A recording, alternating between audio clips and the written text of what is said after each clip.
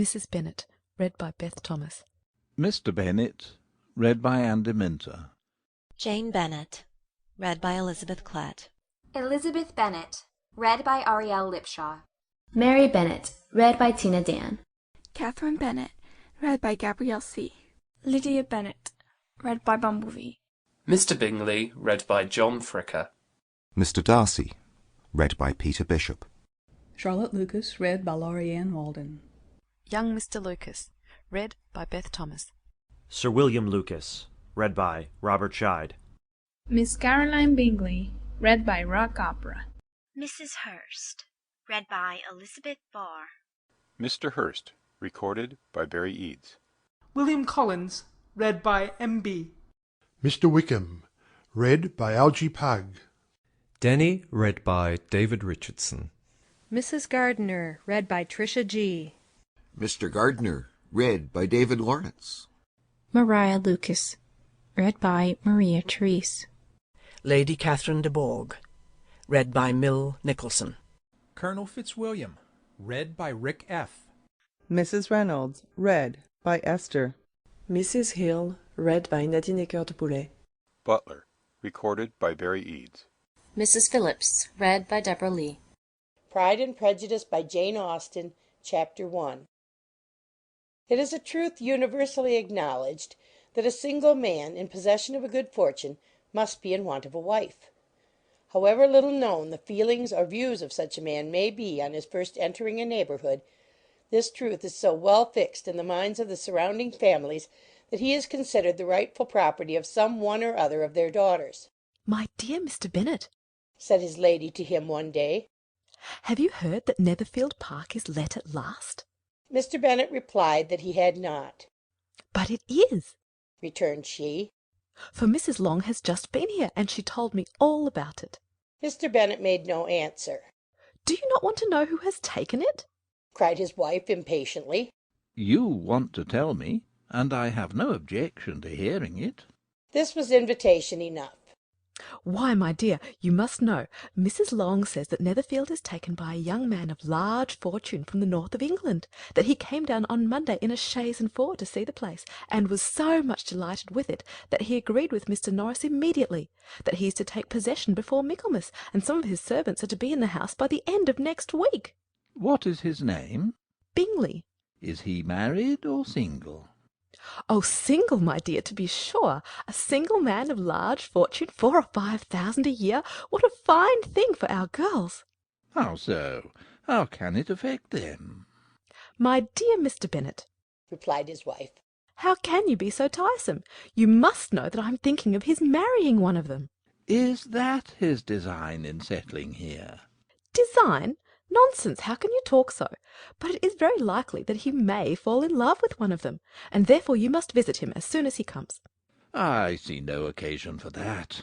You and the girls may go, or you may send them by themselves, which perhaps will be still better, for as you are as handsome as any of them, Mr. Bingley may like you the best of the party. "My dear, you flatter me. I certainly have had my share of beauty, but I do not pretend to be anything extraordinary now. When a woman has 5 grown-up daughters, she ought to give over thinking of her own beauty." In such cases, a woman has not often much beauty to think of. "But, my dear, you must indeed go and see Mr. Bingley when he comes into the neighbourhood." It is more than I engage for, I assure you. "But consider your daughters. Only think what an establishment it would be for one of them. Sir William and Lady Lucas are determined to go merely on that account, for in general, you know, they visit no newcomers. Indeed, you must go, for it will be impossible for us to visit him if you do not." You are over-scrupulous, surely. I dare say Mr. Bingley will be very glad to see you, and I will send a few lines by you to assure him of my hearty consent to his marrying whichever he chooses of the girls. Though I must throw in a good word for my little Lizzie. "I desire you will do no such thing. Lizzie is not a bit better than the others, and I'm sure she is not half so handsome as Jane, nor half so good-humoured as Lydia, but you are always giving her the preference." They have none of them much to recommend them, replied he. They are all silly and ignorant, like other girls. But Lizzie has something more of quickness than her sisters. Mr. Bennet, how can you abuse your own children in such a way? You take delight in vexing me. You have no compassion on my poor nerves. You mistake me, my dear. I have a high respect for your nerves. They are my old friends. I have heard you mention them with consideration these last 20 years at least. Ah, you do not know what I suffer. But I hope you will get over it, and live to see many young men of 4,000 a year come into the neighbourhood. It will be of no use to us if 20 such should come, since you will not visit them. Depend upon it, my dear, that when there are 20, I will visit them all. Mr. Bennet was so odd a mixture of quick parts, sarcastic humour, reserve, and caprice, that the experience of 23 years had been insufficient to make his wife understand his character. Her mind was less difficult to develop. She was a woman of mean understanding, little information, and uncertain temper. When she was discontented she fancied herself nervous. The business of her life was to get her daughters married. Its solace was visiting and news. End of chapter 1.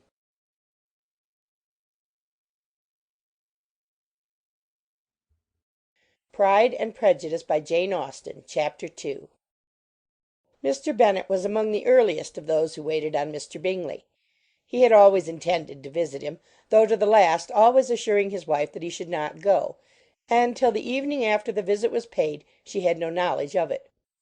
It was then disclosed in the following manner.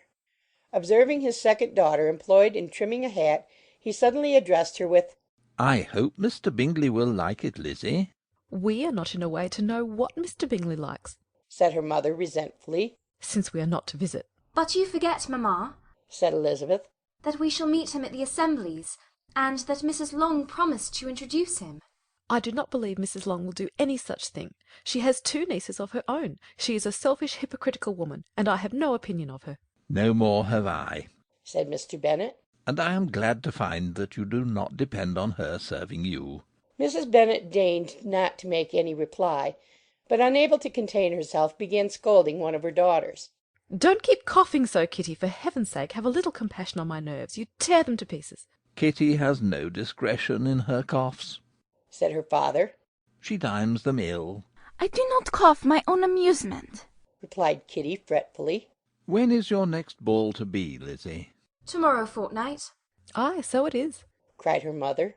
And Mrs. Long does not come back till the day before, so it will be impossible for her to introduce him, for she will not know him herself. Then, my dear, you may have the advantage of your friend, and introduce Mr. Bingley to her. Impossible, Mr. Bennet, impossible. When I am not acquainted with him myself, how can you be so teasing? I honour your circumspection. A fortnight's acquaintance is certainly very little. One cannot know what a man really is by the end of a fortnight.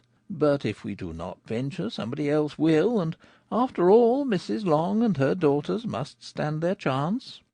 And therefore, as she will think it an act of kindness, if you decline the office, I will take it on myself. The girls stared at their father. Mrs. Bennet said only, Nonsense, nonsense! What can be the meaning of that emphatic exclamation? cried he. Do you consider the forms of introduction and the stress that is laid on them as nonsense?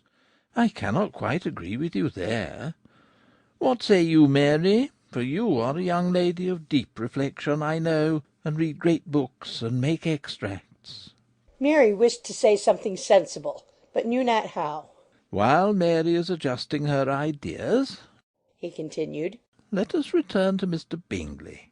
I am sick of Mr. Bingley, cried his wife. I am sorry to hear that. But why did you not tell me that before? If I had known as much this morning, I certainly would not have called on him. It is very unlucky. But as I have actually paid the visit, we cannot escape the acquaintance now. The astonishment of the ladies was just what he wished, that of Mrs. Bennet perhaps surpassing the rest, though when the first tumult of joy was over, she began to declare that it was what she had expected all the while. How good it was in you, my dear Mr. Bennet! But I knew I should persuade you at last. I was sure you loved your girls too well to neglect such an acquaintance. Well, how pleased I am! And it is such a good joke, too, that you should have gone this morning and never said a word about it till now. Now, Kitty, you may cough as much as you choose, said Mr. Bennet, and as he spoke he left the room, fatigued with the raptures of his wife. "What an excellent father you have, girls!" said she, when the door was shut. "I do not know how you will ever make him amends for his kindness, or me either, for that matter. At our time of life it is not so pleasant, I can tell you, to be making new acquaintances every day, but for your sakes we would do anything. Lydia, my love, though you are the youngest, I dare say Mr. Bingley will dance with you at the next ball." "Oh," said Lydia stoutly, "I am not afraid, for though I am the youngest, I am the tallest." The rest of the evening was spent in conjecturing how soon he would return Mr. Bennet's visit, and determining when they should ask him to dinner. Chapter 2.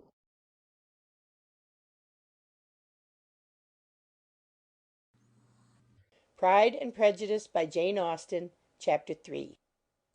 Not all that Mrs. Bennet, however, with the assistance of her 5 daughters, could ask on the subject was sufficient to draw from her husband any satisfactory description of Mr. Bingley. They attacked him in various ways, with barefaced questions, ingenious suppositions, and distant surmises, but he eluded the skill of them all, and they were at last obliged to accept the second-hand intelligence of their neighbour, Lady Lucas. Her report was highly favourable. Sir William had been delighted with him. He was quite young, wonderfully handsome, extremely agreeable, and, to crown the whole, he meant to be at the next assembly with a large party. Nothing could be more delightful. To be fond of dancing was a certain step towards falling in love, and very lively hopes of Mr. Bingley's heart were entertained. "If I can see but one of my daughters happily settled at Netherfield," said Mrs. Bennet to her husband, "and all the others equally well married, I shall have nothing to wish for." In a few days Mr. Bingley returned Mr. Bennet's visit, and sat about 10 minutes with him in his library. He had entertained hopes of being admitted to a sight of the young ladies, of whose beauty he had heard much, but he saw only the father. The ladies were somewhat more fortunate, for they had the advantage of ascertaining from an upper window that he wore a blue coat and rode a black horse. An invitation to dinner was soon afterwards dispatched, and already had Mrs. Bennet planned the courses that were to do credit to her housekeeping, when an answer arrived which deferred it all. Mr. Bingley was obliged to be in town the following day, and consequently unable to accept the honour of their invitation, etc. Mrs. Bennet was quite disconcerted. She could not imagine what business he could have in town so soon after his arrival in Hertfordshire, and she began to fear that he might be always flying about from one place to another, and never settled at Netherfield as he ought to be. Lady Lucas quieted her fears a little by starting the idea of his being gone to London only to get a large party for the ball, and a report soon followed that Mr. Bingley was to bring 12 ladies and 7 gentlemen with him to the assembly.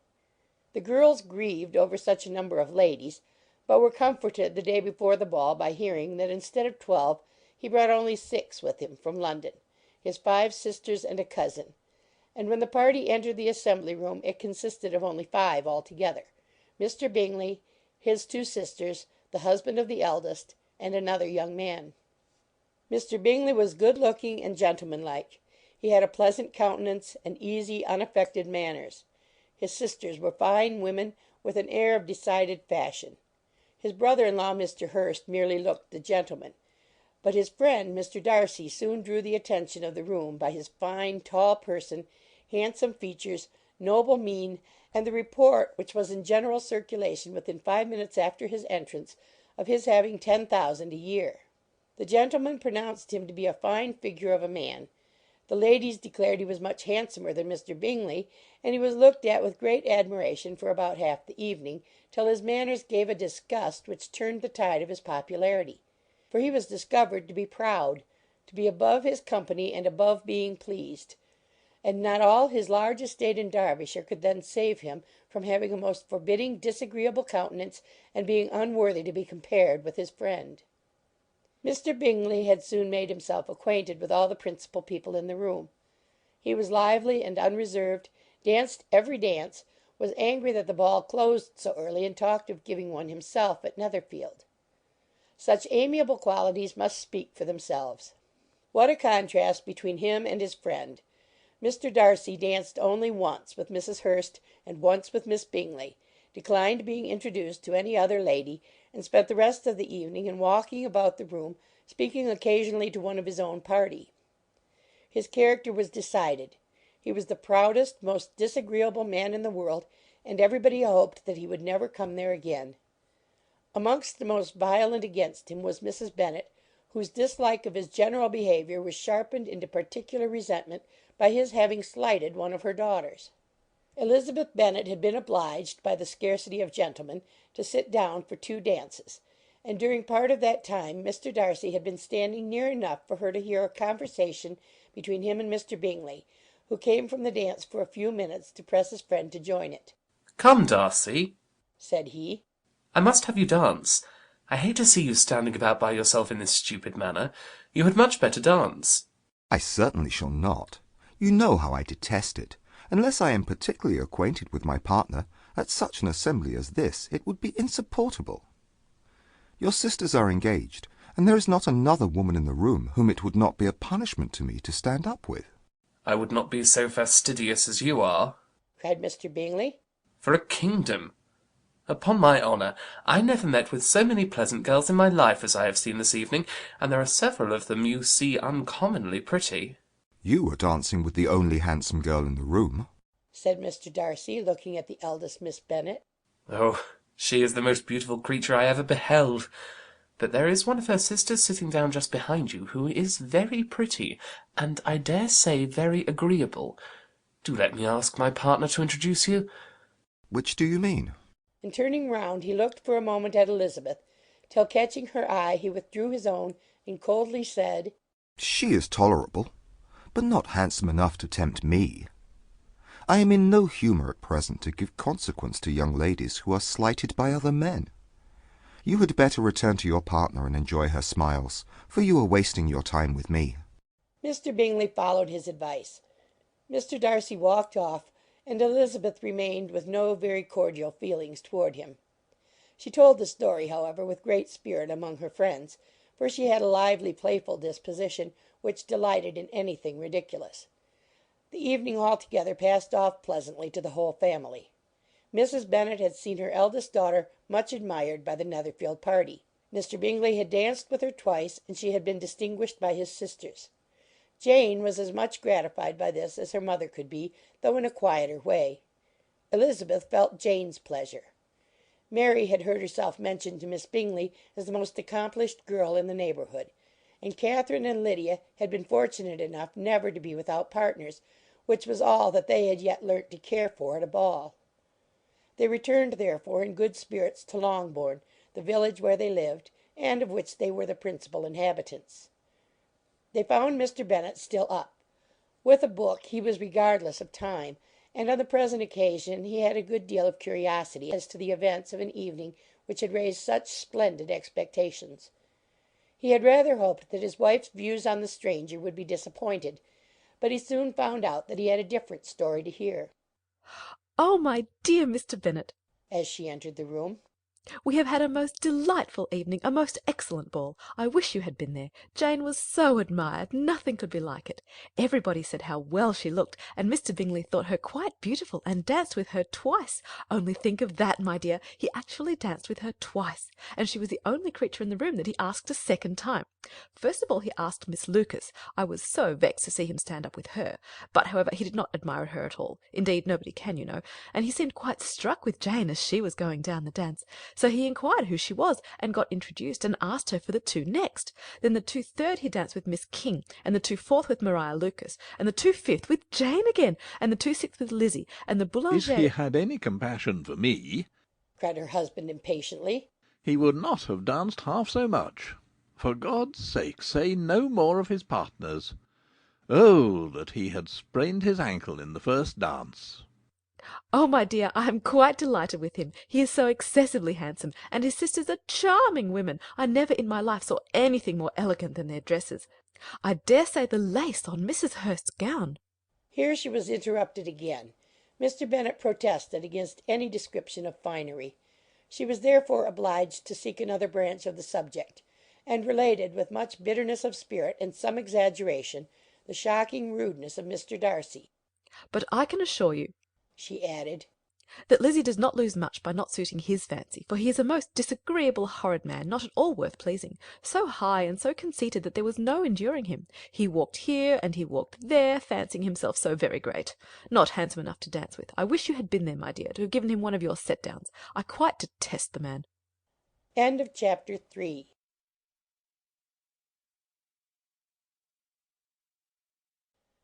Pride and Prejudice by Jane Austen, Chapter 4. When Jane and Elizabeth were alone, the former, who had been cautious in her praise of Mr. Bingley before, expressed to her sister just how very much she admired him. "He is just what a young man ought to be," said she. "sensible, good-humoured, lively, and I never saw such happy manners, so much ease with such perfect good breeding." He is also handsome, replied Elizabeth, which a young man ought likewise to be if he possibly can. His character is thereby complete. I was very much flattered by his asking me to dance a second time. I did not expect such a compliment. Did not you? I did for you. But that is one great difference between us. Compliments always take you by surprise, and me never. What could be more natural than his asking you again? He could not help seeing that you were about 5 times as pretty as every other woman in the room. No thanks to his gallantry for that. Well, he certainly is very agreeable, and I give you leave to like him. You have liked many a stupider person. Dear Lizzie! Oh, you are a great deal too apt, you know, to like people in general. You never see a fault in anybody. All the world are good and agreeable in your eyes. I never heard you speak ill of a human being in your life. I would not wish to be hasty in censuring anyone, but I always speak what I think. I know you do, and it is that which makes the wonder. With your good sense, to be so honestly blind to the follies and nonsense of others. Affectation of candour is common enough. One meets with it everywhere. But to be candid without ostentation or design, to take the good of everybody's character and make it still better, and say nothing of the bad, belongs to you alone. And so you like this man's sisters too, do you? Their manners are not equal to his. Certainly not, at first.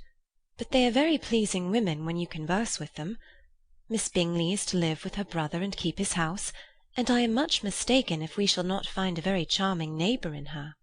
Elizabeth listened in silence, but was not convinced. Their behaviour at the assembly had not been calculated to please in general, and with more quickness of observation and less pliancy of temper than her sister, and with a judgment too unassailed by any attention to herself, she was very little disposed to approve them. They were in fact very fine ladies, not deficient in good humour when they were pleased, nor in the power of making themselves agreeable when they chose it, but proud and conceited. They were rather handsome, had been educated in one of the first private seminaries in town, had a fortune of 20,000 pounds, were in the habit of spending more than they ought, and of associating with people of rank, and were therefore in every respect entitled to think well of themselves and meanly of others. They were of a respectable family in the north of England, a circumstance more deeply impressed on their memories than that their brother's fortune and their own had been acquired by trade.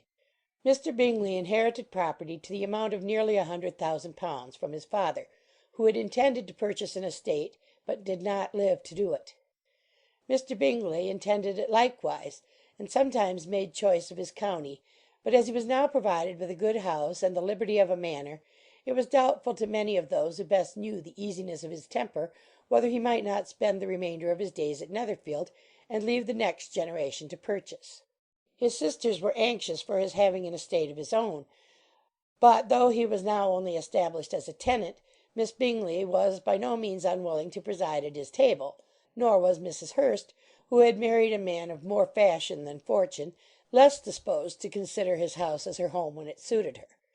Mr. Bingley had not been of age 2 years when he was tempted by an accidental recommendation to look at Netherfield House. He did look at it, and into it, for half an hour, was pleased with the situation and the principal rooms, satisfied with what the owners said in its praise, and took it immediately. Between him and Darcy there was a very steady friendship, in spite of great opposition of character. Bingley was endeared to Darcy by the easiness, openness, and ductility of his temper, though no disposition could offer a greater contrast to his own, and though with his own he never appeared dissatisfied. On the strength of Darcy's regard, Bingley had the firmest reliance, and of his judgment the highest opinion. In understanding, Darcy was the superior. Bingley was by no means deficient, but Darcy was clever. He was at the same time haughty, reserved, and fastidious, and his manners, though well bred, were not inviting. In that respect his friend had greatly the advantage. Bingley was sure of being liked wherever he appeared. Darcy was continually giving offence. The manner in which they spoke of the Meryton assembly was sufficiently characteristic. Bingley had never met with more pleasant people or prettier girls in his life. Everybody had been most kind and attentive to him. There had been no formality, no stiffness. He had soon felt acquainted with all the room, and as to Miss Bennet, he could not conceive an angel more beautiful. Darcy, on the contrary, had seen a collection of people in whom there was little beauty and no fashion, for none of whom he had felt the smallest interest, and from none received either attention or pleasure. Miss Bennet he acknowledged to be pretty, but she smiled too much. Mrs. Hurst and her sister allowed it to be so, but still they admired her and liked her, and pronounced her to be a sweet girl, and one whom they would not object to know more of. Miss Bennet was therefore established as a sweet girl, and their brother felt authorized by such commendation to think of her as he chose. End of Chapter 4.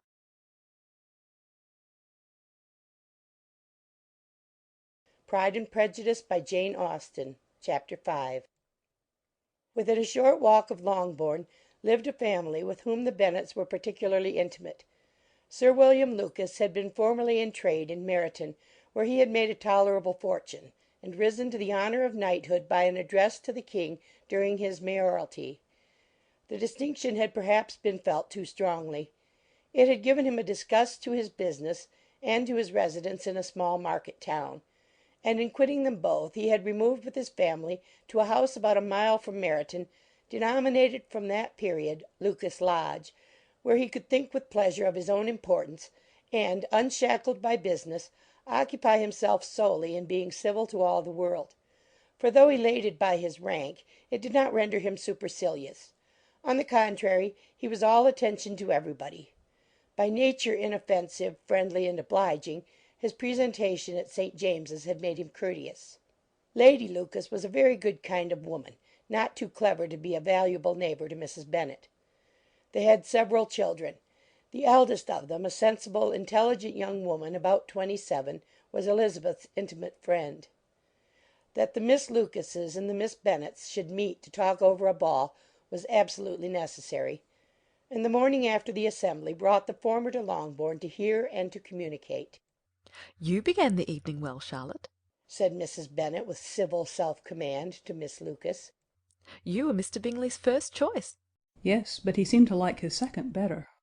"Oh, you mean Jane, I suppose, because he danced with her twice. To be sure, that did seem as if he admired her. Indeed, I rather believe he did. I heard something about it, but I hardly know what. Something about Mr. Robinson?" Perhaps you mean what I overheard between him and Mr. Robinson. Did not I mention it to you?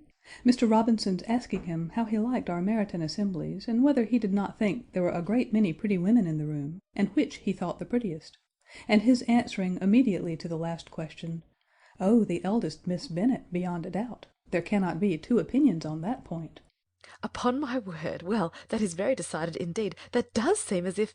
But, however, it may all come to nothing, you know." "My overhearings were more to the purpose than yours, Eliza," said Charlotte. "Mr. Darcy is not so well worth listening to as his friend, is he?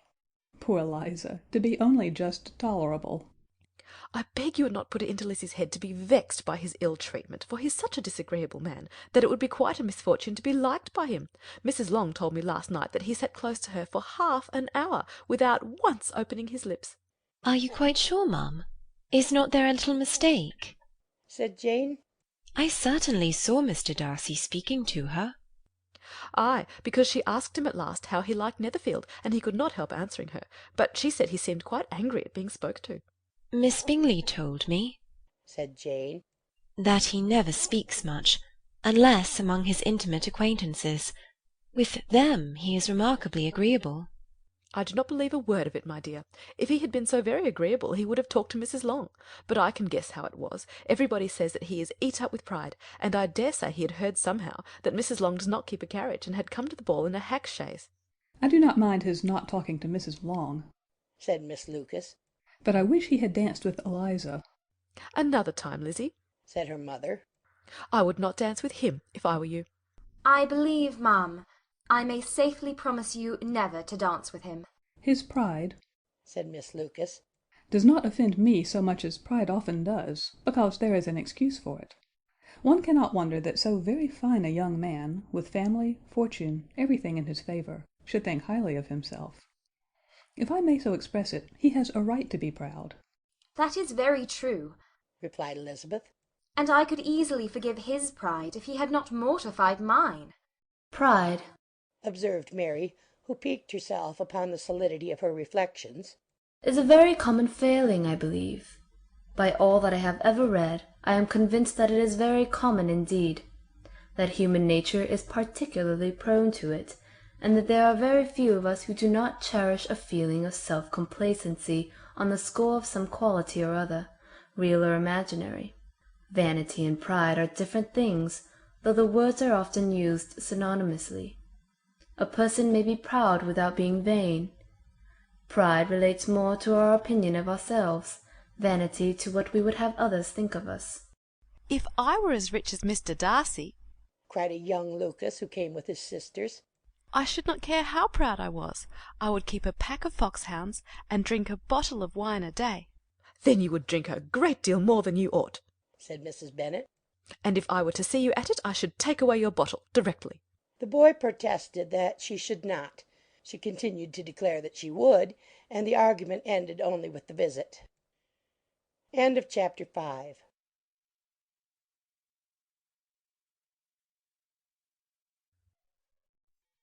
Pride and Prejudice by Jane Austen, Chapter 6. The ladies of Longbourn soon waited on those of Netherfield. The visit was soon returned in due form. Miss Bennet's pleasing manners grew on the good will of Mrs. Hurst and Miss Bingley, and though the mother was found to be intolerable, and the younger sisters not worth speaking to, a wish of being better acquainted with them was expressed towards the two eldest. By Jane this attention was received with the greatest pleasure, but Elizabeth still saw superciliousness in their treatment of everybody, hardly excepting even her sister, and could not like them, though their kindness to Jane, such as it was, had a value, as arising in all probability from the influence of their brother's admiration. It was generally evident whenever they met that he did admire her, and to her it was equally evident that Jane was yielding to the preference which she had begun to entertain for him from the first, and was in a way to be very much in love.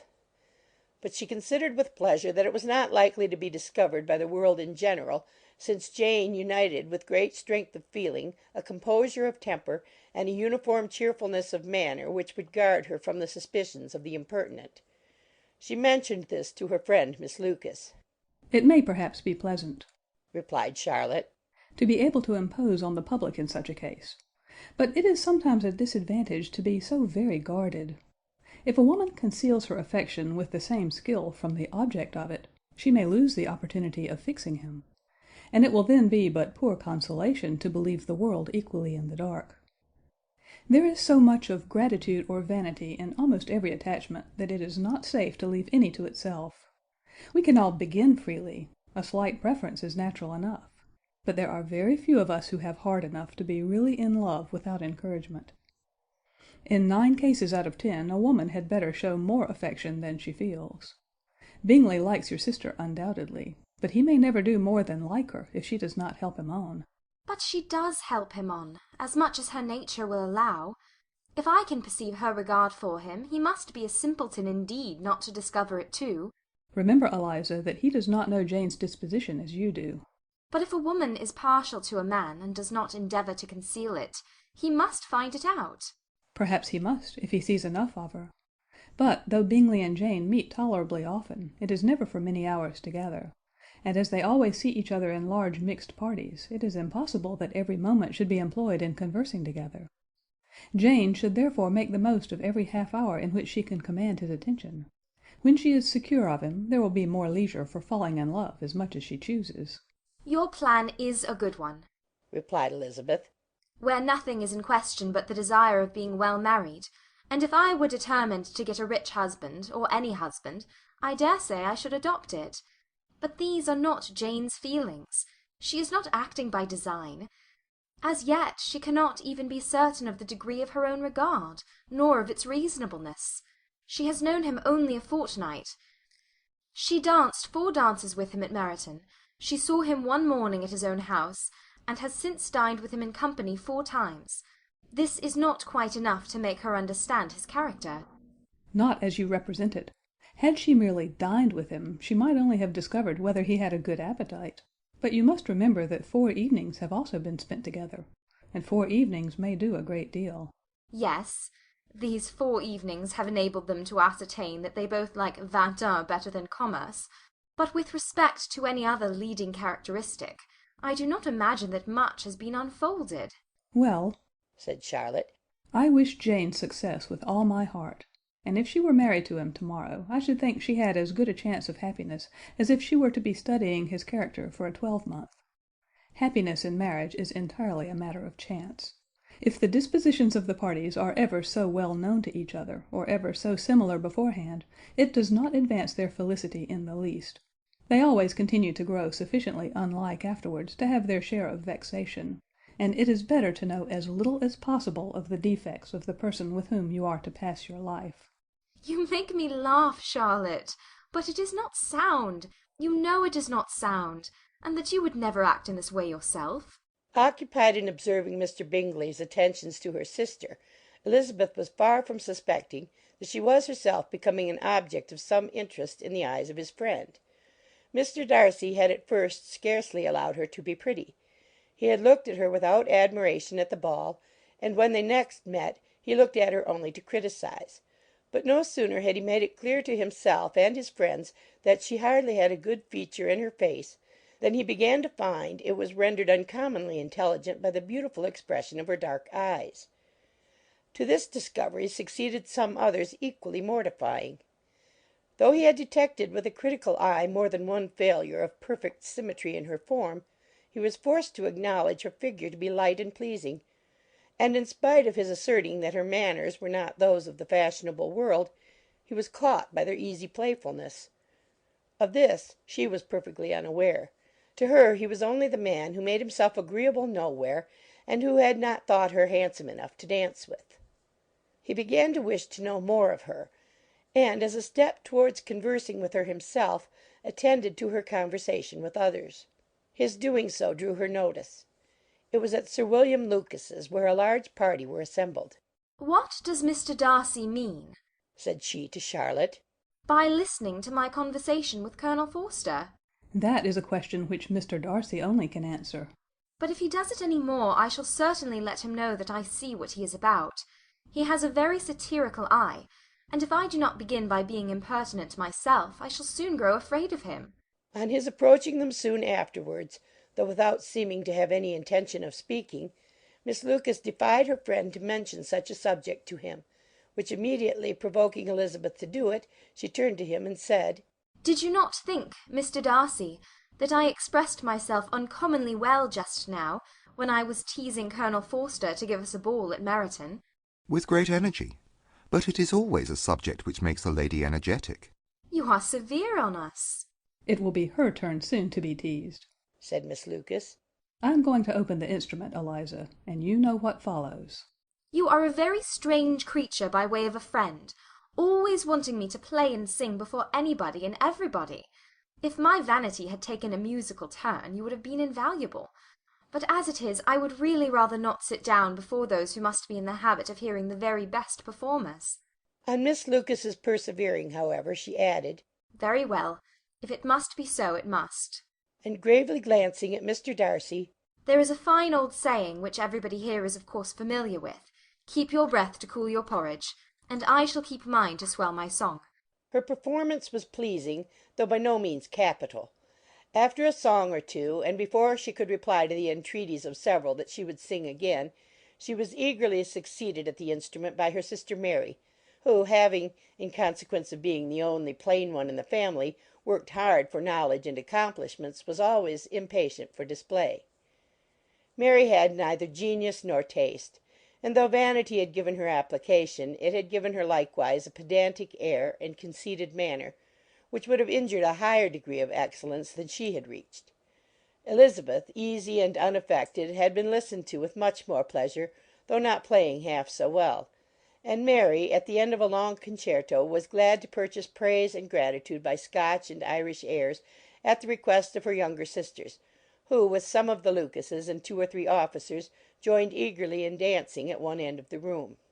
Mr. Darcy stood near them in silent indignation at such a mode of passing the evening to the exclusion of all conversation, and was too much engrossed by his thoughts to perceive that Sir William Lucas was his neighbour, till Sir William thus began. What a charming amusement for young people this is, Mr. Darcy. There's nothing like dancing, after all.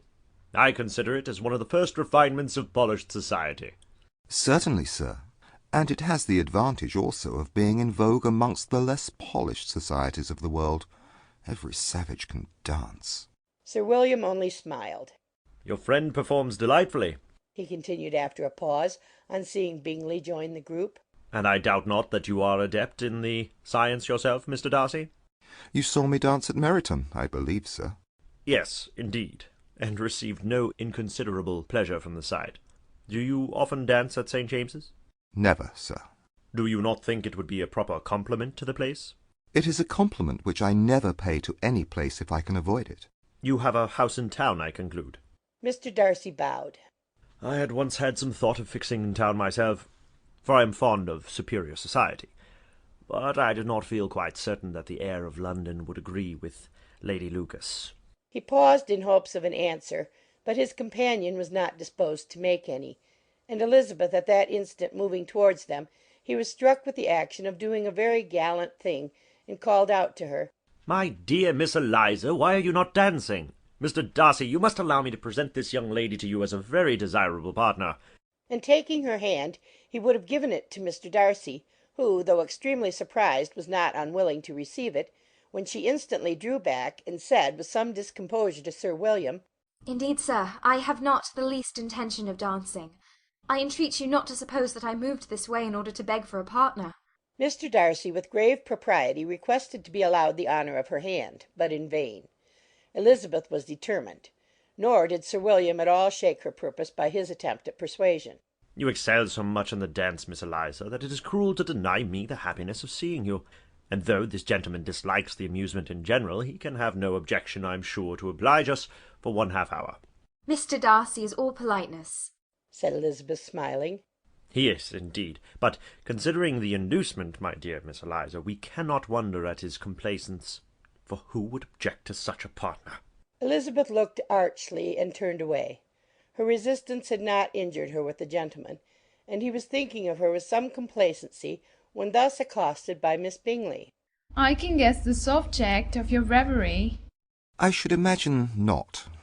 "You are considering how insupportable it would be to pass many evenings in this manner, in such society. And indeed I am quite of your opinion. I was never more annoyed. The insipidity and yet the noise, the nothingness and yet the self-importance of all those people. What will I give to hear your strictures on them?" Your conjecture is totally wrong. I assure you, my mind was more agreeably engaged. I have been meditating on the very great pleasure which a pair of fine eyes in the face of a pretty woman can bestow. Miss Bingley immediately fixed her eyes on his face, and desired he would tell her what lady had the credit of inspiring such reflections. Mr. Darcy replied with great intrepidity, Miss Elizabeth Bennet.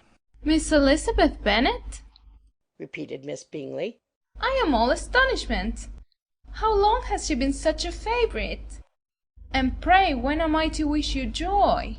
That is exactly the question which I expected you to ask. A lady's imagination is very rapid. It jumps from admiration to love, from love to matrimony, in a moment. I knew you would be wishing me joy. "Nay, if you're serious about it, I shall consider the matter is absolutely settled. You will be having a charming mother-in-law indeed. and of course she will always be at Pemberley with you." He listened to her with perfect indifference while she chose to entertain herself in this manner, and as his composure convinced her that all was safe, her wit flowed long. Chapter 7.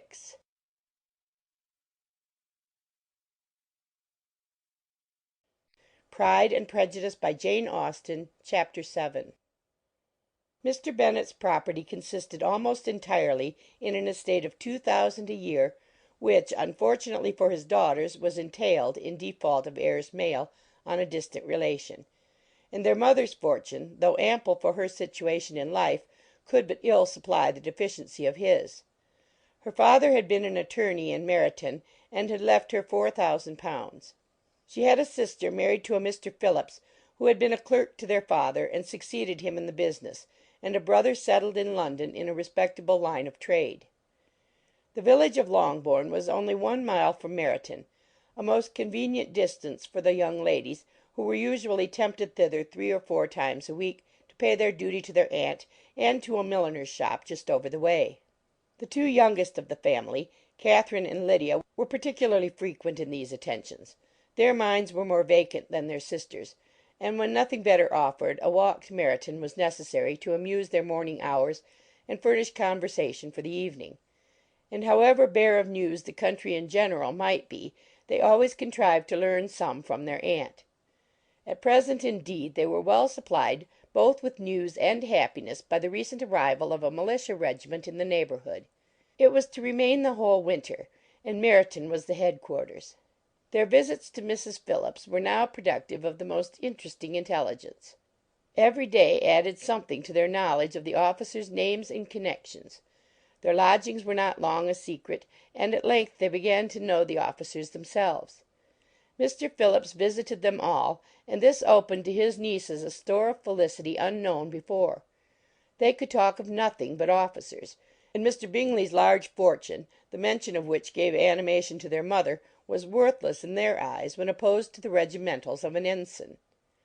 After listening one morning to their effusions on this subject, Mr. Bennet coolly observed, "From all that I can collect by your manner of talking, you must be 2 of the silliest girls in the country. I have suspected it for some time, but now I am convinced." Catherine was disconcerted, and made no answer; but Lydia, with perfect indifference, continued to express her admiration of Captain Carter, and her hope of seeing him in the course of the day, as he was going the next morning to London. "I am astonished, my dear," said Mrs. Bennet, "that you should be so ready to think your own children silly. If I wished to think slightingly of anybody's children, it should not be of my own, however." If my children are silly, I must hope to be always sensible of it. "Yes, but as it happens they are all of them very clever." This is the only point, I flatter myself, on which we do not agree. I had hoped that our sentiments coincided in every particular, but I must so far differ from you as to think our 2 youngest daughters uncommonly foolish. "My dear Mr. Bennet, you must not expect such girls to have the sense of their father and mother. When they get to our age, I dare say they will not think about officers any more than we do. I remember the time when I liked a red coat myself very well, and indeed so I do still at my heart, and if a smart young colonel with 5,000 or 6,000 a year should want one of my girls, I should not say nay to him, and I thought Colonel Forster looked very becoming the other night at Sir William's in his regimentals."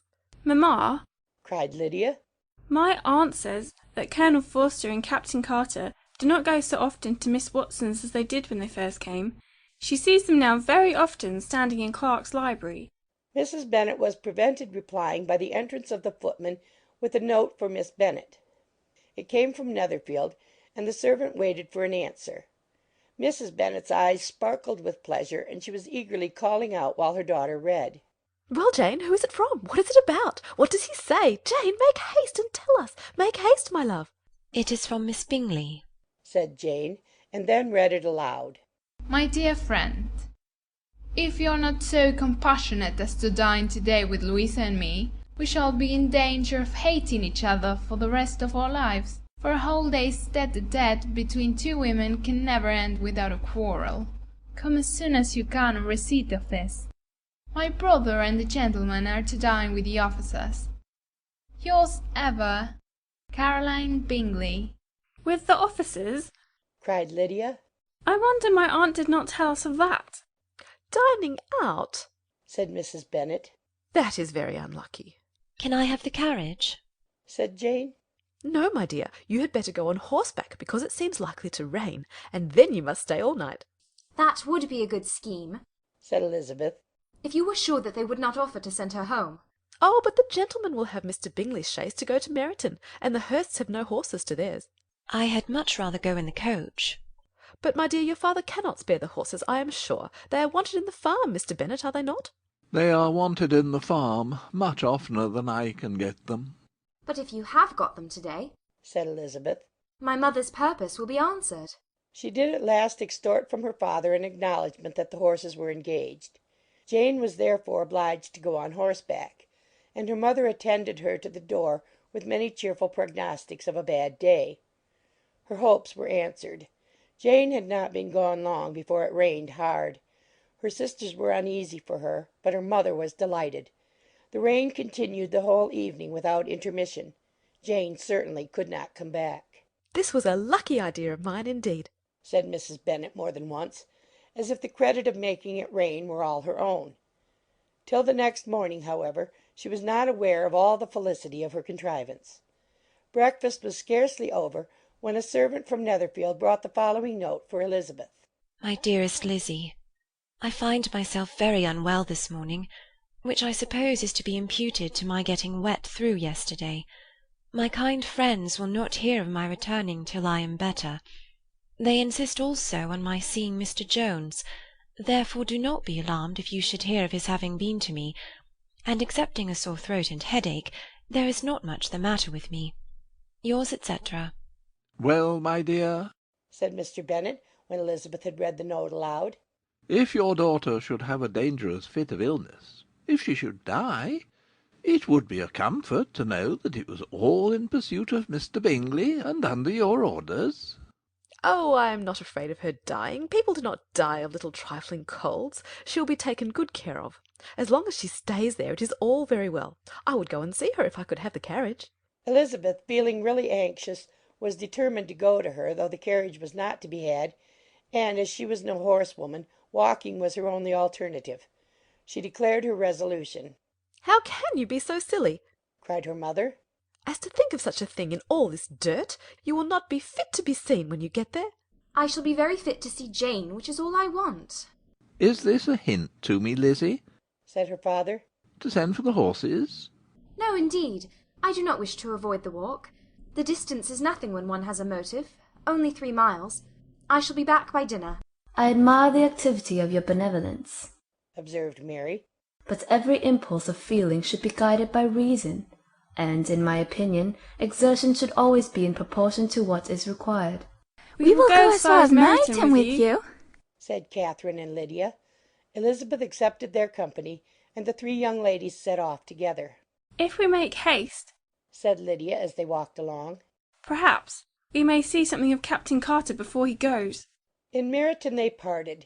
The 2 youngest repaired to the lodgings of one of the officers' wives, and Elizabeth continued her walk alone, crossing field after field at a quick pace, jumping over stiles and springing over puddles with impatient activity, and finding herself at last within view of the house, with weary ankles, dirty stockings, and a face glowing with the warmth of exercise. She was shown into the breakfast parlour, where all but Jane were assembled, and where her appearance created a great deal of surprise. That she should have walked 3 miles so early in the day, in such dirty weather, and by herself, was almost incredible to Mrs. Hurst and Miss Bingley, and Elizabeth was convinced that they held her in contempt for it.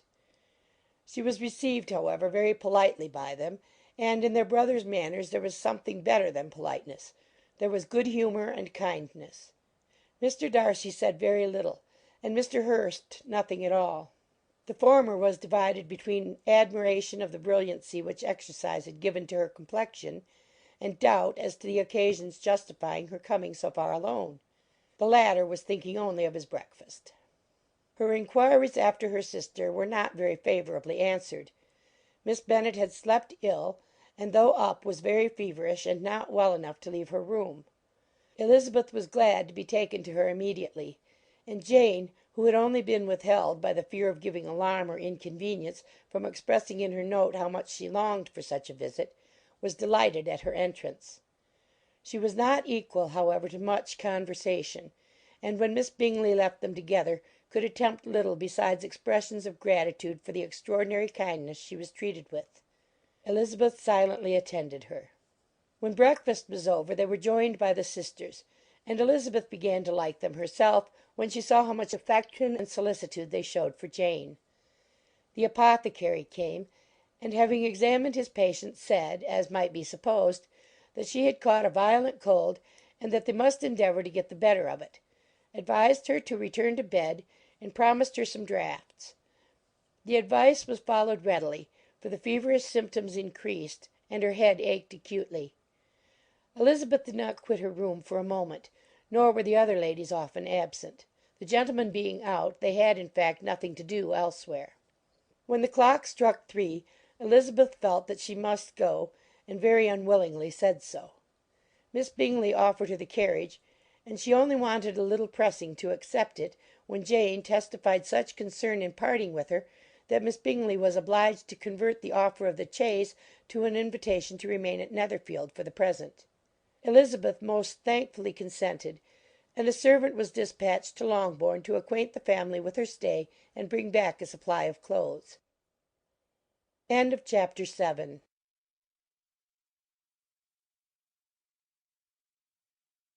Pride and Prejudice by Jane Austen, Chapter 8. At 5 o'clock the two ladies retired to dress, and at 6:30 Elizabeth was summoned to dinner. To the civil inquiries which then poured in, and amongst which she had the pleasure of distinguishing the much superior solicitude of Mr. Bingley's, she could not make a very favourable answer. Jane was by no means better. The sisters, on hearing this, repeated 3 or 4 times how much they were grieved, how shocking it was to have a bad cold, and how excessively they disliked being ill themselves, and then thought no more of the matter, and their indifference towards Jane, when not immediately before them, restored Elizabeth to the enjoyment of all her former dislike. Their brother, indeed, was the only one of the party whom she could regard with any complacency. His anxiety for Jane was evident, and his attentions to herself most pleasing, and they prevented her feeling herself so much an intruder as she believed she was considered by the others. She had very little notice from any but him. Miss Bingley was engrossed by Mr. Darcy, her sister scarcely less so, and as for Mr. Hurst, by whom Elizabeth sat, he was an indolent man, who lived only to eat, drink, and play at cards, who, when he found her to prefer a plain dish to a ragout, had nothing to say to her. When dinner was over, she returned directly to Jane, and Miss Bingley began abusing her as soon as she was out of the room. Her manners were pronounced to be very bad indeed, a mixture of pride and impertinence. She had no conversation, no style, no beauty. Mrs. Hurst thought the same, and added, "She has nothing, in short, to recommend her but being an excellent walker. I shall never forget her appearance this morning. She really looked almost wild." She did indeed, Louisa. I could hardly keep my countenance. Very nonsensical to come at all. Why must she be scampering about the country because her sister had a cold? Her hair so untidy, so blowsy. Yes, and her petticoat. I hope you saw her petticoat. 6 inches deep in mud, I am absolutely certain, and the gown which had been let down to hide it not doing its office. Your picture may be very exact, Louisa, said Bingley, but this was all lost upon me. I thought Miss Elizabeth Bennet looked remarkably well when she came down into the room this morning. Her dirty petticoat quite escaped my notice. You observed it, Mr. Darcy, I am sure, said Miss Bingley, and I am inclined to think that you would not wish to see your sister make such an exhibition. Certainly not. To walk 3 miles, or 4 miles, or 5 miles, or whatever it is, above her ankles in dirt, and alone, quite alone. What could she mean by it? It seems to me to show an abominable sort of conceited independence. A most country town indifference to decorum. It shows an affection for her sister that is very pleasing, said Bingley. I am afraid, Mr. Darcy, observed Miss Bingley in a half-whisper, that this adventure has rather affected your admiration of her fine eyes. Not at all, he replied. They were brightened by the exercise. A short pause followed this speech, and Mrs. Hurst began again. I have an excessive regard for Miss Jane Bennet. She is really a very sweet girl, and I wish with all my heart she were well settled. But with such a father and mother, and such low connections, I am afraid there is no chance of it. I think I have heard you say that their uncle is an attorney at Meryton. Yes, and they have another, who lives somewhere near Cheapside. That is capital, added her sister, and they both laughed heartily. If they had uncles enough to fill all Cheapside, cried Bingley, it would not make them one jot less agreeable. But it must very materially lessen their chance of marrying men of any consideration in the world, replied Darcy. To this speech Bingley made no answer, but his sisters gave it their hearty assent, and indulged their mirth for some time at the expense of their dear friend's vulgar relations. With a renewal of tenderness, however, they returned to her room on leaving the dining-parlour, and sat with her till summoned to coffee. She was still very poorly, and Elizabeth would not quit her at all till late in the evening, when she had the comfort of seeing her sleep, and when it seemed to her rather right than pleasant that she should go downstairs herself. On entering the drawing-room she found the whole party at loo, and was immediately invited to join them. But suspecting them to be playing high, she declined it, and making her sister the excuse, said she would amuse herself for the short time she could stay below with a book. Mr. Hurst looked at her with astonishment. "Do you prefer reading to cards?" said he. "That is rather singular." Miss Eliza Bennet, said Miss Bingley, despises cards. She is a great reader, and has no pleasure in anything else. I deserve neither such praise nor such censure, cried Elizabeth. I am not a great reader, and I have pleasure in many things. In nursing your sister I am sure you have pleasure, said Bingley, and I hope it will soon be increased by seeing her quite well. Elizabeth thanked him from her heart, and then walked towards the table where a few books were lying. He immediately offered to fetch her others, all that his library afforded. And I wish my collection were larger for your benefit and my own credit, but I am an idle fellow, and though I have not many, I have more than I ever looked into. Elizabeth assured him that she could suit herself perfectly with those in the room. I am astonished, said Miss Bingley, that my father should have left so small a collection of books. What a delightful library you have at Pemberley, Mr. Darcy. It ought to be good, he replied. It has been the work of many generations. And then you have added so much to it yourself. You're always buying books. I cannot comprehend the neglect of a family library in such days as these. Neglect? I am sure you neglect nothing that can add to the beauties of that noble place. Charles, when you build your house, I wish it may be half as delightful as Pemberley. I wish it may. But I would really advise you to make your purchase in that neighbourhood, and take Pemberley for a kind of model. There is not a finer county in England than Derbyshire. With all my heart I will buy Pemberley itself if Darcy will sell it. I am talking of possibilities, Charles. Upon my word, Caroline, I should think it more possible to get Pemberley by purchase than by imitation. Elizabeth was so much caught with what passed as to leave her very little attention for her book, and soon laying it wholly aside, she drew near the card-table and stationed herself between Mr. Bingley and his eldest sister to observe the game. Is Miss Darcy much grown since the spring? said Miss Bingley. Will she be as tall as I am? I think she will.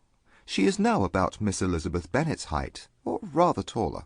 How I long to see her again! I never met with anybody who delighted me so much.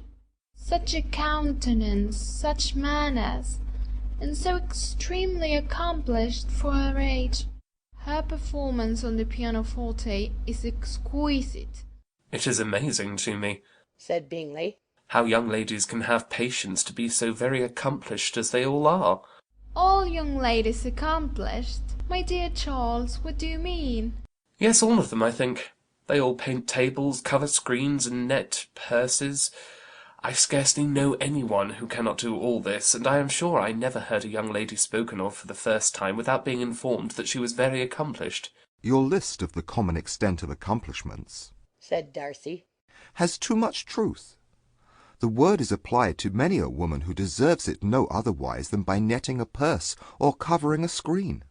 But I am very far from agreeing with you in your estimation of ladies in general. I cannot boast of knowing more than half a dozen, in the whole range of my acquaintance, that are really accomplished.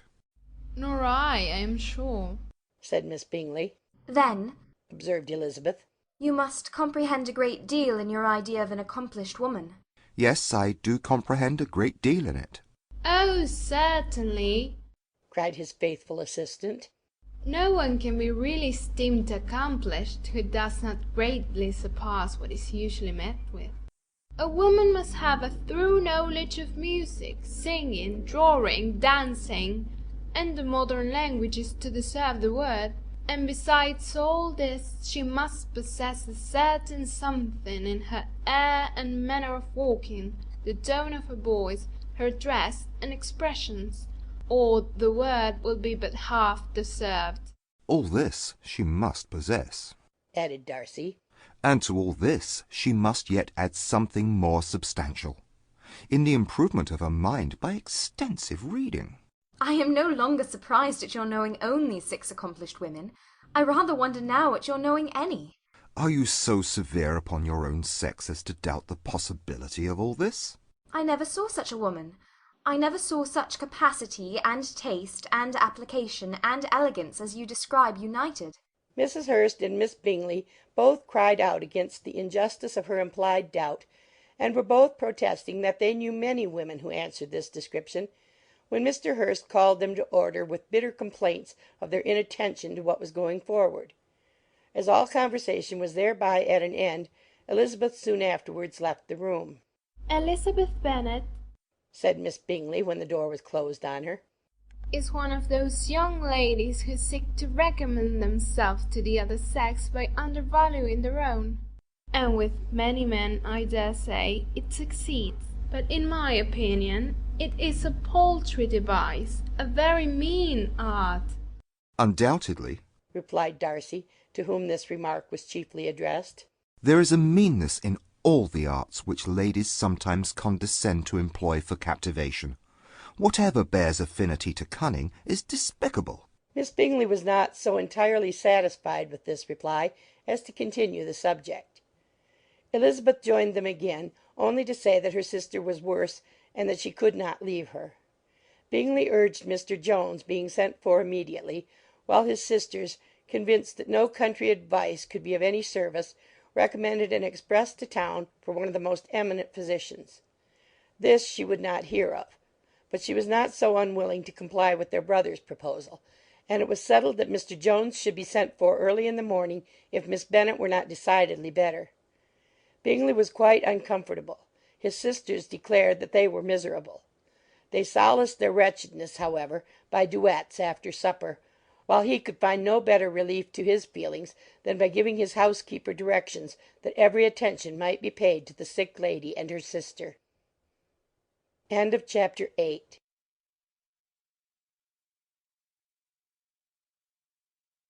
Pride and Prejudice by Jane Austen, chapter 9.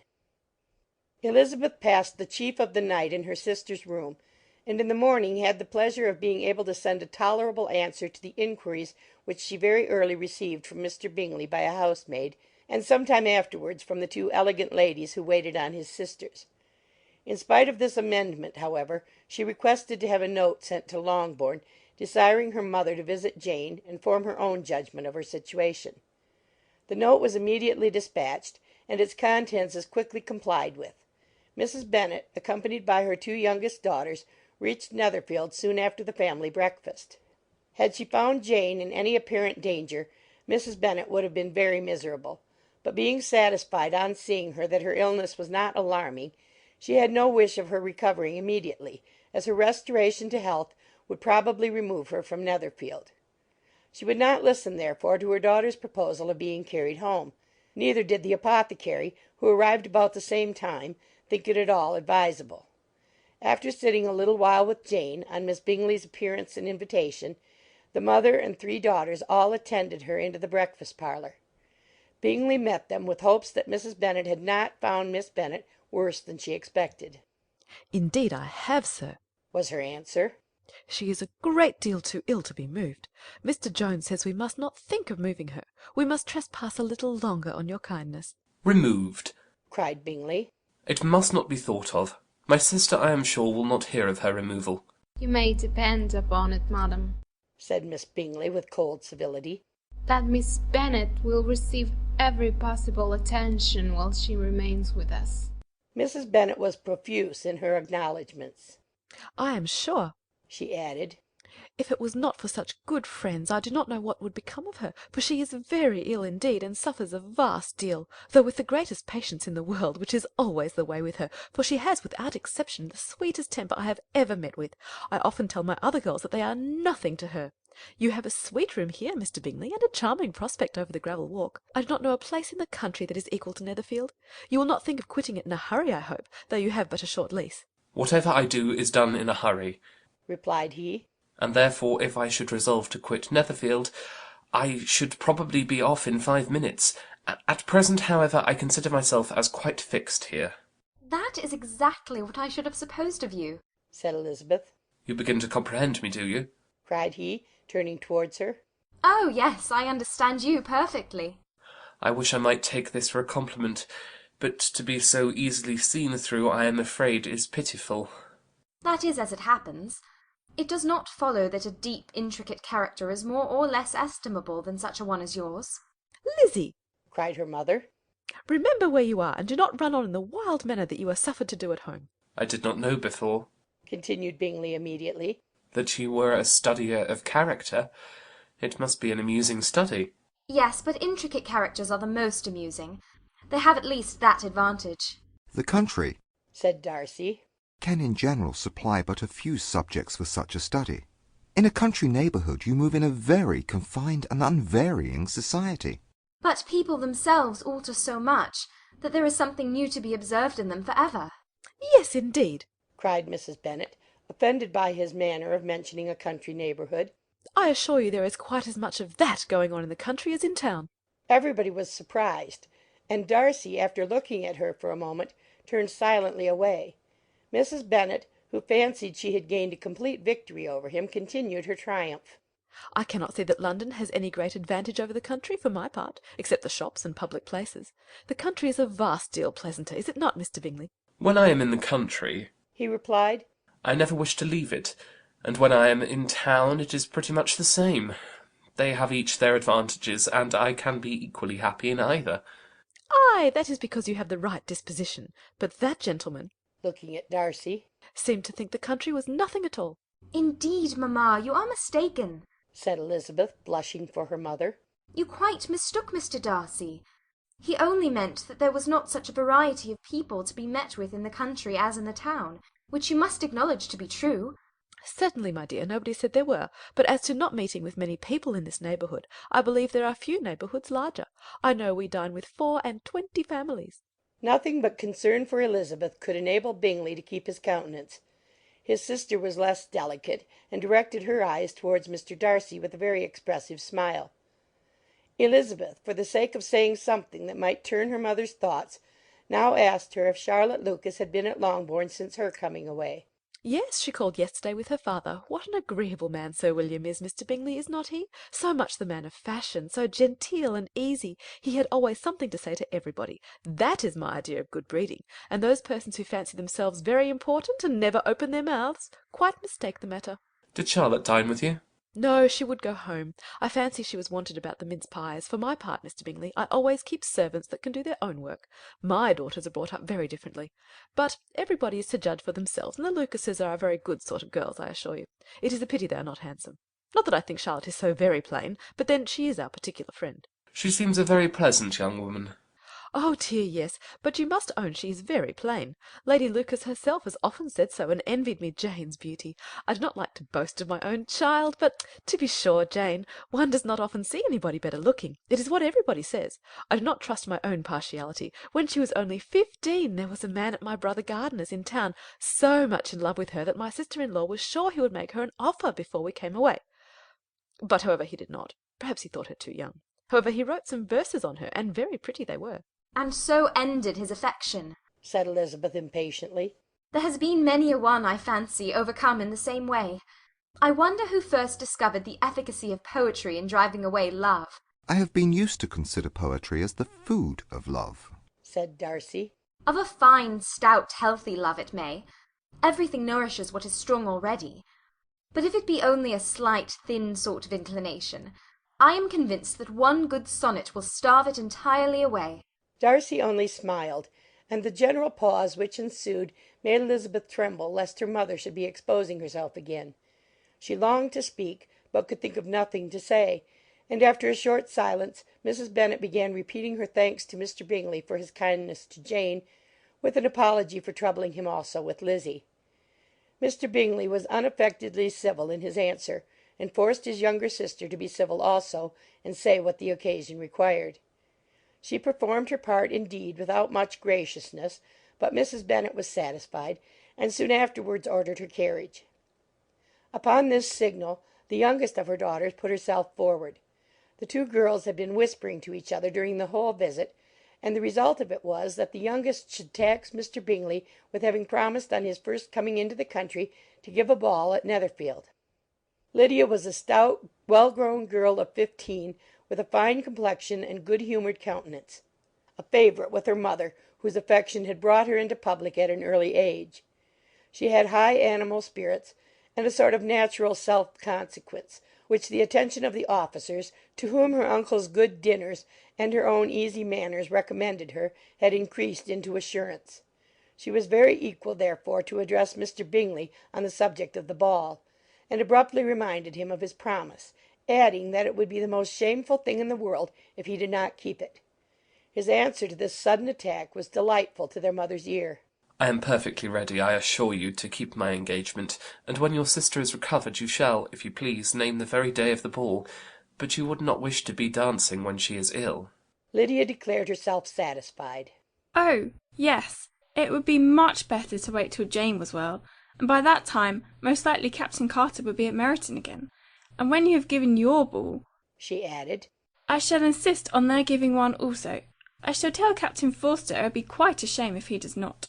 Mrs. Bennet and her daughters then departed, and Elizabeth returned instantly to Jane, leaving her own and her relations' behaviour to the remarks of the two ladies and Mr. Darcy, the latter of whom, however, could not be prevailed on to join in their censure of her, in spite of all Miss Bingley's witticisms on fine eyes. End of chapter 9.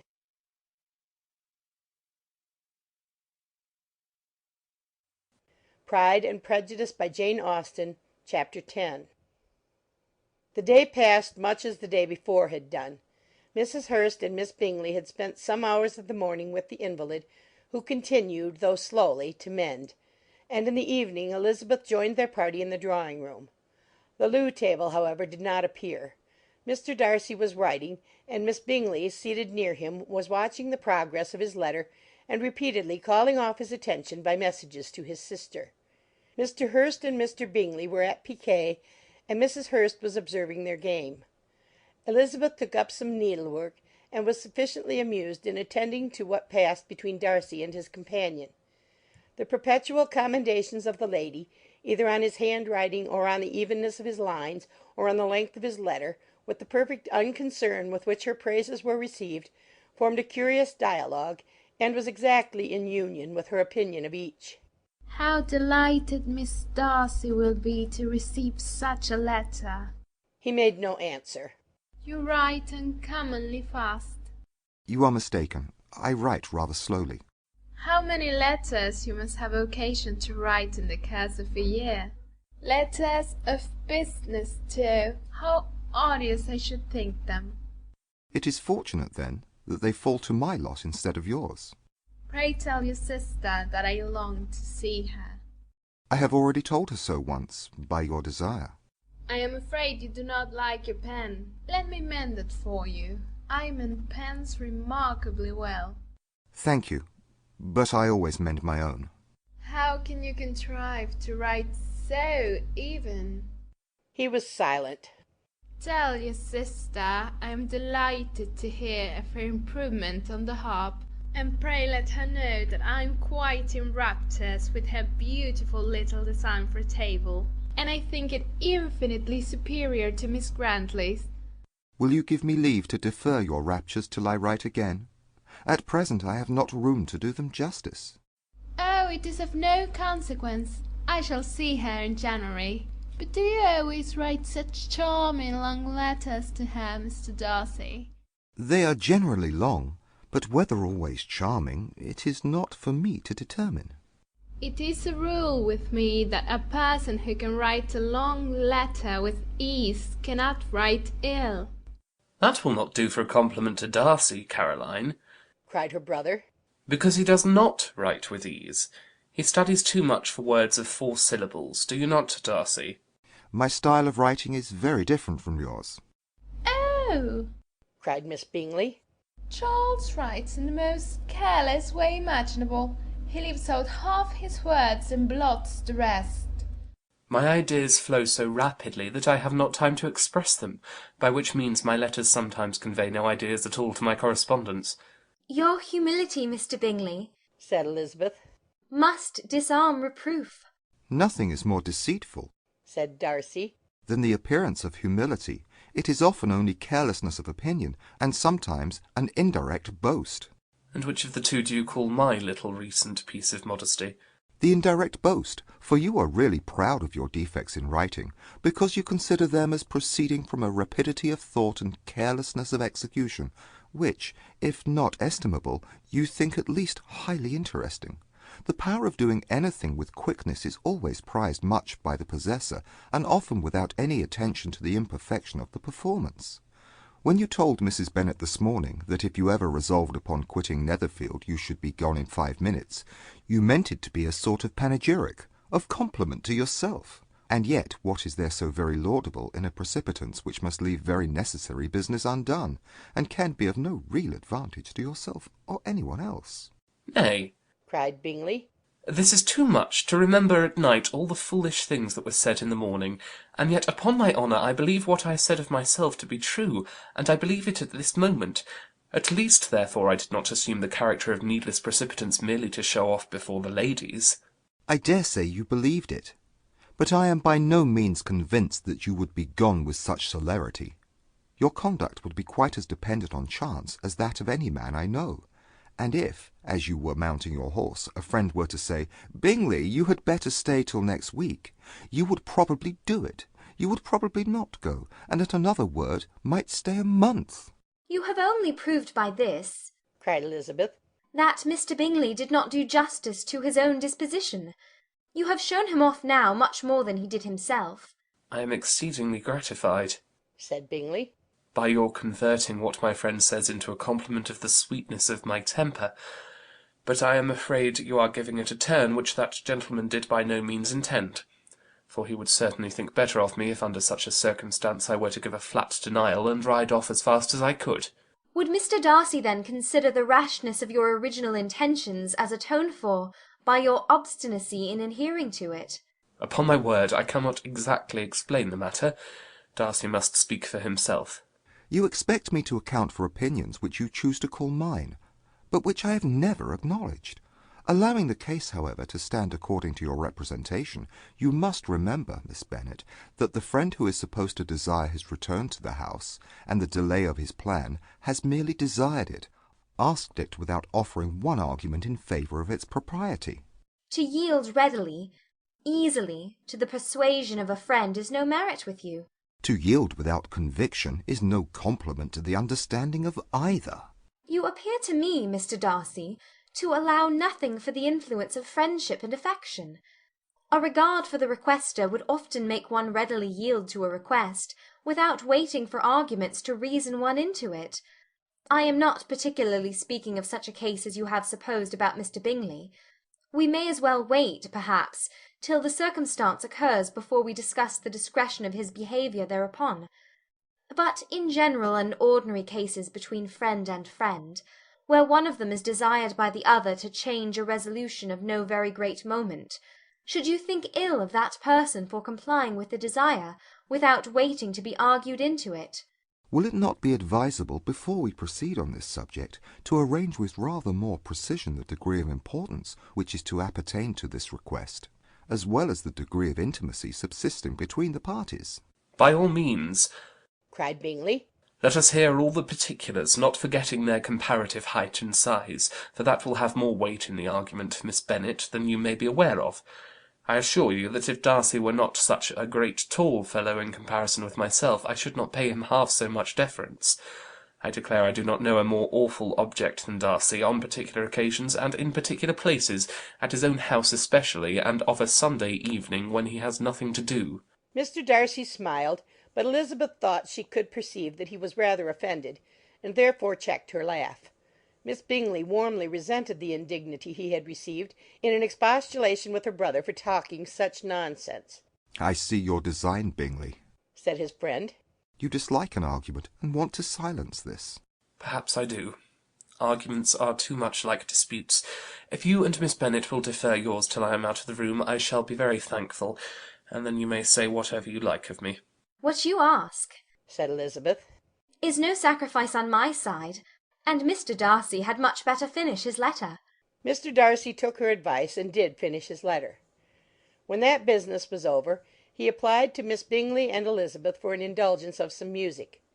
Miss Bingley moved with some alacrity to the pianoforte, and after a polite request that Elizabeth would lead the way, which the other as politely and more earnestly negatived, she seated herself. Mrs. Hurst sang with her sister, and while they were thus employed, Elizabeth could not help observing, as she turned over some music books that lay on the instrument, how frequently Mr. Darcy's eyes were fixed on her. She hardly knew how to suppose that she could be an object of admiration to so great a man, and yet that he should look at her because he disliked her was still more strange. She could only imagine, however, at last, that she drew his notice because there was something more wrong and reprehensible, according to his ideas of right, than in any other person present. The supposition did not pain her. She liked him too little to care for his approbation. After playing some Italian songs, Miss Bingley varied the charm by a lively Scotch air, and soon afterwards Mr. Darcy, drawing near Elizabeth, said to her, Do you not feel a great inclination, Miss Bennet, to seize such an opportunity of dancing a reel? She smiled, but made no answer. He repeated the question with some surprise at her silence. "Oh," said she, "I heard you before, but I could not immediately determine what to say in reply. You wanted me, I know, to say yes, that you might have the pleasure of despising my taste. But I always delight in overthrowing those kind of schemes, and cheating a person of their premeditated contempt. I have, therefore, made up my mind to tell you that I do not want to dance a reel at all, and now despise me if you dare." Indeed, I do not dare.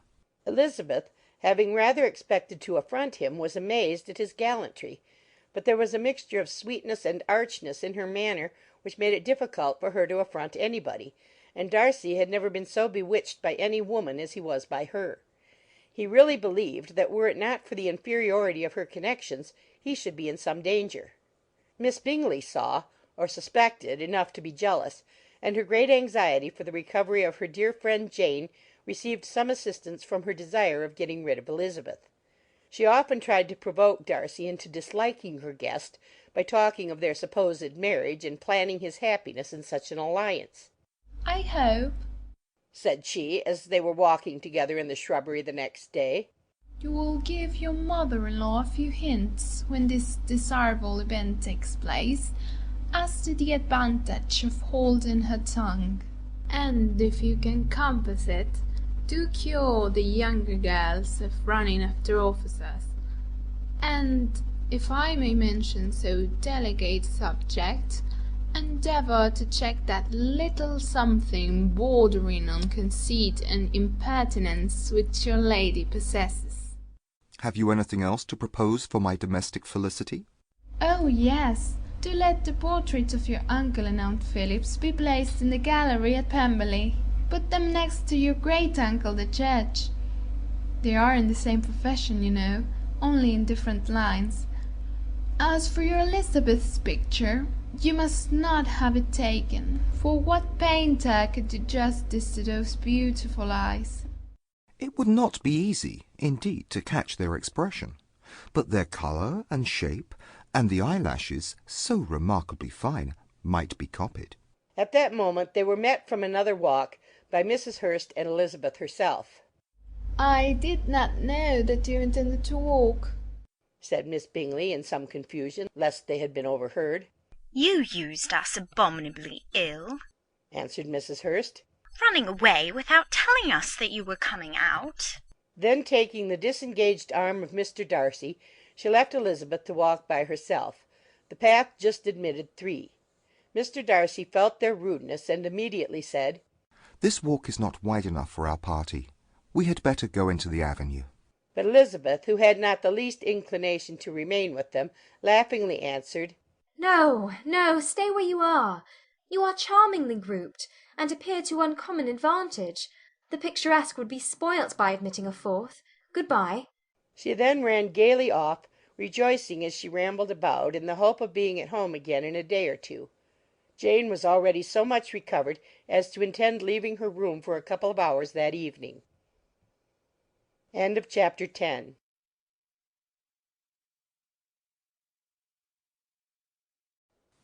Pride and Prejudice by Jane Austen, Chapter 11.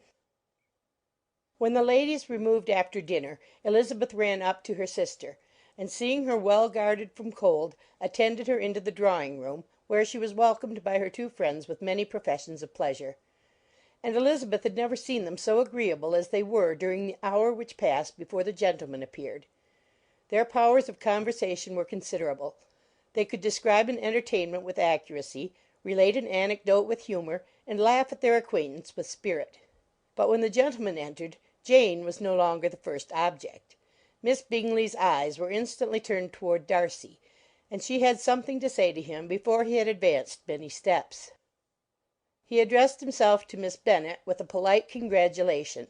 Mr. Hurst also made her a slight bow, and said he was very glad. But diffuseness and warmth remained for Bingley's salutation. He was full of joy and attention. The first half-hour was spent in piling up the fire, lest she should suffer from the change of room, and she removed at his desire to the other side of the fireplace, that she might be further from the door. He then sat down by her, and talked scarcely to any one else. Elizabeth, at work in the opposite corner, saw it all with great delight. When tea was over, Mr. Hurst reminded his sister-in-law of the card-table, but in vain. She had obtained private intelligence that Mr. Darcy did not wish for cards, and Mr. Hurst soon found even his open petition rejected. She assured him that no one intended to play, and the silence of the whole party on the subject seemed to justify her. Mr. Hurst had therefore nothing to do but to stretch himself on one of the sofas and go to sleep. Darcy took up a book, Miss Bingley did the same, and Mrs. Hurst, principally occupied in playing with her bracelets and rings, joined now and then in her brother's conversation with Miss Bennet. Miss Bingley's attention was quite as much engaged in watching Mr. Darcy's progress through his book as in reading her own, and she was perpetually either making some inquiry or looking at his page. She could not win him, however, to any conversation. He merely answered her question and read on. At length, quite exhausted by the attempt to be amused with her own book, which she had only chosen because it was the second volume of his, she gave a great yawn and said, How pleasant it is to spend an evening in this way! I declare after all there is no enjoyment like reading. How much sooner one tires of anything than of a book! When I have a house of my own I shall be miserable if I have not an excellent library. No one made any reply.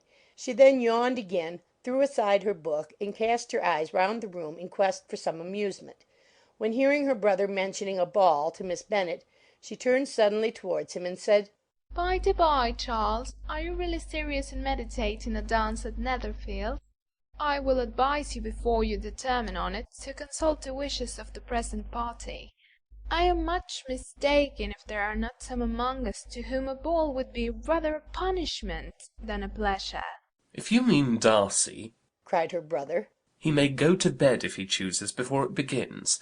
But as for the ball, it is quite a settled thing, and as soon as Nicholls has made white soup enough, I shall send round my cards.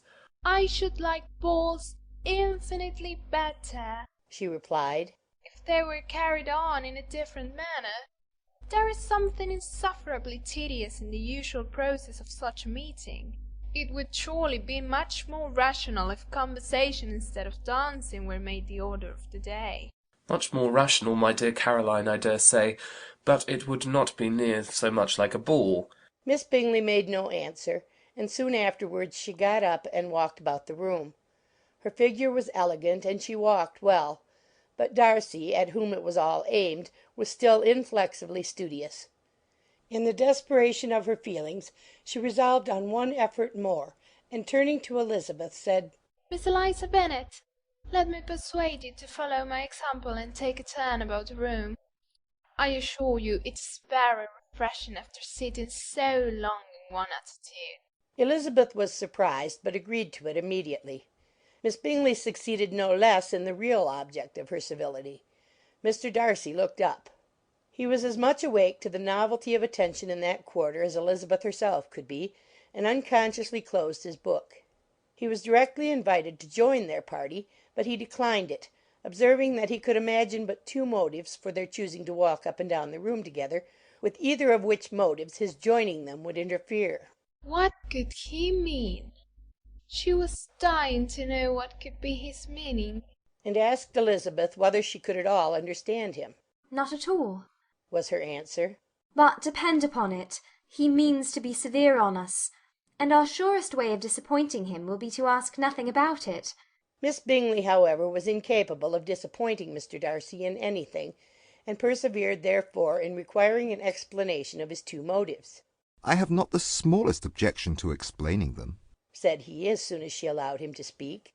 You either choose this method of passing the evening because you are in each other's confidence and have secret affairs to discuss, or because you are conscious that your figures appear to the greatest advantage in walking.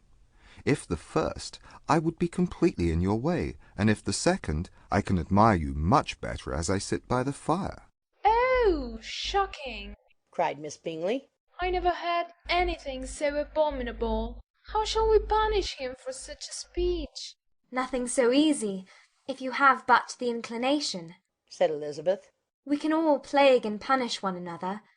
Tease him, laugh at him. Intimate as you are, you must know how it is to be done. But upon my honour, I do not. I do assure you that my intimacy has not yet taught me that. 'Tis calmness of manner and presence of mind. No, no. Feel he may defy us there.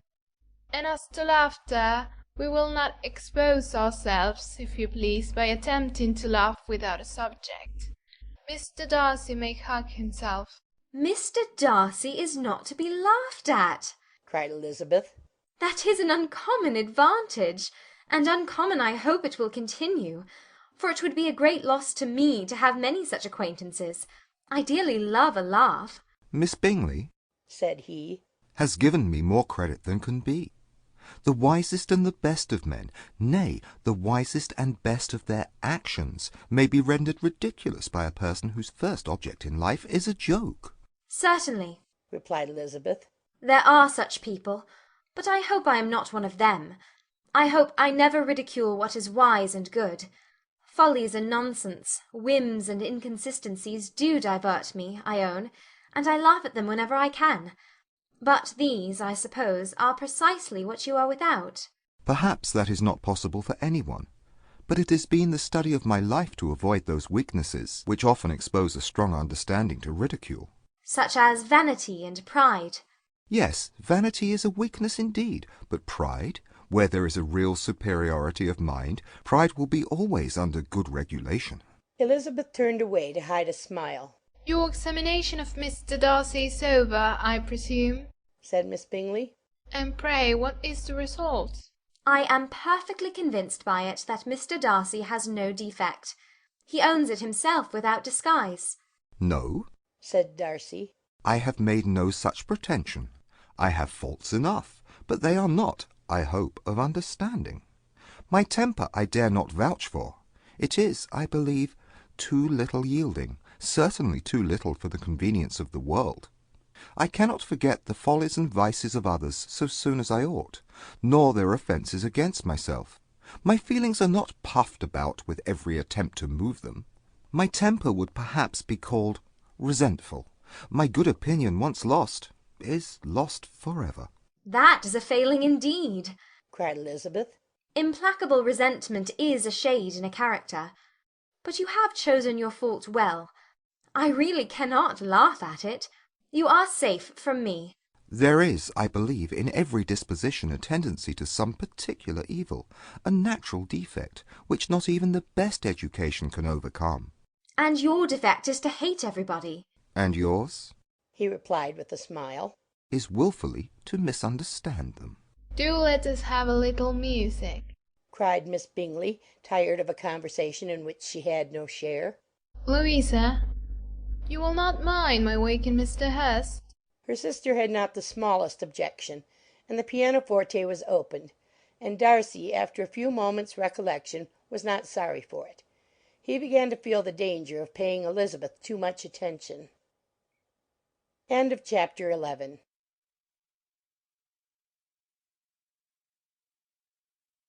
Pride and Prejudice by Jane Austen, Chapter 12. In consequence of an agreement between the sisters, Elizabeth wrote the next morning to their mother to beg that the carriage might be sent for them in the course of the day.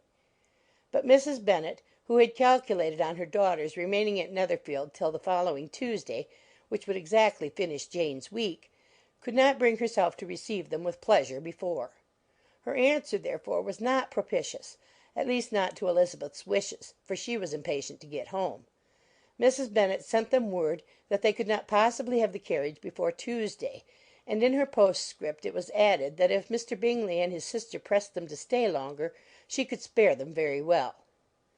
Against staying longer, however, Elizabeth was positively resolved, nor did she much expect it would be asked, and fearful, on the contrary, as being considered as intruding themselves needlessly long, she urged Jane to borrow Mr. Bingley's carriage immediately, and at length it was settled that their original design of leaving Netherfield that morning should be mentioned and the request made. The communication excited many professions of concern, and enough was said of wishing them to stay at least till the following day to work on Jane, and till the morrow their going was deferred. Miss Bingley was then sorry that she had proposed the delay, for her jealousy and dislike of one sister much exceeded her affection for the other. The master of the house heard with real sorrow that they were to go so soon, and repeatedly tried to persuade Miss Bennet that it would not be safe for her, that she was not enough recovered, but Jane was firm where she felt herself to be right. To Mr. Darcy it was welcome intelligence. Elizabeth had been at Netherfield long enough. She attracted him more than he liked, and Miss Bingley was uncivil to her, and more teasing than usual to himself. He wisely resolved to be particularly careful that no sign of admiration should now escape him, nothing that could elevate her with the hope of influencing his felicity, sensible that if such an idea had been suggested, his behaviour during the last day must have material weight in confirming or crushing it.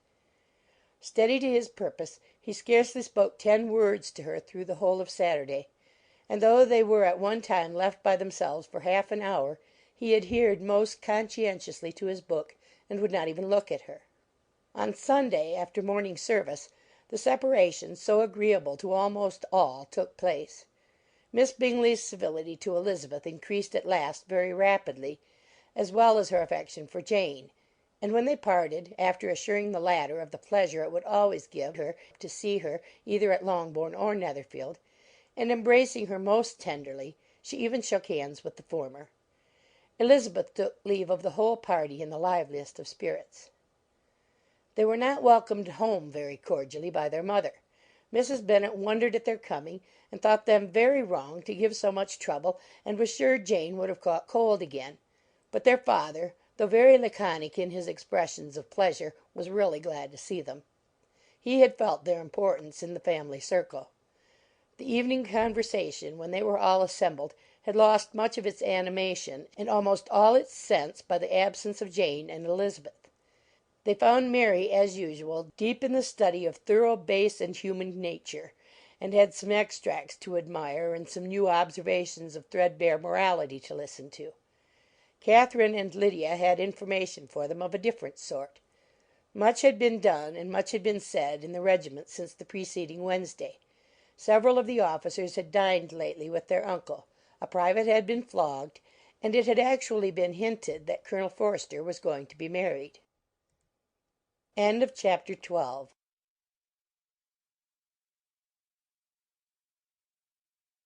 Pride and Prejudice by Jane Austen, chapter 13.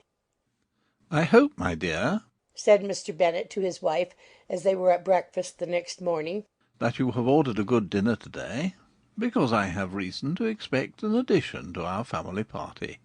Who do you mean, my dear? I know of nobody that is coming, I am sure, unless Charlotte Lucas should happen to call in, and I hope my dinners are good enough for her. I do not believe she often sees such at home. The person of whom I speak is a gentleman and a stranger. Mrs. Bennet's eyes sparkled. A gentleman and a stranger? It is Mr. Bingley, I am sure. Well, I am sure I shall be extremely glad to see Mr. Bingley, but, good Lord, how unlucky! There is not a bit of fish to be got to-day. Lydia, my love, ring the bell. I must speak to Hill this moment. It is not Mr. Bingley, said her husband. It is a person whom I never saw in the whole course of my life. This roused a general astonishment, and he had the pleasure of being eagerly questioned by his wife and his 5 daughters at once.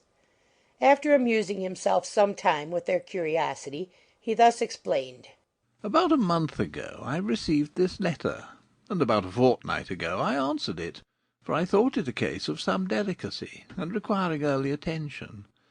It is from my cousin, Mr. Collins, who, when I am dead, may turn you all out of this house as soon as he pleases. Oh, my dear!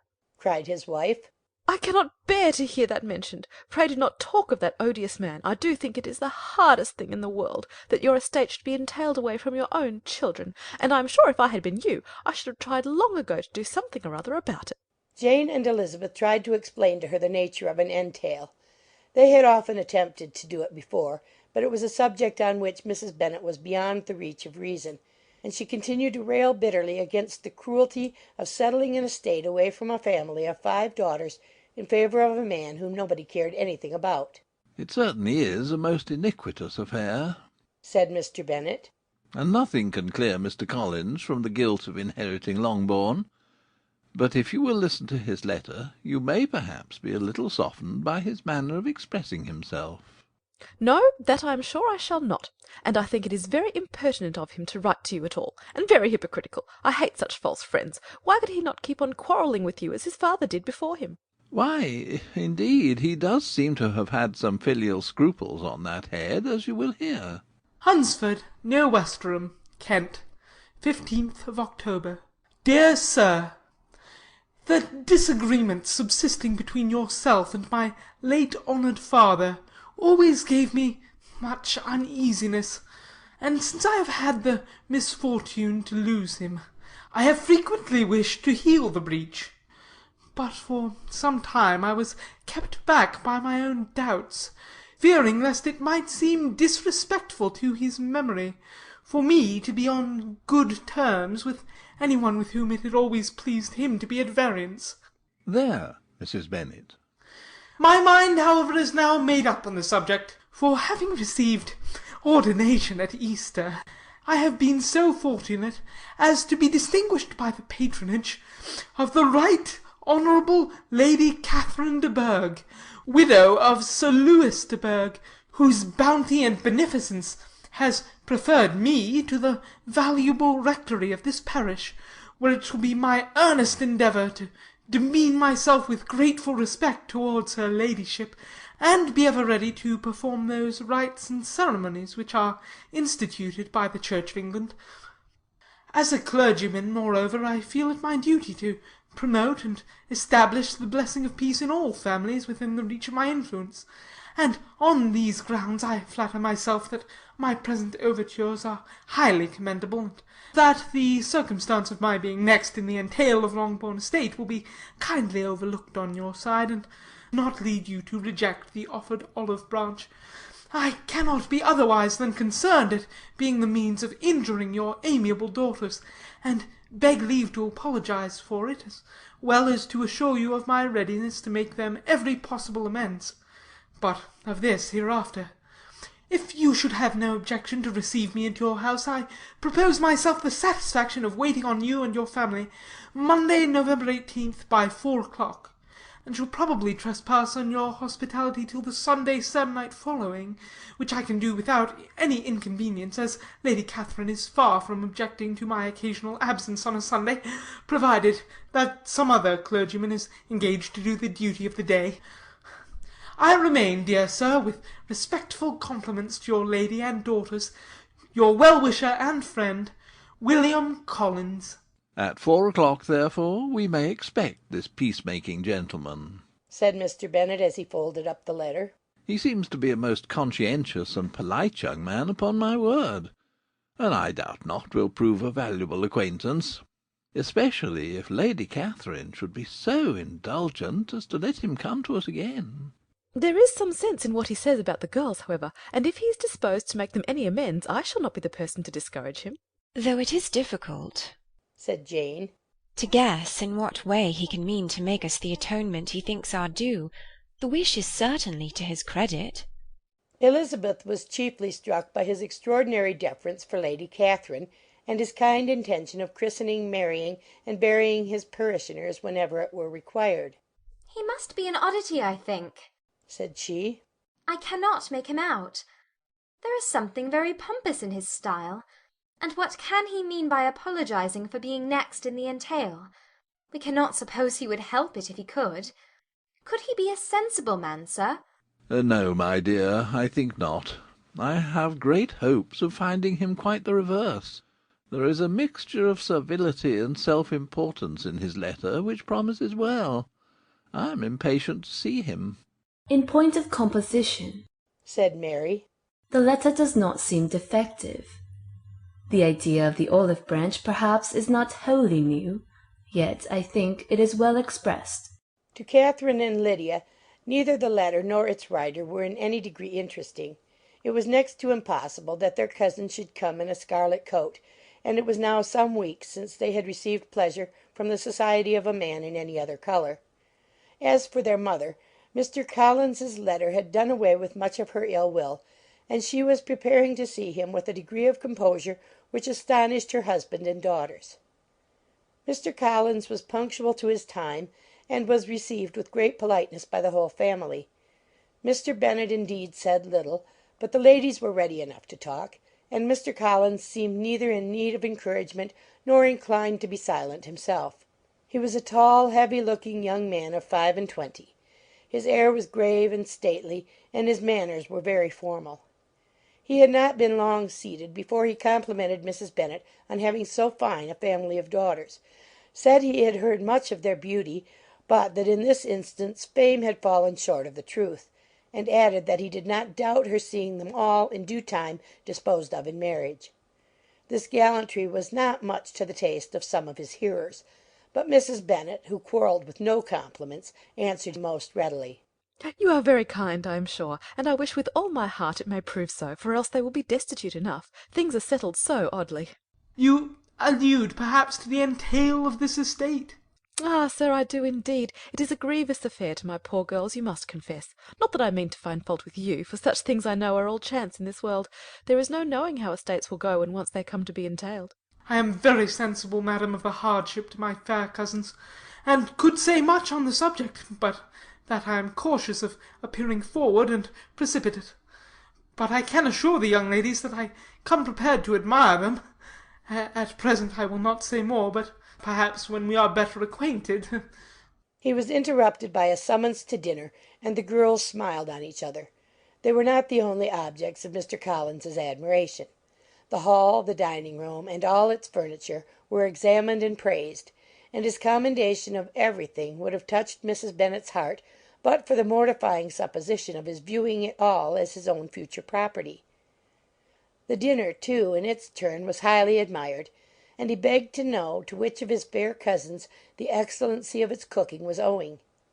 but he was set right there by Mrs. Bennet, who assured him with some asperity that they were very well able to keep a good cook, and that her daughters had nothing to do in the kitchen. He begged pardon for having displeased her. In a softened tone she declared herself not at all offended, but he continued to apologize for about a quarter of an hour. Chapter 13.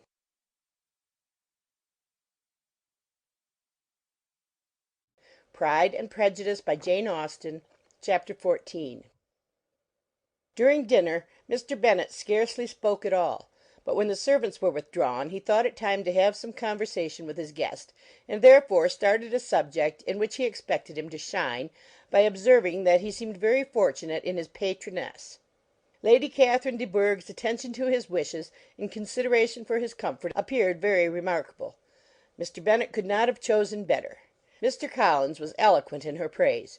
The subject elevated him to more than usual solemnity of manner, and with the most important aspect he protested that he had never in his life witnessed such behaviour in a person of rank, such affability and condescension as he had himself experienced from Lady Catherine.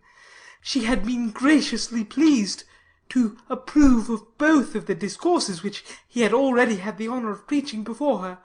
She had also asked him twice to dine at Rosings, and had sent for him only the Saturday before, to make up the pool of quadrille in the evening.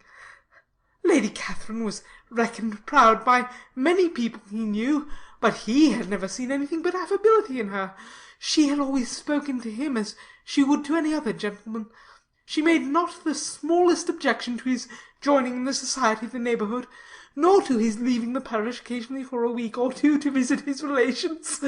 She had even condescended to advise him to marry as soon as he could, provided he chose with discretion, and had once paid him a visit in his humble parsonage, where she had perfectly approved all the alterations he had been making, and had even vouchsafed to suggest some herself, some shelves in the closet upstairs.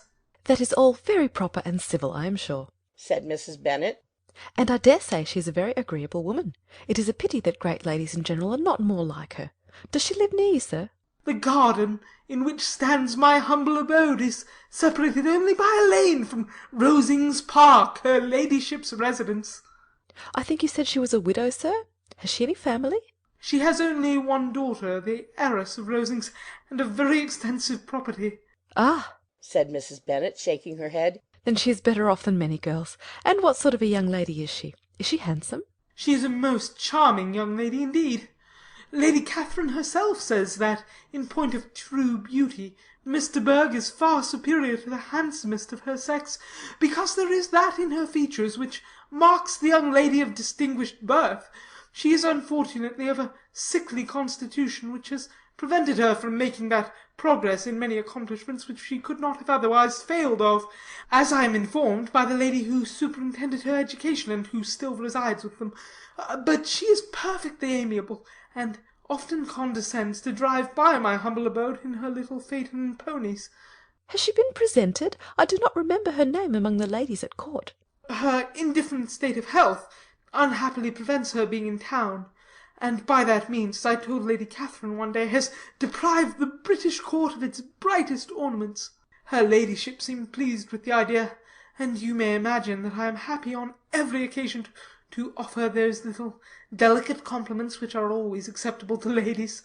I have more than once observed to Lady Catherine that her charming daughter seemed born to be a duchess, and that the most elevated rank, instead of giving her consequence, would be adorned by her.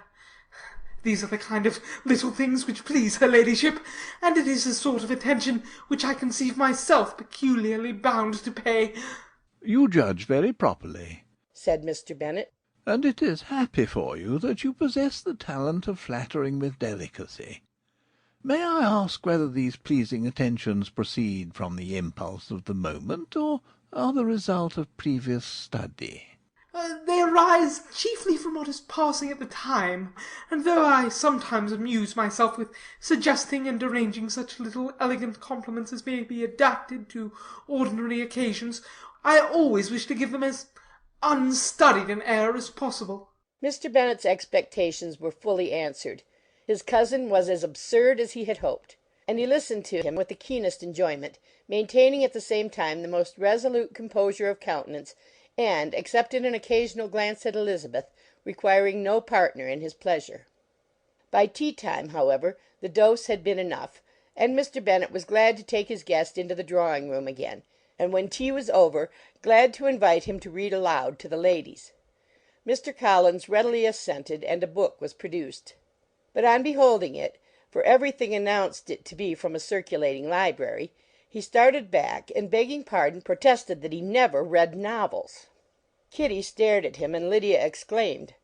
Other books were produced, and after some deliberation he chose Fordyce's Sermons. Lydia gaped as he opened the volume, and before he had, with very monotonous solemnity, read 3 pages, she interrupted him with, "Do you know, mamma, that my uncle Phillips talks of turning away Richard, and if he does, Colonel Forster will hire him. My aunt told me herself on Saturday. I shall walk to Meryton to-morrow to hear more about it, and to ask when Mr. Denny comes back from town." Lydia was bid by her 2 eldest sisters to hold her tongue, but Mr. Collins, much offended, laid aside his book and said, I have often observed how little young ladies are interested by books of a serious stamp, though written solely for their benefit. It amazes me, I confess, for certainly there can be nothing so advantageous to them as instruction. But I will no longer importune my young cousin. Then, turning to Mr. Bennet, he offered himself as his antagonist at backgammon. Mr. Bennet accepted the challenge, observing that he acted very wisely in leaving the girls to their own trifling amusements. Mrs. Bennet and her daughters apologized most civilly for Lydia's interruption, and promised that it should not occur again if he would resume his book; but Mr. Collins, after assuring them that he bore his young cousin no ill will, and should never resent her behaviour as any affront, seated himself at another table with Mr. Bennet, and prepared for backgammon. Chapter 14.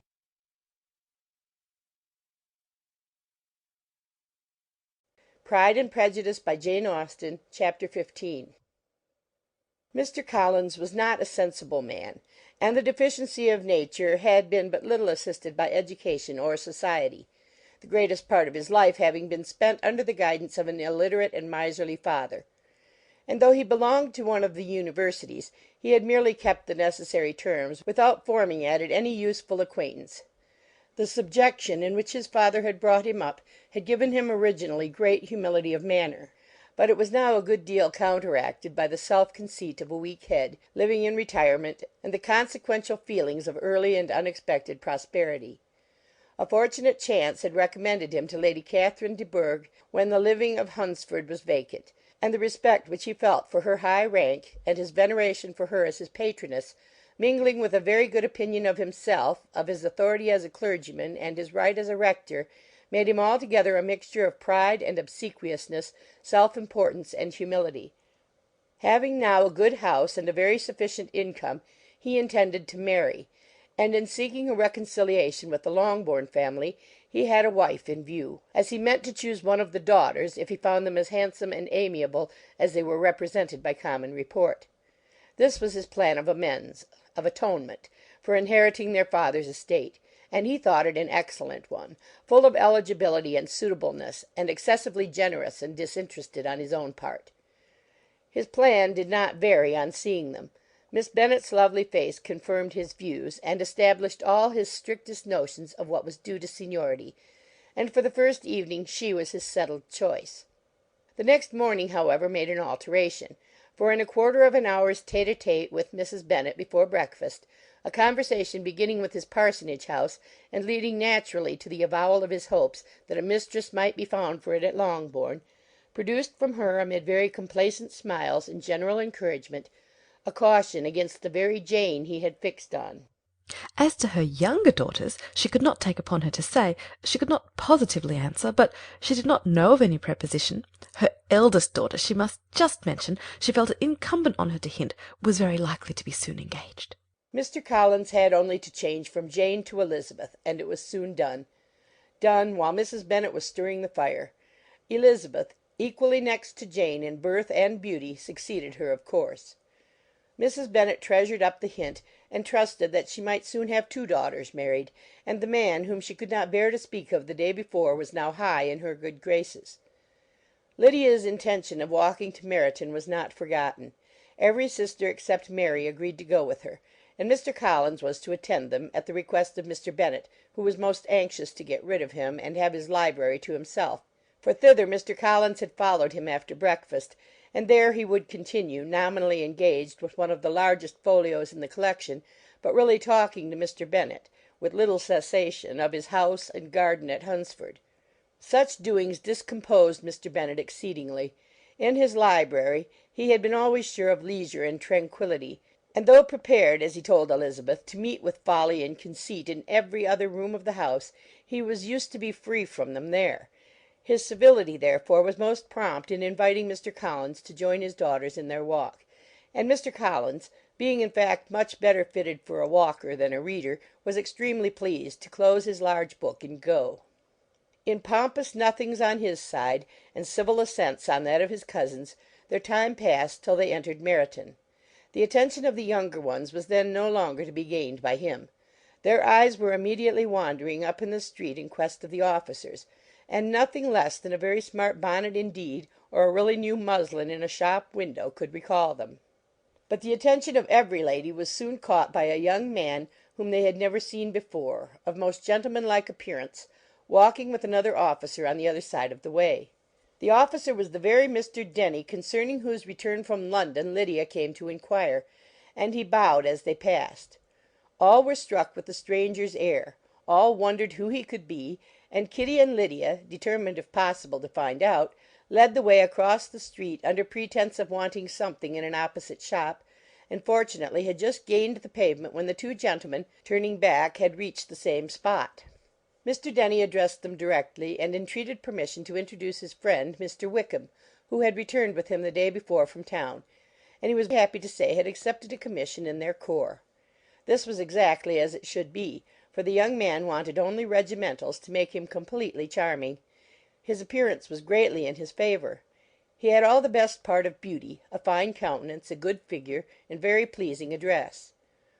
The introduction was followed up on his side by a happy readiness of conversation, a readiness at the same time perfectly correct and unassuming; and the whole party were still standing and talking together very agreeably when the sound of horses drew their notice, and Darcy and Bingley were seen riding down the street.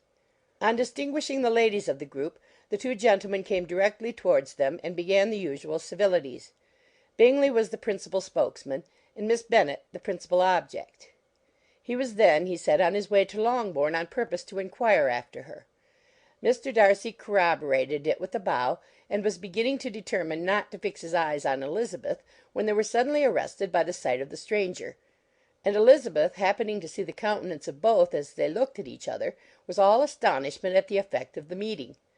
Both changed colour; one looked white, the other red. Mr. Wickham, after a few moments, touched his hat, a salutation which Mr. Darcy just deigned to return. What could be the meaning of it?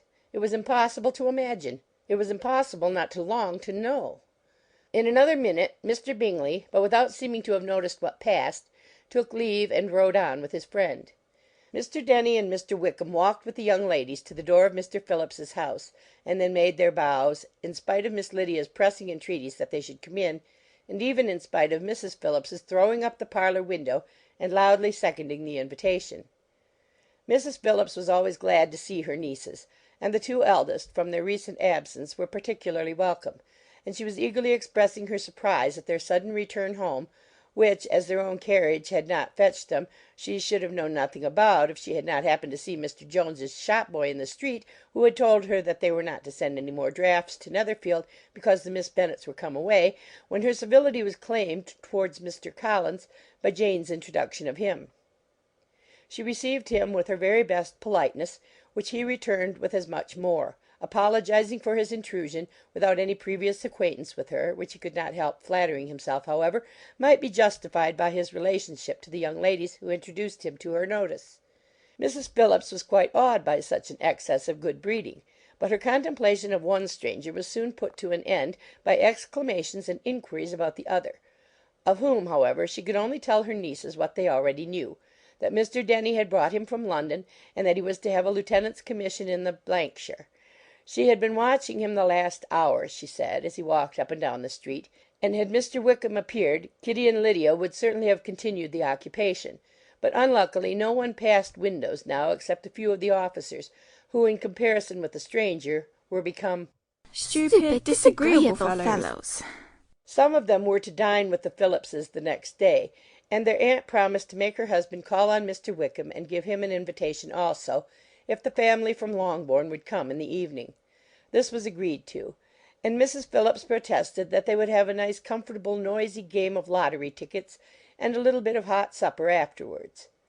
The prospect of such delights was very cheering, and they parted in mutual good spirits. Mr. Collins repeated his apologies in quitting the room, and was assured with unwearying civility that they were perfectly needless. As they walked home, Elizabeth related to Jane what she had seen pass between the two gentlemen; but though Jane would have defended either or both had they appeared to be in the wrong, she could no more explain such behaviour than her sister.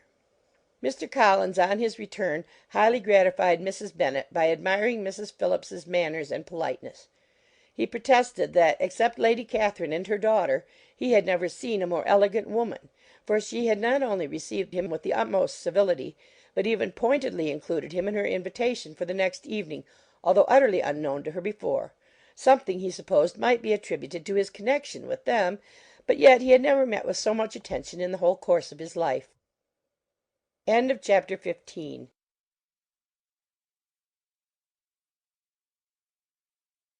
Pride and Prejudice, by Jane Austen. Chapter 16. As no objection was made to the young people's engagement with their aunt, and all Mr. Collins's scruples of leaving Mr. and Mrs. Bennet for a single evening during his visit were most steadily resisted, the coach conveyed him and his 5 cousins at a suitable hour to Meryton, and the girls had the pleasure of hearing, as they entered the drawing-room, that Mr. Wickham had accepted their uncle's invitation, and was then in the house. When this information was given, and they had all taken their seats, Mr. Collins was at leisure to look around him and admire; and he was so much struck with the size and furniture of the apartment, that he declared he might almost have supposed himself in the small summer breakfast parlour at Rosings; a comparison that did not at first convey much gratification, but when Mrs. Phillips understood from him what Rosings was, and who was its proprietor, when she had listened to the description of only one of Lady Catherine's drawing-rooms, and found that the chimney-piece alone had cost £800, she felt all the force of the compliment, and would hardly have resented a comparison with the housekeeper's room. In describing to her all the grandeur of Lady Catherine and her mansion, with occasional digressions in praise of his own humble abode, and the improvements it was receiving, he was happily employed until the gentlemen joined them, and he found in Mrs. Phillips a very attentive listener, whose opinion of his consequence increased with what she heard, and who was resolving to retail it all among her neighbours as soon as she could. To the girls, who could not listen to their cousin, and who had nothing to do but to wish for an instrument, and examine their own indifferent imitations of china on the mantelpiece, the interval of waiting appeared very long. It was over at last, however. The gentlemen did approach, and when Mr. Wickham walked into the room, Elizabeth felt that she had neither been seeing him before nor thinking of him since with the smallest degree of unreasonable admiration. The officers of the shire were in general a very creditable, gentlemanlike set, and the best of them were of the present party; but Mr. Wickham was as far beyond them all in person, countenance, air, and walk, as they were superior to the broad-faced, stuffy Uncle Phillips breathing port wine who followed them into the room. Mr. Wickham was the happy man towards whom almost every female eye was turned, and Elizabeth was the happy woman by whom he finally seated himself; and the agreeable manner in which he immediately fell into conversation, though it was only on its being a wet night, made her feel that the commonest, dullest, most threadbare topic might be rendered interesting by the skill of the speaker. With such rivals for the notice of the fair as Mr. Wickham and the officers, Mr. Collins seemed to sink into insignificance. To the young ladies he certainly was nothing, but he had still at intervals a kind listener in Mrs. Phillips, and was, by her watchfulness, most abundantly supplied with coffee and muffin. When the card tables were placed, he had the opportunity of obliging her in turn by sitting down to whist. "I know little of the game at present," said he, "but I shall be glad to improve myself. for in my situation in life—" Mrs. Phillips was very glad for his compliance, but could not wait for his reason. Mr. Wickham did not play at whist, and with ready delight was he received at the other table between Elizabeth and Lydia. At first there seemed danger of Lydia's engrossing him entirely, for she was a most determined talker; but being likewise extremely fond of lottery tickets, she soon grew too much interested in the game, too eager in making bets and exclaiming after prizes, to have attention for any one in particular. Allowing for the common demands of the game, Mr. Wickham was therefore at leisure to talk to Elizabeth, and she was very willing to hear him, though what she chiefly wished to hear she could not hope to be told, the history of his acquaintance with Mr. Darcy. She dared not even mention that gentleman. Her curiosity, however, was unexpectedly relieved. Mr. Wickham began the subject himself. He inquired how far Netherfield was from Meryton, and after receiving her answer, asked, in a hesitating manner, how long Mr. Darcy had been staying there. "About a month," said Elizabeth, and then, unwilling to let the subject drop, added, "He is a man of very large property in Derbyshire, I understand." Yes, replied Mr. Wickham. his estate there is a noble one, a clear 10,000 per annum. You could not have met with a person more capable of giving you certain information on that head than myself, for I have been connected with his family in a particular manner from my infancy. Elizabeth could not but look surprised. You may well be surprised, Miss Bennet, at such an assertion, after seeing, as you probably might, the very cold manner of our meeting yesterday. Are you much acquainted with Mr. Darcy? "As much as I ever wished to be," cried Elizabeth very warmly. "I have spent 4 days in the same house with him, and I think him very disagreeable." I have no right to give my opinion, said Wickham, as to his being agreeable or otherwise. I am not qualified to form one. I have known him too long and too well to be a fair judge. It is impossible for me to be impartial. But I believe your opinion of him would in general astonish, and perhaps you would not express it quite so strongly anywhere else. Here you are in your own family. "Upon my word, I say no more here than I might say in any house in the neighbourhood, except Netherfield. He is not at all liked in Hertfordshire. Everybody is disgusted with his pride. You will not find him more favourably spoken of by any one." I cannot pretend to be sorry, said Wickham, after a short interruption, that he, or that any man should not be estimated beyond their deserts. But with him I believe it does not often happen. The world is blinded by his fortune and consequence, or frightened by his high and imposing manners, and sees him only as he chooses to be seen. "I should take him, even on my slight acquaintance, to be an ill-tempered man." Wickham only shook his head. I wonder, said he, at the next opportunity of speaking, whether he is likely to be in this country much longer. "I do not at all know, but I heard nothing of his going away when I was at Netherfield. I hope your plans in favour of the Blankshire will not be affected by his being in the neighbourhood."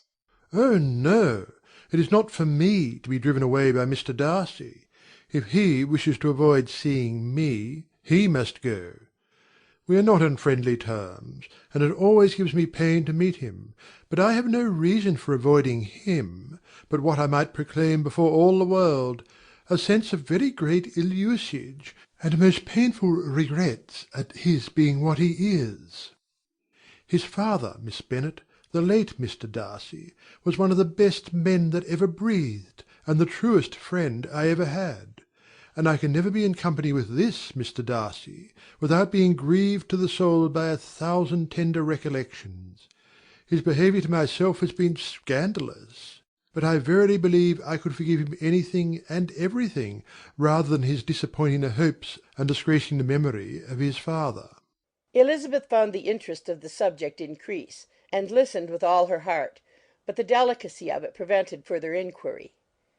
Mr. Wickham began to speak on more general topics.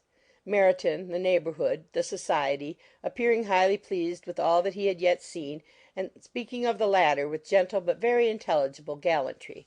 It was the prospect of constant society and good society, he added, which was my chief inducement to enter the shire.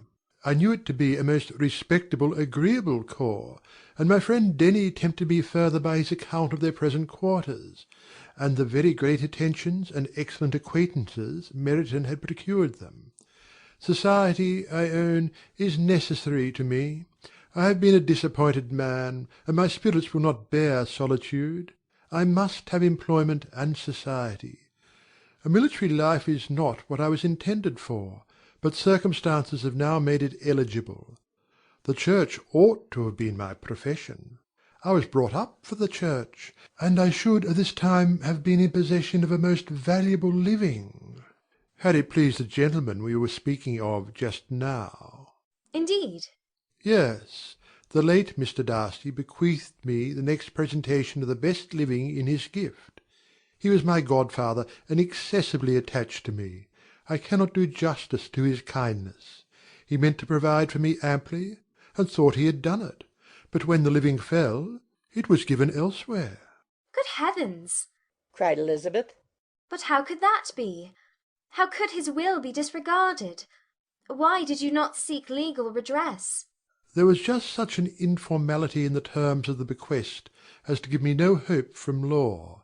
A man of honour could not have doubted the intention, but Mr. Darcy chose to doubt it, or to treat it as a merely conditional recommendation, and to assert that I had forfeited all claim to it by extravagance, imprudence, in short, anything and nothing.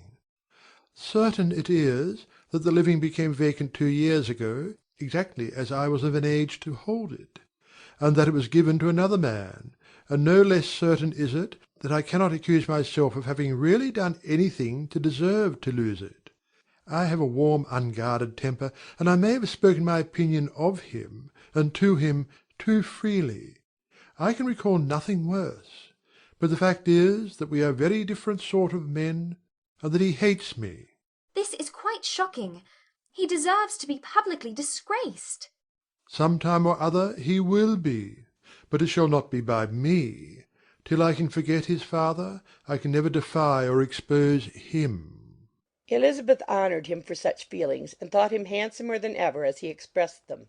But what, said she, after a pause, can have been his motive? What can have induced him to behave so cruelly? A thorough, determined dislike of me, a dislike which I cannot but attribute in some measure to jealousy.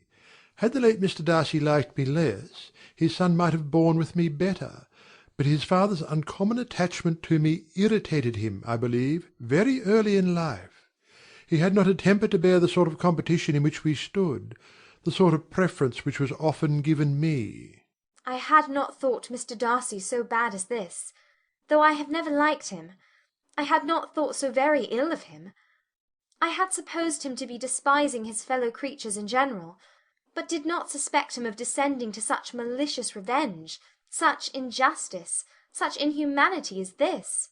After a few minutes' reflection, however, she continued, I do remember his boasting one day at Netherfield of the implacability of his resentments, of his having an unforgiving temper. His disposition must be dreadful. I will not trust myself on the subject, replied Wickham. I can hardly be just to him. Elizabeth was again deep in thought, and after a time exclaimed, To treat in such a manner the godson, the friend, the favourite of his father. She could have added, A young man, too, like you, whose very countenance may vouch for your being amiable. But she contented herself with, And one, too, who had probably been his companion from childhood, connected together, as I think you said, in the closest manner. We were born in the same parish, within the same park.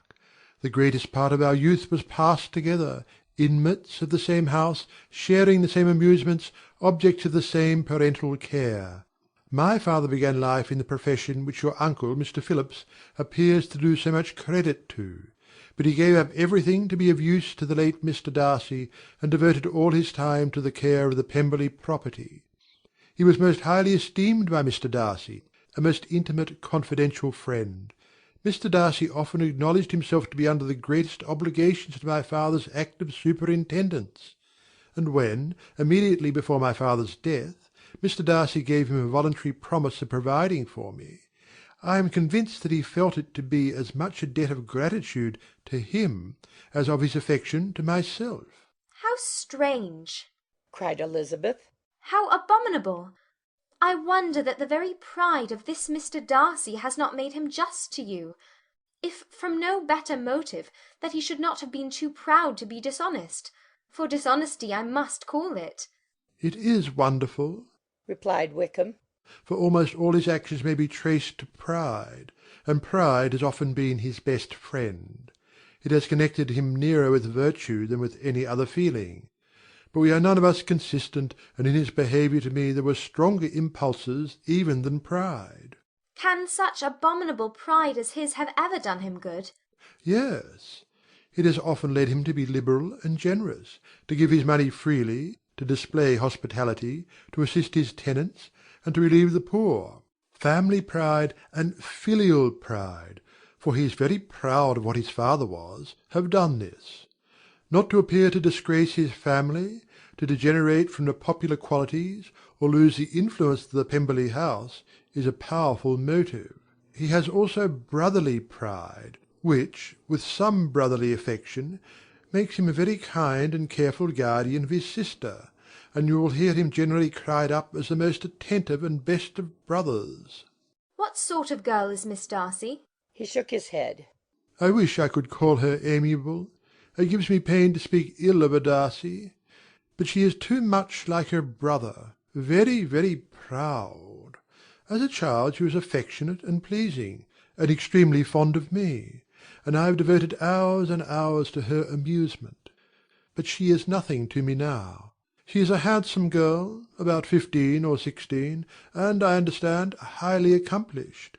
Since her father's death her home has been London, where a lady lives with her and superintends her education.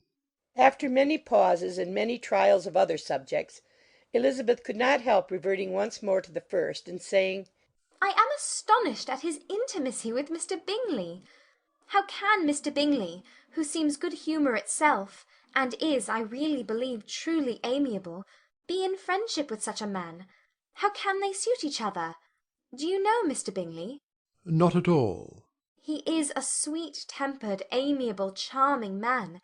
He cannot know what Mr. Darcy is. Probably not. But Mr. Darcy can please where he chooses. He does not want abilities. He can be a conversable companion if he thinks it worth his while. Among those who are at all his equals in consequence, he is a very different man from what he is to the less prosperous. His pride never deserts him, but with the rich he is liberal-minded, just, sincere, rational, honourable, and perhaps agreeable, allowing something for fortune and figure. The whist party soon afterwards breaking up, the players gathered round the other table, and Mr. Collins took his station between his cousin Elizabeth and Mrs. Phillips. The usual inquiries as to his success was made by the latter. It had not been very great, he had lost every point, but when Mrs. Phillips began to express her concern thereupon, he assured her with much earnest gravity that it was not of the least importance, that he considered the money as a mere trifle, and begged that she would not make herself uneasy. I know very well, madam, said he, that when persons sit down to a card table they must take their chances of these things, and happily I am not in such circumstances as to make 5 shillings any object. There are undoubtedly many who could not say the same, but, thanks to Lady Catherine de Bourgh, I am removed far beyond the necessity of regarding little matters. Mr. Wickham's attention was caught, and after observing Mr. Collins for a few moments, he asked Elizabeth in a low voice whether her relation was very intimately acquainted with the family of de Bourgh. Lady Catherine de Bourgh, she replied, has very lately given him a living. I hardly know how Mr. Collins was first introduced to her notice, but he certainly has not known her long. You know, of course, that Lady Catherine de Bourgh and Lady Anne Darcy were sisters, consequently that she is aunt to the present Mr. Darcy. No, indeed I did not. I knew nothing at all of Lady Catherine's connections. I never heard of her existence till the day before yesterday. Her daughter, Miss de Bourgh, will have a very large fortune, and it is believed that she and her cousin will unite the 2 estates. This information made Elizabeth smile, as she thought of poor Miss Bingley. Vain indeed must be all her attentions, vain and useless her affection for his sister and her praise of himself, if he were already self-destined for another. Mr. Collins, said she, speaks highly both of Lady Catherine and her daughter, but from some particulars that he has related of her ladyship, I suspect his gratitude misleads him, and that, in spite of her being his patroness, she is an arrogant, conceited woman. I believe her to be both in a great degree, replied Wickham. I have not seen her for many years, but I very well remember that I never liked her, and that her manners were dictatorial and insolent. She has a reputation of being remarkably sensible and clever, but I rather believe she derives part of her abilities from her rank and fortune, part from her authoritative manner, and the rest from the pride for her nephew, who chooses that everyone connected with him should have an understanding of the first class. Elizabeth allowed that he had given a very rational account of it, and they continued talking together with mutual satisfaction till supper put an end to cards, and gave the rest of the ladies their share of Mr. Wickham's attentions. There could be no conversation in the noise of Mrs. Phillips's supper party, but his manners recommended him to everybody. Whatever he said was said well, and whatever he did done gracefully. Elizabeth went away with her head full of him. She could think of nothing but of Mr. Wickham, and of what he had told her, all the way home. But there was not time for her even to mention his name as they went, for neither Lydia nor Mr. Collins were once silent. Lydia talked incessantly of lottery tickets, of the fish she had lost and the fish she had won, and Mr. Collins, in describing the civility of Mr. and Mrs. Phillips, protesting that he did not in the least regard his losses at whist, enumerating all the dishes at supper, and repeatedly fearing that he crowded his cousins, had more to say than he could well manage before the carriage stopped at Longbourn House. Chapter 16.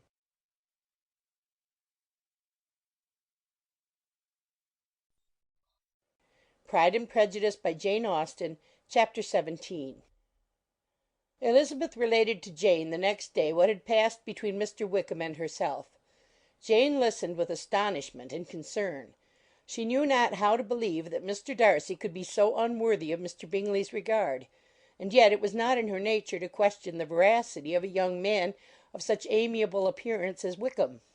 The possibility of his having endured such unkindness was enough to interest all her tender feelings, and nothing remained therefore to be done but to think well of them both, to defend the conduct of each, and throw into the account of accident or mistake whatever could not be otherwise explained. They have both, said she, been deceived, I dare say, in some way or other of which we can form no idea. Interested people have perhaps misrepresented each to the other. It is, in short, impossible for us to conjecture the causes or circumstances which may have alienated them, without actual blame on either side. Very true indeed. And now, my dear Jane, what have you got to say on behalf of the interested people who have probably been concerned in the business? Do clear them too, or we shall be obliged to think ill of somebody. Laugh as much as you choose, but you will not laugh me out of my opinion. My dearest Lizzie, do but consider in what a disgraceful light it places Mr. Darcy to be treating his father's favourite in such a manner, one whom his father had promised to provide for. It is impossible. No man of common humanity, no man who had any value for his character, could be capable of it. Can his most intimate friends be so excessively deceived in him? Oh, no. I can much more easily believe Mr. Bingley's being imposed on than that Mr. Wickham should invent such a history of himself as he gave me last night. Names, facts, everything mentioned without ceremony. If it be not so, let Mr. Darcy contradict it. Besides, there was truth in his looks. It is difficult indeed. It is distressing. One does not know what to think. I beg your pardon. One knows exactly what to think. But Jane could think with certainty on only one point, that Mr. Bingley, if he had been imposed on, would have much to suffer when the affair became public. The two young ladies were summoned from the shrubbery, where this conversation passed, by the arrival of the very persons of whom they had been speaking. Mr. Bingley and his sisters came to give their personal invitation for the long-expected ball at Netherfield, which was fixed for the following Tuesday. The two ladies were delighted to see their dear friend again, called it an age since they had met, and repeatedly asked what she had been doing with herself since their separation. To the rest of the family they paid little attention, avoiding Mrs. Bennet as much as possible, saying not much to Elizabeth, and nothing at all to the others. They were soon gone again, rising from their seats with an activity which took their brother by surprise, and hurrying off as if eager to escape from Mrs. Bennet's civilities. The prospect of the Netherfield ball was extremely agreeable to every female of the family. Mrs. Bennet chose to consider it as given in compliment to her eldest daughter, and was particularly flattered by receiving the invitation from Mr. Bingley himself instead of a ceremonious card. Jane pictured to herself a happy evening in the society of her two friends, and the attentions of her brother; and Elizabeth thought with pleasure of dancing a great deal with Mr. Wickham, and of seeing a confirmation of everything in Mr. Darcy's look and behaviour. The happiness anticipated by Catherine and Lydia depended less on any single event or any particular person, for though they each, like Elizabeth, meant to dance half the evening with Mr. Wickham, he was by no means the only partner who could satisfy them, and a ball was, at any rate, a ball, and even Mary could assure her family that she had no disinclination for it. "While I can have my mornings to myself," said she, "it is enough. I think it is no sacrifice to join occasionally in evening engagements. Society has claims on us all, and I profess myself one of those who consider intervals of recreation and amusement as desirable for everybody." Elizabeth's spirits were so high on this occasion, that though she did not often speak unnecessarily to Mr. Collins, she could not help asking him whether he intended to accept Mr. Bingley's invitation, and if he did, whether he would think it proper to join in the evening's amusement; and she was rather surprised to find that he entertained no scruple whatever on that head, and was very far from dreading a rebuke, either from the Archbishop or Lady Catherine de Bourgh, by venturing to dance. "I am by no means of the opinion, I assure you," said he, "that a ball of this kind, given by a young man of character to respectable people, can have any evil tendency, and I am so far from objecting to dancing myself, that I shall hope to be honoured with the hands of all my fair cousins in the course of the evening. And I take this opportunity of soliciting yours, Miss Elizabeth, for the two first dances especially, a preference which I trust my cousin Jane will attribute to the right cause, and not to any disrespect for her." Elizabeth felt herself completely taken in. She had fully proposed being engaged by Mr. Wickham for those very dances, and to have Mr. Collins instead! Her liveliness had never been worse timed. There was no help for it, however. Mr. Wickham's happiness and her own were perforce delayed a little longer, and Mr. Collins's proposal accepted with as good a grace as she could. She was not the better pleased with his gallantry from the idea it suggested of something more. It now first struck her that she was selected from among her sisters as worthy of being mistress of Hunsford Parsonage, and of assisting to form a quadrille table at Rosings in the absence of more eligible visitors. The idea soon reached to conviction, as she observed his increasing civilities toward herself, and heard his frequent attempt at a compliment on her wit and vivacity, and though more astonished than gratified herself by this effect of her charms, it was not long before her mother gave her to understand that the probability of their marriage was extremely agreeable to her.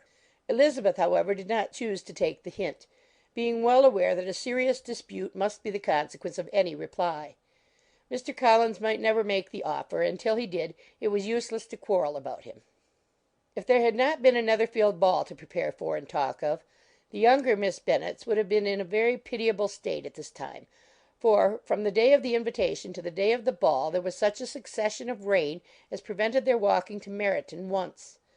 No aunt, no officers, no news could be sought after. The very shoe roses for Netherfield were got by proxy. Even Elizabeth might have found some trial of her patience in weather which totally suspended the improvement of her acquaintance with Mr. Wickham, and nothing less than a dance on Tuesday could have made such a Friday, Saturday, Sunday, and Monday endurable to Kitty and Lydia. Chapter 17.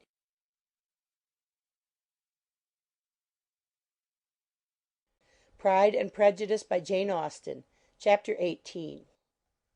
Till Elizabeth entered the drawing-room at Netherfield, and looked in vain for Mr. Wickham among the cluster of red coats there assembled, A doubt of his being present had never occurred to her. The certainty of meeting him had not been checked by any of those recollections that might not unreasonably have alarmed her. She had dressed with more than usual care, and prepared in the highest spirits for the conquest of all that remained unsubdued of his heart, trusting that it was not more than might be won in the course of the evening. But in an instant arose the dreadful suspicion of his being purposely omitted for Mr. Darcy's pleasure in the Bingleys' invitation to the officers. And though this was not exactly the case, the absolute fact of his absence was pronounced by his friend Denny, to whom Lydia eagerly applied, and who told them that Wickham had been obliged to go to town on business the day before, and was not yet returned; adding, with a significant smile, I do not imagine his business would have called him away just now, if he had not wanted to avoid a certain gentleman here. This part of his intelligence, though unheard by Lydia, was caught by Elizabeth, and as it assured her that Darcy was not less answerable for Wickham's absence than if her first surmise had been just, every feeling of displeasure against the former was so sharpened by immediate disappointment, that she could hardly reply with tolerable civility to the polite inquiries which he directly afterwards approached to make. Attendance, forbearance, patience with Darcy, was injury to Wickham. She was resolved against any sort of conversation with him, and turned away with a degree of ill humour which she could not wholly surmount even in speaking to Mr. Bingley, whose blind partiality provoked her. But Elizabeth was not formed for ill humour, and though every prospect of her own was destroyed for the evening, it could not dwell long on her spirits; and having told all her griefs to Charlotte Lucas, whom she had not seen for a week, she was soon able to make a voluntary transition to the oddities of her cousin, and to point him out to her particular notice. The first two dances, however, brought a return of distress. They were dances of mortification. Mr. Collins, awkward and solemn, apologizing instead of attending, and often moving wrong without being aware of it, gave her all the shame and misery which a disagreeable partner for a couple of dances can give. The moment of her release from him was ecstasy. She danced next with an officer, and had the refreshment of talking of Wickham, and of hearing that he was universally liked. When those dances were over, she returned to Charlotte Lucas, and was in conversation with her when she found herself suddenly addressed by Mr. Darcy, who took her so much by surprise in his application for her hand, that, without knowing what she did, she accepted him.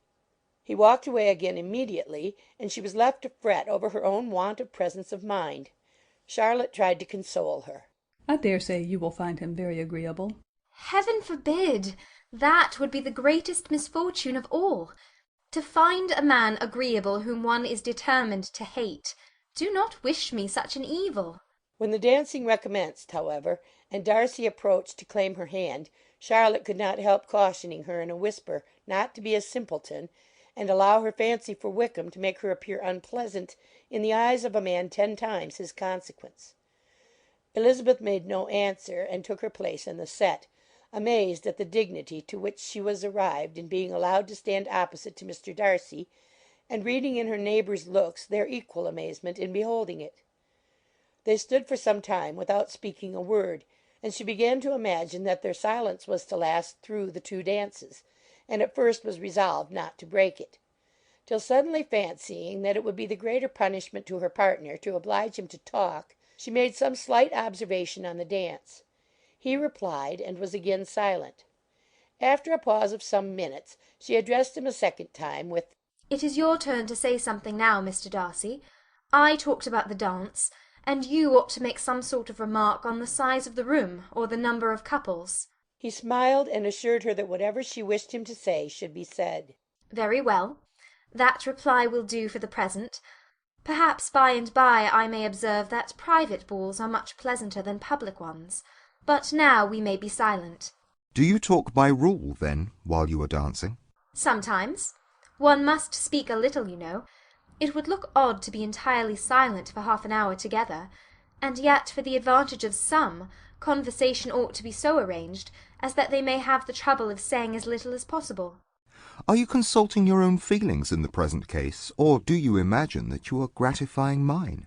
"Both," replied Elizabeth archly. "For I have always seen a great similarity in the turn of our minds. We are each of an unsocial, taciturn disposition, unwilling to speak, unless we expect to say something that will amaze the whole room, and be handed down to posterity with all the éclat of a proverb. This is no very striking resemblance of your own character, I am sure, said he. How near it may be to mine, I cannot pretend to say. You think it a faithful portrait, undoubtedly. I must not decide on my own performance. He made no answer, and they were again silent till they had gone down the dance, when he asked her if she and her sisters did not very often walk to Meryton. She answered in the affirmative, and, unable to resist the temptation, added, When you met us there the other day, we had just been forming a new acquaintance. The effect was immediate. A deeper shade of hauteur overspread his features, but he said not a word, and Elizabeth, though blaming herself for her own weakness, could not go on. At length Darcy spoke, and in a constrained manner said, Mr. Wickham is blessed with such happy manners as may ensure his making friends.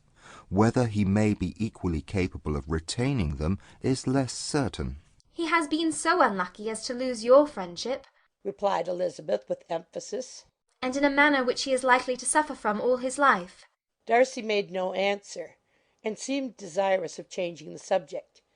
At that moment Sir William Lucas appeared close to them, meaning to pass through the set to the other side of the room, but on perceiving Mr. Darcy he stopped with a bow of superior courtesy to compliment him on his dancing and his partner.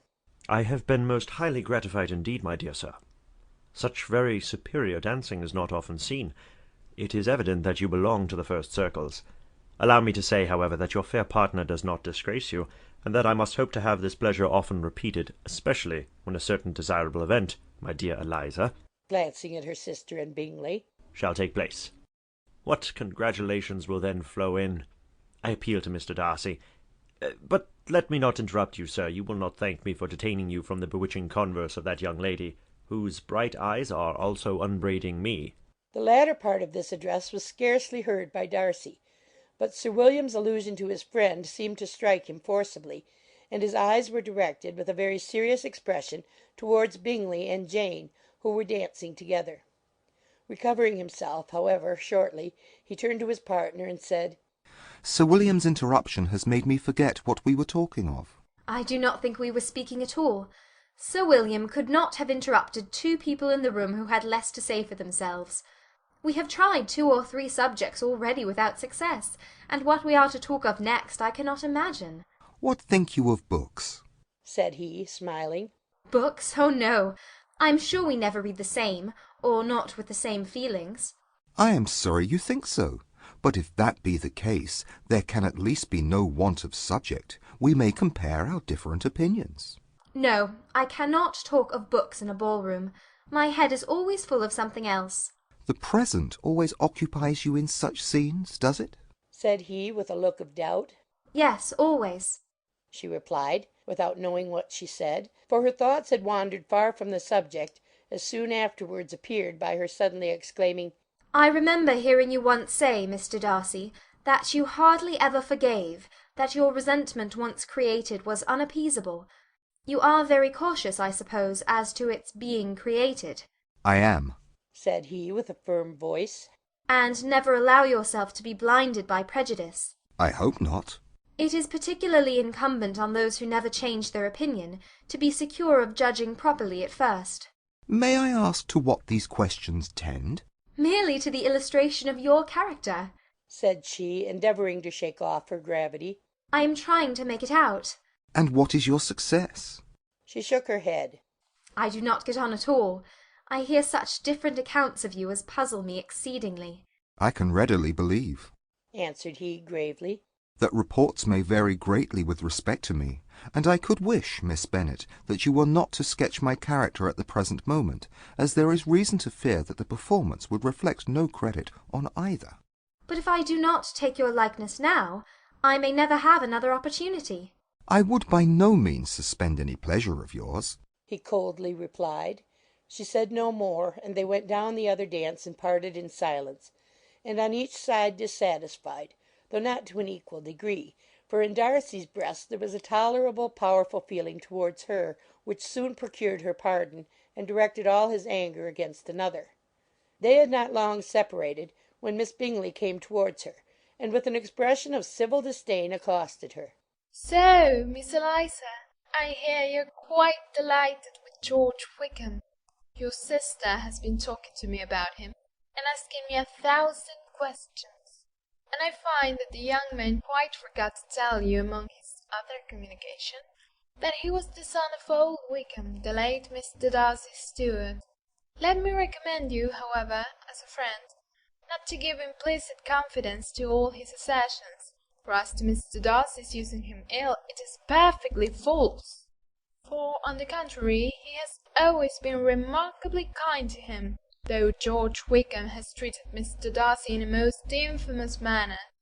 I do not know the particulars, but I know very well that Mr. Darcy is not in the least to blame, that he cannot bear to hear George Wickham mentioned, and that though my brother thought that he could not well avoid including him in his invitation to the officers, he was excessively glad to find that he had taken himself out of the way. His coming into the country at all is a most insolent thing indeed, and I wonder how he could presume to do it. I pity you, Miss Eliza, for this discovery of your favourite scout, but really, considering his descent, one could not expect much better. His guilt and his descent appear by your account to be the same, said Elizabeth angrily. For I've heard you accuse him of nothing worse than of being the son of Mr. Darcy's steward, and of that I can assure you he informed me himself. I beg your pardon, replied Miss Bingley, turning away with a sneer. Excuse my interference. It was kindly meant. Insolent girl, said Elizabeth to herself.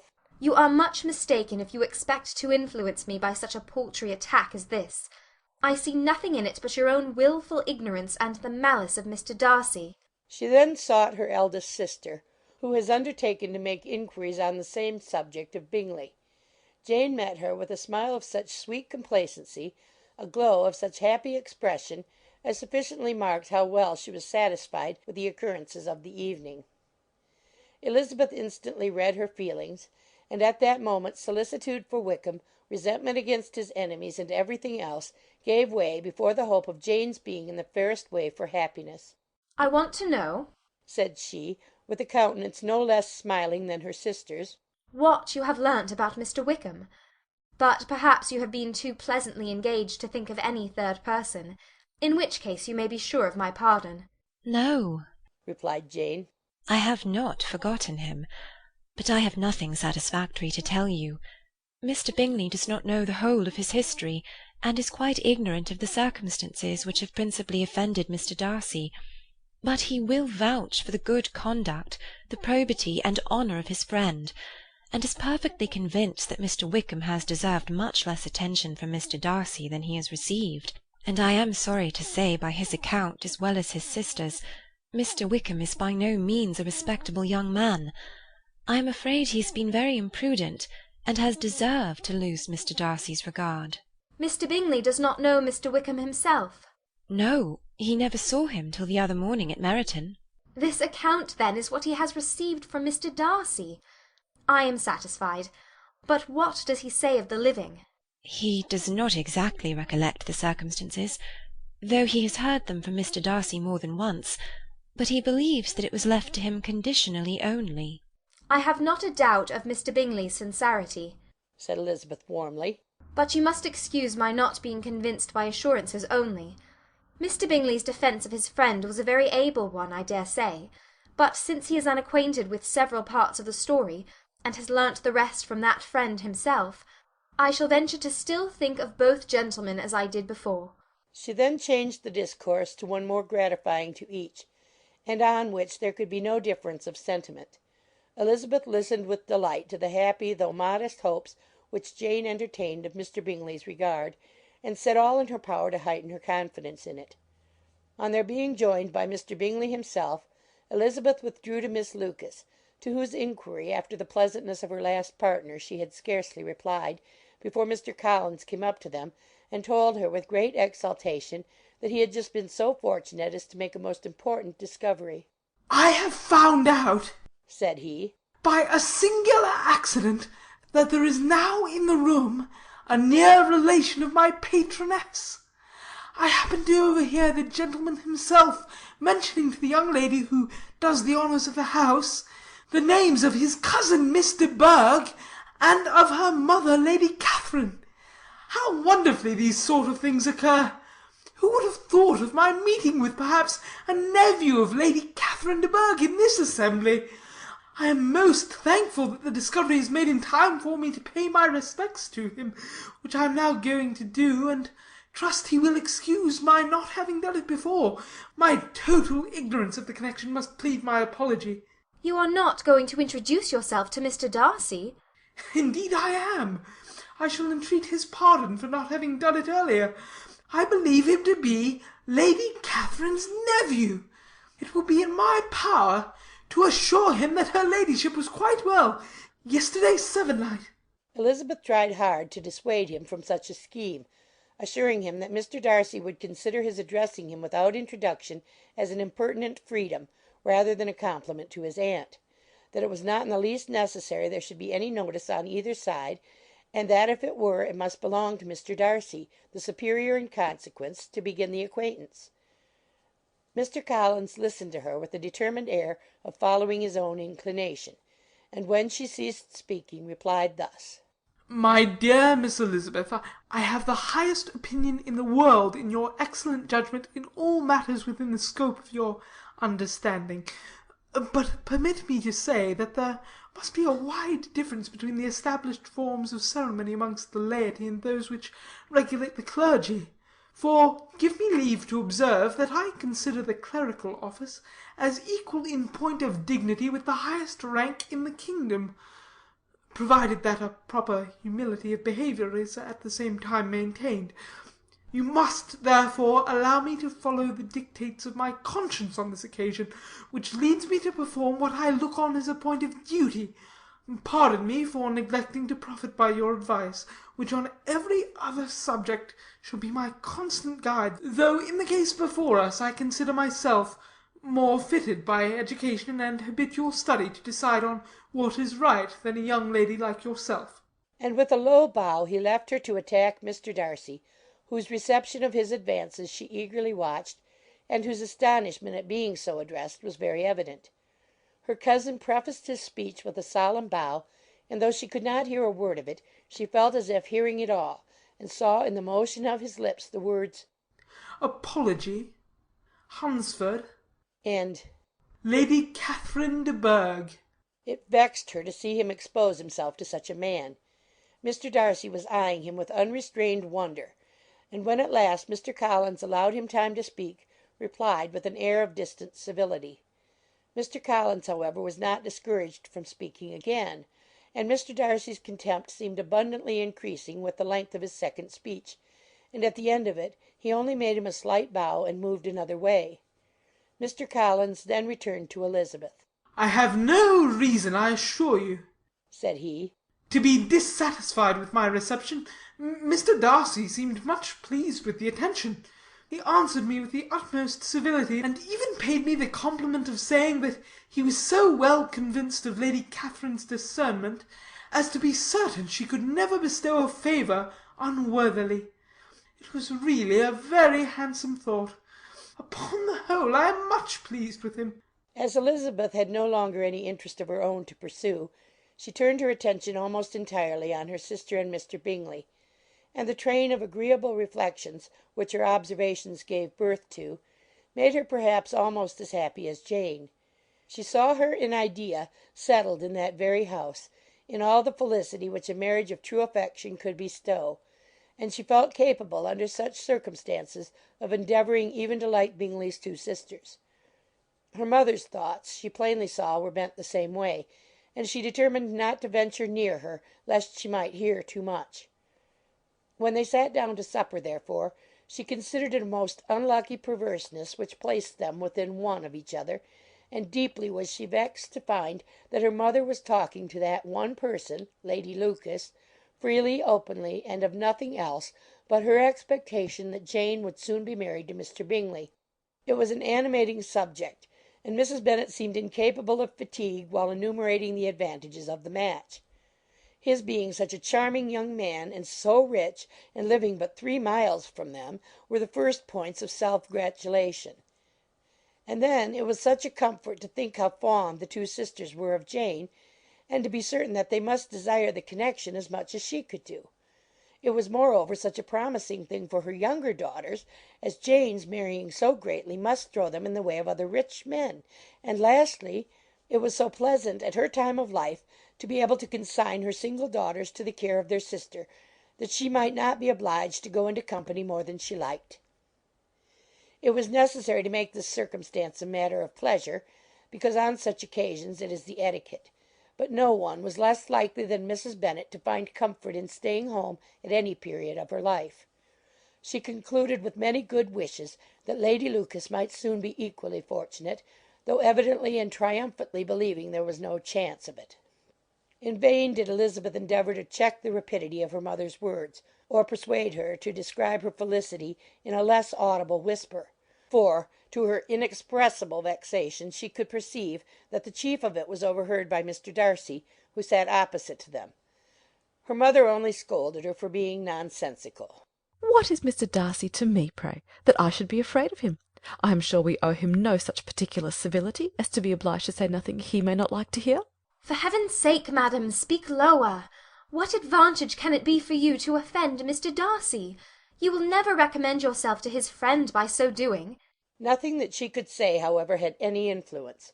Her mother would talk of her views in the same intelligible tone. Elizabeth blushed and blushed again with shame and vexation. She could not help frequently glancing her eye at Mr. Darcy, though every glance convinced her of what she dreaded; for though he was not always looking at her mother, she was convinced that his attention was invariably fixed by her. The expression of his face changed gradually from indignant contempt to a composed and steady gravity. At length, however, Mrs. Bennet had no more to say, and Lady Lucas, who had been long yawning at the repetition of delights which she saw no likelihood of sharing, was left to the comforts of cold ham and chicken. Elizabeth now began to revive. But not long was the interval of tranquillity, for when supper was over, singing was talked of, and she had the mortification of seeing Mary, after very little entreaty, preparing to oblige the company. By many significant looks and silent entreaties did she endeavour to prevent such a proof of complaisance, but in vain. Mary would not understand them. Such an opportunity of exhibiting was delightful to her, and she began her song. Elizabeth's eyes were fixed on her with most painful sensations, and she watched her progress through the several stanzas with an impatience which was very ill rewarded at their close. For Mary, on receiving amongst the thanks of the table the hint of a hope that she might be prevailed on to favour them again, after the pause of half a minute began another. Mary's powers were by no means fitted for such a display. Her voice was weak, and her manner affected. Elizabeth was in agonies. She looked at Jane to see how she bore it, but Jane was very composedly talking to Bingley. She looked at his two sisters, and saw them making signs of derision at each other, and at Darcy, who continued, however, imperturbably grave. She looked at her father to entreat his interference lest Mary should be singing all night.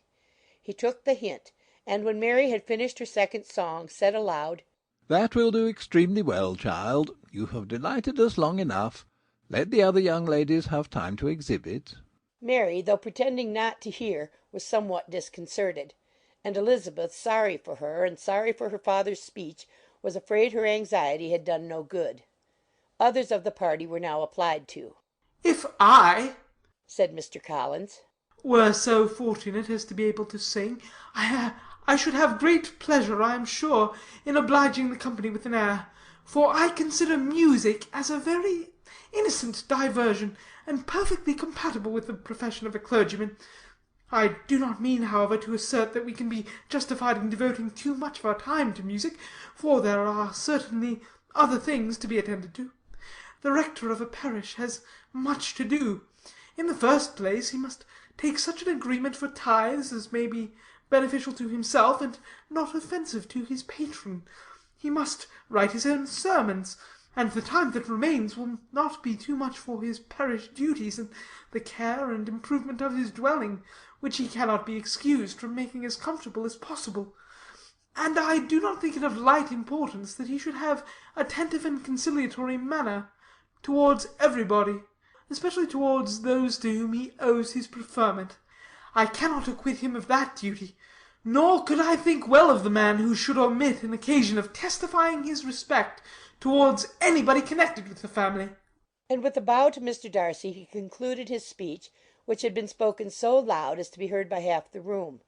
Many stared, many smiled, but no one looked more amused than Mr. Bennet himself, while his wife seriously commended Mr. Collins for having spoken so sensibly, and observed in a half whisper to Lady Lucas that he was a remarkably clever, good kind of young man. To Elizabeth it appeared that had her family made an agreement to expose themselves as much as they could during the evening, it would have been impossible for them to play their parts with more spirit or finer success; and happy did she think it for Bingley and her sister that some of the exhibition had escaped his notice, and that his feelings were not of a sort to be much distressed by the folly which he must have witnessed.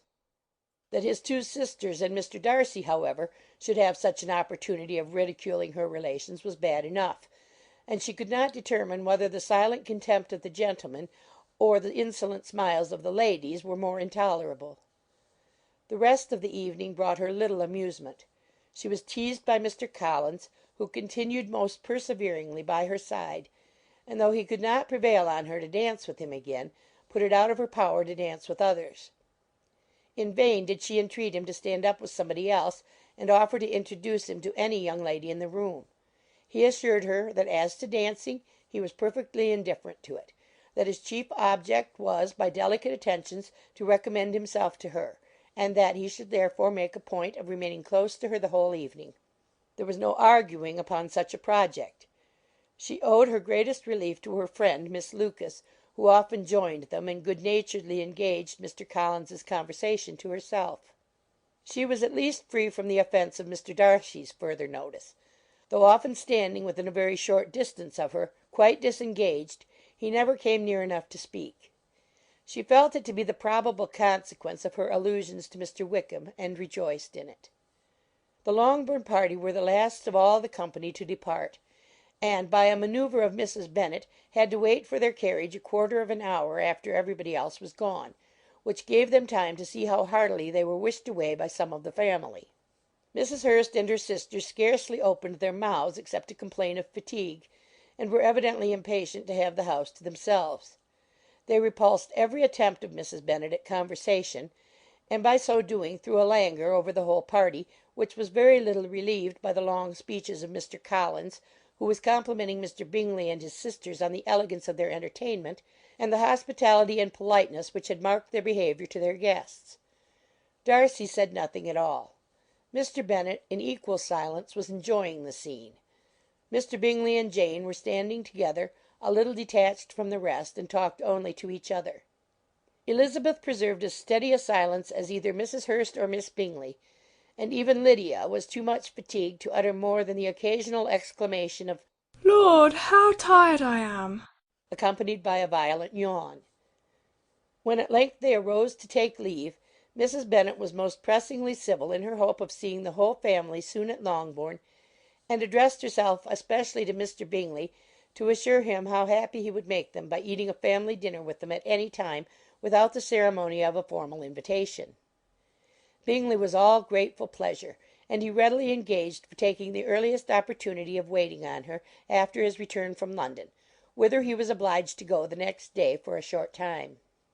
Mrs. Bennet was perfectly satisfied, and quitted the house under the delightful persuasion that, allowing for the necessary preparations of settlements, new carriages, and wedding clothes, she should undoubtedly see her daughter settled at Netherfield in the course of 3 or 4 months. Of having another daughter married to Mr. Collins she thought with equal certainty, and with considerable though not equal pleasure. Elizabeth was the least dear to her of all her children, and though the man and the match were quite good enough for her, the worth of each was eclipsed by Mr. Bingley and Netherfield. Chapter 18.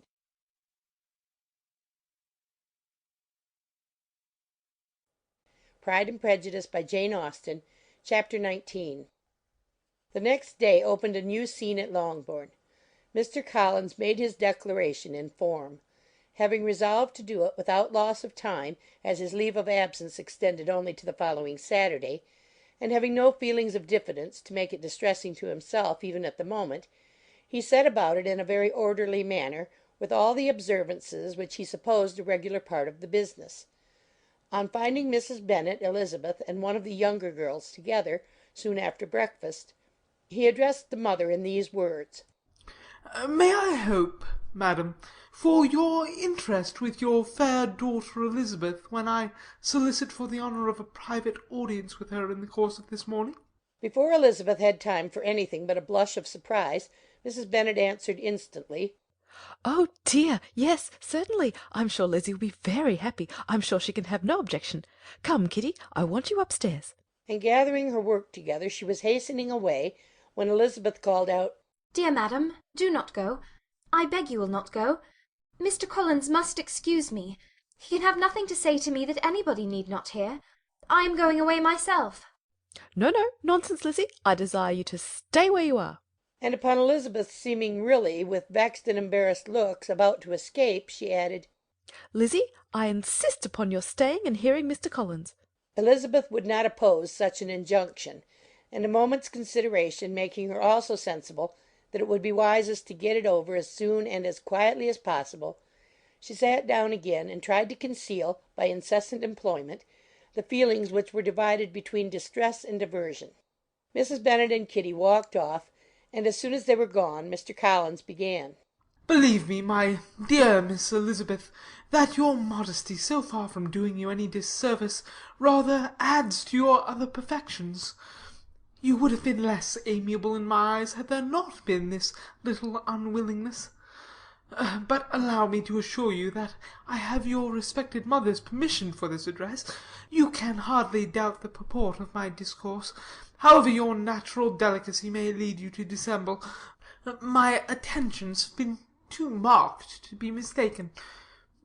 Almost as soon as I entered the house, I singled you out as the companion of my future life.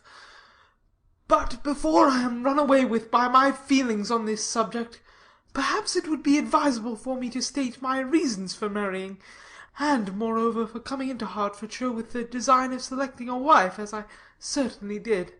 The idea of Mr. Collins, with all his solemn composure, being run away with by his feelings, made Elizabeth so near laughing that she could not use the short pause he allowed in any attempt to stop him further, and he continued: My reasons for marrying are, first, that I think it is right for every clergyman in easy circumstances like myself to set the example of matrimony in his parish. Secondly, that I am convinced it will add very greatly to my happiness. And thirdly, which perhaps I ought to have mentioned earlier, that it is the particular advice and recommendation of the very noble lady whom I have the honour of calling patroness. Twice she has condescended to give me her opinion, unasked too, on this subject, and it was but the very Saturday night that I left Hunsford, between our pools at quadrille, while Mrs. Jenkinson was arranging Mr. Berg's footstool, that she said, Mr. Collins, you must marry. A clergyman like you must marry. Choose properly, choose a gentlewoman for my sake, and for your own, let her be an active, useful sort of person, not brought up high, but able to make a small income go a good way. This is my advice. Find such a woman as soon as you can, bring her to Hunsford, and I will visit her. Allow me, by the way, to observe, my fair cousin, that I do not reckon the notice and kindness of Lady Catherine de Bourgh as among the least of the advantages in my power to offer. You will find her manners beyond anything I can describe, and your wit and vivacity, I think, must be acceptable to her, especially when tempered with the silence and respect that her rank will inevitably excite. Thus much for my general intention in favour of matrimony. It remains to be told why my views were directed towards Longbourn instead of my own neighbourhood, where I can assure you there are many amiable young women. But the fact is, that being as I am to inherit this estate, after the death of your honoured father, who, however, may live many years longer, I could not satisfy myself without resolving to choose a wife from among his daughters, that the loss to them might be as little as possible, when the melancholy event takes place, which, however, as I've already said, may not be for several years. This has been my motive, my fair cousin, and I flatter myself it will not sink me in your esteem. And now nothing remains for me but to assure you in the most animated language of the violence of my affection. To fortune I am perfectly indifferent, and shall make no demand of that nature on your father, since I am well aware that it could not be complied with, and that £1,000 in the 4 per cents, which will not be yours till after your mother's decease, is all that you may ever be entitled to.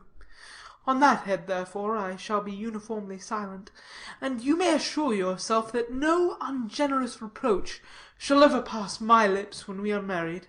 It was absolutely necessary to interrupt him now. "You are too hasty, sir," she cried.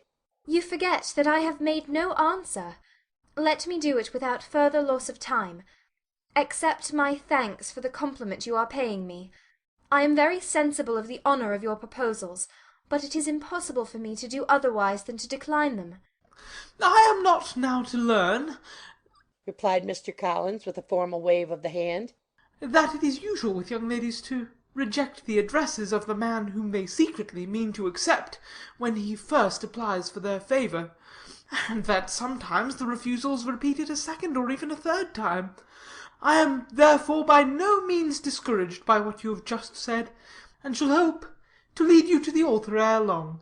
"Upon my word, sir," cried Elizabeth, "your hope is a rather extraordinary one after my declaration. I do assure you that I am not one of those young ladies, if such young ladies there are, who are so daring as to risk their happiness on the chance of being asked a second time. I am perfectly serious in my refusal. You could not make me happy, and I am convinced that I am the last woman in the world who could make you so. Nay, were your friend Lady Catherine to know me, I am persuaded she would find me in every respect ill qualified for the situation." "Were it certain that Lady Catherine would think so," said Mr. Collins, very gravely.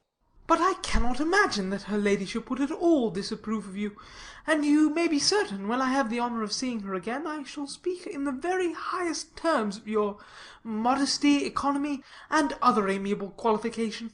"Indeed, Mr. Collins, all praise of me will be unnecessary. You must give me leave to judge for myself, and pay me the compliment of believing what I say. I wish you very happy and very rich, and by refusing your hand, do all in my power to prevent your being otherwise. In making me the offer, you must have satisfied the delicacy of your feelings with regard to my family, and may take possession of Longbourn estate whenever it falls, without any self-reproach. This matter may be considered, therefore, as finally settled." And rising as she thus spoke, she would have quitted the room, had Mr. Collins not thus addressed her. "When I do myself the honour of speaking to you next on the subject, I shall hope to receive a more favourable answer than you have now given me, though I am far from accusing you of cruelty at present, because I know it to be the established custom of your sex to reject a man on the first application, and perhaps you have even now said as much to encourage my suit as would be consistent with the true delicacy of the female character." "Really, Mr. Collins," cried Elizabeth, with some warmth, "you puzzle me exceedingly. If what I have hitherto said can appear to you in the form of encouragement, I know not how to express my refusal in such a way as to convince you of its being one." "You must give me leave to flatter myself, my dear cousin, that your refusal of my addresses is merely words, of course. My reasons for believing it are briefly these. It does not appear to me that my hand is unworthy your acceptance, or that the establishment I can offer would be any other than highly desirable. My situation in life, my connections with the family of de Bourgh, and my relationship to your own, are circumstances highly in my favour, and you should take it into further consideration that in spite of your manifold attractions, it is by no means certain that another offer of marriage may ever be made to you. Your portion is unhappily so small that it will in all likelihood undo the effects of your loveliness and amiable qualifications. As I must therefore conclude that you are not serious in your rejection of me, I shall choose to attribute it to your wish of increasing my love by suspense, according to the usual practice of elegant females. I do assure you, sir, that I have no pretensions whatever to that kind of elegance which consists in tormenting a respectable man. I would rather be paid the compliment of being believed sincere. I thank you again and again for the honour you have done me in your proposals, but to accept them is absolutely impossible. My feelings in every respect forbid it. Can I speak plainer? Do not consider me now as an elegant female intending to plague you, but as a rational creature speaking the truth from her heart. You are uniformly charming, cried he, with an air of awkward gallantry. And I am persuaded that, when sanctioned by the express authority of both your excellent parents, my proposals will not fail of being acceptable. To such perseverance in wilful self-deception Elizabeth would make no reply, and immediately and in silence withdrew, determined, if he persisted in considering her repeated refusals as flattering encouragement, to apply to her father, whose negative might be uttered in such a manner as to be decisive, and whose behaviour at least could not be mistaken for the affectation and coquetry of an elegant female. Chapter 19.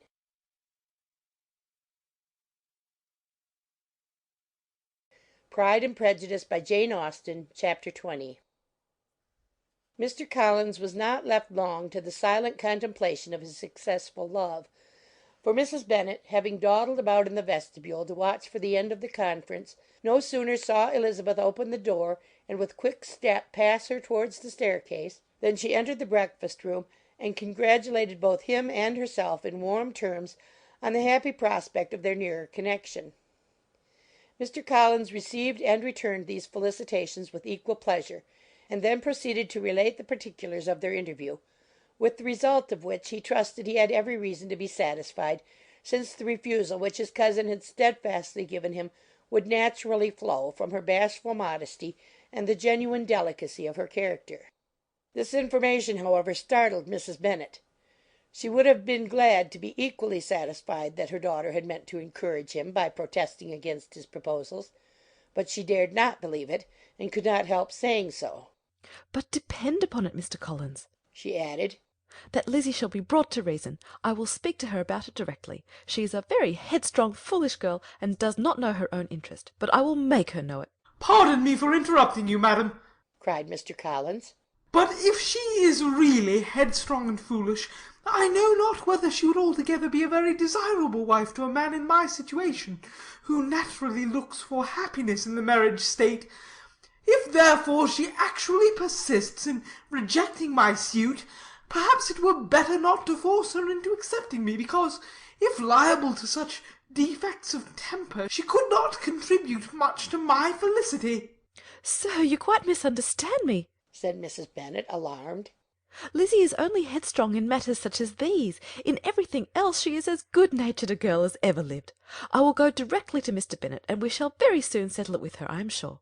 She would not give him time to reply, but hurrying instantly to her husband, called out as she entered the library, "Oh, Mr. Bennet, you are wanted immediately. We are all in an uproar. You must come and make Lizzie marry Mr. Collins, for she vows she will not have him, and if you do not make haste he will change his mind, and not have her." Mr. Bennet raised his eyes from his book as she entered, and fixed them on her face with a calm unconcern which was not in the least altered by her communication. "I have not the pleasure of understanding you," said he, when she had finished her speech. "Of what are you talking?" "Of Mr. Collins and Lizzie. Lizzie declares she will not have Mr. Collins, and Mr. Collins begins to say that he will not have Lizzie." "And what am I to do on the occasion? It seems a hopeless business." "Speak to Lizzie about it yourself. Tell her that you insist upon her marrying him." "Let her be called down. She shall hear my opinion." Mrs. Bennet rang the bell, and Miss Elizabeth was summoned to the library. "Come here, child," cried her father as she appeared. "I have sent for you on an affair of importance. I understand that Mr. Collins has made you an offer of marriage. Is it true?" Elizabeth replied that it was. "Very well. And this offer of marriage you have refused?" "I have, sir." "Very well. We now come to the point. Your mother insists upon your accepting it. Is it not so, Mrs. Bennet? Yes, or I will never see her again. An unhappy alternative is before you, Elizabeth. From this day you must be a stranger to one of your parents. Your mother will never see you again if you do not marry Mr. Collins, and I will never see you again if you do." Elizabeth could not but smile at such a conclusion of such a beginning; but Mrs. Bennet, who had persuaded herself that her husband regarded the affair as she wished, was excessively disappointed. "What do you mean, Mr. Bennet, in talking this way? You promised me to insist upon her marrying him." "My dear," replied her husband, "I have two small favours to request. First, that you will allow me the free use of my understanding on the present occasion, and secondly, of my room. I shall be glad to have the library to myself as soon as may be." Not yet, however, in spite of her disappointment in her husband, did Mrs. Bennet give up the point. She talked to Elizabeth again and again, coaxed and threatened her by turns. She endeavoured to secure Jane in her interest, but Jane, with all possible mildness, declined interfering, and Elizabeth, sometimes with real earnestness and sometimes with playful gaiety, replied to her attacks. Though her manner varied, however, her determination never did. Mr. Collins, meanwhile, was meditating in solitude on what had passed. He thought too well of himself to comprehend on what motives his cousin could refuse him, and though his pride was hurt, he suffered in no other way. His regard for her was quite imaginary, and the possibility of her deserving her mother's reproach prevented his feeling any regret. While the family were in this confusion, Charlotte Lucas came to spend the day with them. She was met in the vestibule by Lydia, who, flying to her, cried in a half whisper, "I am glad you are calm, for there is such fun here. What do you think has happened this morning? Mr. Collins has made an offer to Lizzie, and she will not have him." Charlotte hardly had time to answer before they were joined by Kitty, who came to tell the same news, and no sooner had they entered the breakfast-room, where Mrs. Bennet was alone, than she likewise began on the subject, calling on Miss Lucas for her compassion, and entreating her to persuade her friend Lizzie to comply with the wishes of all her family. "Pray do, my dear Miss Lucas," she added in a melancholy tone, "for nobody is on my side. Nobody takes part with me. I am cruelly used. Nobody feels for my poor nerves." Charlotte's reply was spared by the entrance of Jane and Elizabeth. "Ay, there she comes," continued Mrs. Bennet, "looking as unconcerned as may be, and caring no more for us than if we were at York, provided she can have her own way. But I tell you, Miss Lizzie, if you take it into your head to go on refusing every offer of marriage in this way, you will never get a husband at all, and I am sure I do not know who is to maintain you when your father is dead. I shall not be able to keep you, and so I warn you, I have done with you from this very day. I told you in the library, you know, that I should never speak to you again, and you will find me as good as my word. I have no pleasure in talking to undutiful children.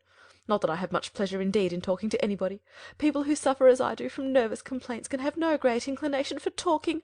Nobody can tell what I suffer, but it is always so. Those who do not complain are never pitied." Her daughters listened in silence to this effusion, sensible that any attempt to reason with her or soothe her would only increase the irritation. She talked on, therefore, without interruption from any of them, till they were joined by Mr. Collins, who entered the room with an air more stately than usual, and on perceiving whom, she said to the girls, "Now I do insist upon it that you, all of you, hold your tongues, and let me and Mr. Collins have a little conversation together." Elizabeth passed quietly out of the room. Jane and Kitty followed, but Lydia stood her ground, determined to hear all she could; and Charlotte, detained first by the civility of Mr. Collins, whose inquiries after herself and all her family were very minute, and then by a little curiosity, satisfied herself with walking to the window and pretending not to hear. In a doleful voice Mrs. Bennet began the projected conversation. "Oh, Mr. Collins!" "My dear madam," replied he, "let us be for ever silent on this point. Far be it from me," he presently continued, in a voice that marked his displeasure, "to resent the behaviour of your daughter. Resignation to inevitable evils is the evil duty of us all, the peculiar duty of a young man who has been so fortunate as I have been in early preferment, and I trust I am resigned. Perhaps not the less so from my feeling a doubt of my positive happiness had my fair cousin honoured me with her hand, For I have often observed that resignation is never so perfect as when the blessing denied begins to lose somewhat of its value in our estimation. You will not, I hope, consider me as showing any disrespect to your family, my dear madam, by thus withdrawing my pretensions to your daughter's favour, without having paid yourself and Mr. Bennet the compliment of requesting you to interpose your authority in my behalf. My conduct may, I fear, be objectionable in having accepted my dismission from your daughter's lips instead of your own. But we are all liable to error. I have certainly meant well through the whole affair. My object has been to secure an amiable companion for myself, with due consideration for the advantage of all your family. And if my manner has been at all reprehensible, I here beg leave to apologize. End of chapter 20.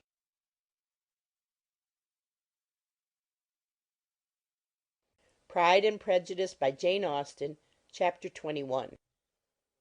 The discussion of Mr. Collins's offer was now nearly at an end, and Elizabeth had only to suffer from the uncomfortable feelings necessarily attending it, and occasionally from some peevish allusions of her mother.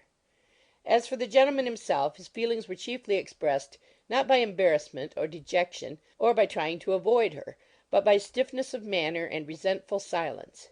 He scarcely ever spoke to her, and the assiduous attentions which he had been so sensible of himself were transferred for the rest of the day to Miss Lucas, whose civility in listening to him was a seasonable relief to them all, and especially to her friend. The morrow produced no abatement of Mrs. Bennet's ill humour or ill health. Mr. Collins was also in the same state of angry pride. Elizabeth had hoped that his resentment might shorten his visit, but his plan did not appear in the least affected by it. He was always to have gone on Saturday, and to Saturday he meant to stay. After breakfast the girls walked to Meryton to inquire if Mr. Wickham were returned, and to lament over his absence from the Netherfield ball. He joined them on their entering the town, and attended them to their aunt's, where his regret and vexation, and the concern of everybody, was well talked over. To Elizabeth, however, he voluntarily acknowledged that the necessity of his absence had been self-imposed. I found, said he, that as the time drew near that I had better not meet Mr. Darcy, that to be in the same room, the same party with him for so many hours together, might be more than I could bear, and that scenes might arise unpleasant to more than myself. She highly approved his forbearance, and they had leisure for a full discussion of it, and for all the commendation which they civilly bestowed on each other, as Wickham and another officer walked back with them to Longbourn, and during the walk he particularly attended to her. His accompanying them was a double advantage. She felt all the compliment it offered to herself, and it was most acceptable as an occasion of introducing him to her father and mother. Soon after their return a letter was delivered to Miss Bennet. It came from Netherfield. The envelope contained a sheet of elegant little hot-pressed paper, well covered with a lady's fair flowing hand, and Elizabeth saw her sister's countenance change as she read it, and saw her dwelling intently on some particular passages. Jane recollected herself soon, and putting the letter away tried to join with her usual cheerfulness in the general conversation. But Elizabeth felt an anxiety on the subject which drew off her attention even from Wickham, and no sooner had he and his companion taken leave than a glance from Jane invited her to follow her upstairs. When they had gained their own room, Jane, taking out the letter, said, "This is from Caroline Bingley. What it contains has surprised me a good deal. The whole party have left Netherfield by this time, and are on their way to town, and without any intention of coming back again. You shall hear what she says." She then read the first sentence aloud, which comprised the information of their having just resolved to follow their brother to town directly, and of their meeting to dine in Grosvenor Street, where Mr. Hurst had a house. The next was in these words: I do not pretend to regret anything I shall leave in Hertfordshire, except your society, my dearest friend. But we will hope at some future period to enjoy many returns of that delightful intercourse we have known, and in the meanwhile may lessen the pain of separation by a very frequent and most unreserved correspondence. I depend on you for that. To these high-flown expressions Elizabeth listened with all the insensibility of distrust. and though the suddenness of their removal surprised her, she saw nothing in it really to lament. It was not to be supposed that their absence from Netherfield would prevent Mr. Bingley's being there; and as to the loss of their society, she was persuaded that Jane must cease to regard it in the enjoyment of his. "It is unlucky," said she, after a short pause, "that you should not be able to see your friends before they leave the country. But may we not hope that the period of future happiness to which Miss Bingley looks forward may arrive earlier than she is aware, and that the delightful intercourse you have known as friends will be renewed with yet greater satisfaction as sisters? Mr. Bingley will not be detained in London by them." Caroline decidedly says that none of the party will return into Hertfordshire this winter. I will read it to you. When my brother left us yesterday, he imagined that the business which took him to London might be concluded in 3 or 4 days. But as we are certain it cannot be so, and at the same time convinced that when Charles gets to town he will be in no hurry to leave it again, we have determined on following him thither, that he may not be obliged to spend his vacant hours in a comfortless hotel. Many of my acquaintances are already there for the winter. I wish that I could hear that you, my dearest friend, had any intention of making one of the crowd, but of that I despair. I sincerely hope your Christmas in Hertfordshire may abound in the gaieties which that season generally brings, and that your beaux will be so numerous as to prevent your feeling the last of the 3 of whom we shall deprive you. It is evident by this, added Jane, that he comes back no more this winter. It is only evident that Miss Bingley does not mean that he should. Why will you think so? It must be his own doing. He is his own master. But you do not know all. I will read you the passage which particularly hurts me. I will have no reserves from you. Mr. Darcy is impatient to see his sister, and, to confess the truth, we are scarcely less eager to meet her again. I really do not think Georgiana Darcy has her equal for beauty, elegance, and accomplishments, and the affection she inspires in Louisa and myself is heightened into something still more interesting, from the hope we dare entertain of her being hereafter our sister.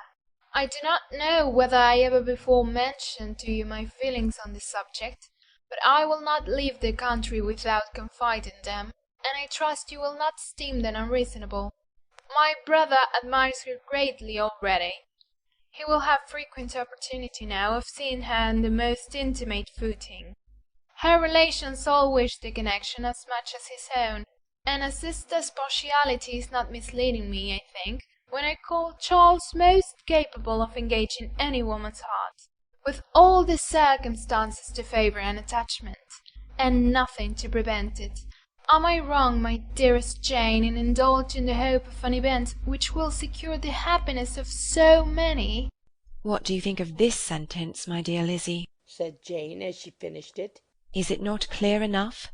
Does it not expressly declare that Caroline neither expects nor wishes me to be her sister, that she is perfectly convinced of her brother's indifference, and that if she suspects the nature of my feelings for him, she means most kindly to put me on my guard?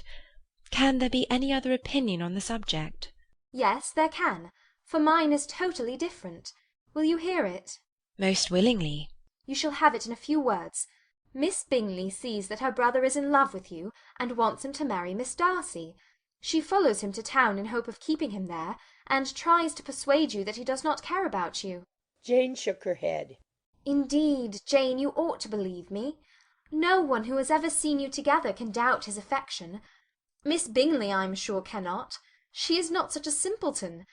Could she have seen half as much love in Mr. Darcy for herself, she would have ordered her wedding clothes. But the case is this. We are not rich enough or grand enough for them, and she is the more anxious to get Miss Darcy for her brother, from the notion that when there has been one intermarriage, she may have less trouble in achieving a second, in which there is certainly some ingenuity, and I dare say it would succeed if Mr. Berg were out of the way. But, my dearest Jane, you cannot seriously imagine that because Miss Bingley tells you her brother greatly admires Miss Darcy, he is in the smallest degree less sensible of your merit than when he took leave of you on Tuesday, or that it will be in her power to persuade him that, instead of being in love with you, he is very much in love with her friend. If we thought alike of Miss Bingley, replied Jane, your representation of all this might make me quite easy. But I know the foundation is unjust. Caroline is incapable of wilfully deceiving anyone, and all that I can hope in this case is that she is deceiving herself. That is right. You could not have started a more happy idea, since you will not take comfort in mine. Believe her to be deceived by all means. You have now done your duty by her, and must fret no longer.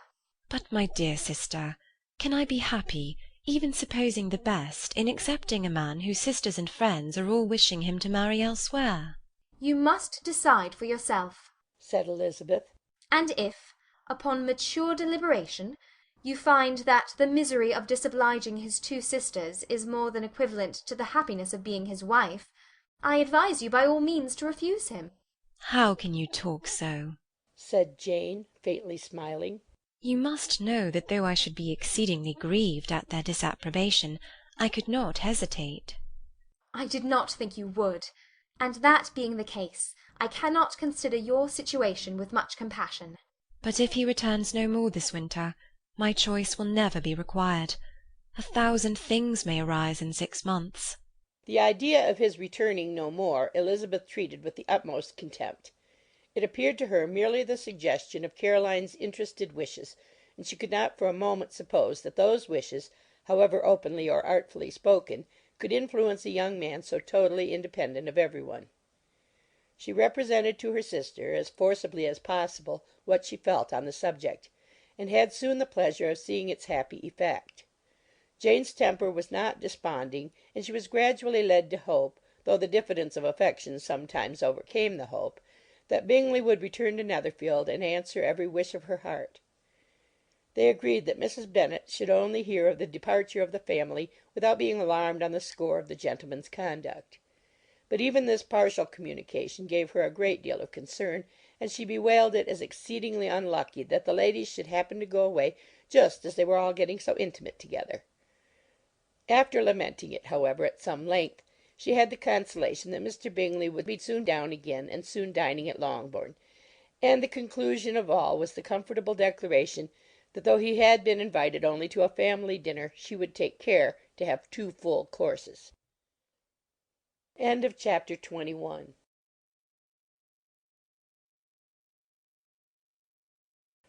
Pride and Prejudice by Jane Austen. Chapter 22. The Bennets were engaged to dine with the Lucases, and again, during the chief of the day, was Miss Lucas so kind as to listen to Mr. Collins. Elizabeth took an opportunity of thanking her. It keeps him in good humour, said she, and I am more obliged to you than I can express.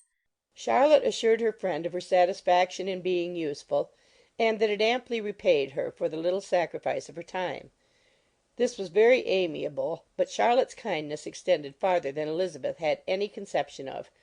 Its object was nothing else than to secure her from any return of Mr. Collins's addresses by engaging them towards herself. Such was Miss Lucas's scheme, and appearances were so favourable that when they parted at night she would have felt almost secure of success if he had not been to leave Hertfordshire so very soon. But here she did injustice to the fire and independence of his character, for it led him to escape out of Longbourn House the next morning with admirable slyness, and hasten to Lucas Lodge to throw himself at her feet. He was anxious to avoid the notice of his cousins, from a conviction that if they saw him depart they could not fail to conjecture his design, and he was not willing to have the attempt known till its success might be known likewise; for though feeling almost secure, and with reason, for Charlotte had been tolerably encouraging, he was comparatively diffident since the adventure of Wednesday. His reception, however, was of the most flattering kind. Miss Lucas perceived him from an upper window as he walked towards the house, and instantly set out to meet him accidentally in the lane. But little had she dared to hope that so much love and eloquence awaited her there.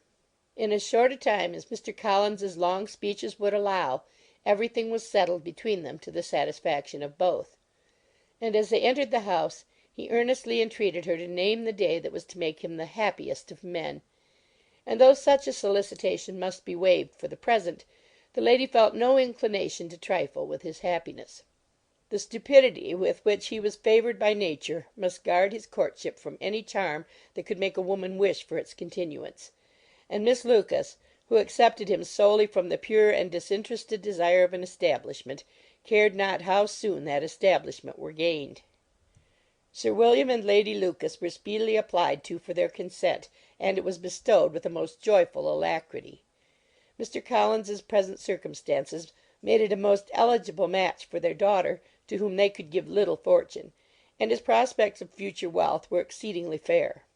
Lady Lucas began directly to calculate, with more interest than the matter had ever excited before, how many years longer Mr. Bennet was likely to live, and Sir William gave it as his decided opinion that whenever Mr. Collins should be in possession of the Longbourn estate, it would be highly expedient that both he and his wife should make their appearance at St. James's. The whole family, in short, were properly overjoyed on the occasion. The younger girls formed hopes of coming out a year or two sooner than they might otherwise have done, and the boys were relieved from their apprehension of Charlotte's dying an old maid. Charlotte herself was tolerably composed. She had gained her point, and had time to consider of it. Her reflections were in general satisfactory. Mr. Collins, to be sure, was neither sensible nor agreeable. His society was irksome, and his attachment to her must be imaginary; but still he would be her husband. Without thinking highly either of men or matrimony, marriage had always been her object. It was the only provision for well-educated young women of small fortune, and, however uncertain of giving happiness, must be their pleasantest preservative from want. This preservative she had now obtained, and at the age of 27, without having ever been handsome, she felt all the good luck of it. The least agreeable circumstance in the business was the surprise it must occasion to Elizabeth Bennet, whose friendship she valued beyond that of any other person. Elizabeth would wonder, and probably would blame her; and though her resolution was not to be shaken, her feelings must be hurt by such a disapprobation. She resolved to give her the information herself, and therefore charged Mr. Collins, when he returned to Longbourn to dinner, to drop no hint of what had passed before any of the family. A promise of secrecy was of course very dutifully given, but it could not be kept without difficulty, for the curiosity excited by his long absence burst forth in such very direct questions on his return as required some ingenuity to evade, and he was at the same time exercising great self-denial, for he was longing to publish his prosperous love.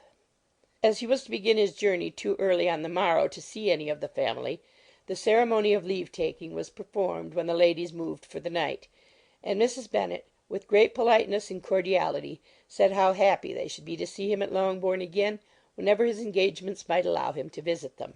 "My dear madam," he replied, "this invitation is particularly gratifying, because it is what I have been hoping to receive, and you may be very certain that I shall avail myself of it as soon as possible." They were all astonished, and Mr. Bennet, who could by no means wish for so speedy a return, immediately said, "But is there not danger of Lady Catherine's disapprobation here, my good sir? You had better neglect your relations than run the risk of offending your patroness." "My dear sir," replied Mr. Collins, "I am particularly obliged to you for this friendly caution, and you may depend upon my not taking so material a step without her ladyship's concurrence." "You cannot be too much upon your guard. Risk anything rather than her displeasure; and if you find it likely to be raised by your coming to us again, which I should think exceedingly probable, stay quietly at home, and be satisfied that we shall take no offence." "Believe me, my dear sir, my gratitude is warmly excited by such affectionate attention, and depend upon it you will speedily receive from me a letter of thanks for this, and for every other mark of your regard during my stay in Hertfordshire.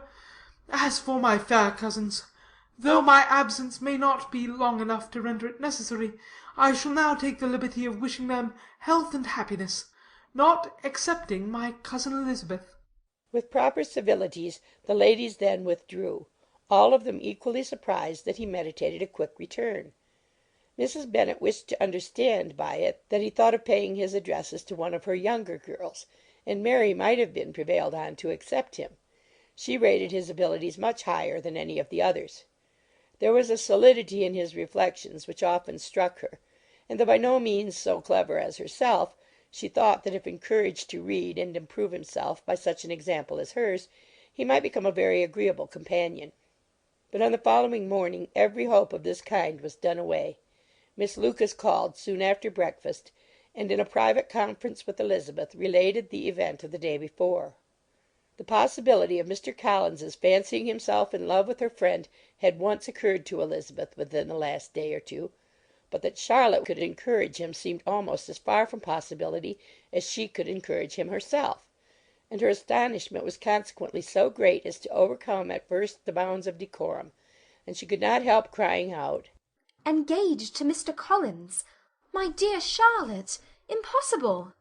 The steady countenance which Miss Lucas had commanded in telling her story gave way to a momentary confusion here on receiving so direct a reproach; though, as it was no more than she expected, she soon regained her composure, and calmly replied, "Why should you be surprised, my dear Eliza? Do you think it incredible that Mr. Collins should be able to procure any woman's good opinion because he was not so happy as to succeed with you?" But Elizabeth had now recollected herself, and making a strong effort for it, was able to assure, with tolerable firmness, that the prospect of their relationship was highly grateful to her, and that she wished her all imaginable happiness. "I see what you are feeling," replied Charlotte. "You must be surprised, very much surprised, so lately as Mr. Collins was wishing to marry you. But when you have had time to think it over, I hope you will be satisfied with what I have done. I am not romantic, you know. I never was. I ask only a comfortable home, and considering Mr. Collins's character, connection, and situation in life, I am convinced that my chance of happiness with him is as fair as most people can boast on entering the marriage state." Elizabeth quietly answered, "Undoubtedly." And after an awkward pause they returned to the rest of the family. Charlotte did not stay much longer, and Elizabeth was then left to reflect on what she had heard. It was a long time before she became at all reconciled to the idea of so unsuitable a match. The strangeness of Mr. Collins's making two offers of marriage within 3 days was nothing in comparison of his being now accepted. She had always felt that Charlotte's opinion of matrimony was not exactly like her own, but she had not supposed it to be possible that when called into action she would have sacrificed every better feeling to worldly advantage. Charlotte, the wife of Mr. Collins, was a most humiliating picture; and to the pang of a friend disgracing herself and sunk in her esteem was added the distressing conviction that it was impossible for that friend to be tolerably happy in the lot she had chosen. Chapter 23.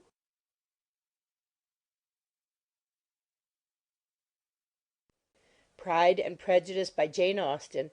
Chapter 23. Elizabeth was sitting with her mother and sisters, reflecting on what she had heard, and doubting whether she was authorized to mention it, when Sir William Lucas himself appeared, sent by his daughter, to announce her engagement to the family. With many compliments to them, and much self-gratulation on the prospect of a connection between the houses, he unfolded the matter to an audience not merely wondering, but incredulous; for Mrs. Bennet, with more perseverance than politeness, protested he must be entirely mistaken, and Lydia, always unguarded and often uncivil, boisterously exclaimed, "Good Lord! Sir William, how can you tell such a story? Do you not know that Mr. Collins wants to marry Lizzie?" Nothing less than the complaisance of a courtier could have borne without anger such treatment, but Sir William's good breeding carried him through it all, and though he begged leave to be positive as to the truth of his information, he listened to all their impertinence with the most forbearing courtesy. Elizabeth, feeling it incumbent on her to relieve him from so unpleasant a situation, now put herself forward to confirm his account, by mentioning her prior knowledge of it from Charlotte herself, and endeavoured to put a stop to the exclamations of her mother and sisters by the earnestness of her congratulations to Sir William, in which she was readily joined by Jane, and by making a variety of remarks on the happiness that might be expected from the match, the excellent character of Mr. Collins, and the convenient distance of Hunsford from London. Mrs. Bennet was, in fact, too much overpowered to say a great deal while Sir William remained; but no sooner had he left them than her feelings found a rapid vent. In the first place, she persisted in disbelieving the whole of the matter. Secondly, she was very sure that Mr. Collins had been taken in. Thirdly, She trusted that they would never be happy together, and fourthly, that the match might be broken off. Two inferences, however, were plainly deduced from the whole: one, that Elizabeth was the real cause of the mischief, and the other that she herself had been barbarously misused by them all. And on these two points she principally dwelt during the rest of the day. Nothing could console and nothing could appease her, nor did that day wear out her resentment. A week elapsed before she could see Elizabeth without scolding her. A month passed away before she could speak to Sir William or Lady Lucas without being rude, and many months were gone before she could at all forgive their daughter. Mr. Bennet's emotions were much more tranquil on the occasion, and such as he did experience he pronounced to be of a most agreeable sort, for it gratified him, he said, to discover that Charlotte Lucas, whom he had been used to think tolerably sensible, was as foolish as his wife and more foolish than his daughter. Jane confessed herself a little surprised at the match, but she said less of her astonishment than of her earnest desire for their happiness. Nor could Elizabeth persuade her to consider it as improbable. Kitty and Lydia were far from envying Miss Lucas, for Mr. Collins was only a clergyman, and it affected them in no other way than as a piece of news to spread at Meryton. Lady Lucas could not be insensible of triumph on being able to retort on Mrs. Bennet the comfort of having a daughter well married, and she called at Longbourn rather oftener than usual to say how happy she was, though Mrs. Bennet's sour looks and ill-natured remarks might have been enough to drive happiness away. Between Elizabeth and Charlotte there was a restraint which kept them mutually silent on the subject, and Elizabeth felt persuaded that no real confidence could ever subsist between them again. Her disappointment in Charlotte made her turn with fonder regard to her sister, of whose rectitude and delicacy she was sure her opinion could never be shaken, and for whose happiness she grew daily more anxious, as Bingley had now been gone a week, and nothing more was heard of his return. Jane had sent Caroline an early answer to her letter, and was counting the days till she might reasonably hope to hear again. The promised letter of thanks from Mr. Collins arrived on Tuesday, addressed to their father, and written with all the solemnity of gratitude which a 12-months' abode in the family might have prompted.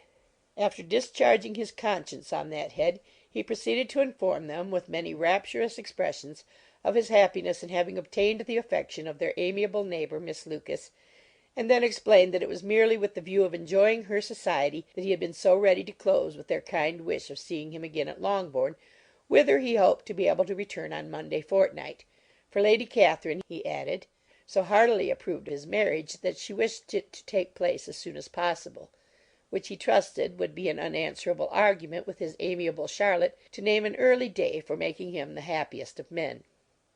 Mr. Collins's return into Hertfordshire was no longer a matter of pleasure to Mrs. Bennet.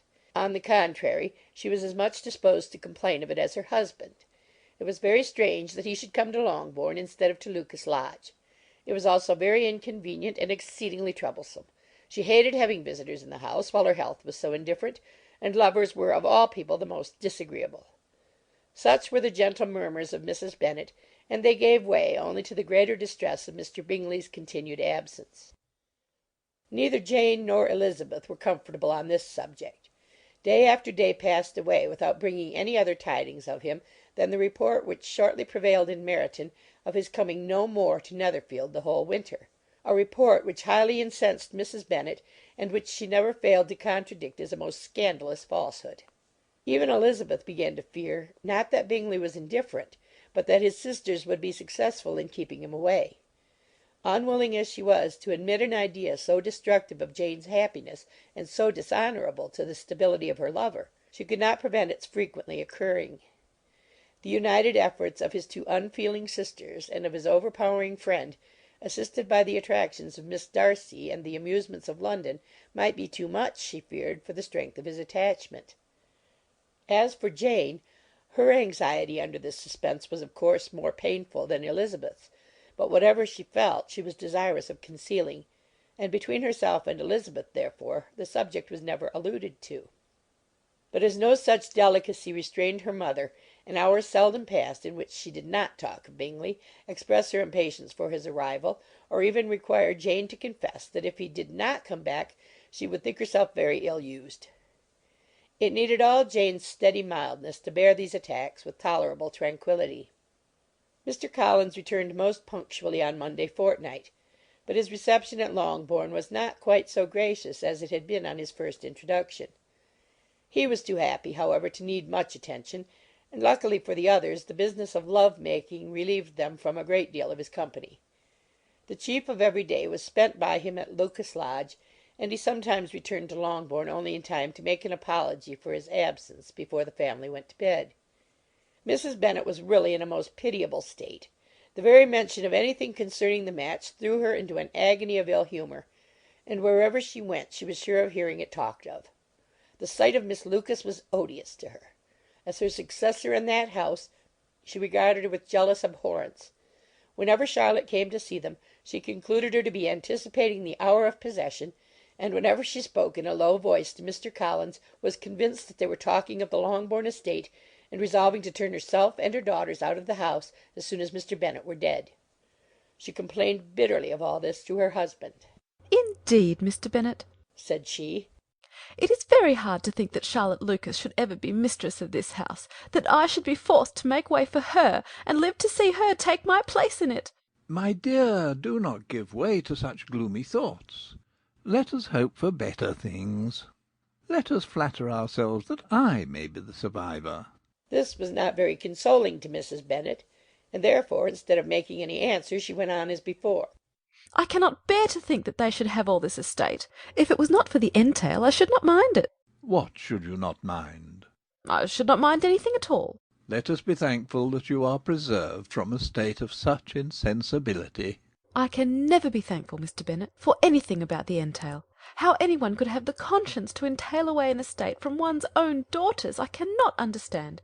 And all for the sake of Mr. Collins, too. Why should he have it more than anybody else?" I leave it to yourself to determine, said Mr. Bennet. End of chapter 23.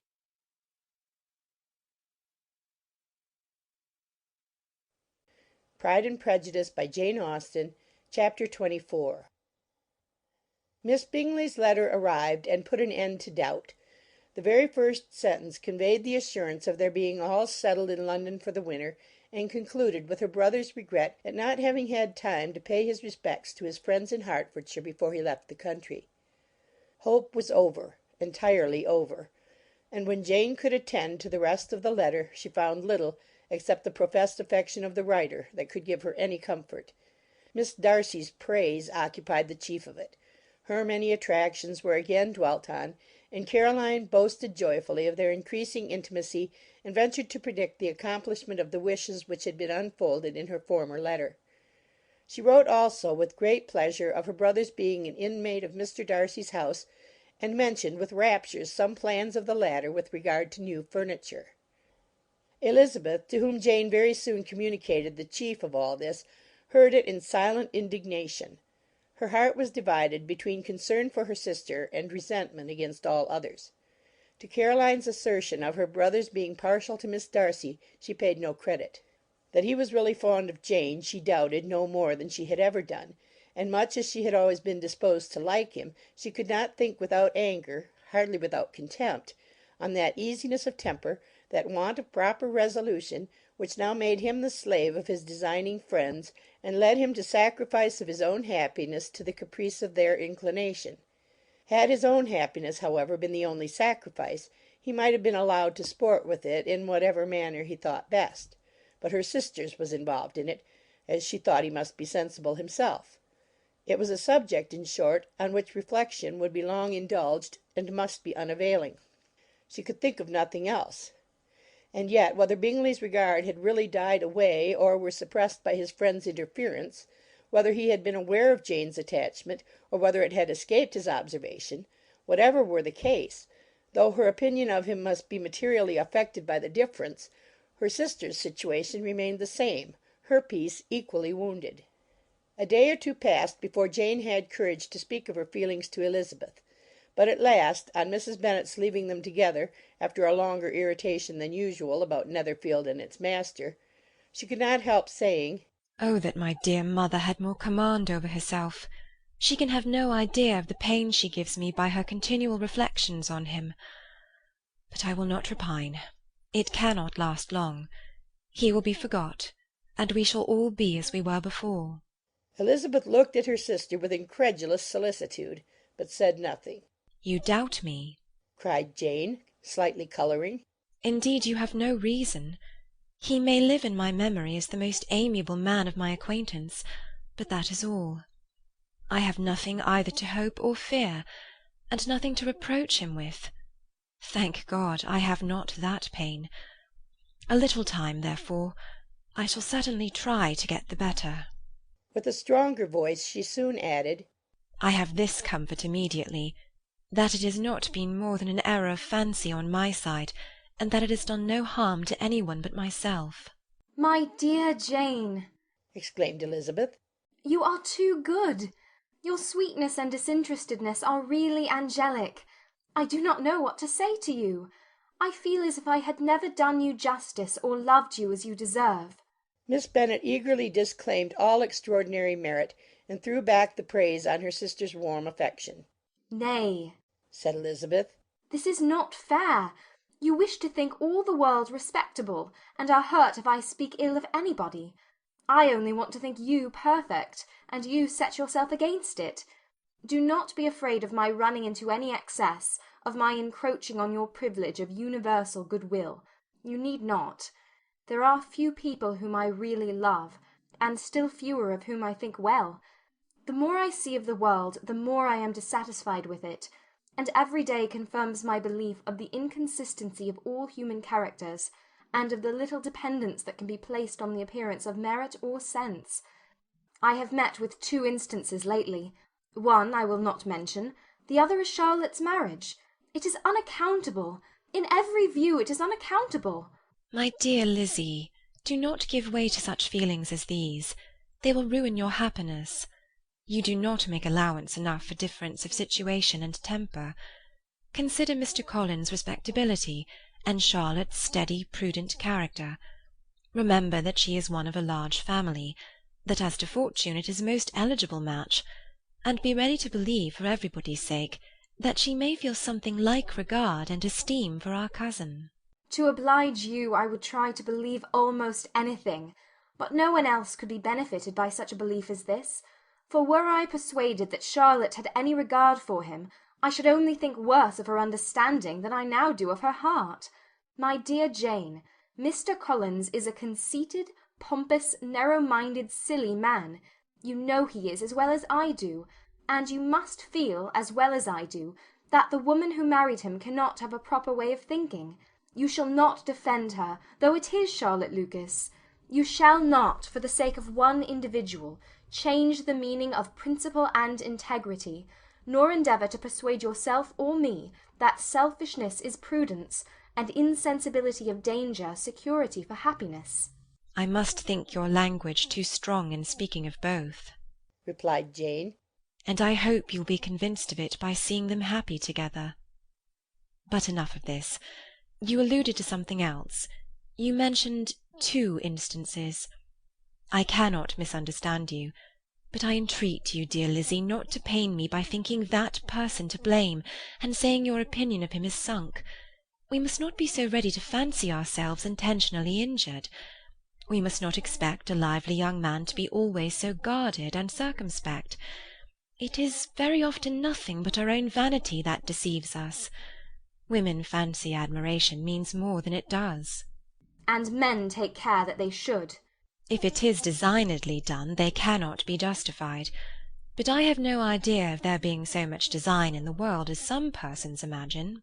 I am far from attributing any part of Mr. Bingley's conduct to design, said Elizabeth. But without scheming to do wrong, or to make others unhappy, there may be error, and there may be misery. Thoughtlessness, want of attention to other people's feelings, and want of resolution will do the business. And do you impute it to either of those? Yes, to the last. But if I go on, I shall displease you by saying what I think of persons you esteem. Stop me whilst you can. You persist, then, in supposing his sisters influence him? Yes, in conjunction with his friend. I cannot believe it. Why should they try to influence him? They can only wish his happiness, and if he is attached to me, no other woman can secure it. Your first position is false. They may wish many things besides his happiness. They may wish his increase of wealth and consequence. They may wish him to marry a girl who has all the importance of money, great connections, and pride. Beyond a doubt they do wish him to choose Miss Darcy, replied Jane. But this may be from better feelings than you are supposing. They have known her much longer than they have known me. No wonder they love her better. But whatever may be their own wishes, it is very unlikely they should have opposed their brother's.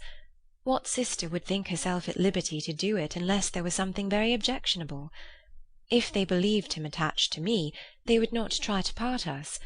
If he were so, they could not succeed. By supposing such an affection, you make everybody acting unnaturally and wrong, and me most unhappy. Do not distress me by the idea. I am not ashamed of having been mistaken, or at least it is light. It is nothing in comparison of what I should feel in thinking ill of him or his sisters. Let me take it in the best light, in the light in which it may be understood. Elizabeth could not oppose such a wish, and from this time Mr. Bingley's name was scarcely ever mentioned between them. Mrs. Bennet still continued to wonder and repine at his returning no more, and though a day seldom passed in which Elizabeth did not account for it clearly, there was little chance of her ever considering it with less perplexity. Her daughter endeavoured to convince her of what she did not believe herself, that his attentions to Jane had been merely the effect of a common and transient liking, which ceased when he saw her no more. But though the probability of the statement was admitted at the time, she had the same story to repeat every day. Mrs. Bennet's best comfort was that Mr. Bingley must be down again in the summer. Mr. Bennet treated the matter differently. "So, Lizzie," said he one day, "your sister is crossed in love, I find. I congratulate her. Next to being married, a girl likes to be crossed a little in love now and then. It is something to think of, and it gives her a sort of distinction among her companions. When it's your turn to come, you will hardly bear to be long outdone by Jane. Now is your time. Here are officers enough in Meryton to disappoint all the young ladies in the country. Let Wickham be your man. He's a pleasant fellow, and would jilt you creditably." Thank you, sir, but a less agreeable man would satisfy me. We must not all expect Jane's good fortune. "True," said Mr. Bennet.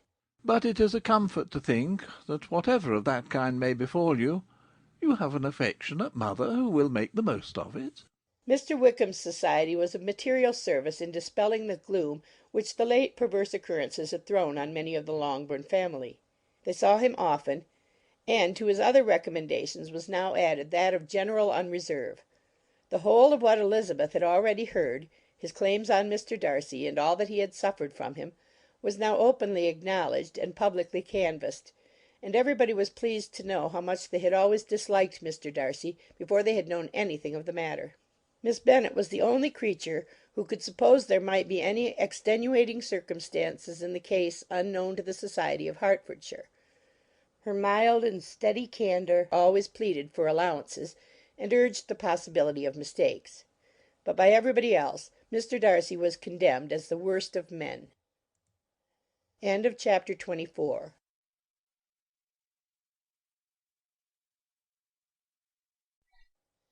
Pride and Prejudice by Jane Austen, Chapter 25.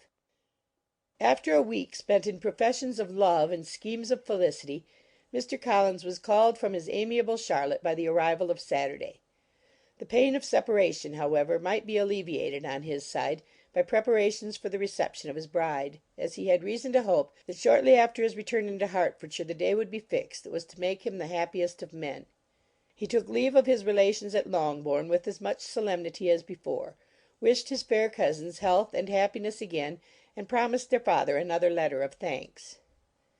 On the following Monday, Mrs. Bennet had the pleasure of receiving her brother and his wife, who came as usual to spend the Christmas at Longbourn. Mr. Gardiner was a sensible, gentlemanlike man, greatly superior to his sister, as well by nature as education. The Netherfield ladies would have had difficulty in believing that a man who lived by trade, and within view of his own warehouses, could have been so well bred and agreeable. Mrs. Gardiner, who was several years younger than Mrs. Bennet and Mrs. Phillips, was an amiable, intelligent, elegant woman, and a great favourite with all her Longbourn nieces. Between the two eldest and herself especially there subsisted a particular regard. They had frequently been staying with her in town. The first part of Mrs. Gardiner's business on her arrival was to distribute her presents and describe the newest fashions. When this was done she had a less active part to play. It became her turn to listen. Mrs. Bennet had many grievances to relate, and much to complain of. They had all been very ill used since she last saw her sister. Two of her girls had been upon the point of marriage, and after all there was nothing in it. I do not blame Jane, she continued, for Jane would have got Mr. Bingley if she could. But Lizzie, oh, sister, it is very hard to think that she might have been Mr. Collins's wife by this time, had it not been for her own perverseness. He made her an offer in this very room, and she refused him. The consequence of it is that Lady Lucas will have a daughter married before I have, and that the Longbourn estate is just as much entailed as ever. The Lucases are very artful people indeed, sister. They are all for what they can get. I am sorry to say it of them, but so it is. It makes me very nervous and poorly to be thwarted so in my own family, and to have neighbours who think of themselves before anybody else. However, your coming just at this time is the greatest of comforts, and I am very glad to hear what you tell us of long sleeves. Mrs. Gardiner, to whom the chief of this news had been given before in the course of Jane and Elizabeth's correspondence with her, made her sister a slight answer, and, in compassion to her nieces, turned the conversation. When alone with Elizabeth afterwards, she spoke more on the subject. "It seems likely to have been a desirable match for Jane," said she. "I am sorry it went off, but these things happen so often. A young man, such as you describe Mr. Bingley, so easily falls in love with a pretty girl for a few weeks, and when accident separates them, so easily forgets her, that these sort of inconsistencies are very frequent." "An excellent consolation in its way," said Elizabeth. "but it will not do for us. We do not suffer by accident.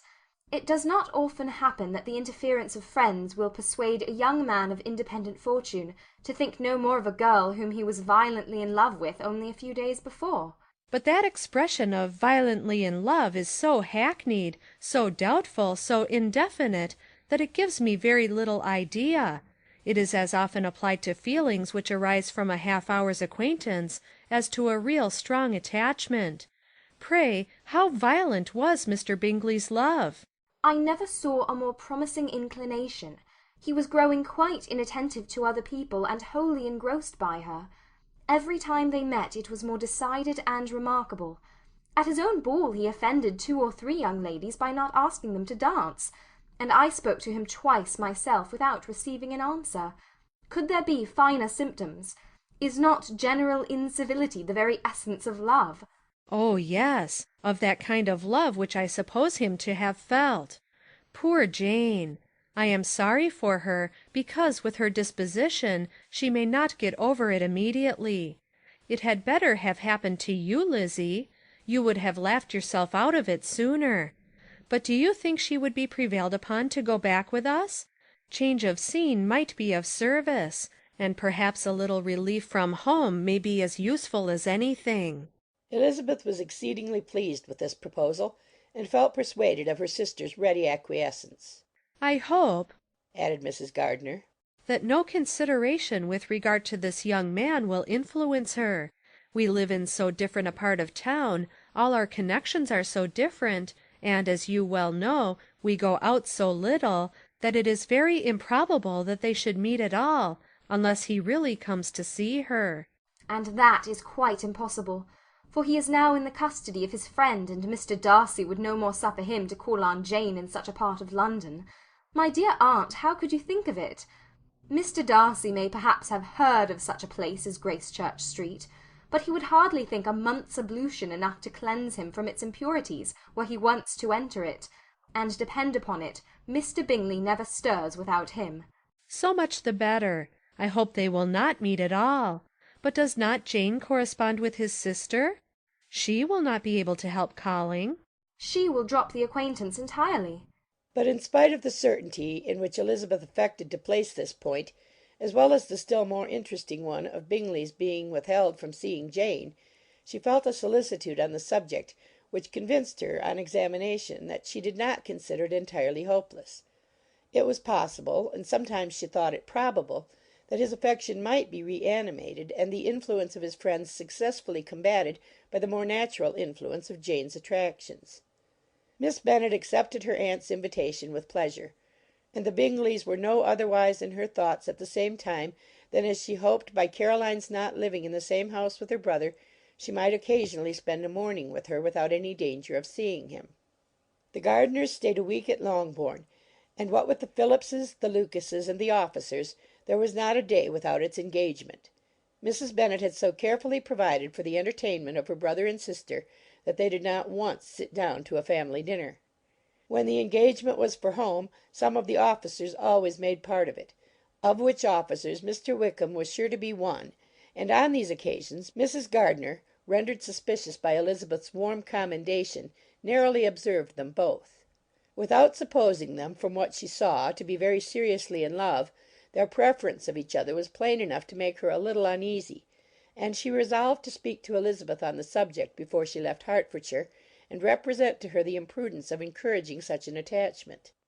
To Mrs. Gardiner Wickham had one means of affording pleasure, unconnected with his general powers. About 10 or a dozen years ago, before her marriage, she had spent a considerable time in that very part of Derbyshire to which he belonged. They had, therefore, many acquaintances in common, and though Wickham had been little there since the death of Darcy's father, it was yet in his power to give her fresher intelligence of her former friends than she had been in the way of procuring.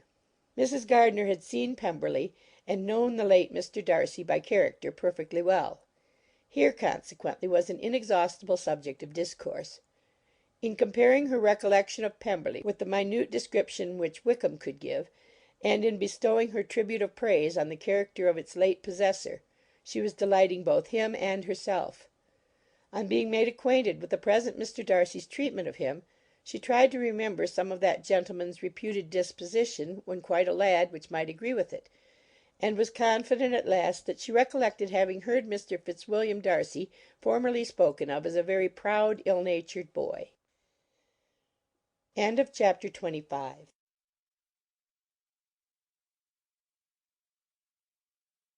Pride and Prejudice, by Jane Austen. Chapter 26. Mrs. Gardiner's caution to Elizabeth was punctually and kindly given on the first favourable opportunity of speaking to her alone.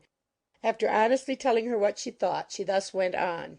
You are too sensible a girl, Lizzie, to fall in love merely because you are warned against it, and therefore I am not afraid of speaking openly. Seriously, I would have you be on your guard.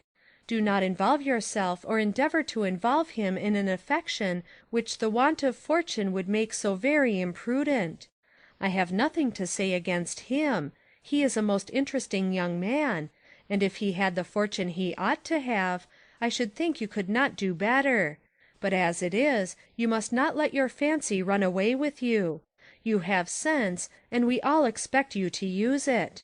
Your father would depend on your resolution and good conduct, I am sure. You must not disappoint your father. My dear aunt, this is being serious indeed. Yes, and I hope to engage you to be serious likewise. Well, then, you need not be under any alarm. I will take care of myself, and of Mr. Wickham too. He shall not be in love with me if I can prevent it.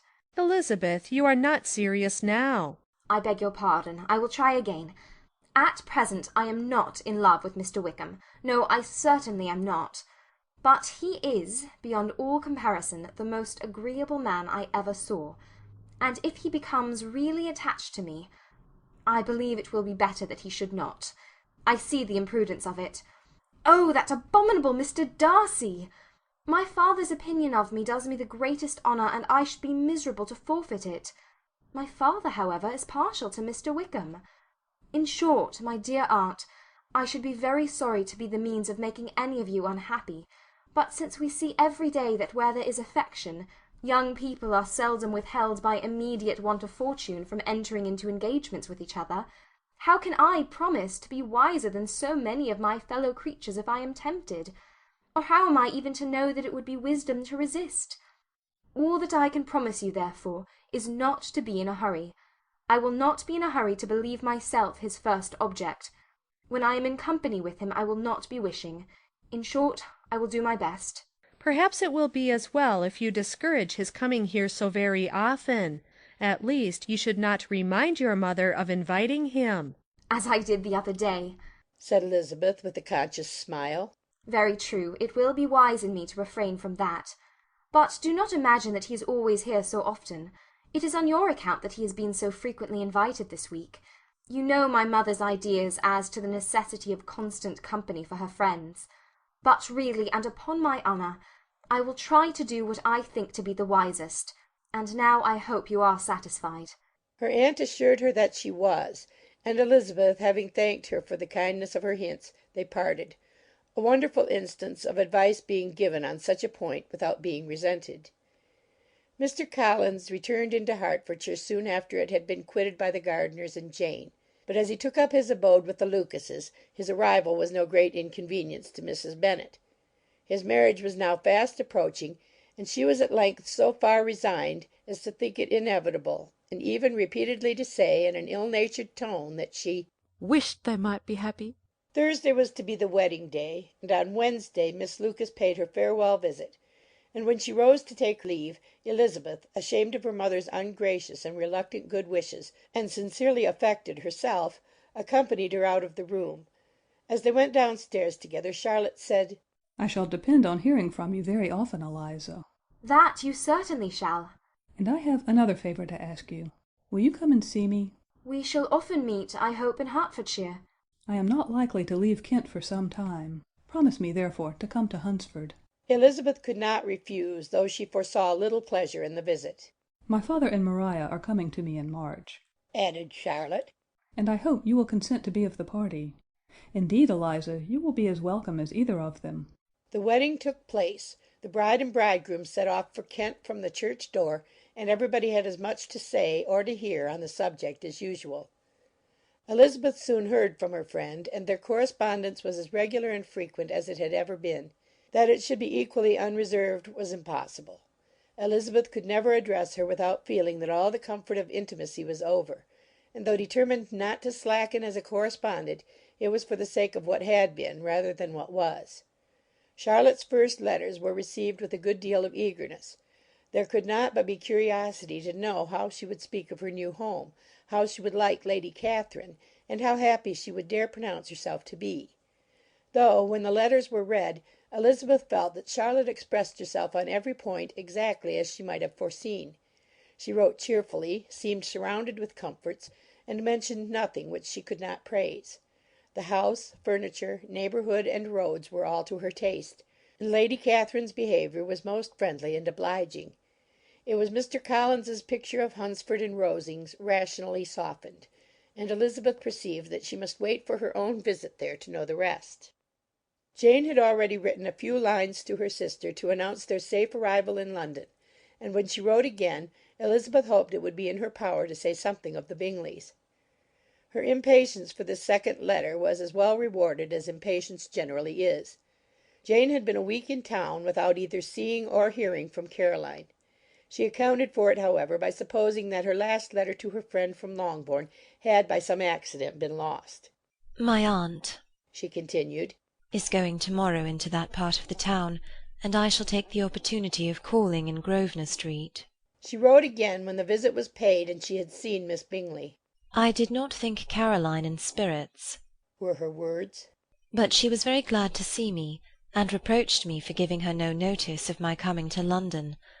I was right, therefore. My last letter had never reached her. I inquired after their brother, of course. He was well, but so much engaged with Mr. Darcy that they scarcely ever saw him. I found that Miss Darcy was expected to dinner. I wish I could see her. My visit was not long, as Caroline and Mrs. Hurst were going out. I dare say I shall see them soon here." Elizabeth shook her head over this letter. It convinced her that accident only could discover to Mr. Bingley her sister's being in town. 4 weeks passed away, and Jane saw nothing of him. She endeavoured to persuade herself that she did not regret it, but she could no longer be blind to Miss Bingley's inattention. After waiting at home every morning for a fortnight, and inventing every evening a fresh excuse for her, the visitor did at last appear. but the shortness of her stay, and yet more the alteration of her manner, would allow Jane to deceive herself no longer. The letter which she wrote on this occasion to her sister will prove what she felt. My dearest Lizzie will, I am sure, be incapable of triumphing in her better judgment at my expense, when I confess myself to have been entirely deceived in Miss Bingley's regard for me. But, my dear sister, though the event has proved you right, do not think me obstinate if I still assert that, considering what her behaviour was, my confidence was as natural as your suspicion. I do not at all comprehend her reason for wishing to be intimate with me, but if the same circumstances were to happen again, I am sure I should be deceived again. Caroline did not return my visit till yesterday, and not a note, not a line did I receive in the meantime. When she did come, it was very evident that she had no pleasure in it. She made a slight, formal apology for not calling before, said not a word of wishing to see me again, and was in every respect so altered a creature that when she went away I was perfectly resolved to continue the acquaintance no longer. I pity, though I cannot help blaming her. She was very wrong in singling me out as she did. I can safely say that every advance to intimacy began on her side. But I pity her, because she must feel that she has been acting wrong, and because I am very sure that anxiety for her brother is the cause of it. I need not explain myself farther, and though we know this anxiety to be quite needless, yet if she feels it, it will easily account for her behaviour to me. And so deservedly dear as he is to his sister, whatever anxiety she must feel on his behalf is natural and amiable. I cannot but wonder, however, at her having any such fears now, because if he had at all cared about me, we must have met long ago. He knows of my being in town, I am certain, from something she said herself, and yet it would seem, by her manner of talking, as if she wanted to persuade herself that he is really partial to Miss Darcy. I cannot understand it. If I were not afraid of judging harshly, I should be almost tempted to say there is a strong appearance of duplicity in all this. But I will endeavour to banish every painful thought, and think only of what will make me happy, your affection, and the invariable kindness of my dear uncle and aunt. Let me hear from you very soon. Miss Bingley said something of his never returning to Netherfield again, of giving up the house, but not with any certainty. We had better not mention it. I am extremely glad that you have had such pleasant accounts from our friends at Hunsford. Pray go to see them, with Sir William and Maria. I am sure you'll be very comfortable there. Yours, etc.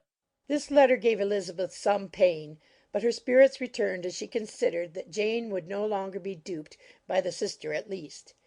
All expectation from the brother was now absolutely over. She would not even wish for a renewal of his attentions. His character sunk on every review of it, and as a punishment for him, as well as a possible advantage to Jane, she seriously hoped he might really soon marry Mr. Darcy's sister, as by Wickham's account she would make him abundantly regret what he had thrown away. Mrs. Gardiner about this time reminded Elizabeth of her promise concerning that gentleman, and required information; and Elizabeth had such to send as might rather give contentment to her aunt than to herself. His apparent partiality had subsided. His attentions were over. He was the admirer of some one else. Elizabeth was watchful enough to see it all, but she could see it and write of it without material pain. Her heart had been but slightly touched, and her vanity was satisfied with believing that she would have been his only choice had fortune permitted it. The sudden acquisition of £10,000 was the most remarkable charm of the young lady to whom he was now rendering himself agreeable. But Elizabeth, less clear-sighted perhaps in this case than in Charlotte's, did not quarrel with him for his wish of independence. Nothing, on the contrary, could be more natural; and while able to suppose that it cost him a few struggles to relinquish her, she was ready to allow it a wise and desirable measure for both, and could very sincerely wish him happy. All this was acknowledged to Mrs. Gardiner, and after relating the circumstances, she thus went on. I am now convinced, my dear aunt, that I have never been much in love, for had I really experienced that pure and elevating passion, I should at present detest his very name and wish him all manner of evil. But my feelings are not only cordial towards him, they are even impartial towards Miss King. I cannot find out that I hate her at all, or that I am in the least unwilling to think her a very good sort of girl. There can be no love in all this. My watchfulness has been effectual, and though I certainly should be a more interesting object to all my acquaintances were I distractedly in love with him, I cannot say that I regret my comparative insignificance. Importance may sometimes be purchased too dearly. Kitty and Lydia take his defection much more to heart than I do. They are young in the ways of the world, and not yet open to the mortifying conviction that handsome young men must have something to live on as well as the plain. End of chapter 26.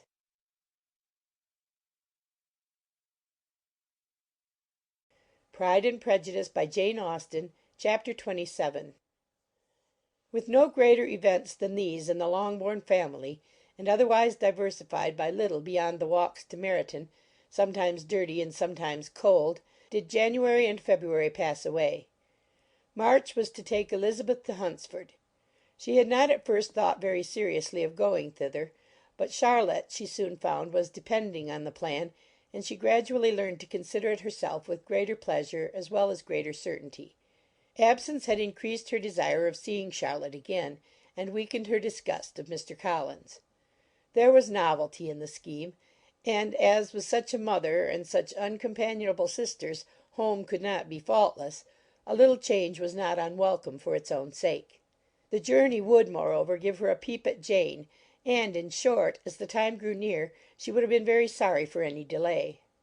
Everything, however, went on smoothly, and was finally settled according to Charlotte's first sketch. She was to accompany Sir William and his second daughter. The improvement of spending a night in London was added in time, and the plan became perfect as plan could be. The only pain was in leaving her father, who would certainly miss her, and who, when it came to the point, so little liked her going that he told her to write to him and almost promised to answer her letter. The farewell between herself and Mr. Wickham was perfectly friendly, on his side even more. His present pursuit could not make him forget that Elizabeth had been the first to excite and to deserve his attention, the first to listen and to pity, the first to be admired. And in his manner of bidding her adieu, wishing her every enjoyment, reminding her of what she was to expect in Lady Catherine de Bourgh, and trusting their opinion of her, their opinion of everybody, would always coincide, there was a solicitude, an interest which she felt must ever attach her to him with a most sincere regard. And she parted from him convinced that, whether married or single, he must always be her model of the amiable and pleasing. Her fellow travellers the next day were not of a kind to make her think him less agreeable. Sir William Lucas and his daughter Maria, a good-humoured girl, but as empty-headed as himself, had nothing to say that could be worth hearing, and were listened to with about as much delight as the rattle of the chaise. Elizabeth loved absurdities, but she had known Sir William's too long. He could tell her nothing new of the wonders of his presentation and knighthood, and his civilities were worn out, like his information. It was a journey of only 24 miles, and they began it so early as to be in Gracechurch Street by noon. As they drove to Mr. Gardiner's door, Jane was at a drawing-room window watching their arrival. When they entered the passage, she was there to welcome them, and Elizabeth, looking earnestly in her face, was pleased to see it healthful and lovely as ever. On the stairs were a troop of little boys and girls, whose eagerness for their cousin's appearance would not allow them to wait in the drawing-room, and whose shyness, as they had not seen her for a twelvemonth, prevented their coming lower. All was joy and kindness. The day passed most pleasantly away, the morning in bustle and shopping, and the evening at one of the theatres. Elizabeth then contrived to sit by her aunt. Their first object was her sister, and she was more grieved than astonished to hear, in reply to her minute inquiries, that though Jane always struggled to support her spirits, there were periods of dejection. It was reasonable, however, to hope that they would not continue long.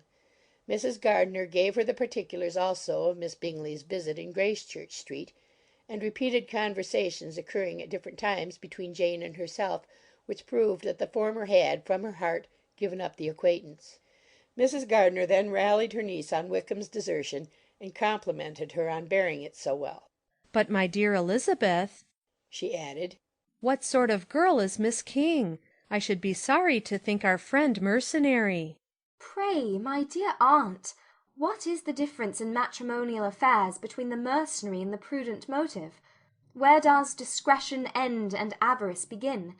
Last Christmas you were afraid of his marrying me because it would be imprudent, and now, because he is trying to get a girl with only £10,000, you want to find out that he is mercenary. If you will only tell me what sort of girl Miss King is, I shall know what to think. She is a very good kind of girl, I believe. I know no harm of her. But he paid her not the smallest attention till her grandfather's death made her mistress of this fortune. No, why should he? If it were not allowable for him to gain my affections because I had no money, what occasion could there be for making love to a girl whom he did not care about and who was equally poor? But there seems an indelicacy in directing his attentions towards her so soon after this event. A man in distressed circumstances has not time for all those elegant decorums which other people may observe. If she does not object to it, why should we? Her not objecting does not justify him. It only shows her being deficient in something herself, sense or feeling. Well, cried Elizabeth, have it as you choose. He shall be mercenary, and she shall be foolish. No, Lizzie, that is what I do not choose. I should be sorry, you know, to think ill of a young man who has lived so long in Derbyshire. Oh, if that is all, I have a very poor opinion of young men who live in Derbyshire, and their intimate friends who live in Hertfordshire are not much better. I am sick of them all. Thank heaven I am going to-morrow, where I shall find a man who has not one agreeable quality, who has neither manner nor sense to recommend him. Stupid men are the only ones worth knowing after all. Take care, Lizzie, that speech savours strongly of disappointment. Before they were separated by the conclusion of the play, she had the unexpected happiness of an invitation to accompany her uncle and aunt in a tour of pleasure which they proposed taking in the summer. We have not determined how far it shall carry us, said Mrs. Gardiner. But perhaps to the lakes. No scheme could have been more agreeable to Elizabeth, and her acceptance of the invitation was most ready and grateful. Oh, my dear, dear aunt, she rapturously cried. What delight! What felicity! You give me fresh life and vigour. Adieu to disappointment and spleen. What are young men to rocks and mountains? Oh, what hours of transport we shall spend! And when we do return, it shall not be like other travellers without being able to give one accurate idea of anything. We will know where we have gone. We will recollect what we have seen. Lakes, mountains, and rivers shall not be jumbled together in our imaginations, nor, when we attempt to describe any particular scene, will we begin quarrelling about its relative situation. Let our first effusions be less insupportable than those of the generality of travellers. End of chapter 27.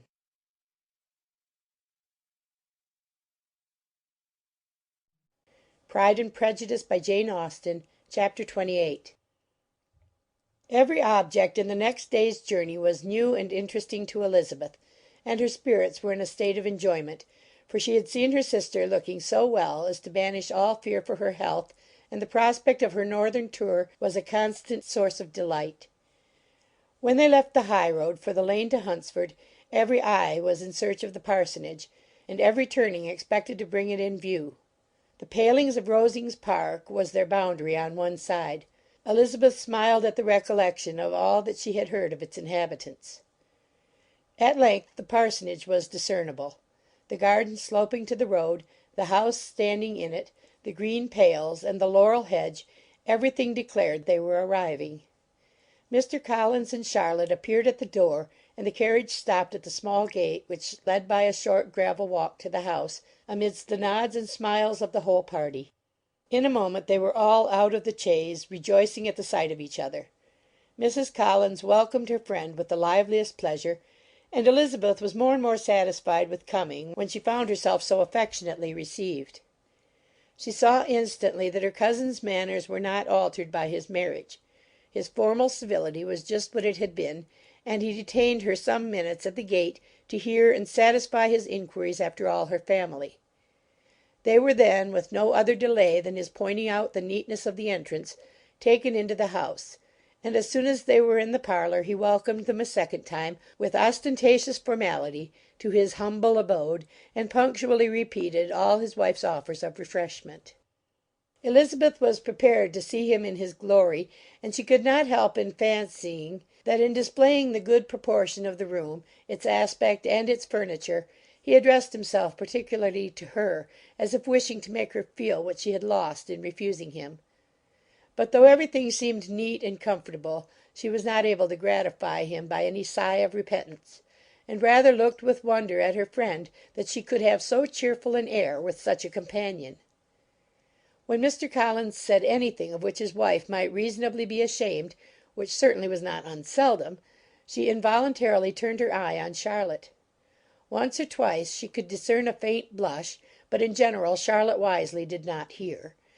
After sitting long enough to admire every article of furniture in the room, from the sideboard to the fender, to give an account of their journey and of all that had happened in London, Mr. Collins invited them to take a stroll in the garden, which was large and well laid out, and to the cultivation of which he attended himself.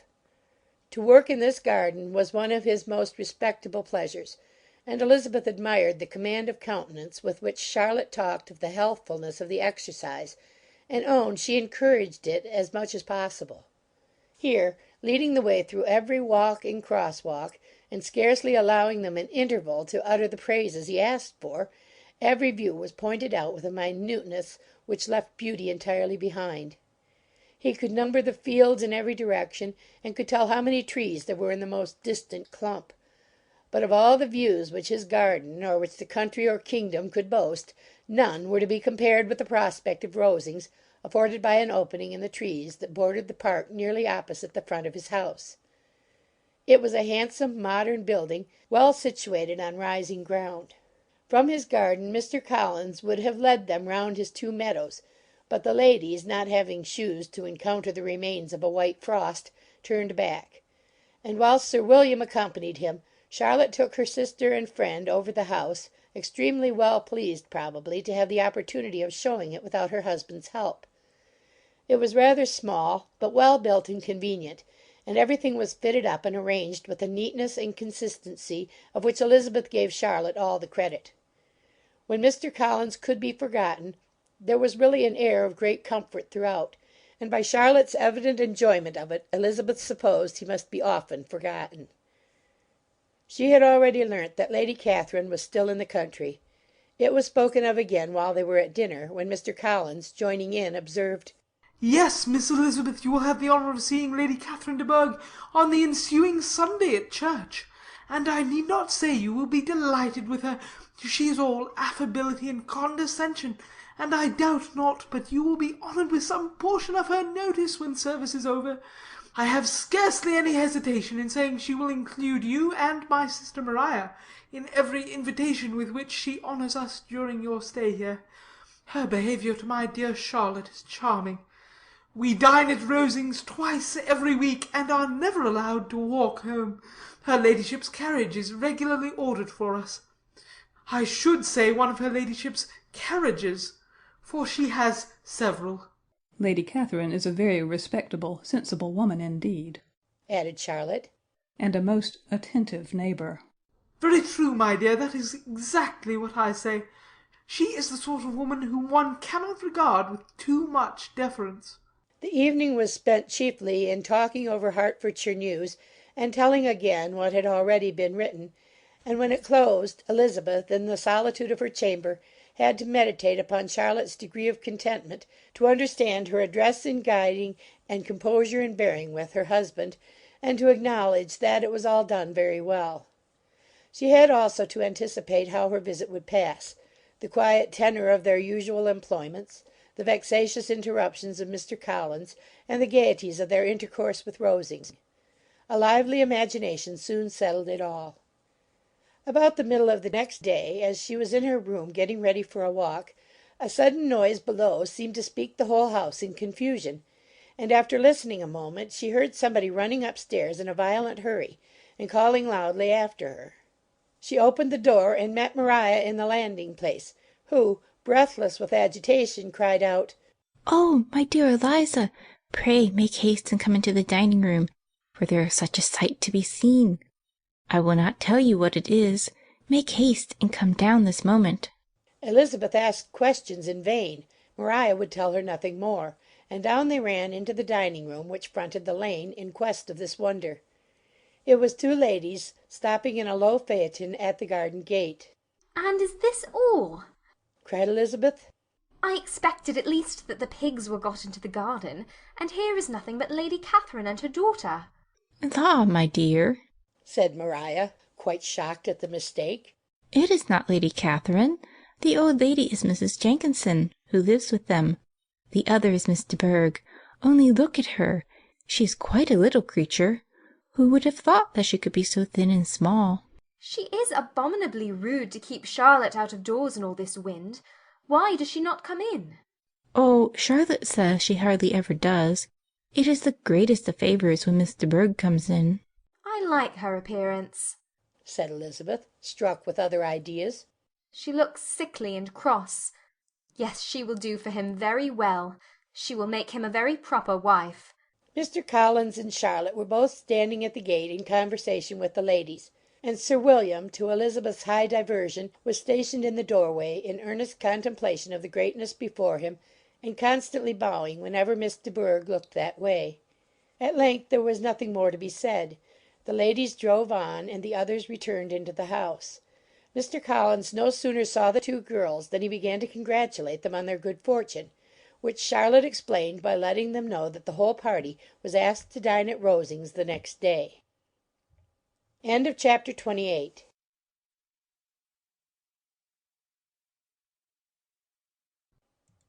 Pride and Prejudice by Jane Austen. Chapter 29. Mr. Collins's triumph, in consequence of this invitation, was complete. The power of displaying the grandeur of his patroness to his wondering visitors, and of letting them see her civility towards himself and his wife, was exactly what he had wished for; and that an opportunity of doing it should be given so soon was such an instance of Lady Catherine's condescension as he knew not how to admire enough.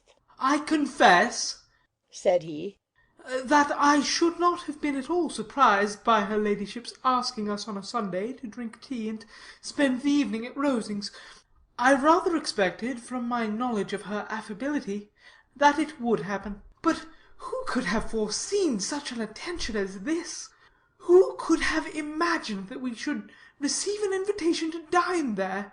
An invitation, moreover, including the whole party, so immediately after your arrival." "I am the less surprised at what has happened," replied Sir William, "from that knowledge of what the manners of the really great are, which my situation in life has allowed me to acquire. About the court, such instances of elegant breeding are not uncommon." Scarcely anything was talked of the whole day or next morning but their visit to Rosings. Mr. Collins was carefully instructing them in what they were to expect, that the sight of such rooms, so many servants, and so splendid a dinner might not wholly overpower them.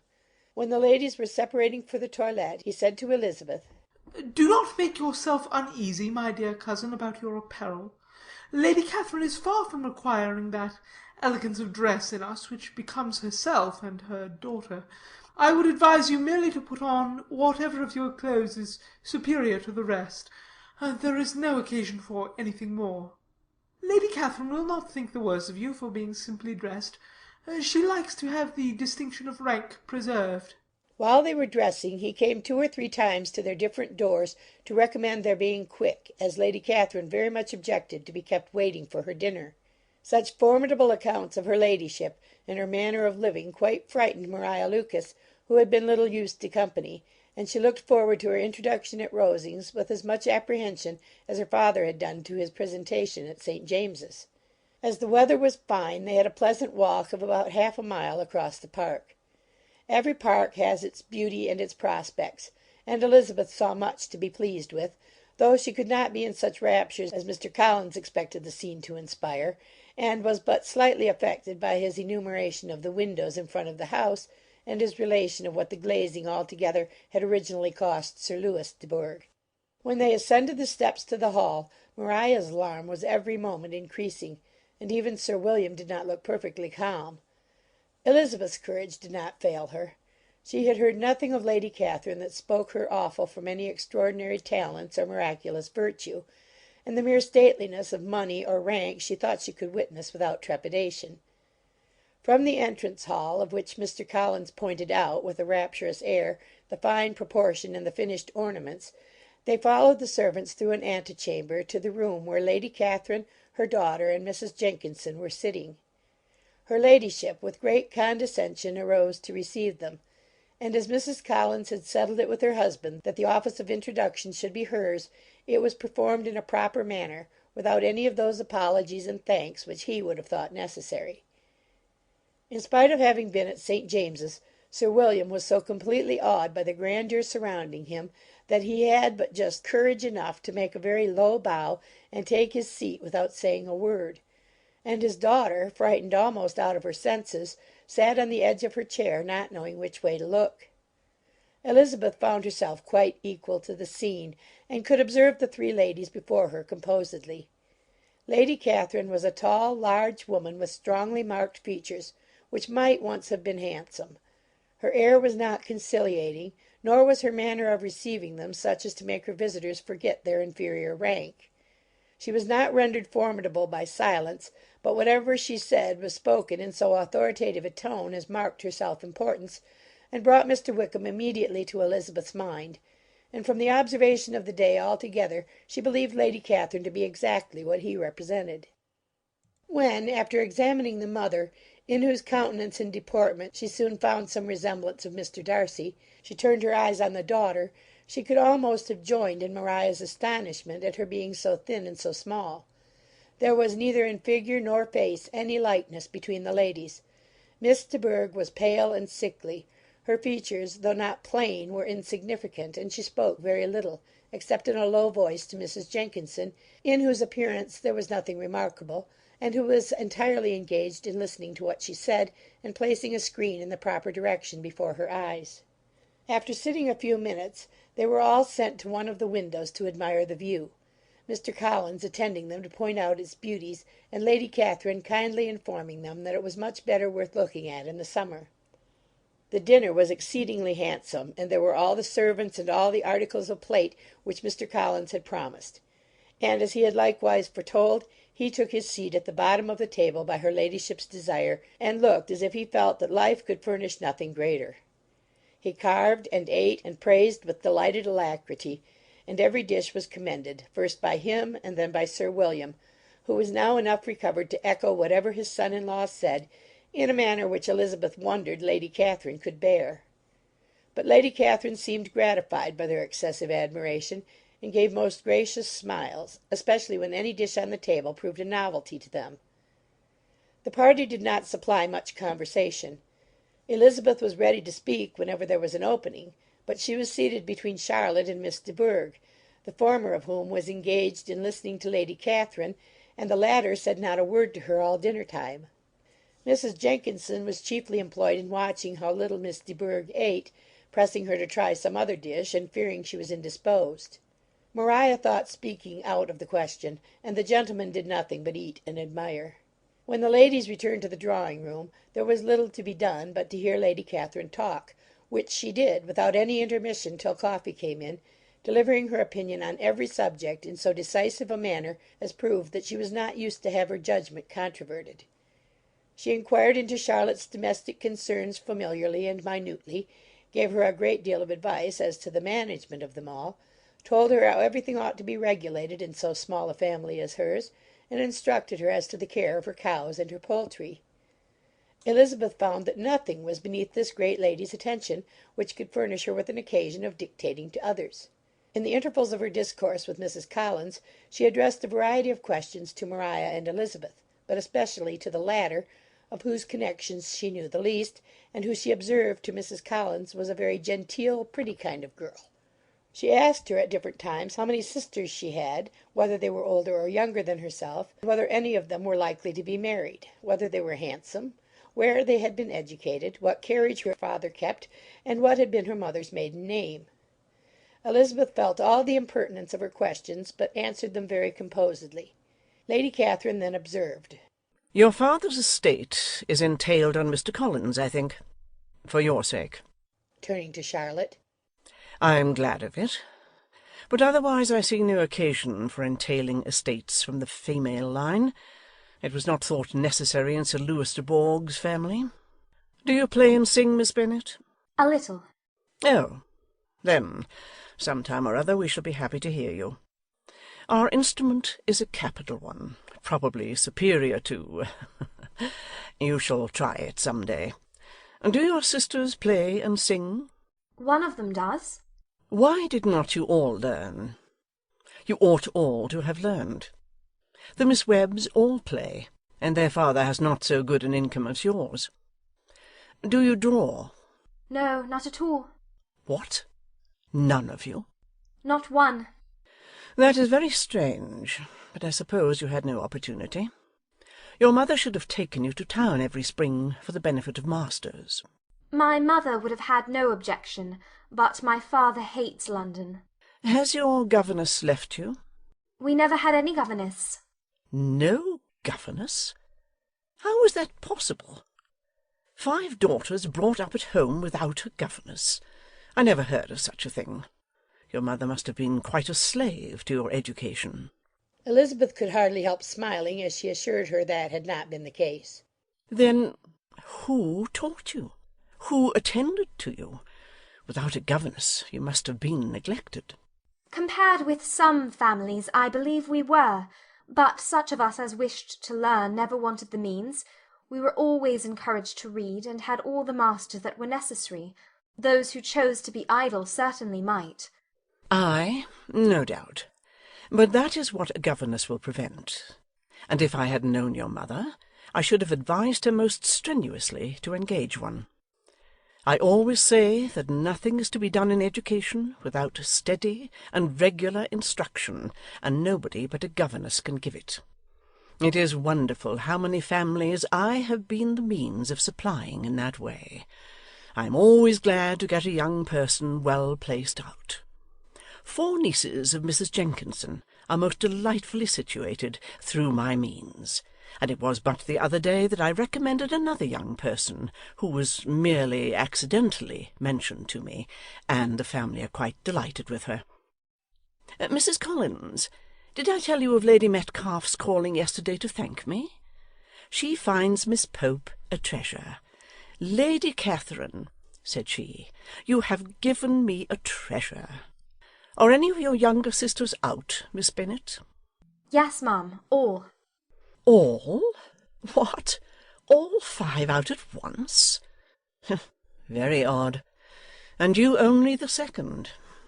The younger ones out before the elder ones are married. Your younger sisters must be very young. Yes, my youngest is not 16. Perhaps she is full young to be much in company. But really, ma'am, I think it would be very hard upon younger sisters that they should not have their share of society and amusement, because the elder may not have the means or inclination to marry early. The last-born has as good a right to the pleasures of youth as the first, and to be kept back on such a motive, I think it would not be very likely to promote sisterly affection or delicacy of mind. Upon my word, said her ladyship. You give your opinion very decidedly for so young a person. Pray, what is your age? With 3 younger sisters grown up, replied Elizabeth, smiling. Your ladyship can hardly expect me to own it. Lady Catherine seemed quite astonished at not receiving a direct answer, and Elizabeth suspected herself to be the first creature who had ever dared to trifle with so much dignified impertinence. You cannot be more than 20, I am sure, therefore you need not conceal your age. I am not 21. When the gentlemen had joined them, and tea was over, the card-tables were placed.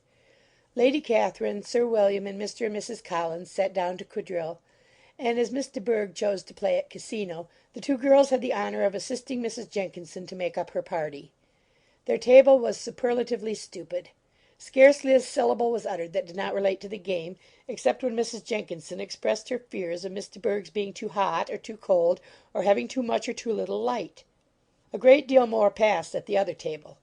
Lady Catherine was generally speaking, stating the mistakes of the 3 others, or relating some anecdote of herself. Mr. Collins was employed in agreeing to everything her ladyship said, thanking her for every fish he won, and apologizing if he thought he won too many. Sir William did not say much. He was storing his memory with anecdotes and noble names. When Lady Catherine and her daughter had played as long as they chose, The tables were broken up, the carriage was offered to Mrs. Collins, gratefully accepted, and immediately ordered. The party then gathered round the fire to hear Lady Catherine determine what weather they were to have on the morrow. From these instructions they were summoned by the arrival of the coach, and with many speeches of thankfulness on Mr. Collins's side, and as many bows on Sir William's, they departed. As soon as they had driven from the door, Elizabeth was called on by her cousin to give her opinion of all that she had seen at Rosings, which, for Charlotte's sake, she made more favourable than it really was. But her commendation, though costing her some trouble, could by no means satisfy Mr. Collins, and he was very soon obliged to take her ladyship's praise into his own hands. Chapter 29.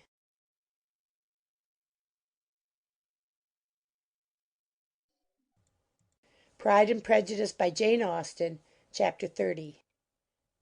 Sir William stayed only a week at Hunsford, but his visit was long enough to convince him of his daughter's being most comfortably settled, and of her possessing such a husband and such a neighbour as were not often met with.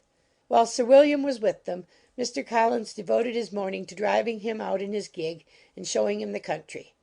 But when he went away, the whole family returned to their usual employments, and Elizabeth was thankful to find that they did not see more of her cousin by the alteration, for the chief of the time between breakfast and dinner was now passed by him either at work in the garden, or in reading and writing and looking out of the window in his own book-room, which fronted the road. The room in which the ladies sat was backwards. Elizabeth had at first rather wondered that Charlotte should not prefer the dining-parlour for common use. It was a better sized room, and had a more pleasant aspect.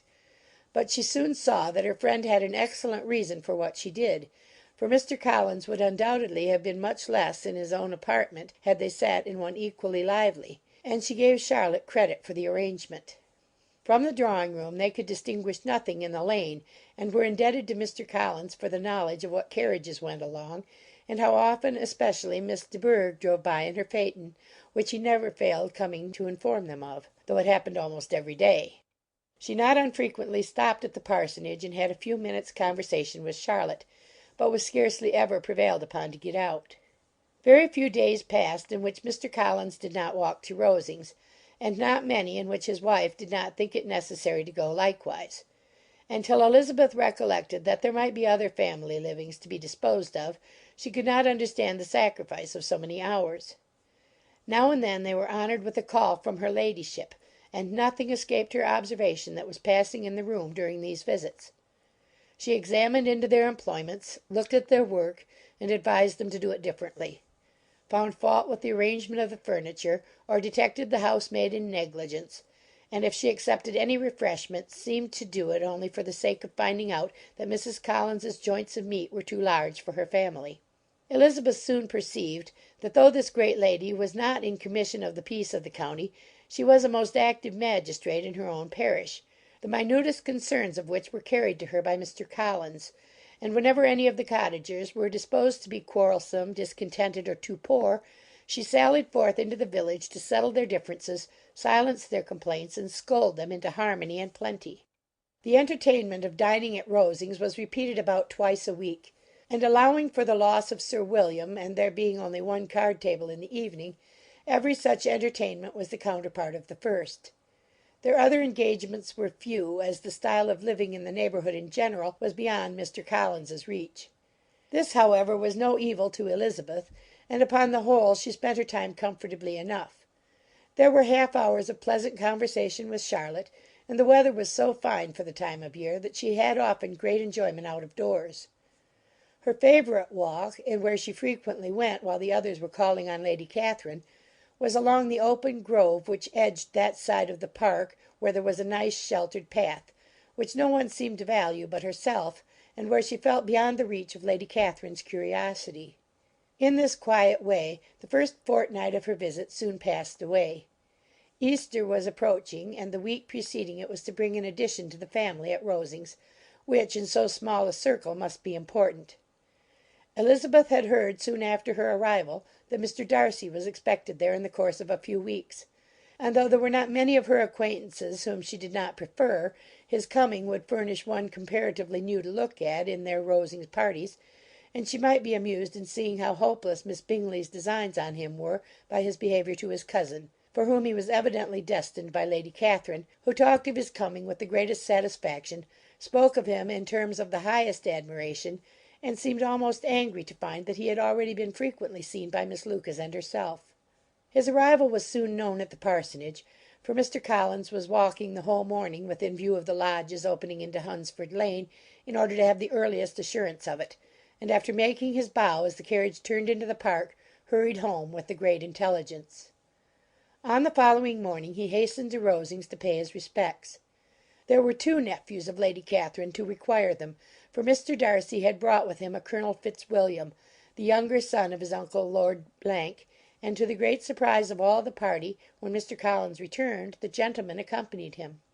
Charlotte had seen them from her husband's room crossing the road, and immediately running into the other, told the girls what an honour they might expect, adding, I may thank you, Eliza, for this piece of civility. Mr. Darcy would never have come so soon to wait upon me. Elizabeth had scarcely time to disclaim all right to the compliment, before their approach was announced by the door-bell, and shortly afterwards the three gentlemen entered the room. Colonel Fitzwilliam, who led the way, was about 30, not handsome, but in person and address most truly the gentleman.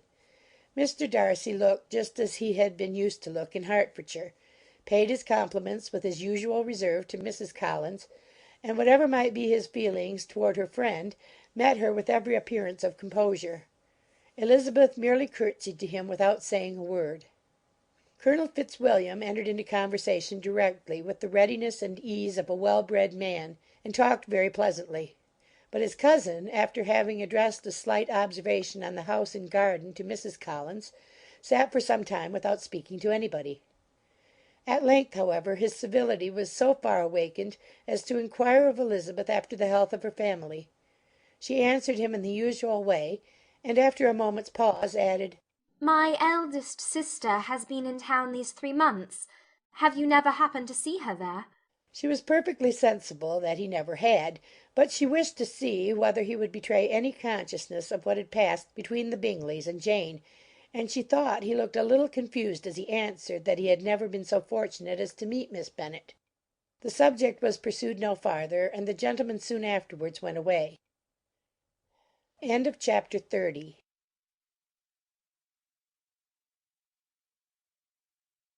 Pride and Prejudice by Jane Austen. Chapter 31. Colonel Fitzwilliam's manners were very much admired at the parsonage, and the ladies all felt that he must add considerably to the pleasures of their engagements at Rosings. It was some days, however, before they received any invitation thither, for while there were visitors in the house they could not be necessary, and it was not till Easter Day, almost a week after the gentlemen's arrival, that they were honoured by such an attention, and then they were merely asked on leaving church to come there in the evening. For the last week they had seen very little of Lady Catherine or her daughter. Colonel Fitzwilliam had called at the parsonage more than once during the time, but Mr. Darcy they had seen only at church.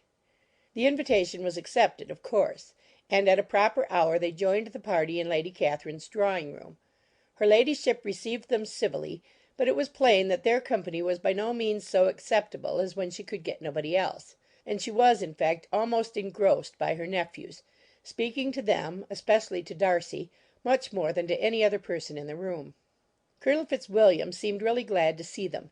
Anything was a welcome relief to him at Rosings, and Mrs. Collins's pretty friend had moreover caught his fancy very much.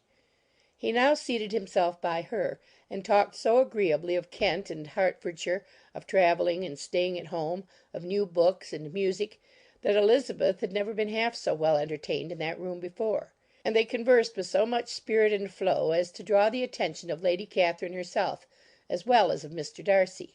His eyes had been soon and repeatedly turned towards them with a look of curiosity, and that her ladyship after a while shared the feeling was more openly acknowledged, for she did not scruple to call out, "What is that you are saying, Fitzwilliam? What is it you are talking of? What are you telling Miss Bennet? Let me hear what it is." "We are speaking of music, madam," said he, when no longer able to avoid a reply. "Of music? Then pray speak aloud. It is of all subjects my delight. I must have my share in the conversation, if you are speaking of music.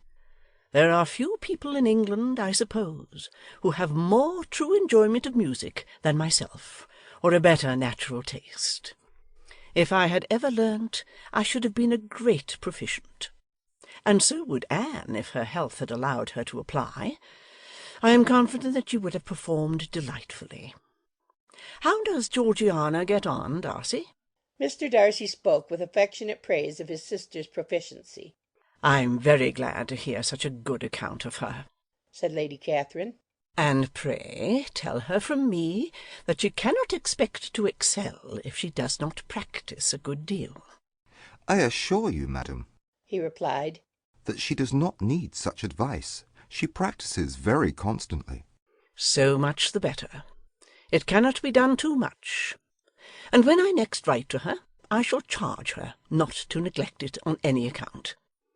I often tell young ladies that no excellence in music is to be acquired without constant practice.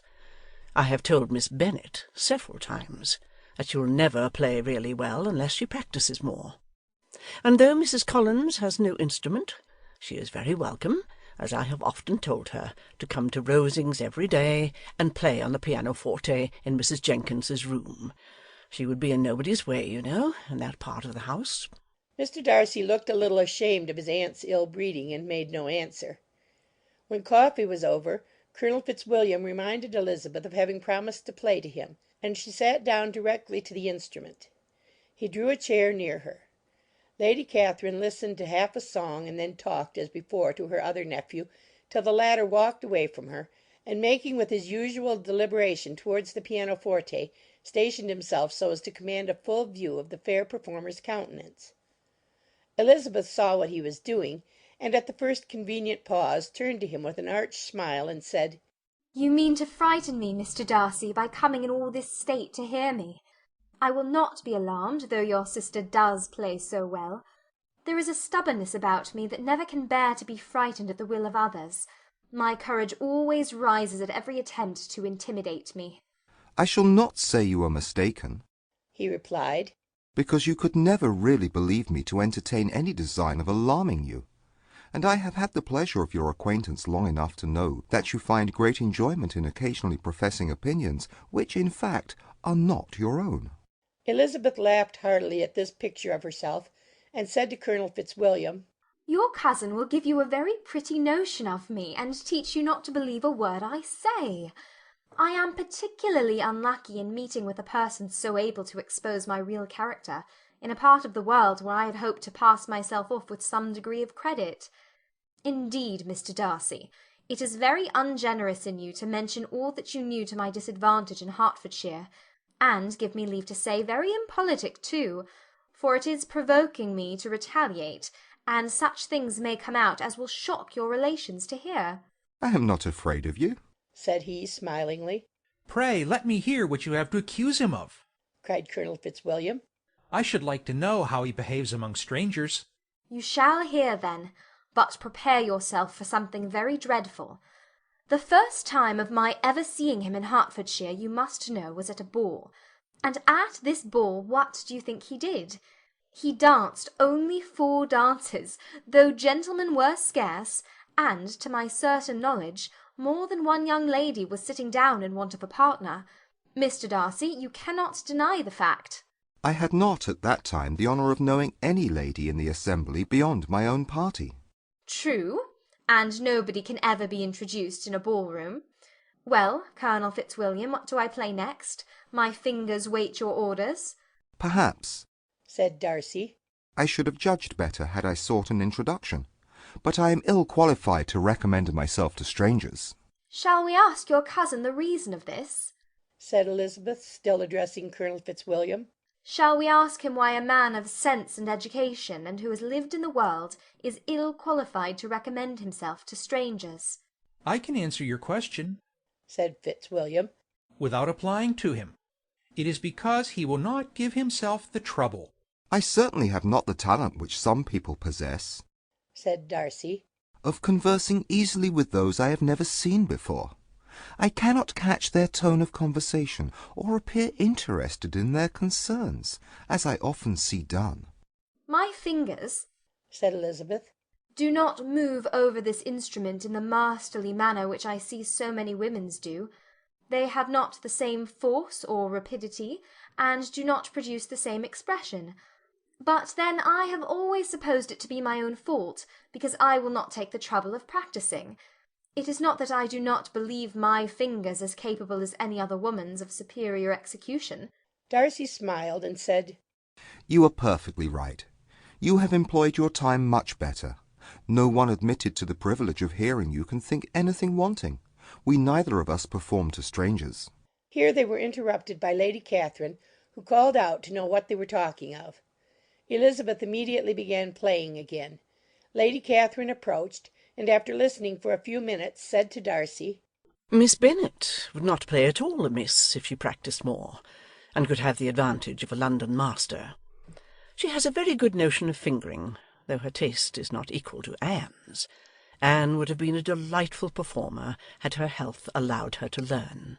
Elizabeth looked at Darcy to see how cordially he assented to his cousin's praise, but neither at that moment nor at any other could she discern any symptom of love, and from the whole of his behaviour to Miss de Bourgh she derived this comfort for Miss Bingley, that he might have been just as likely to marry her had she been his relation.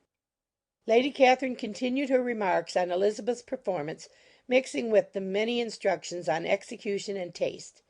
Elizabeth received them with all the forbearance of civility, and at the request of the gentlemen remained at the instrument till her ladyship's carriage was ready to take them all home.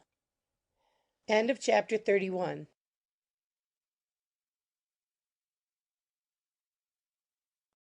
Pride and Prejudice by Jane Austen. Chapter 32.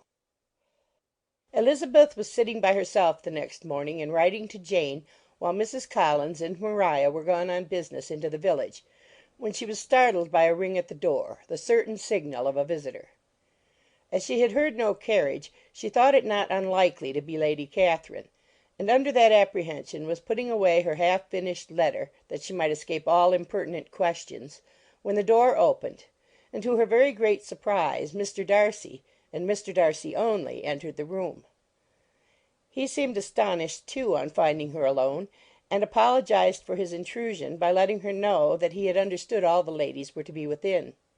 They then sat down, and when her inquiries after Rosings were made, seemed in danger of sinking into total silence. It was absolutely necessary, therefore, to think of something, and in this emergency, recollecting when she had seen him last in Hertfordshire, and feeling curious to know what he would say on the subject of their hasty departure, she observed, "How very suddenly you all quitted Netherfield last November, Mr. Darcy. It must have been a most agreeable surprise to Mr. Bingley to see you all after him so soon, for, if I recollect right, he went but the day before. He and his sisters were well, I hope, when you left London?" Perfectly so, thank you. She found that she was to receive no other answer, and after a short pause added, "I think I have understood that Mr. Bingley has not much idea of ever returning to Netherfield again." I have never heard him say so. But it is probable that he may spend very little of his time there in the future. He has many friends, and is at a time of life when friends and engagements are continually increasing. "If he means to be but little at Netherfield, it would be better for the neighbourhood that he should give up the place entirely, for then we might possibly get a settled family there. But perhaps Mr. Bingley did not take the house so much for the convenience of the neighbourhood as for his own, and we must expect him to keep it or quit it on the same principle." I should not be surprised, said Darcy, if he were to give it up as soon as any eligible purchase offers. Elizabeth made no answer. She was afraid of talking longer of his friend, and having nothing else to say, was now determined to leave the trouble of finding a subject to him. He took the hint, and soon began with, This seems a very comfortable house. Lady Catherine, I believe, did a great deal to it when Mr. Collins first came to Hunsford. "I believe she did, and I am sure she could not have bestowed her kindness on a more grateful object." Mr. Collins appears to be very fortunate in his choice of a wife. "Yes, indeed. His friends may well rejoice in his having met with one of the very few sensible women who would have accepted him, or have made him happy if they had.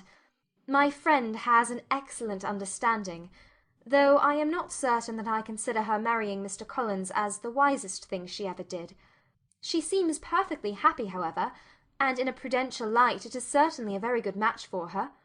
It must be very agreeable for her to be settled within so easy a distance of her own family and friends. An easy distance, do you call it? It is nearly 50 miles. And what is 50 miles of good road? Little more than half a day's journey. Yes, I call it a very easy distance. I should never have considered the distance as one of the advantages of the match, cried Elizabeth. I should never have said Mrs. Collins was settled near her family. It is a proof of your own attachment to Hertfordshire. Anything beyond the very neighbourhood of Longbourn, I suppose, would appear far. As he spoke there was a sort of smile which Elizabeth fancied she understood. He must be supposing her to be thinking of Jane and Netherfield, and she blushed as she answered, I do not mean to say that a woman may not be settled too near her family. The far and the near must be relative and depend on many varying circumstances. Where there is fortune to make the expenses of travelling unimportant, distance becomes no evil. But that is not the case here. Mr. and Mrs. Collins have a comfortable income, but not such a one as will allow of frequent journeys, and I am persuaded my friend would not call herself near her family under less than half the present distance. Mr. Darcy drew his chair a little towards her and said, You cannot have a right to such very strong local attachment. You cannot have been always at Longbourn. Elizabeth looked surprised. The gentleman experienced some change of feeling. He drew back his chair, took a newspaper from the table, and glancing over it, said, in a colder voice, Are you pleased with Kent? A short dialogue on the subject of the country ensued, on either side calm and concise, and soon put an end to by the entrance of Charlotte and her sister, just returned from her walk. The tete-a-tete surprised them. Mr. Darcy related the mistake which had occasioned his intruding on Miss Bennet, and after sitting a few minutes longer without saying much to anybody, went away. What can be the meaning of this? Said Charlotte as soon as he was gone. My dear Eliza, he must be in love with you, or he would never have called us in this familiar way. But when Elizabeth told of his silence, it did not seem very likely, even to Charlotte's wishes, to be the case, and after various conjectures, they could at last only suppose his visit to proceed from the difficulty of finding anything to do, which was the more probable from the time of year. All field sports were over. Within doors there was Lady Catherine, books, and a billiard table, but gentlemen cannot always be within doors, and in the nearness of the parsonage, or the pleasantness of the walk to it, or of the people who lived in it, the two cousins found a temptation from this period of walking thither almost every day. They called at various times of the morning, sometimes separately, sometimes together, and now and then accompanied by their aunt. It was plain to them all that Colonel Fitzwilliam came because he had pleasure in their society, a persuasion which of course recommended him still more, and Elizabeth was reminded by her own satisfaction in being with him, as well as by his evident admiration of her former favourite, George Wickham. And though, in comparing them, she saw there was less captivating softness in Colonel Fitzwilliam's manners, she believed he might have the best informed mind. But why Mr. Darcy came so often to the parsonage it was more difficult to understand. It could not be for society, as he frequently sat there 10 minutes together without opening his lips, and when he did speak it seemed the effect of necessity rather than of choice, a sacrifice to propriety, not a pleasure to himself. He seldom appeared really animated. Mrs. Collins knew not what to make of him. Colonel Fitzwilliam's occasionally laughing at his stupidity proved that he was generally different, which her own knowledge of him could not have told her, and as she would have liked to have believed this change the effect of love, and the object of that love her friend Eliza, she set herself seriously to work to find it out. She watched him whenever they were at Rosings, and whenever he came to Hunsford, but without much success. He certainly looked at her friend a great deal, but the expression of that look was disputable. It was an earnest, steadfast gaze, but she often doubted whether there were much admiration in it, and sometimes it seemed nothing but absence of mind. She had once or twice suggested to Elizabeth the possibility of his being partial to her, but Elizabeth always laughed at the idea, and Mrs. Collins did not think it right to press the subject, from the danger of raising expectations which might only end in disappointment. For, in her opinion, It admitted not of a doubt that all her friend's dislike would vanish if she could suppose him to be in her power. In her kind schemes for Elizabeth she sometimes planned her marrying Colonel Fitzwilliam. He was beyond comparison the most pleasant man. He certainly admired her, and his situation in life was most eligible. But to counterbalance these advantages Mr. Darcy had considerable patronage in the church, and his cousin could have none at all. Chapter 32.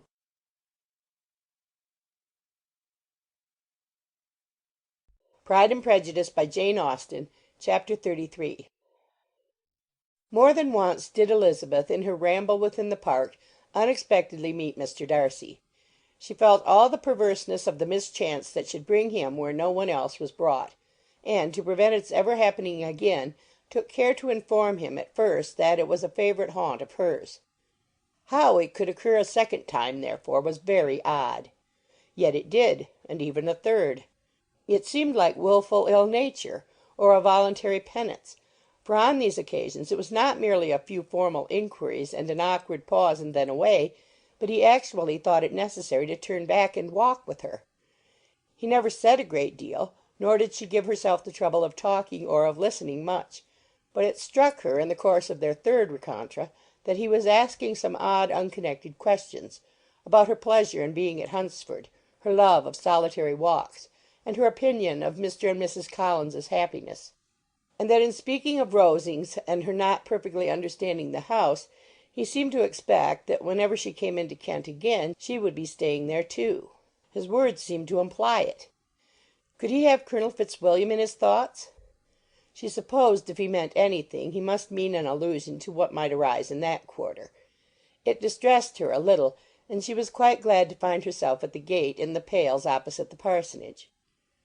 She was engaged one day as she walked in perusing Jane's last letter, and dwelling on some passages which proved that Jane had not written in spirits, when instead of being again surprised by Mr. Darcy, she saw on looking up that Colonel Fitzwilliam was meeting her. Putting away the letter immediately, and forcing a smile, she said, "I did not know before that you ever walked this way." I have been making a tour of the park, he replied, as I generally do every year, and intend to close it with a call at the parsonage. Are you going much farther? "No, I should have turned in a moment." And accordingly she did turn, and they walked towards the parsonage together. "Do you certainly leave Kent on Saturday?" said she. Yes, if Darcy does not put it off again. But I am at his disposal. He arranges the business just as he pleases. "And if not able to please himself in the arrangement, he has at least pleasure in the great power of choice. I do not know anybody who seems more to enjoy the power of doing what he likes than Mr. Darcy." He likes to have his own way very well, replied Colonel Fitzwilliam. But so we all do. It is only that he has better means of having it than many others, because he is rich, and many others are poor. I speak feelingly. A younger son, you know, must be inured to self-denial and dependence. "In my opinion the younger son of an earl can know very little of either. Now seriously, what have you ever known of self-denial or dependence? When have you been prevented by want of money from going wherever you chose, or procuring anything you had a fancy for?" These are home questions, and perhaps I cannot say that I have experienced many hardships of that nature. But in matters of greater weight, I may suffer from want of money. Younger sons cannot marry where they like. "Unless where they like women of fortune, which I think they very often do." Our habits of expense make us too dependent, and there are not many in my rank of life who can afford to marry without some attention to money. "Is this," thought Elizabeth, "meant for me?" And she coloured at the idea, but recovering herself, said in a lively tone, "And pray what is the usual price of an earl's younger son? Unless the elder brother is very sickly, I suppose you would not ask above £50,000. He answered her in the same style, and the subject dropped. To interrupt a silence which might make him fancy her affected with what had passed, she soon afterwards said, "I imagine your cousin brought you down with him chiefly for the sake of having some one at his disposal. I wonder he does not marry, to secure a lasting convenience of that kind. But perhaps his sister does as well for the present, and as she is under his sole care, he may do what he likes with her." "No," said Colonel Fitzwilliam. "that is an advantage which he must divide with me. I am joined with him in the guardianship of Miss Darcy. Are you indeed? And pray what sort of guardians do you make? Does your charge give you much trouble? Young ladies of her age are sometimes a little difficult to manage, and if she has the true Darcy spirit, she may like to have her own way. As she spoke, she observed him looking at her earnestly, and the manner in which he immediately asked her why she supposed Miss Darcy likely to give them any uneasiness, convinced her that she had somehow or other got pretty near the truth. She directly replied, You need not be frightened. I never heard any harm of her, and I dare say she is one of the most tractable creatures in the world. She is a very great favourite with some ladies of my acquaintance, Mrs. Hurst and Miss Bingley. I think I have heard you say that you know them. I know them a little. Their brother is a pleasant gentlemanlike man. He is a great friend of Darcy's.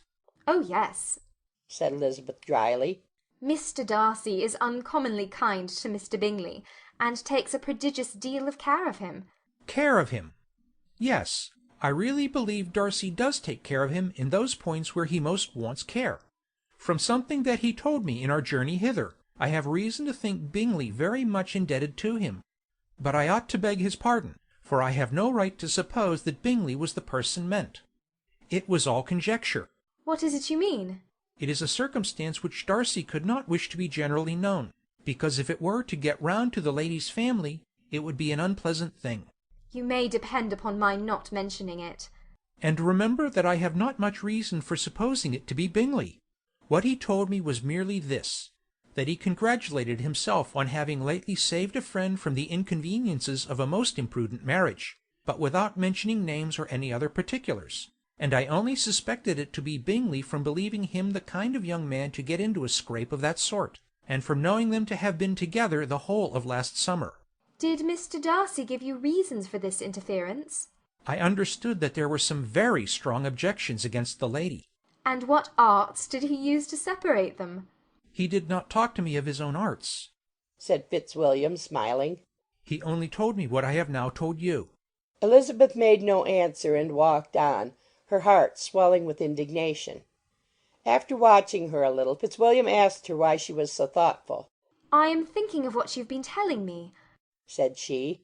Your cousin's conduct does not suit my feelings. Why was he to be the judge? You are rather disposed to call his interference officious? I do not see what right Mr. Darcy had to decide on the propriety of his friend's inclination, or why, upon his own judgment alone, he was to determine and direct in what manner his friend was to be happy. But, she continued, recollecting herself, as we know none of the particulars, it is not fair to condemn him. It is not to be supposed that there was much affection in the case. That is not an unnatural surmise, said Fitzwilliam. But it is a lessening of the honour of my friend's triumph, very sadly.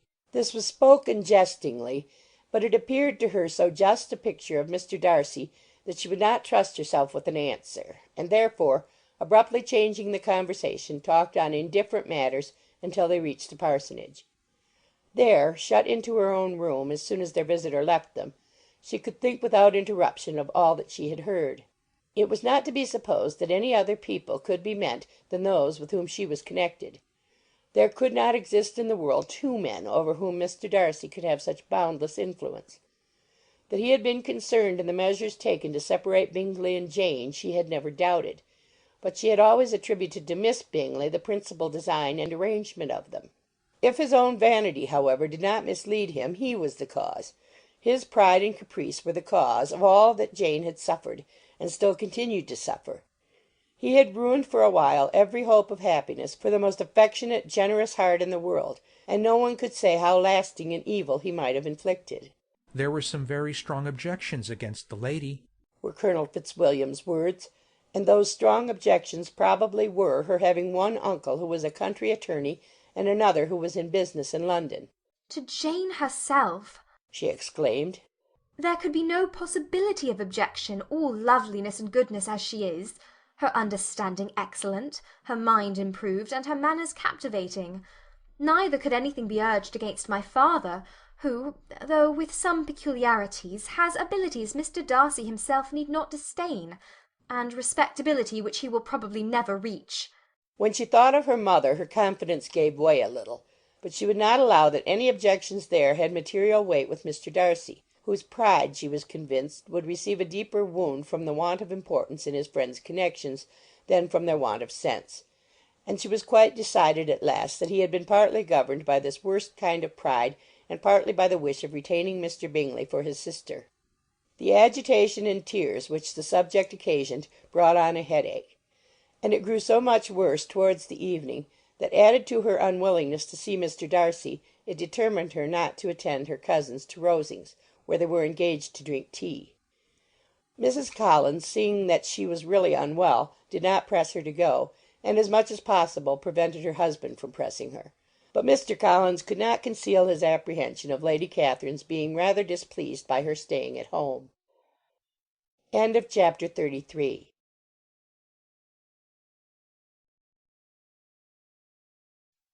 Pride and Prejudice by Jane Austen. Chapter 34.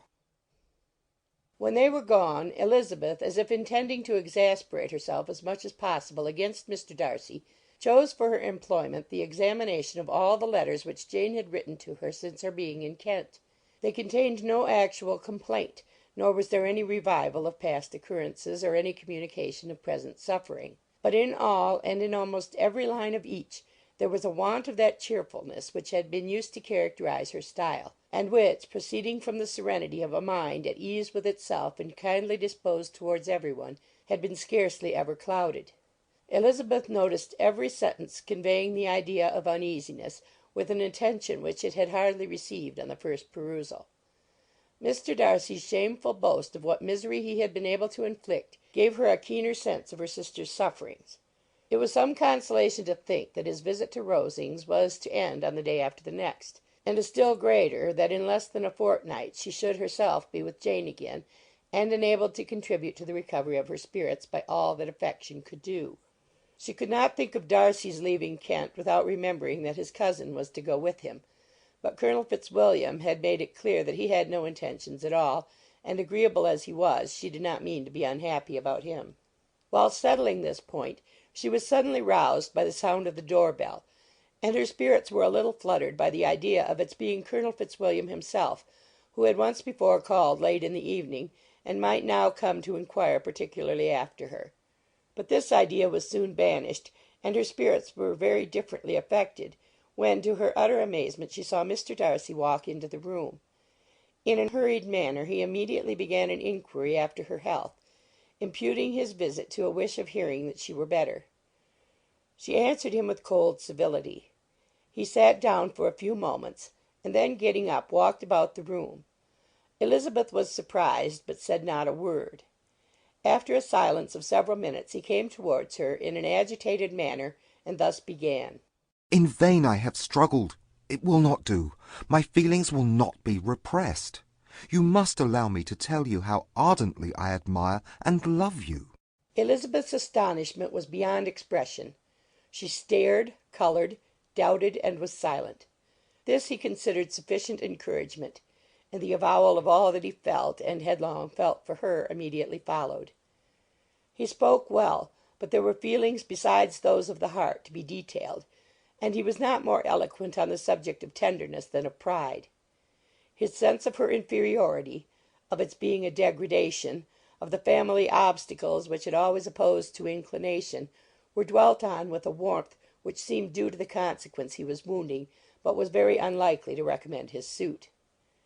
In spite of her deeply rooted dislike, she could not be insensible to the compliment of such a man's affection, and though her intentions did not vary for an instant, she was at first sorry for the pain he was to receive, till, roused to resentment by his subsequent language, she lost all compassion in anger. She tried, however, to compose herself to answer him with patience, when he should have done. He concluded with representing to her the strength of that attachment which, in spite of all his endeavours, he had found impossible to conquer, and with expressing his hope that it would now be rewarded by her acceptance of his hand. As he said this, she could easily see that he had no doubt of a favourable answer. He spoke of apprehension and anxiety, but his countenance expressed real security. Such a circumstance could only exasperate further, and when he ceased the colour rose into her cheeks, and she said, "In such cases as this, It is, I believe, the established mode to express a sense of obligation for the sentiments avowed, however unequally they may be returned. It is natural that obligation should be felt, and if I could feel gratitude I would now thank you. But I cannot. I have never desired your good opinion, and you have certainly bestowed it most unwillingly. I am sorry to have occasioned pain to any one. It has been most unconsciously done, however, and I hope will be of short duration. The feelings which you tell me have long prevented the acknowledgment of your regard can have little difficulty in overcoming it after this explanation. Mr. Darcy, who was leaning against the mantelpiece with his eyes fixed on her face, seemed to catch her words with no less resentment than surprise. His complexion became pale with anger, and the disturbance of his mind was visible in every feature. He was struggling for the appearance of composure, and would not open his lips till he believed himself to have attained it. The pause was to Elizabeth's feelings dreadful. At length, with a voice of forced calmness, he said, "And this is all the reply which I am to have the honour of expecting? I might, perhaps, wish to be informed why, with so little endeavour at civility, I am thus rejected. But it is of small importance."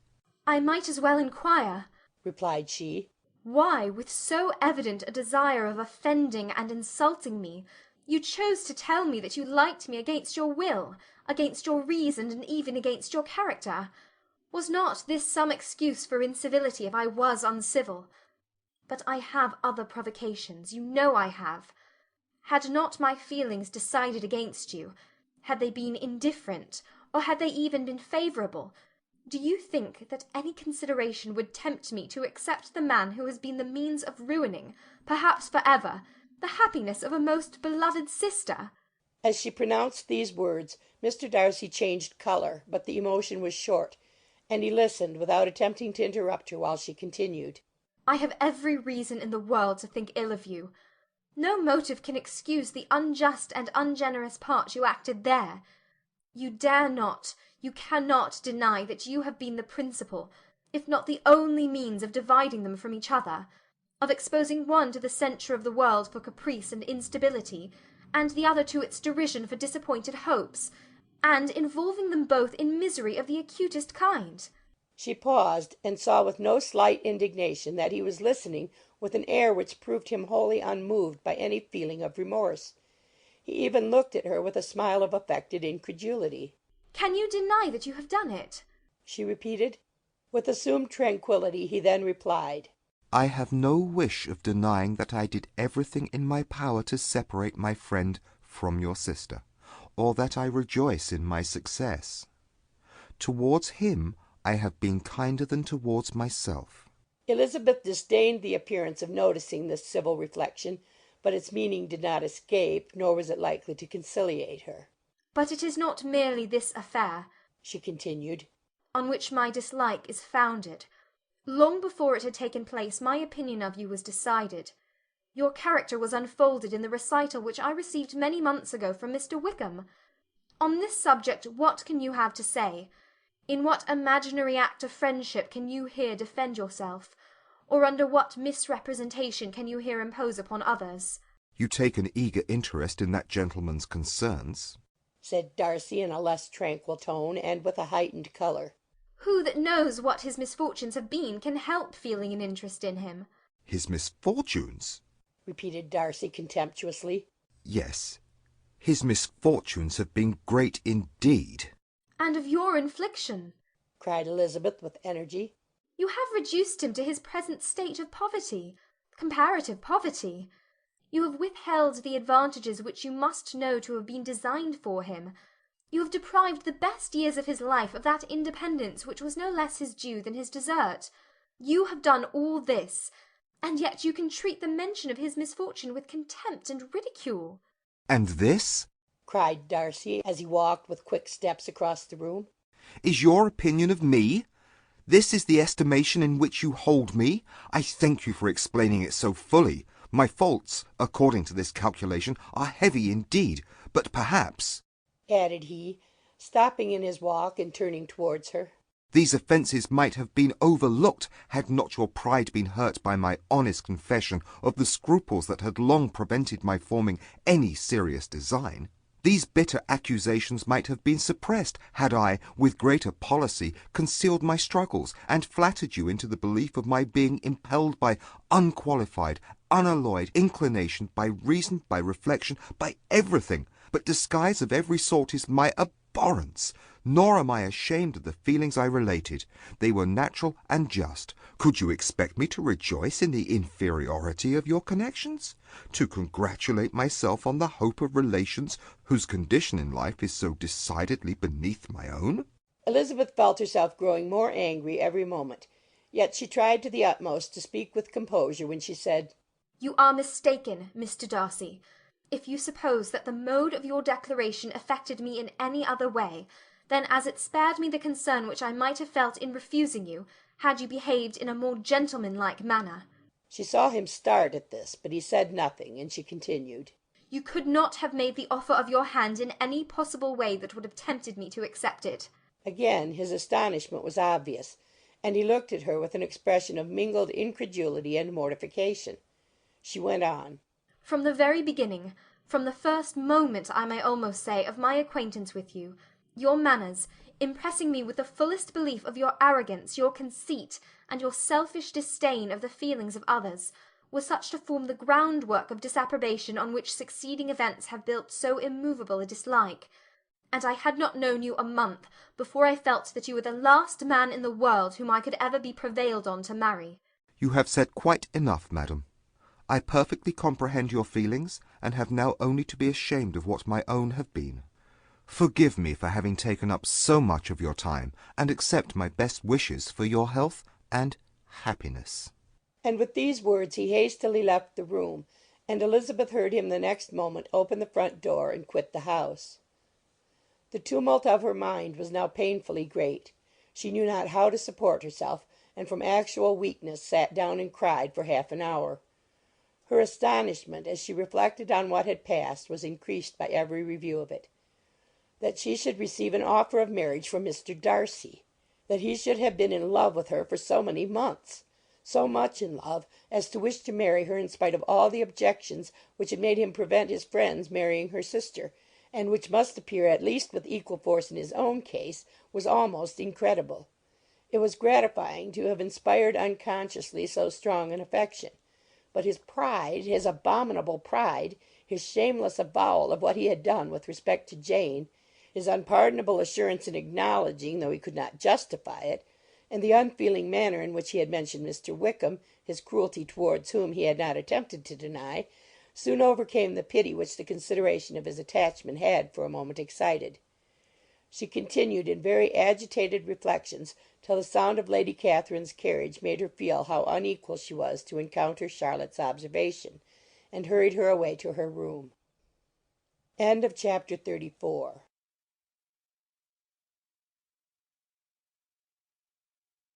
Chapter 35.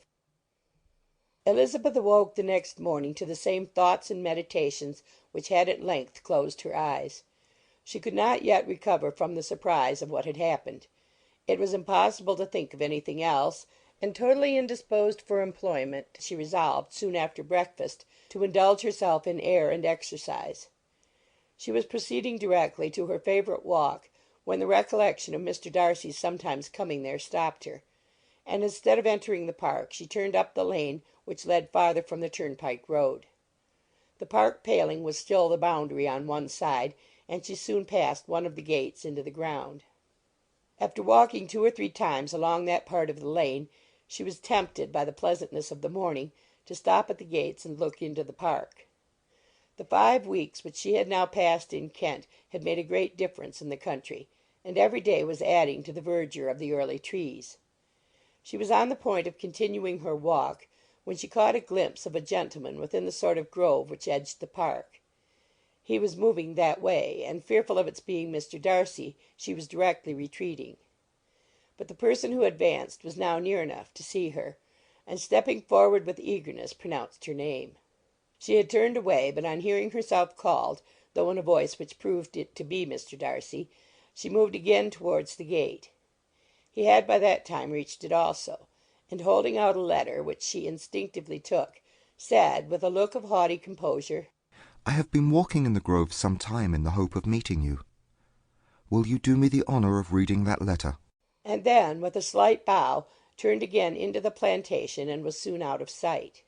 With no expectation of pleasure, but with the strongest curiosity, Elizabeth opened the letter, and, to her still increasing wonder, perceived an envelope containing 2 sheets of letter paper written quite through in a very close hand. The envelope itself was likewise full.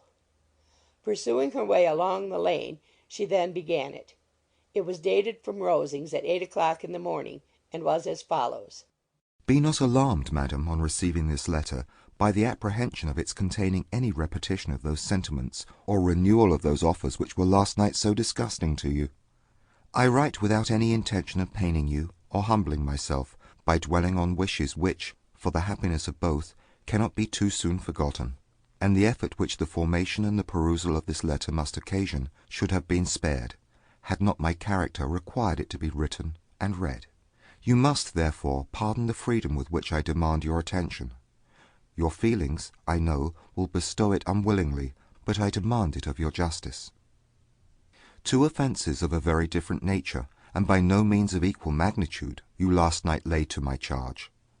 The first mentioned was, that, regardless of the sentiment of either, I had detached Mr. Bingley from your sister, and the other, that I had, in defiance of various claims, in defiance of honour and humanity, ruined the immediate prosperity and blasted the prospects of Mr. Wickham, wilfully and wantonly to have thrown off the companion of my youth, the acknowledged favourite of my father, a young man who had scarcely any other dependence than on our patronage, and who had been brought up to expect its exertion, would be a depravity, to which the separation of 2 young persons, whose affection could be the growth of only a few weeks, could bear no comparison. But from the severity of that blame which was last night so liberally bestowed, respecting each circumstance, I shall hope to be in the future secured, when the following account of my actions and their motives has been read.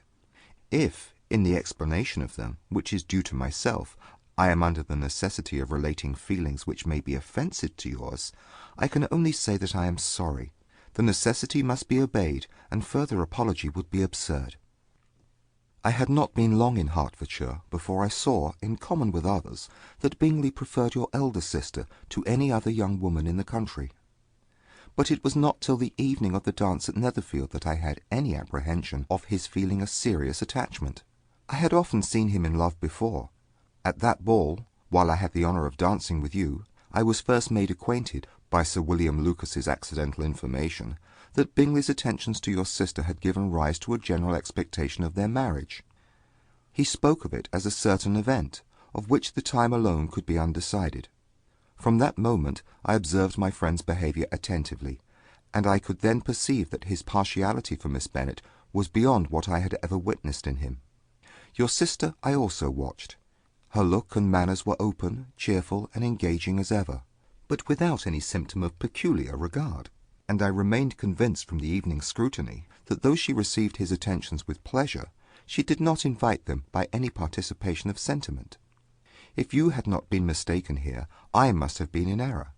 Your superior knowledge of your sister must make the latter probable. If it be so, if I had been misled by such error to inflict pain on her, your resentment has not been unreasonable. But I shall not scruple to assert that the serenity of your sister's countenance and air was such as might have given the most acute observer a conviction that, however amiable her temper, her heart was not likely to be easily touched. That I was desirous of believing her indifferent is certain, but I will venture to say that my investigation and decisions are not usually influenced by my hopes or fears. I did not believe her to be indifferent because I wished it. I believed it on impartial conviction, as truly as I wished it in reason. My objections to the marriage were not merely those which I last night acknowledged to have the utmost force of passion to put aside. In my own case, the want of connection could not be so great an evil to my friend as to me. But there were other causes of repugnance, causes which, though still existing, and existing to an equal degree in both instances, I had myself endeavoured to forget, because they were not immediately before me.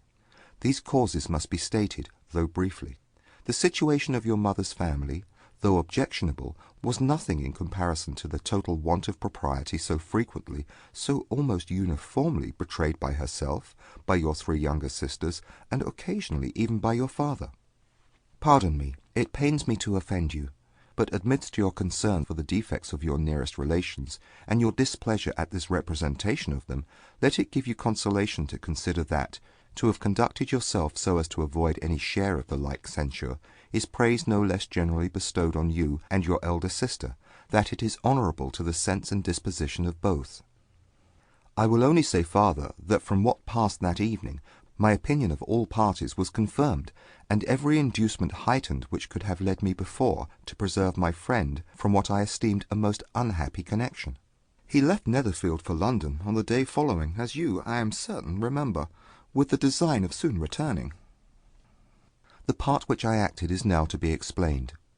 His sister's uneasiness had been equally excited with my own. Our coincidence of feeling was soon discovered, and, alike sensible that no time was to be lost in detaching their brother, we shortly resolved on joining him directly in London. We accordingly went, and there I readily engaged in the office of pointing out to my friend the certain evils of such a choice. I described and enforced them earnestly. But, however this remonstrance might have staggered or delayed his determination, I do not suppose that it would ultimately have prevented the marriage, had it not been seconded by the assurance that I hesitated not in giving of your sister's indifference. He had before believed her to return his affection with sincere, if not with equal, regard. But Bingley has great natural modesty, with a stronger dependence on my judgment than on his own. To convince him, therefore, that he had deceived himself was no very difficult point. To persuade him against returning into Hertfordshire, when that conviction had been given, was scarcely the work of a moment. I cannot blame myself for having done thus much. There is but one part of my conduct in the whole affair on which I do not reflect with satisfaction. It is that I condescended to adopt the measures of art so far as to conceal from him your sister's being in town. I knew it myself, as it was known to Miss Bingley, but her brother is even yet ignorant of it. That they might have met without ill consequence is perhaps probable, but his regard did not appear to me enough extinguished for him to see her without some danger. Perhaps this concealment, this disguise, was beneath me. It is done, however, and it was done for the best.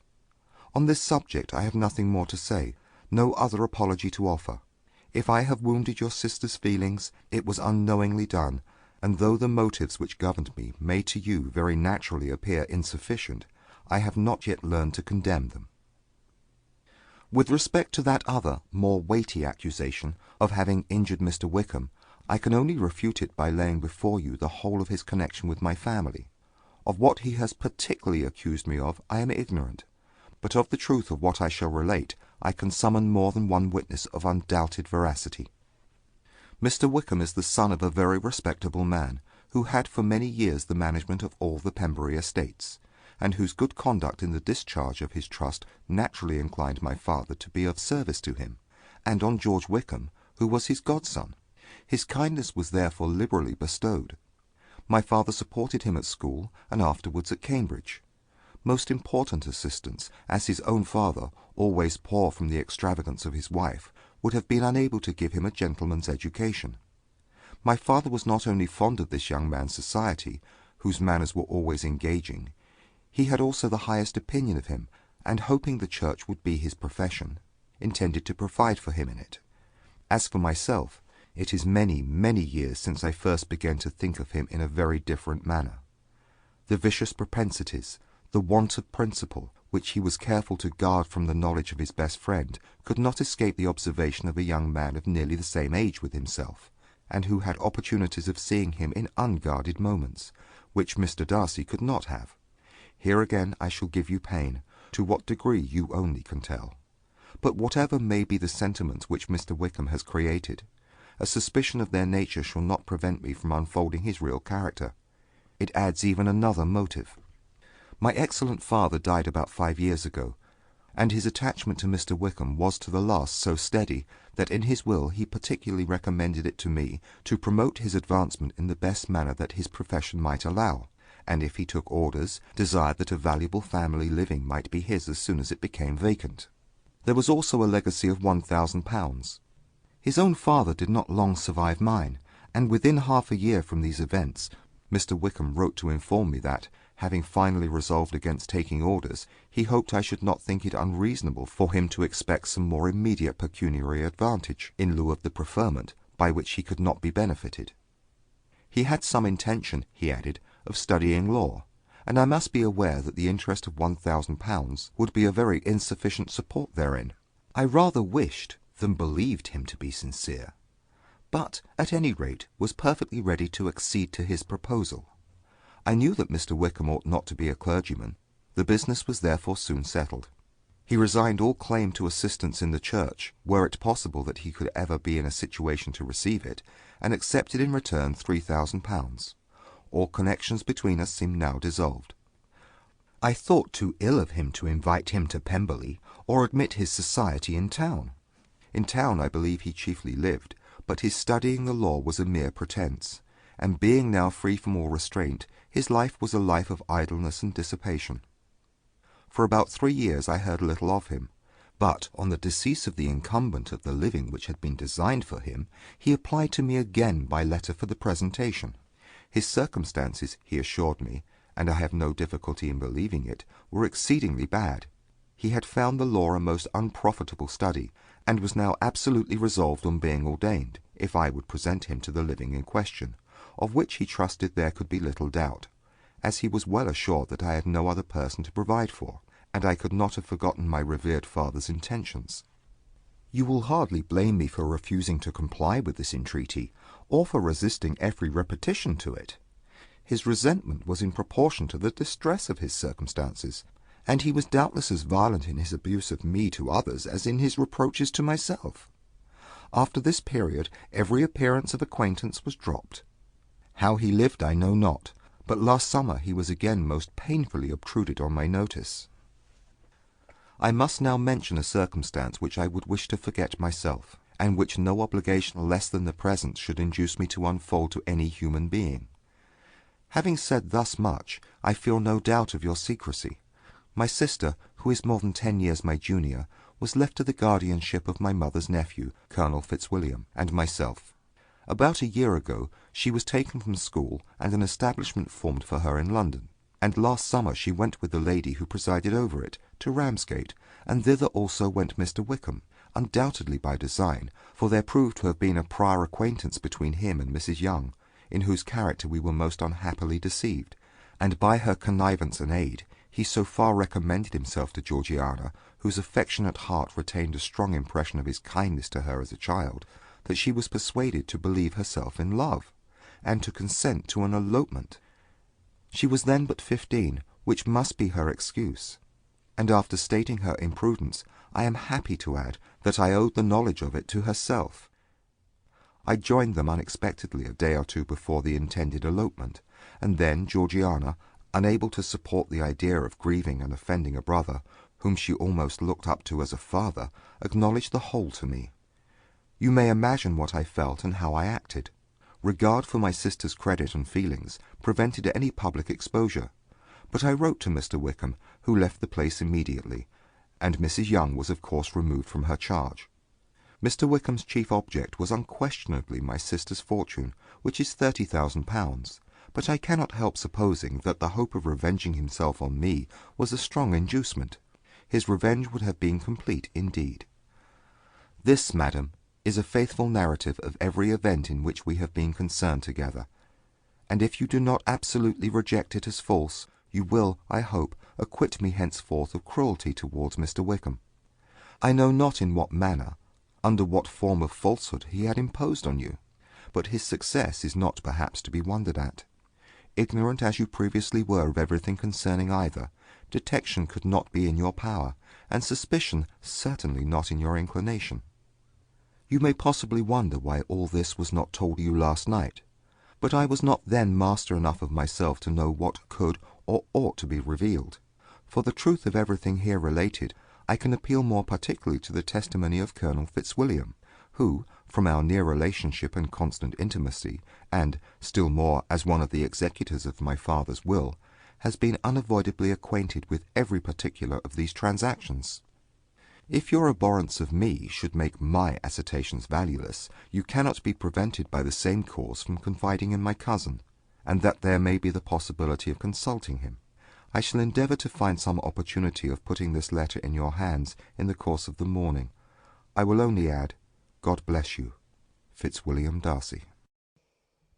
End of chapter 35.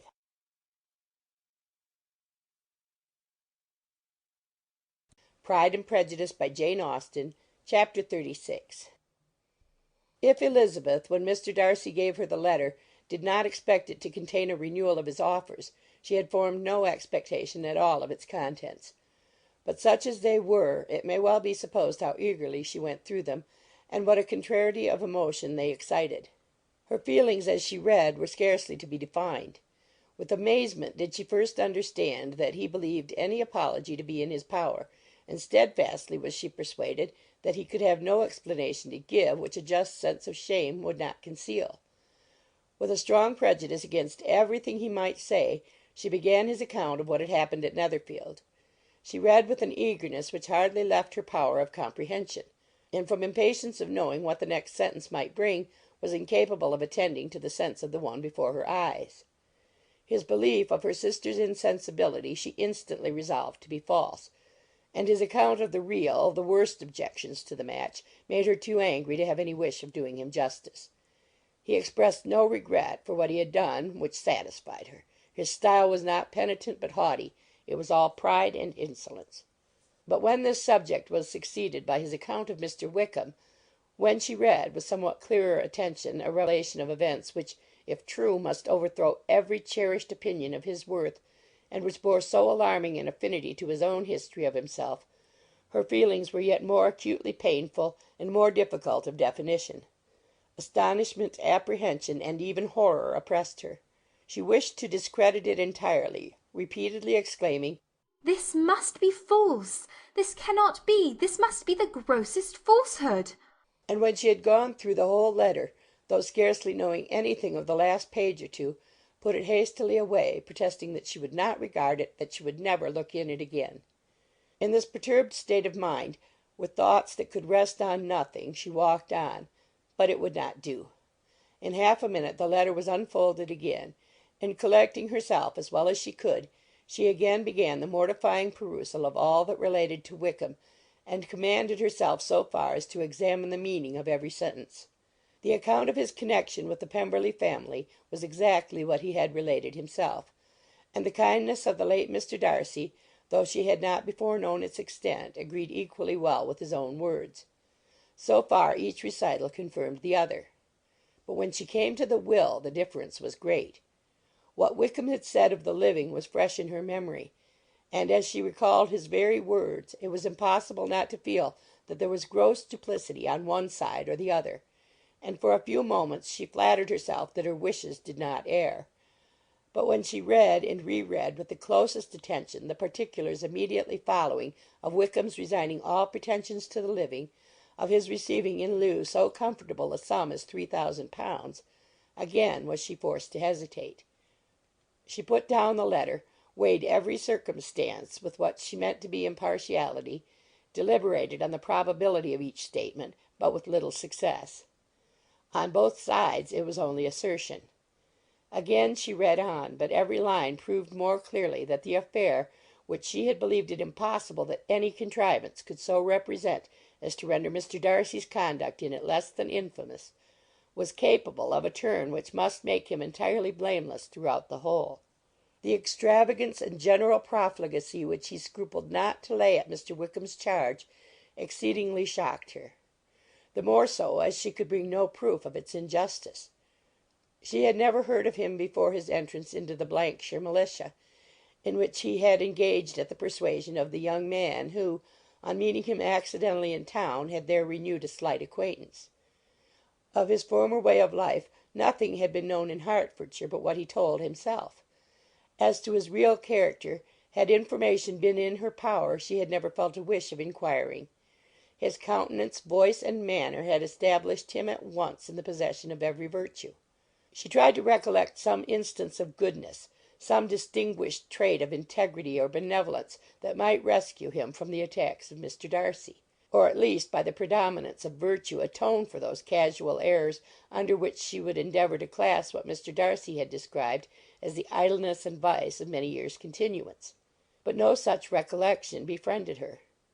She could see him instantly before her, in every charm of air and address, but she could remember no more substantial good than the general approbation of the neighbourhood, and the regard which his social powers had gained him in the mess.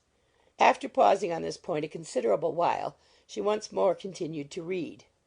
But, alas! the story which followed, of his designs on Miss Darcy, received some confirmation from what had passed between Colonel Fitzwilliam and herself only the morning before.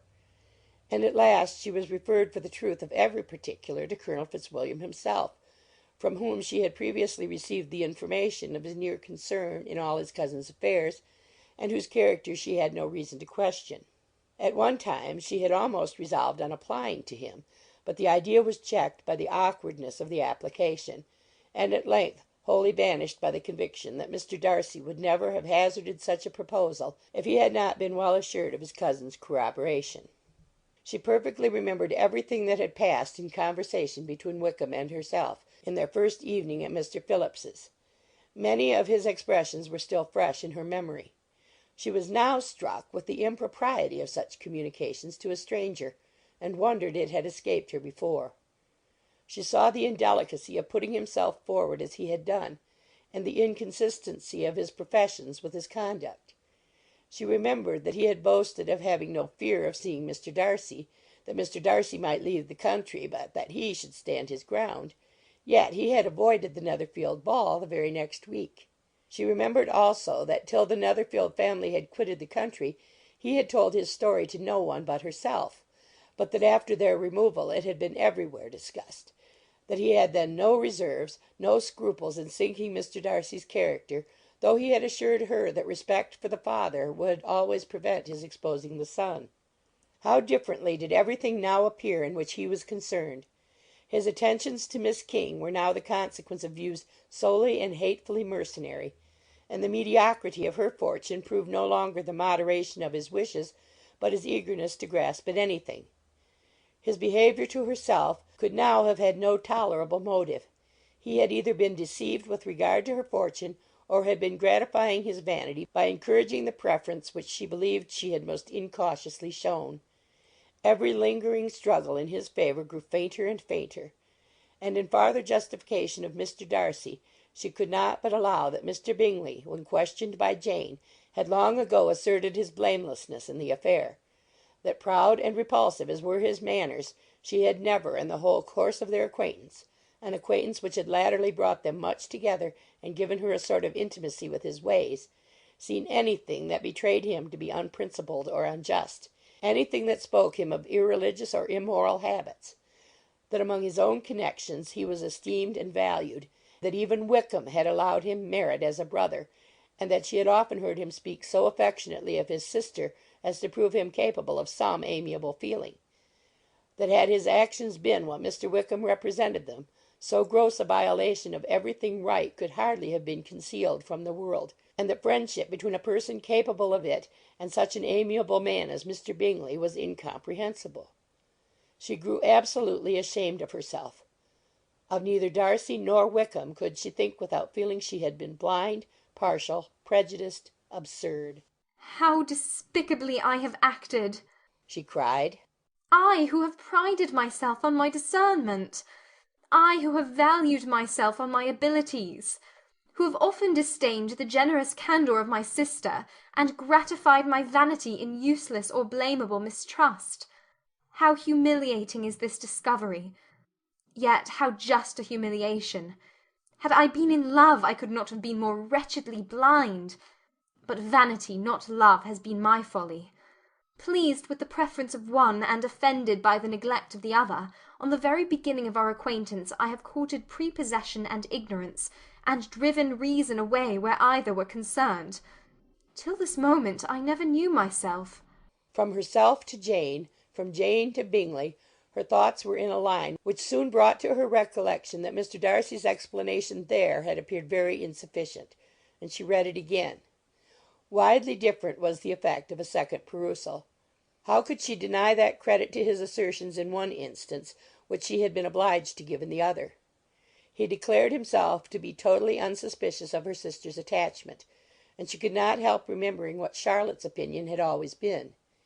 Neither could she deny the justice of his description of Jane. She felt that Jane's feelings, though fervent, were little displayed, and that there was a constant complacency in her air and manner not often united with great sensibility.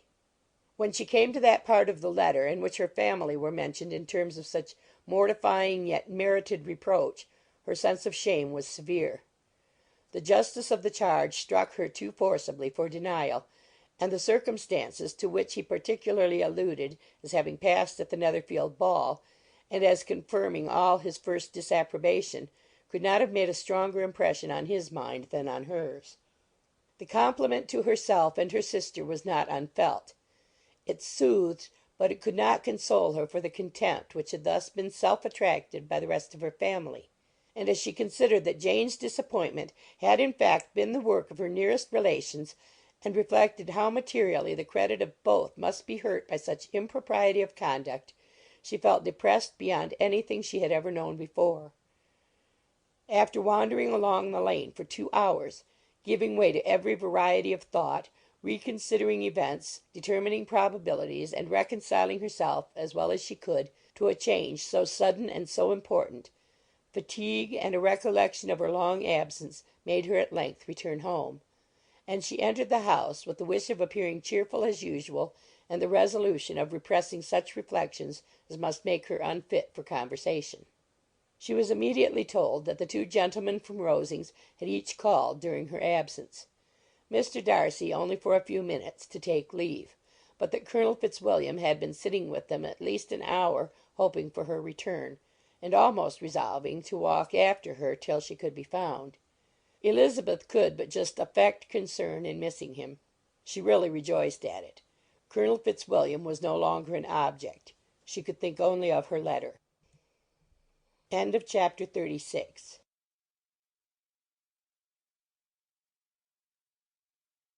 Pride and Prejudice, by Jane Austen, Chapter 37. The two gentlemen left Rosings the next morning, and Mr. Collins, having been in waiting near the lodges to make them his parting obeisance, was able to bring home the pleasing intelligence of their appearing in very good health and in as tolerable spirits as could be expected after the melancholy scene so lately gone through at Rosings. To Rosings he then hastened, to console Lady Catherine and her daughter, and on his return brought back, with great satisfaction, a message from her ladyship, importing that she felt herself so dull as to make her very desirous of having them all to dine with her. Elizabeth could not see Lady Catherine without recollecting that, had she chosen it, she might by this time have been presented to her as her future niece; nor could she think, without a smile, of what her ladyship's indignation would have been. What would she have said, how would she have behaved, were questions with which she amused herself. Their first subject was the diminution of the Rosings party. "I assure you I feel it exceedingly," said Lady Catherine. "I believe no one feels the loss of friends so much as I do. But I am particularly attached to these young men, and know them to be so much attached to me. They were excessively sorry to go. But so they always are. Their dear colonel rallied his spirits tolerably till just at last, but Darcy seemed to feel it most acutely, more, I think, than last year. His attachment to Rosings certainly increases." Mr. Collins had a compliment and an allusion to throw in here, which were kindly smiled on by the mother and daughter. Lady Catherine observed, after dinner, that Miss Bennet seemed out of spirits, and immediately accounting for it by herself, by supposing that she did not like to go home again so soon, she added, "But if that is the case, you must write to your mother, and beg that you may stay a little longer. Mrs. Collins will be very glad of your company, I am sure." "I am much obliged to your ladyship for your kind invitation," replied Elizabeth, "but it is not in my power to accept it. I must be in town next Saturday." "Why, at that rate, you will have been here only 6 weeks. I expected you to stay 2 months. I told Mrs. Collins so before you came. There can be no occasion for your going so soon. Mrs. Bennet could certainly spare you for another fortnight." But my father cannot. He wrote last week to hurry my return. Oh, your father, of course, may spare you if your mother can. Daughters are never of so much consequence to a father. And if you will stay another month complete, it will be in my power to take one of you as far as London, for I am going there early in June for a week. And as Dawson does not object to the barouche box, there will be very good room for one of you. And indeed, if the weather should happen to be cool, I should not object to taking you both, as you are neither of you large. You are all kindness, madam, but I believe we must abide by our original plan. Lady Catherine seemed resigned. Mrs. Collins, you must send a servant with them. You know I always speak my mind, and I cannot bear the idea of two young women travelling post by themselves. It is highly improper. You must contrive to send somebody. I have the greatest dislike in the world to that sort of thing. Young women should always be properly guarded and attended, according to their situation in life. When my niece Georgiana went to Ramsgate last summer, I made a point of her having 2 men-servants go with her. Miss Darcy, the daughter of Mr. Darcy of Pemberley, and Lady Anne could not have appeared with propriety in a different manner. I am excessively attentive to all those things. You must send John with the young ladies, Mrs. Collins. I am glad it occurred to me to mention it, for it would really be discreditable to you to let them go alone. My uncle is to send a servant for us. Oh, your uncle. He keeps a man-servant, does he? I am very glad you have somebody who thinks of these things. Where shall you change horses? Oh, Bromley, of course. If you mention my name at the bell, you will be attended to. Lady Catherine had many other questions to ask respecting their journey, and as she did not answer them all herself, attention was necessary, which Elizabeth believed to be lucky for her, or with a mind so occupied she might have forgotten where she was. Reflection must be reserved for solitary hours. Whenever she was alone, she gave way to it as the greatest relief, and not a day went by without a solitary walk in which she might indulge in all the delight of unpleasant recollections. Mr. Darcy's letter she was in a fair way of soon knowing by heart. She studied every sentence, and her feelings towards its writer were at times widely different. When she remembered the style of his address, she was still full of indignation. But when she considered how unjustly she had condemned and upbraided him, her anger was turned against herself, and his disappointed feelings became the object of compassion. His attachment excited gratitude, his general character respect. But she could not approve him, nor could she for a moment repent her refusal, or feel the slightest inclination ever to see him again. In her own past behaviour there was a constant source of vexation and regret, and in the unhappy defects of her family a subject of yet heavier chagrin. They were hopeless of remedy. Her father, contented with laughing at them, would never exert himself to restrain the wild giddiness of his youngest daughters; and her mother, with manners so far from right herself, was entirely insensible of the evil. Elizabeth had frequently united with Jane in an endeavour to check the imprudence of Catherine and Lydia; but while they were supported by their mother's indulgence, what chance could there be of improvement? Catherine, weak-spirited, irritable, and completely under Lydia's guidance, had been always affronted by their advice; and Lydia, self-willed and careless, would scarcely give them a hearing. They were ignorant, idle, and vain. While there was an officer in Meryton they would flirt with him, and while Meryton was within a walk of Longbourn they would be going there for ever. Anxiety on Jane's behalf was another prevailing concern, and Mr. Darcy's explanation, by restoring Bingley to all her former good opinion, heightened the sense of what Jane had lost. His affection was proved to have been sincere, and his conduct cleared of all blame, unless any could attach to the implicitness of his confidence in his friend. How grievous, then, was the thought that of a situation so desirable in every respect, so replete with advantage, so promising for happiness, Jane had been deprived by the folly and indecorum of her own family. When to these recollections was added the development of Wickham's character, it may be easily believed that the happy spirits, which had seldom been depressed before, were now so much affected as to make it almost impossible for her to appear tolerably cheerful. Their engagements at Rosings were as frequent during the last week of her stay as they had been at first. The very last evening was spent there, and her ladyship again inquired minutely into the particulars of their journey, gave them directions as to the best method of packing, and was so urgent on the necessity of placing gowns in the only right way, that Maria thought herself obliged on her return to undo all the work of the morning and pack her trunk afresh. When they parted, Lady Catherine, with great condescension, wished them a good journey, and invited them to come to Hunsford again next year, and Miss de Bourgh exerted herself so far as to curtsy and hold out her hand to both.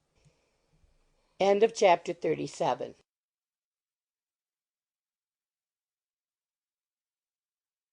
Pride and Prejudice by Jane Austen. Chapter 38. On Saturday morning Elizabeth and Mr. Collins met for breakfast a few minutes before the others appeared, and he took the opportunity of paying the parting civilities which he deemed indispensably necessary. "I know not, Miss Elizabeth," said he, "whether Mrs. Collins has yet expressed her sense of your kindness in coming to us, but I am very certain you will not leave the house without receiving her thanks for it. The favour of your company has been much felt, I assure you. We know how little there is to tempt any one to our humble abode, our plain manner of living, our small rooms, and few domestics, and the little we see of the world, must make Hunsford extremely dull to a young lady like yourself. But I hope you will believe us grateful for your condescension, and that we have done everything in our power to prevent your spending your time unpleasantly." Elizabeth was eager with her thanks and assurances of happiness.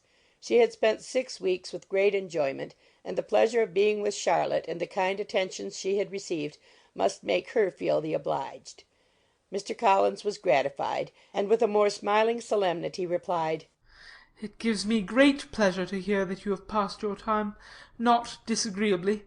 We have certainly done our best, and most fortunately having it in our power to introduce you to very superior society, and from our connection with Rosings, the frequent means of varying the humble home scene, I think we may flatter ourselves that your Hunsford visit cannot have been entirely irksome. Our situation with regard to Lady Catherine's family is indeed the sort of extraordinary advantage and blessing which few can boast. You see on what a footing we are. You see how continually we are engaged there.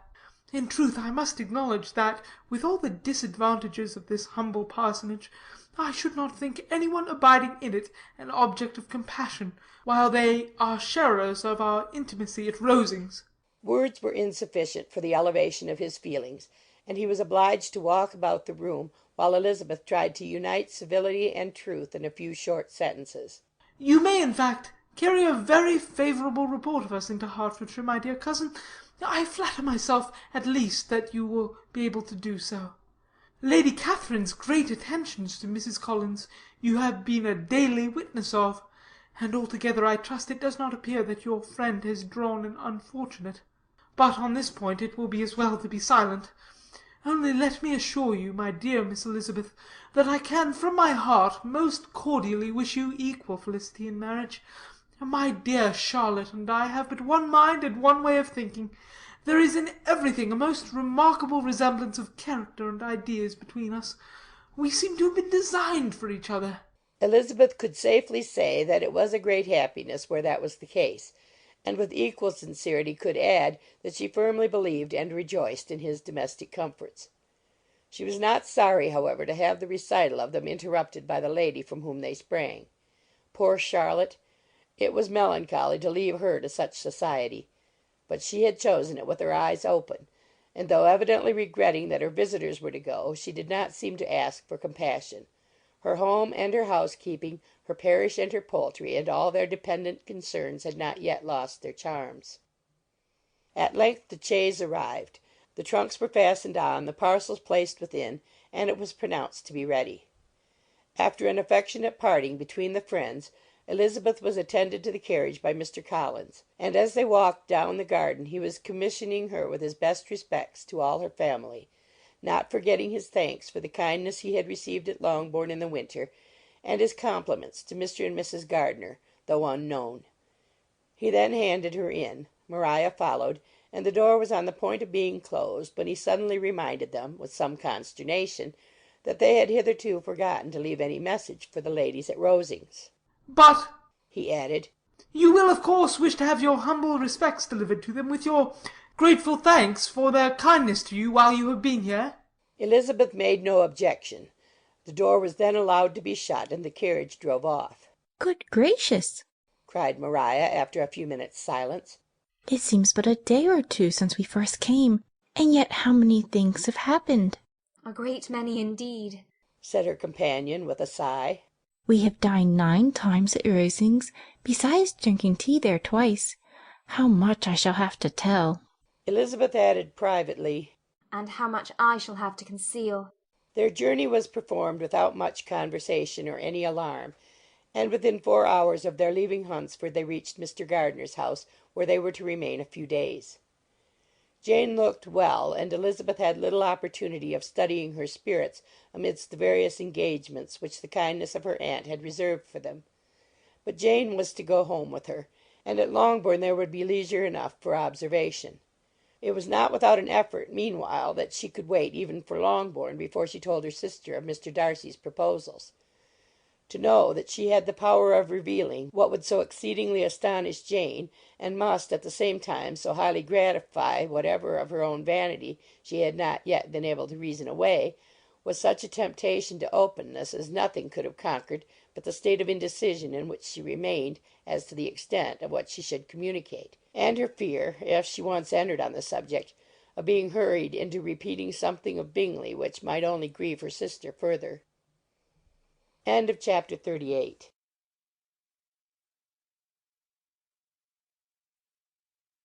Pride and Prejudice, by Jane Austen. Chapter 39. It was the second week in May, in which the 3 young ladies set out together from Gracechurch Street for the town of in Hertfordshire, and as they drew near the appointed inn where Mr. Bennet's carriage was to meet them, they quickly perceived, in token of the coachman's punctuality, both Kitty and Lydia looking out of a dining-room upstairs. These 2 girls had been above an hour in the place, happily employed in visiting an opposite milliner, watching the sentinel on guard, and dressing a salad and cucumber. After welcoming their sisters, they triumphantly displayed a table set out with such cold meat as an inn larder usually affords, exclaiming, Is this not nice? Is not this an agreeable surprise? And we mean to treat you all, added Lydia. But you must lend us the money, for we have just spent ours at the shop out there. Then, showing her purchases, Look here, I have bought this bonnet. I do not think it is very pretty, but I thought I might as well buy it as not. I shall pull it to pieces as soon as I get home, and see if I can make it up any better. And when her sisters abused it as ugly, she added, with perfect unconcern, Oh, but there were 2 or 3 much uglier in the shop, and when I have bought some prettier coloured satin to trim it with fresh, I think it will be very tolerable. Besides, it will not much signify what one wears this summer, after the Blankshire have left Meryton, and they are going in a fortnight. Are they indeed? cried Elizabeth, with the greatest satisfaction. They are going to be in camp near Brighton, and I do so want papa to take us all there for the summer. It would be such a delicious scheme, and I dare say it would hardly cost anything at all. Mamma would like to go too, of all things. Only think what a miserable summer else we shall have. Yes, thought Elizabeth. That would be a delightful scheme indeed, and completely do for us at once. Good heaven! Brighton, and a whole campful of soldiers, to us, who have been overset already by one poor regiment of militia, and the monthly balls of Meryton. Now, I have got some news for you, said Lydia, as they sat down at table. What do you think? It is excellent news, capital news, about a certain person we all like. Jane and Elizabeth looked at each other, and the waiter was told he need not stay. Lydia laughed, and said, Ay, that is just like your formality and discretion. You thought the waiter must not hear, as if he cared. I dare say he often hears worse things said than I am going to say. But he is an ugly fellow. I'm glad he is gone. I never saw such a long chin in my life. Well, but now for my news. It is about dear Wickham. Too good for the waiter, is it not? There is no danger of Wickham's marrying Mary King. There's for you. She has gone down to her uncle at Liverpool, gone to stay. Wickham is safe. And Mary King is safe, added Elizabeth. Safe from a connection imprudent as to fortune. She is a great fool for going away if she liked him. But I hope there is no strong attachment on either side, said Jane. I'm sure there is none on his. I will answer for it, he never cared 3 straws about her. Who could about such a nasty little freckled thing? Elizabeth was shocked to think that however incapable of such coarseness of expression herself, the coarseness of the sentiment was little other than her own breast had harboured and fancied liberal. As soon as all had ate and the elder ones paid, the carriage was ordered, and after some contrivance, the whole party, with all their boxes, work-bags, and parcels, and the unwelcome addition of Kitty's and Lydia's purchases, were seated in it. How nicely we are all crammed in, cried Lydia.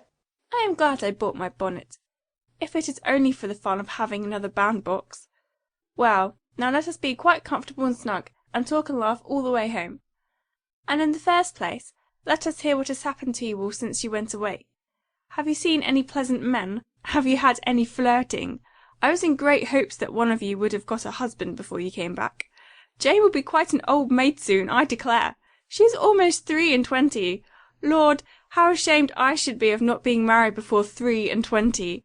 My Aunt Phillips wants you so to get husbands, you can't think.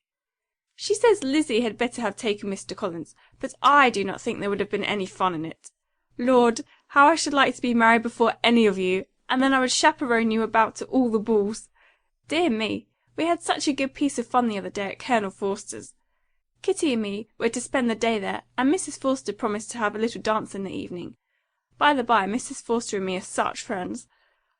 And so she asked the 2 Harringtons to come, but Harriet was ill, so Pen was forced to come by herself, and then, what do you think we did? We dressed up Chamberlain in women's clothes on purpose to pass for a lady. Only think what fun! Not a soul knew of it but Colonel and Mrs. Forster, and Kitty and me, except my aunt, for we were forced to borrow one of her gowns, and you cannot imagine how well he looked. When Denny and Wickham and Pratt and 2 or 3 more of the men came in, they did not know him in the least. Lord, how I laughed! And so did Mrs. Forster. I thought I should have died, and that made the men suspect something, and then they soon found out what was the matter. With such kinds of histories of their parties and good jokes did Lydia, assisted by Kitty's hints and additions, endeavour to amuse her companions all the way to Longbourn. Elizabeth listened as little as she could, but there was no escaping the frequent mention of Wickham's name. Their reception at home was most kind. Mrs. Bennet rejoiced to see Jane in undiminished beauty, and more than once during dinner did Mr. Bennet say voluntarily to Elizabeth, "I am glad you are come back, Lizzie."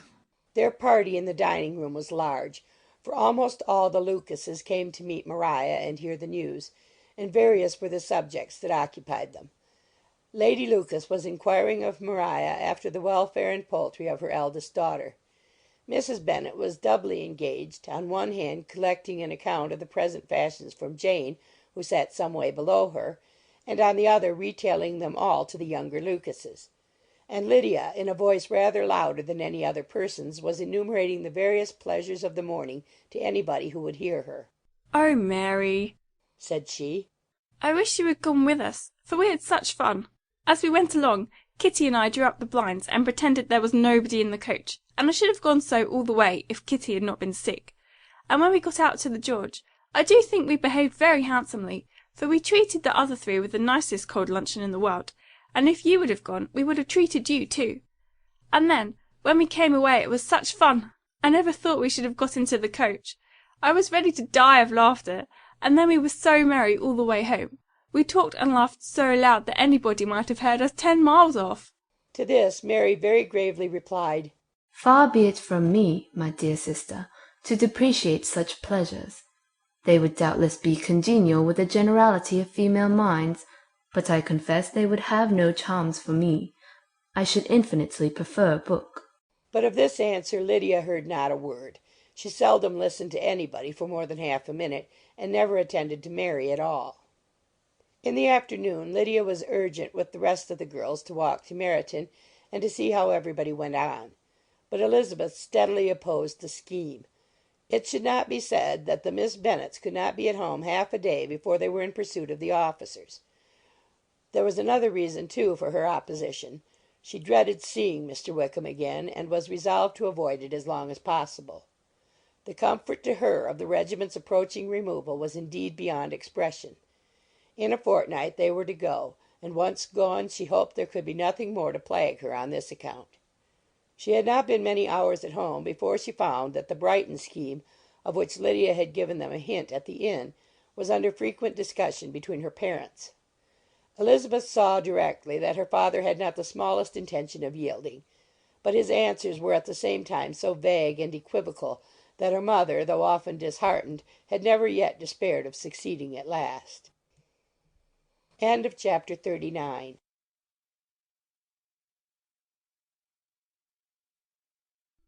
Pride and Prejudice by Jane Austen, Chapter 40. Elizabeth's impatience to acquaint Jane with what had happened could no longer be overcome, and at length, resolving to suppress every particular in which her sister was concerned, and preparing her to be surprised, she related to her the next morning the chief of the scene between Mr. Darcy and herself. Miss Bennet's astonishment was soon lessened by the strong sisterly partiality which made any admiration of Elizabeth appear perfectly natural, and all surprise was shortly lost in other feelings. She was sorry that Mr. Darcy should have delivered his sentiments in a manner so little suited to recommend them, but still more was she grieved for the unhappiness which her sister's refusal must have given him. "His being so sure of succeeding was wrong," said she, "and certainly ought not to have appeared. But consider how much it must increase his disappointment." Indeed, replied Elizabeth, I am heartily sorry for him, but he has other feelings which will probably soon drive away his regard for me. You do not blame me, however, for refusing him. "Blame you? Oh, no." But you blame me for having spoken so warmly of Wickham. No, I do not know that you were wrong in saying what you did. But you will know it when I tell you what happened the very next day. She then spoke of the letter, repeating the whole of its contents as far as they concerned George Wickham. What a stroke was this for poor Jane, who would willingly have gone through the world without believing that so much wickedness existed in the whole race of mankind as was here collected in one individual. Nor was Darcy's vindication, though grateful to her feelings, capable of consoling her for such discovery. Most earnestly did she labour to prove the probability of error, and seek to clear the one without involving the other. This will not do, said Elizabeth. You never will be able to make both of them good for anything. Take your choice, but you must be satisfied with only one. There is but such a quantity of merit between them, just enough to make one good sort of man, and of late it has been shifting about pretty much.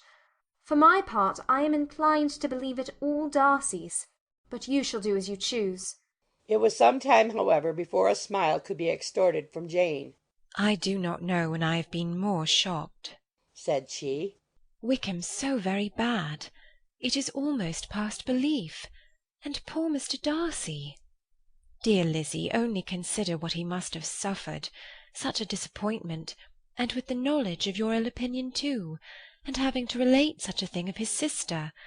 It is really too distressing. I am sure you must feel it so." Oh no, my regret and compassion are all done away by seeing you so full of both. I know you will do him such ample justice that I am growing every moment more unconcerned and indifferent. Your profusion makes me saving, and if you lament over him much longer, my heart will be as light as a feather. Poor Wickham! There is such an expression of goodness in his countenance, such an openness and gentleness in his manner. There certainly was some great mismanagement in the education of those two young men. One has got all the goodness, and the other all the appearance of it. I never thought Mr. Darcy so deficient in the appearance of it as you used to do. And yet I meant to be uncommonly clever in taking so decided a dislike to him without any reason. It is such a spur to one's genius, such an opening for wit, to have a dislike of that kind. One may be continually abusive without saying anything just, but one cannot always be laughing at a man without now and then stumbling on something witty. Lizzie, when you first read that letter, I am sure you could not treat the matter as you do now. Indeed I could not. I was uncomfortable enough, I may say unhappy, and with no one to speak to about what I felt, no Jane to comfort me and say that I had not been so very weak and vain and nonsensical as I knew I had. Oh, how I wanted you! How unfortunate that you should have used such very strong expressions in speaking of Wickham to Mr. Darcy, for now they do appear wholly undeserved. Certainly. But the misfortune of speaking with bitterness is a most natural consequence of the prejudices I have been encouraging. There is one point on which I want your advice. I want to be told whether I ought, or ought not, to make our acquaintances in general understand Wickham's character.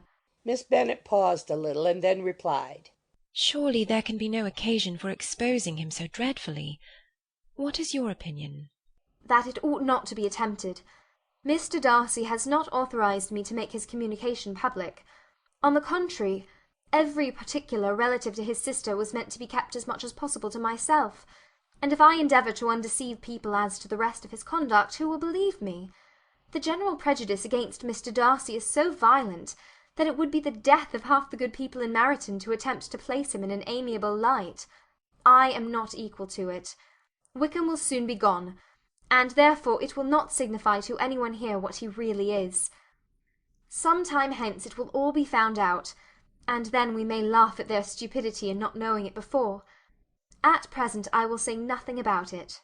You are quite right. To have his errors made public might ruin him for ever. He is now, perhaps, sorry for what he has done, and anxious to re-establish a character. We must not make him desperate. The tumult of Elizabeth's mind was allayed by this conversation. She had got rid of two of the secrets which had weighed on her for a fortnight, and was certain of a willing listener in Jane whenever she might wish to talk again of either. But there was still something lurking behind, of which prudence forbade the disclosure. She dared not relate the other half of Mr. Darcy's letter, nor explain to her sister how sincerely she had been valued by her friend. Here was knowledge in which no one could partake, and she was sensible that nothing less than a perfect understanding between the parties could justify her in throwing off this last encumbrance of mystery. And then, said she, if that very improbable event should ever take place, I shall merely be able to tell what Bingley may tell in a much more agreeable manner himself. The liberty of communication cannot be mine till it has lost all its value. She was now, on being settled at home, at leisure to observe the real state of her sister's spirits. Jane was not happy. She still cherished a very tender affection for Bingley. Having never even fancied herself in love before, her regard had all the warmth of first attachment, and from her age and disposition greater steadiness than most first attachments often boast. And so fervently did she value his remembrance, and prefer him to every other man, that all her good sense and all her attention to the feelings of her friends were requisite to check the indulgence of those regrets which must have been injurious to her own health and their tranquillity. "Well, Lizzie," said Mrs. Bennet one day, "what is your opinion now of this sad business of Jane's? For my part I am determined never to speak of it again to anybody. I told my sister Phillips so the other day, but I cannot find out that Jane saw anything of him in London. Well, he is a very undeserving young man, and I do not suppose there's the least chance in the world of her ever getting him now. There is no talk of his coming to Netherfield again in the summer, and I have inquired of everybody, too, who is likely to know." I do not believe he will ever live at Netherfield any more. "Oh, well, it is just as he chooses. Nobody wants him to come, though I shall always say he used my daughter extremely ill, and if I were her I would not have put up with it. Well, my comfort is, I am sure Jane will die of a broken heart, and then he'll be sorry for what he has done." but as Elizabeth could not receive comfort from any such expectation, she made no answer. "Well, Lizzie," continued her mother soon afterwards, "and so the Collinses live very comfortable, do they? Well, well, I only hope it will last. And what sort of table do they keep? Charlotte is an excellent manager, I dare say. If she is half as sharp as her mother, she is saving enough. There is nothing extravagant in their housekeeping, I dare say." No, nothing at all. "A great deal of good management, depend upon it. Yes, yes, they will take care not to outrun their income. They will never be distressed for money. Well, much good it may do them. And so I suppose they often talk of having Longbourn when your father is dead. They look upon it quite as their own, I dare say, whenever that happens." It was a subject which they could not mention before me. "No, it would have been strange if they had, but I make no doubt they often talk of it between themselves. Well, if they can be easy with an estate that is not lawfully their own, so much the better. I should be ashamed of having one that was only entailed upon me." End of chapter 40.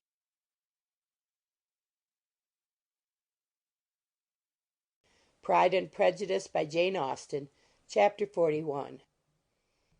The first week of their return was soon gone. The second began. It was the last of the regiment's stay in Meryton, and all the young ladies in the neighbourhood were drooping apace. The dejection was almost universal.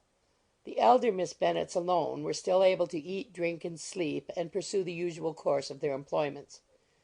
Very frequently were they reproached for this insensibility by Kitty and Lydia, whose own misery was extreme, and who could not comprehend such hard-heartedness in any of the family. Good heaven! What is to become of us? What are we to do? Would they often exclaim in the bitterness of woe. How can you be smiling so, Lizzie? Their affectionate mother shared all their grief. She remembered what she had herself endured on a similar occasion 25 years ago. I am sure, said she, I cried for 2 days together when Colonel Miller's regiment went away. I thought I should have broken my heart. I am sure I shall break mine, said Lydia. If one could but go to Brighton, observed Mrs. Bennet. Oh, yes, if one could but go to Brighton. But papa is so disagreeable. A little sea-bathing would set me up for ever. And my Aunt Phillips is sure it would do me a great deal of good, added Kitty. Such were the kind of lamentations resounding perpetually through Longbourn House. Elizabeth tried to be diverted by them, but all sense of pleasure was lost in shame. She felt anew the justice of Mr. Darcy's objections, and never had she been so much disposed to pardon his interference in the views of his friend. But the gloom of Lydia's prospect was shortly cleared away, for she received an invitation from Mrs. Forster, the wife of the colonel of the regiment, to accompany her to Brighton. This invaluable friend was a very young woman, and very lately married. A resemblance in good humour and good spirits had recommended her and Lydia to each other, and out of their 3 months' acquaintance they had been intimate too. The rapture of Lydia on this occasion, her adoration of Mrs. Forster, the delight of Mrs. Bennet, and the mortification of Kitty are scarcely to be described. Wholly inattentive to her sister's feelings, Lydia flew about the house in restless ecstasy, calling for everyone's congratulations, and laughing and talking with more violence than ever, whilst the luckless Kitty continued in the parlour, repined at her fate in terms as unreasonable as her accent was peevish. I cannot see why Mrs. Forster should not ask me as well as Lydia, said she, though I am not her particular friend. I have just as much right to be asked as she has, and more too, for I am 2 years older. In vain did Elizabeth attempt to make her reasonable, and Jane to make her resigned. As for Elizabeth herself, this invitation was so far from exciting in her the same feelings as in her mother and Lydia, that she considered it as the death warrant of all possibility of common sense for the latter, and detestable as such a step must make her were it known, she could not help secretly advising her father not to let her go. She represented to him all the improprieties of Lydia's general behaviour, the little advantage she could derive from the friendship of such a woman as Mrs. Forster, and the probability of her being yet more imprudent with such a companion at Brighton, where the temptations must be greater than at home. He heard her attentively, and then said, Lydia will never be easy until she has exposed herself in some public place or other, and we can never expect her to do it with so little expense or inconvenience to her family as under the present circumstances. If you were aware, said Elizabeth, of the very great disadvantage to us all which must arise from the public notice of Lydia's unguarded and imprudent manner, nay, which has already arisen from it, I am sure you would judge differently in the affair. Already arisen? repeated Mr. Bennet. What? Has she frightened away some of your lovers? Poor little Lizzie! But do not be cast down. Such squeamish youths as cannot bear to be connected with a little absurdity are not worth a regret. Come, let me see the list of pitiful fellows who have been kept aloof by Lydia's folly. Indeed, you are mistaken. I have no such injuries to resent. It is not of particular, but of general evils which I am now complaining.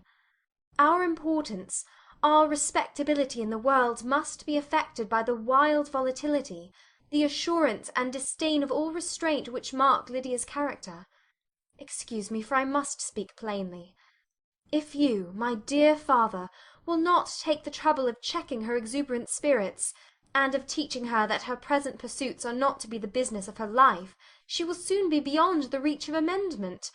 Her character will be fixed, and she will, at 16, be the most determined flirt that ever made herself or her family ridiculous.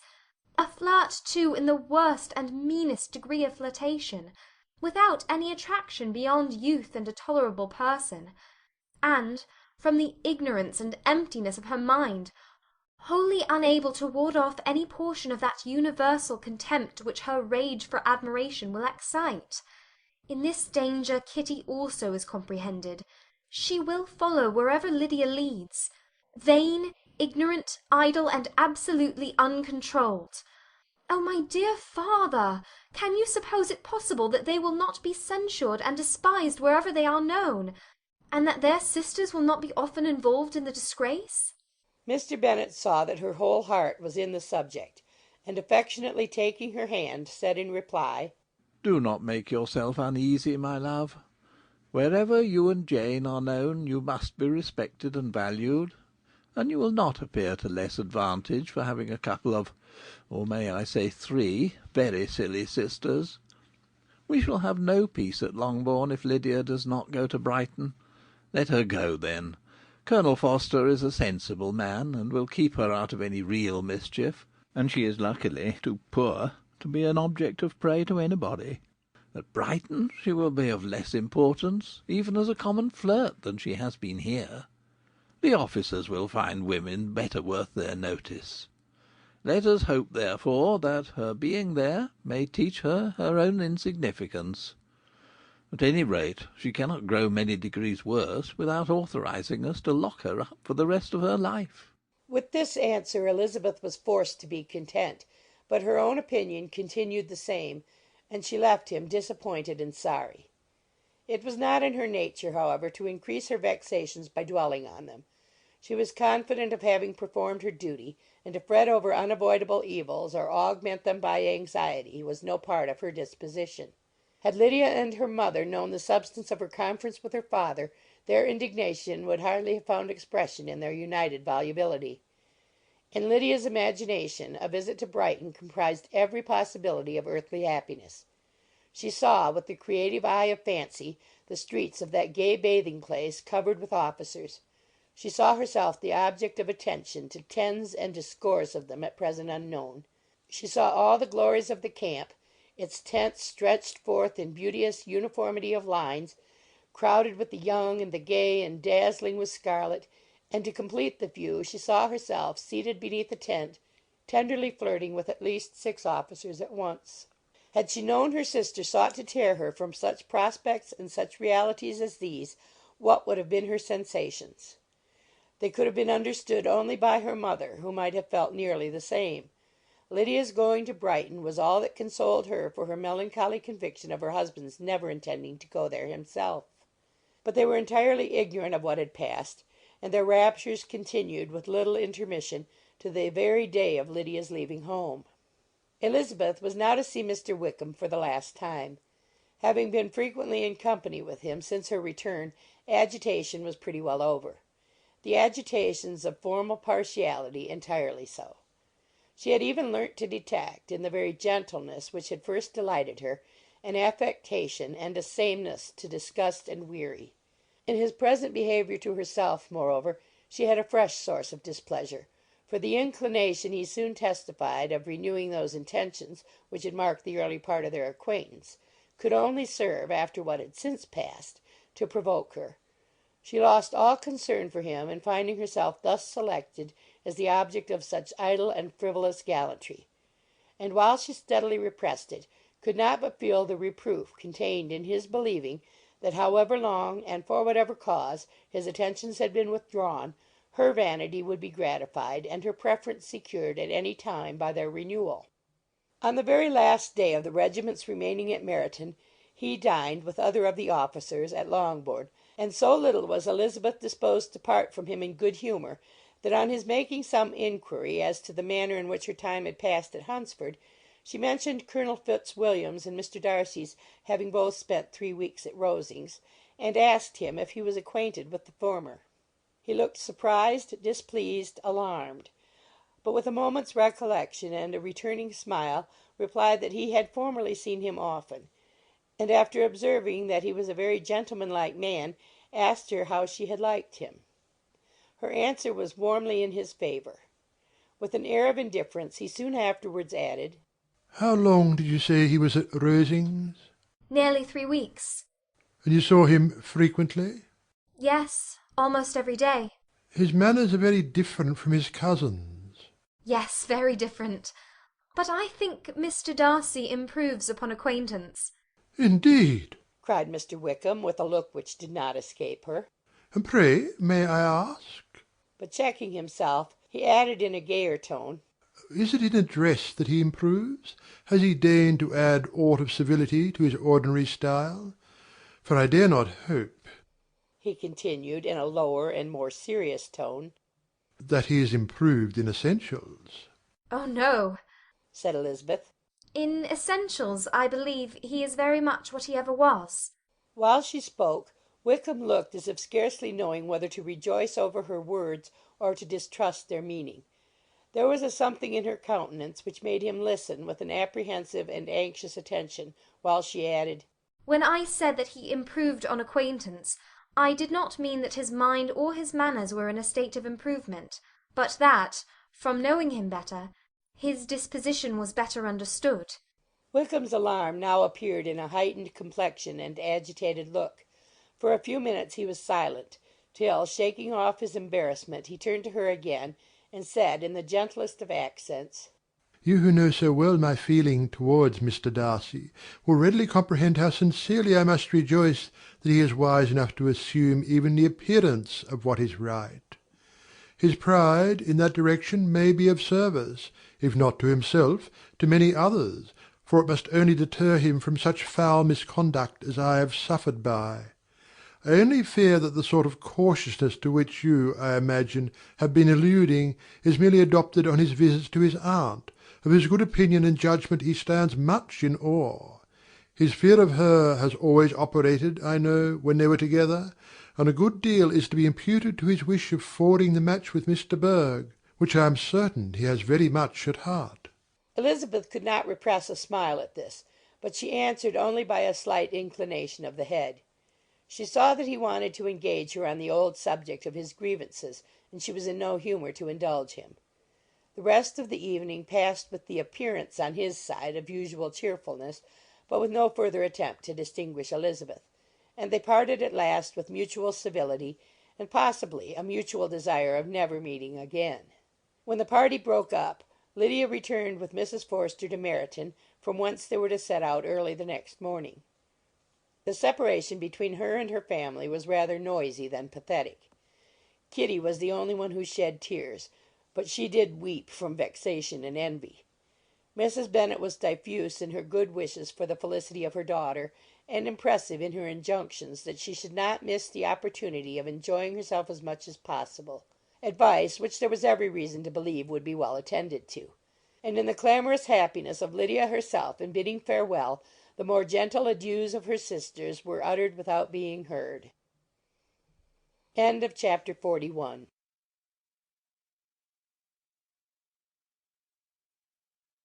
Pride and Prejudice by Jane Austen, Chapter 42.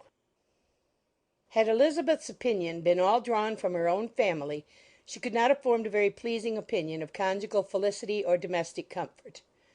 Her father, captivated by youth and beauty, and that appearance of good humour which youth and beauty generally give, had married a woman whose weak understanding and illiberal mind had very early in their marriage put an end to all real affection for her. Respect, esteem, and confidence had vanished for ever, and all his views of domestic happiness were overthrown. But Mr. Bennet was not of a disposition to seek comfort for the disappointment which his own imprudence had brought on, in any of those pleasures which too often console the unfortunate for their folly or their vice.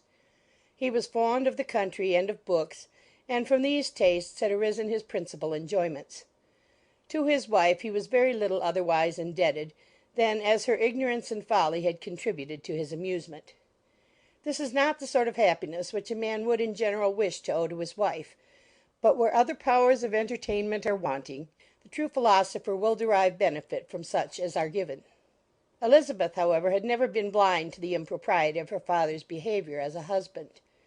She had always seen it with pain, but respecting his abilities, and grateful for his affectionate treatment of herself, she endeavoured to forget what she could not overlook, and to banish from her thoughts that continual breach of conjugal obligation and decorum, which, in exposing his wife to the contempt of her own children, was so highly reprehensible. But she had never felt so strongly as now the disadvantages which must attend the children of so unsuitable a marriage, nor ever been so fully aware of the evils arising from so ill-judged a direction of talents which, rightly used, might at least have preserved the respectability of his daughters, even if incapable of enlarging the mind of his wife. When Elizabeth had rejoiced over Wickham's departure, she found little other cause for satisfaction in the loss of the regiment. Their parties abroad were less varied than before, and at home she had a mother and sister whose constant repinings at the dullness of everything around them threw a real gloom over their domestic circle. And though Kitty might in time regain her natural degree of sense, since the disturbers of her brain were removed, her other sister, from whose disposition greater evil might be apprehended, was likely to be hardened in all her folly and assurance by a situation of such double danger as a watering place and a camp. Upon the whole, therefore, she found, what has been sometimes found before, that an event to which she had been looking with impatient desire did not, in taking place, bring all the satisfaction she had promised herself. It was consequently necessary to name some other period for the commencement of actual felicity, to have some other point on which her wishes and hopes might be fixed, and by again enjoying the pleasure of anticipation, console herself for the present, and prepare for another disappointment. Her tour to the Lakes was now the object of her happiest thoughts. It was her best consolation for all the uncomfortable hours which the discontentedness of her mother and Kitty made inevitable, and could she have included Jane in the scheme, every part of it would have been perfect. But it is fortunate, thought she, that I have something to wish for. Were the whole arrangement complete, my disappointment would be certain. But here, by carrying with me one ceaseless source of regret in my sister's absence, I may reasonably hope to have all my expectations of pleasure realized. A scheme of which every part promises delight can never be successful, and general disappointment is only warded off by the defence of some little peculiar vexation. When Lydia went away, she promised to write very often and very minutely to her mother and Kitty, but her letters were always long expected and always very short. Those to her mother contained little else than that they were just returned from the library, where such and such officers had attended them, and where she had seen such beautiful ornaments as made her quite wild; that she had a new gown, or a new parasol, which she would have described more fully, but was obliged to leave off in a violent hurry, as Mrs. Forster called her, and they were going off to the camp. And from her correspondence with her sister there was still less to be learnt, for her letters to Kitty, though rather longer, were much too full of lines under the words to be made public. After the first fortnight or 3 weeks of her absence, health, good humour, and cheerfulness began to reappear at Longbourn. Everything wore a happier aspect. The families who had been in town for the winter came back again, and summer finery and summer engagements arose. Mrs. Bennet was restored to her usual querulous serenity, and by the middle of June Kitty was so much recovered as to be able to enter Meryton without tears, an event of such happy promise as to make Elizabeth hope that by the following Christmas she might be so tolerably reasonable as not to mention an officer above once a day, unless, by some cruel and malicious arrangement at the War Office, another regiment should be quartered in Meryton. The time fixed for the beginning of their northern tour was now fast approaching, and a fortnight only was wanting of it, when a letter arrived from Mrs. Gardiner, which at once delayed its commencement and curtailed its extent. Mr. Gardiner would be prevented by business from setting out till a fortnight later in July, and must be in London again within a month; and as that left too short a period for them to go so far, and see so much as they had proposed, or at least to see it with the leisure and comfort they had built on, they were obliged to give up the Lakes and substitute a more contracted tour, and according to the present plan were to go no farther northwards than Derbyshire. In that county there was enough to be seen to occupy the chief of their 3 weeks, and to Mrs. Gardiner it had a peculiarly strong attraction. The town where she had formerly passed some years of her life, and where they were now to spend a few days, was probably as great an object of her curiosity as all the celebrated beauties of Matlock, Chatsworth, Dovetail, or the Peak. Elizabeth was excessively disappointed. She had set her heart on seeing the Lakes, and still thought there might have been time enough. But it was her business to be satisfied, and certainly her temper to be happy, and all was soon right again. With the mention of Derbyshire there were many ideas connected. It was impossible for her to see the word without thinking of Pemberley and its owner. "But surely," said she, "I may enter his county without impunity, and rob it of a few petrified spars without his perceiving me." The period of expectation was now doubled. 4 weeks were to pass away before her uncle and aunt's arrival. But they did pass away, and Mr. and Mrs. Gardiner, with their 4 children, did at length appear at Longbourn. The children, 2 girls of 6 and 8 years old, and 2 younger boys, were to be left under the particular care of their cousin Jane, who was the general favourite, and whose steady sense and sweetness of temper exactly adapted her for attending to them in every way, teaching them, playing with them, and loving them. The Gardiners stayed only one night at Longbourn, and set off the next morning, with Elizabeth, in pursuit of novelty and amusement. One enjoyment was certain, that of suitableness of companions, a suitableness which comprehended health and temper to bear inconveniences, cheerfulness to enhance every pleasure, and affection and intelligence which might supply it among themselves if there were disappointments abroad. It is not the object of this work to give a description of Derbyshire, nor of any of the remarkable places through which their route thither lay. Oxford, Blenheim, Warwick, Kenilworth, Birmingham, etc., are sufficiently known. A small part of Derbyshire is all the present concern. To the little town of Lambton, the scene of Mrs. Gardiner's former residence, and where she had lately learned some acquaintance still remained, they bent their steps, after having seen all the principal wonders of the country; and within 5 miles of Lambton Elizabeth found from her aunt that Pemberley was situated. It was not in their direct road, nor more than a mile or 2 out of it. In talking over their route the evening before, Mrs. Gardiner expressed an inclination to see the place again. Mr. Gardiner declared his willingness, and Elizabeth was applied to for her approbation. "My love, should you not like to see a place of which you have heard so much?" said her aunt. "A place, too, with which so many of your acquaintances are connected. Wickham passed all his youth there, you know." Elizabeth was distressed. She felt that she had no business at Pemberley, and was obliged to assume a disinclination for seeing it. She must own that she was tired of seeing great houses. After going over so many, she really had no pleasure in fine carpets or satin curtains. Mrs. Gardiner abused her stupidity. "If it were merely a fine house, richly furnished," said she, "I should not care about it myself, but the grounds are delightful. They have some of the finest woods in the country." Elizabeth said no more, but her mind could not acquiesce. The possibility of meeting Mr. Darcy while viewing the place instantly occurred. It would be dreadful. She blushed at the very idea, and thought it would be better to speak openly to her aunt than to run such a risk. But against this there were objections, and she finally resolved that it could be the last resource if her private inquiries to the absence of the family were unfavourably answered. Accordingly, when she retired at night, she asked the chambermaid whether Pemberley were not a very fine place, what was the name of its proprietor, and, with no little alarm, whether the family were down for the summer. A most welcome negative followed the last question, and her alarms now being removed, she was at leisure to feel a great deal of curiosity to see the house herself, and when the subject was revived the next morning, and she was again applied to, could readily answer, and with a proper air of indifference, that she had not really any dislike to the scheme. To Pemberley, therefore, they were to go. End of Chapter 42.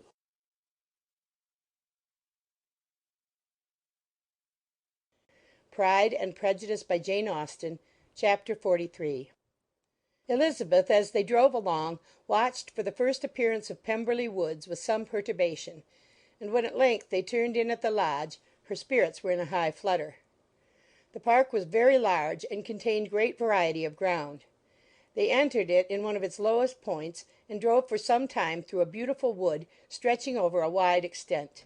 Elizabeth's mind was too full for conversation, but she saw and admired every remarkable spot in point of view.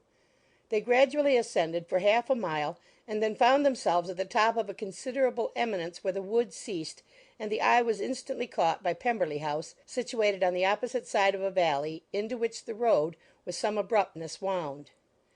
It was a large, handsome stone building, standing well on rising ground, and backed by a ridge of high woody hills, and in front a stream of some natural importance was swelled into greater, but without any artificial appearance. Its banks were neither formal nor falsely adorned. Elizabeth was delighted. She had never seen a place for which nature had done more, or where natural beauty had been so little counteracted by an awkward taste. They were all of them warm in their admiration, and at that moment she felt that to be mistress of Pemberley might be something. They descended the hill, crossed the bridge, and drove to the door, and while examining the nearer aspect of the house all her apprehension of meeting its owner returned. She dreaded lest the chambermaid had been mistaken. On applying to see the place, they were admitted into the hall, and Elizabeth, as they waited for the housekeeper, had leisure to wonder at her being where she was. The housekeeper came, a respectable-looking elderly woman, much less fine and more civil than she had any notion of finding her. They followed her into the dining-parlour. It was a large, well-proportioned room, handsomely fitted up. Elizabeth, after slightly surveying it, went to a window to enjoy its prospect. The hill, crowned with wood, which they had descended, receiving increased abruptness from the distance, was a beautiful object. Every disposition of the ground was good, and she looked on the whole scene, the river, the trees scattered on its banks, and the winding of the valley, as far as she could trace it, with delight. As they passed into other rooms, these objects were taking different positions, but from every window there were beauties to be seen. The rooms were lofty and handsome, and their furniture suitable to the fortune of its proprietor. But Elizabeth saw, with admiration of his taste, that it was neither gaudy nor uselessly fine, with less of splendour and more real elegance than the furniture of Rosings. And of this place, thought she, I might have been mistress. With these rooms I might now have been familiarly acquainted. Instead of viewing them as a stranger, I might have rejoiced in them as my own, and welcomed to them as visitors my uncle and aunt. But no. Recollecting herself, that could never be. My uncle and aunt would have been lost to me. I should not have been allowed to invite them. This was a lucky recollection. It saved her from something very like regret. She longed to inquire of the housekeeper whether her master was really absent, but had not the courage for it. At length, however, the question was asked by her uncle, and she turned away with alarm while Mrs. Reynolds replied that he was, adding, "But we expect him to-morrow, with a large party of friends." How rejoiced was Elizabeth that their own journey had not by any circumstance been delayed a day. Her aunt now called her to look at a picture. She approached and saw the likeness of Mr. Wickham suspended amongst several other miniatures over the mantelpiece. Her aunt asked her smilingly how she liked it. The housekeeper came forward and told them it was a picture of a young gentleman, the son of her late master's steward, who had been brought up by him at his own expense. "He is now gone into the army," she added, "but I am afraid he has turned out very wild." Mrs. Gardiner looked at her niece with a smile, but Elizabeth could not return it. "And that," said Mrs. Reynolds, pointing to another of the miniatures, "is my master, and very like him. It was drawn at the same time as the other, about 8 years ago." I have heard much of your master's fine person, said Mrs. Gardiner, looking at the picture. It is a handsome face, but Lizzie, you can tell us whether it is like or not. Mrs. Reynolds' respect for Elizabeth seemed to increase on this intimation of her knowing her master. "Does that young lady know Mr. Darcy?" Elizabeth coloured and said, "A little." "And do you not think him a very handsome gentleman, ma'am?" "Yes, very handsome." "I am sure I know none so handsome, but in the gallery upstairs you will see a finer, larger picture of him than this. This room was my late master's favourite room, and these miniatures are just as they used to be then. He was very fond of them." This accounted to Elizabeth for Mr. Wickham's being among them. Mrs. Reynolds then directed their attention to one of Miss Darcy, drawn when she was only 8 years old. "And is Miss Darcy as handsome as her brother?" said Mrs. Gardiner. "Oh, yes, the handsomest young lady that ever was seen, and so accomplished. She plays and sings all day long. In the next room is a new instrument just come down for her, a present from my master. She comes here to-morrow with him." Mr. Gardiner, whose manners were very easy and pleasant, encouraged her communicativeness by his questions and remarks. Mrs. Reynolds, either by pride or attachment, had evidently great pleasure in talking of her master and his sister.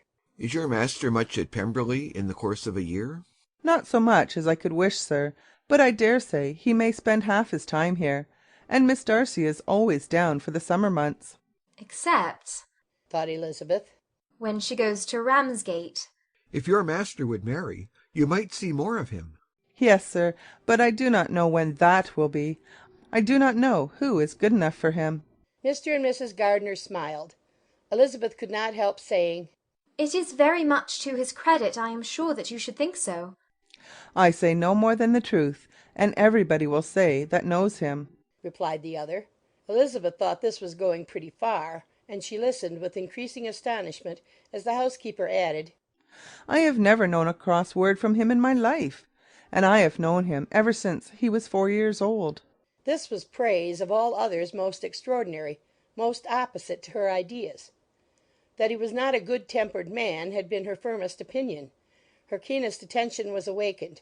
She longed to hear more, and was grateful to her uncle for saying, There are very few people of whom so much can be said. You are lucky in having such a master. Yes, sir, I know I am. If I were to go through the world, I could not meet with a better. But I have always observed that they who are good-natured when children are good-natured when they grow up, and he was always the sweetest-tempered, most generous-hearted boy in the world. Elizabeth almost stared at her. Can this be Mr. Darcy? Thought she.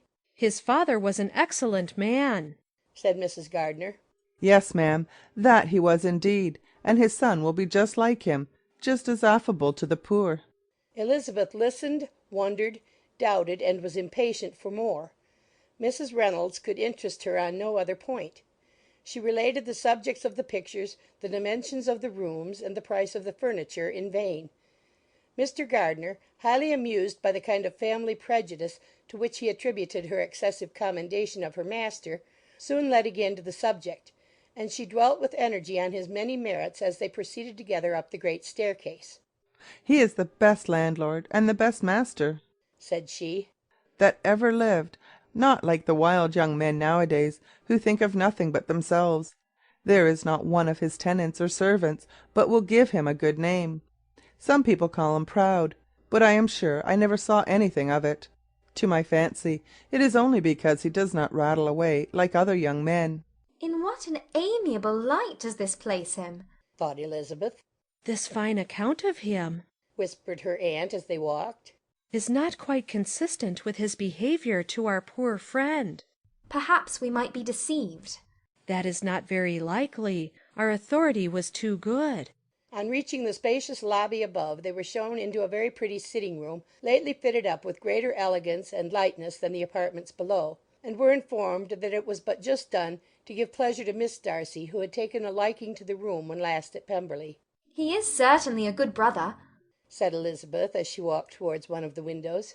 Mrs. Reynolds anticipated Miss Darcy's delight when she should enter the room. And this is always the way with him, she added. Whatever can give his sister any pleasure is sure to be done in a moment. There is nothing he would not do for her. The picture gallery and 2 or 3 of the principal bedrooms were all that remained to be shown. In the former were many good paintings, but Elizabeth knew nothing of the art, and from such as had been already visible below she had willingly turned to look at some drawings of Miss Darcy's in crayons, whose subjects were usually more interesting and also more intelligible. In the gallery there were many family portraits, but they could have little to fix the attention of a stranger. Elizabeth walked in quest of the only face whose features would be known to her. At last it arrested her, and she beheld a striking resemblance to Mr. Darcy, with such a smile over the face as she remembered to have sometimes seen when he looked at her. She stood several minutes before the picture in earnest contemplation, and returned to it again before they quitted the gallery. Mrs. Reynolds informed them that it had been taken in his father's lifetime. There was certainly at this moment in Elizabeth's mind a more gentle sensation towards the original than she had ever felt at the height of their acquaintance.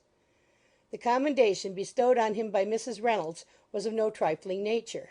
What praise is more valuable than the praise of an intelligent servant? As a brother, a landlord, a master, she considered how many people's happiness were in his guardianship, How much of pleasure or pain was it in his power to bestow? How much of good or evil must be done by him? Every idea that had been brought forward by the housekeeper was favourable to his character, and as she stood before the canvas on which he was represented, and fixed his eyes upon herself, she thought of his regard with a deeper sentiment of gratitude than it had ever raised before. She remembered its warmth, and softened its impropriety of expression. When all of the house that was open to general inspection had been seen, they returned downstairs, and taking leave of the housekeeper were consigned over to the gardener, who met them at the hall door. As they walked across the hall towards the river, Elizabeth turned back to look again. Her uncle and aunt stopped also, and while the former was conjecturing as to the date of the building, the owner of it himself suddenly came forward from the road which led behind it to the stables. They were within 20 yards of each other, and so abrupt was his appearance that it was impossible to avoid his sight. Their eyes instantly met, and the cheeks of both were overspread with the deepest blush. He absolutely started, and for a moment seemed immovable from surprise, but shortly recovering himself, advanced towards the party and spoke to Elizabeth, if not in terms of perfect composure, at least of perfect civility. She had instinctively turned away, but stopping on his approach, received his compliments with an embarrassment impossible to be overcome. Had his first appearance, or his resemblance to the picture they had just been examining, been insufficient to assure the other two that they now saw Mr. Darcy, the gardener's expression of surprise on beholding his master must immediately have told it. They stood a little aloof while he was talking to their niece, who, astonished and confused, scarcely dared lift her eyes to his face, and knew not what answer she returned to his civil inquiries after her family. Amazed at the alteration of his manner since they last parted, every sentence that he uttered was increasing her embarrassment, and every idea of the impropriety of her being found there recurring to her mind, the few minutes in which they continued were some of the most uncomfortable in her life. Nor did he seem much more at ease. When he spoke, his accent had none of its usual sedateness, and he repeated his inquiries as to the time of her having left Longbourn, and of her having stayed in Derbyshire so often, and in so hurried a way, as plainly spoke the distraction of his thoughts.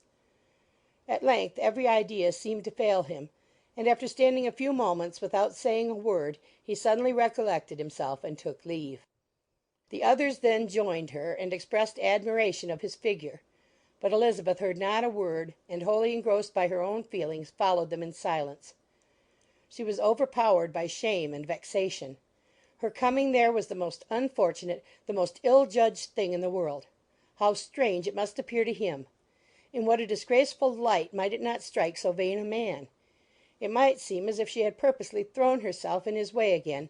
Oh, why did she come? Or why did he thus come a day before he was expected?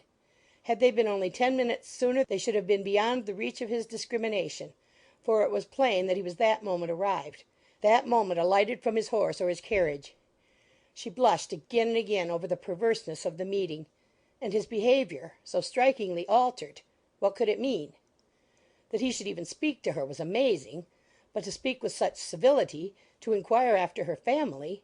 Never in her life had she seen his manners so little dignified. Never had he spoken with such gentleness as on this unexpected meeting. What a contrast did it offer to his last address in Rosings Park, when he put his letter into her hand! She knew not what to think or how to account for it. They had now entered a beautiful walk by the side of the water, and every step was bringing forward a nobler fall of ground, or a finer reach of the woods to which they were approaching. But it was some time before Elizabeth was sensible of any of it, and though she answered mechanically to the repeated appeals of her uncle and aunt, and seemed to direct her eyes to such objects as they pointed out, she distinguished no part of the scene. Her thoughts were all fixed on that one spot of Pemberley House, whichever it might be, where Mr. Darcy then was. She longed to know what at the moment was passing in his mind, in what manner he thought of her, and whether, in defiance of everything, she was still dear to him. Perhaps he had been civil only because he felt himself at ease. Yet there had been that in his voice which was not like ease. Whether he had felt more of pain or of pleasure in seeing her, she could not tell, but he certainly had not seen her with composure. At length, however, the remarks of her companions on her absence of mind aroused her, and she felt the necessity of appearing more like herself. They entered the woods, and bidding adieu to the river for a while, ascended some of the higher grounds. When, in spots where the opening of the trees gave the eye power to wander, were many charming views of the valley, the opposite hills, with the long range of woods overspreading many, and occasionally part of the stream. Mr. Gardiner expressed the wish of going round the whole park, but feared it might be beyond a walk. With a triumphant smile they were told that it was 10 miles round. It settled the matter, and they pursued the accustomed circuit, which brought them again after some time in a descent among hanging woods to the edge of the water, and one of its narrowest parts. They crossed it by a simple bridge, in character with the general air of the scene. It was a spot less adorned than any they had yet visited, and the valley, here contracted into a glen, allowed room only for the stream and a narrow walk amidst the rough coppice-wood which bordered it. Elizabeth longed to explore its windings, but when they had crossed the bridge and perceived their distance from the house, Mrs. Gardiner, who was not a great walker, could go no farther, and thought only of returning to the carriage as quickly as possible. Her niece was, therefore, obliged to submit, and they took their way towards the house on the opposite side of the river, in the nearest direction. But their progress was slow, for Mr. Gardiner, though seldom able to indulge the taste, was very fond of fishing, and was so much engaged in watching the occasional appearance of some trout in the water, and talking to the man about them, that he advanced but little. Whilst wandering on in this slow manner they were again surprised, and Elizabeth's astonishment was quite equal to what it had been at first, by the sight of Mr. Darcy approaching them, and at no great distance. The walk here, being less sheltered than on the other side, allowed them to see him before they met. Elizabeth, however astonished, was at least more prepared for an interview than before, and resolved to appear and to speak with calmness if he really intended to meet them. For a few moments, indeed, she felt that he would probably strike into some other path. The idea lasted while a turning in the walk concealed him from their view. The turning past, he was immediately before them.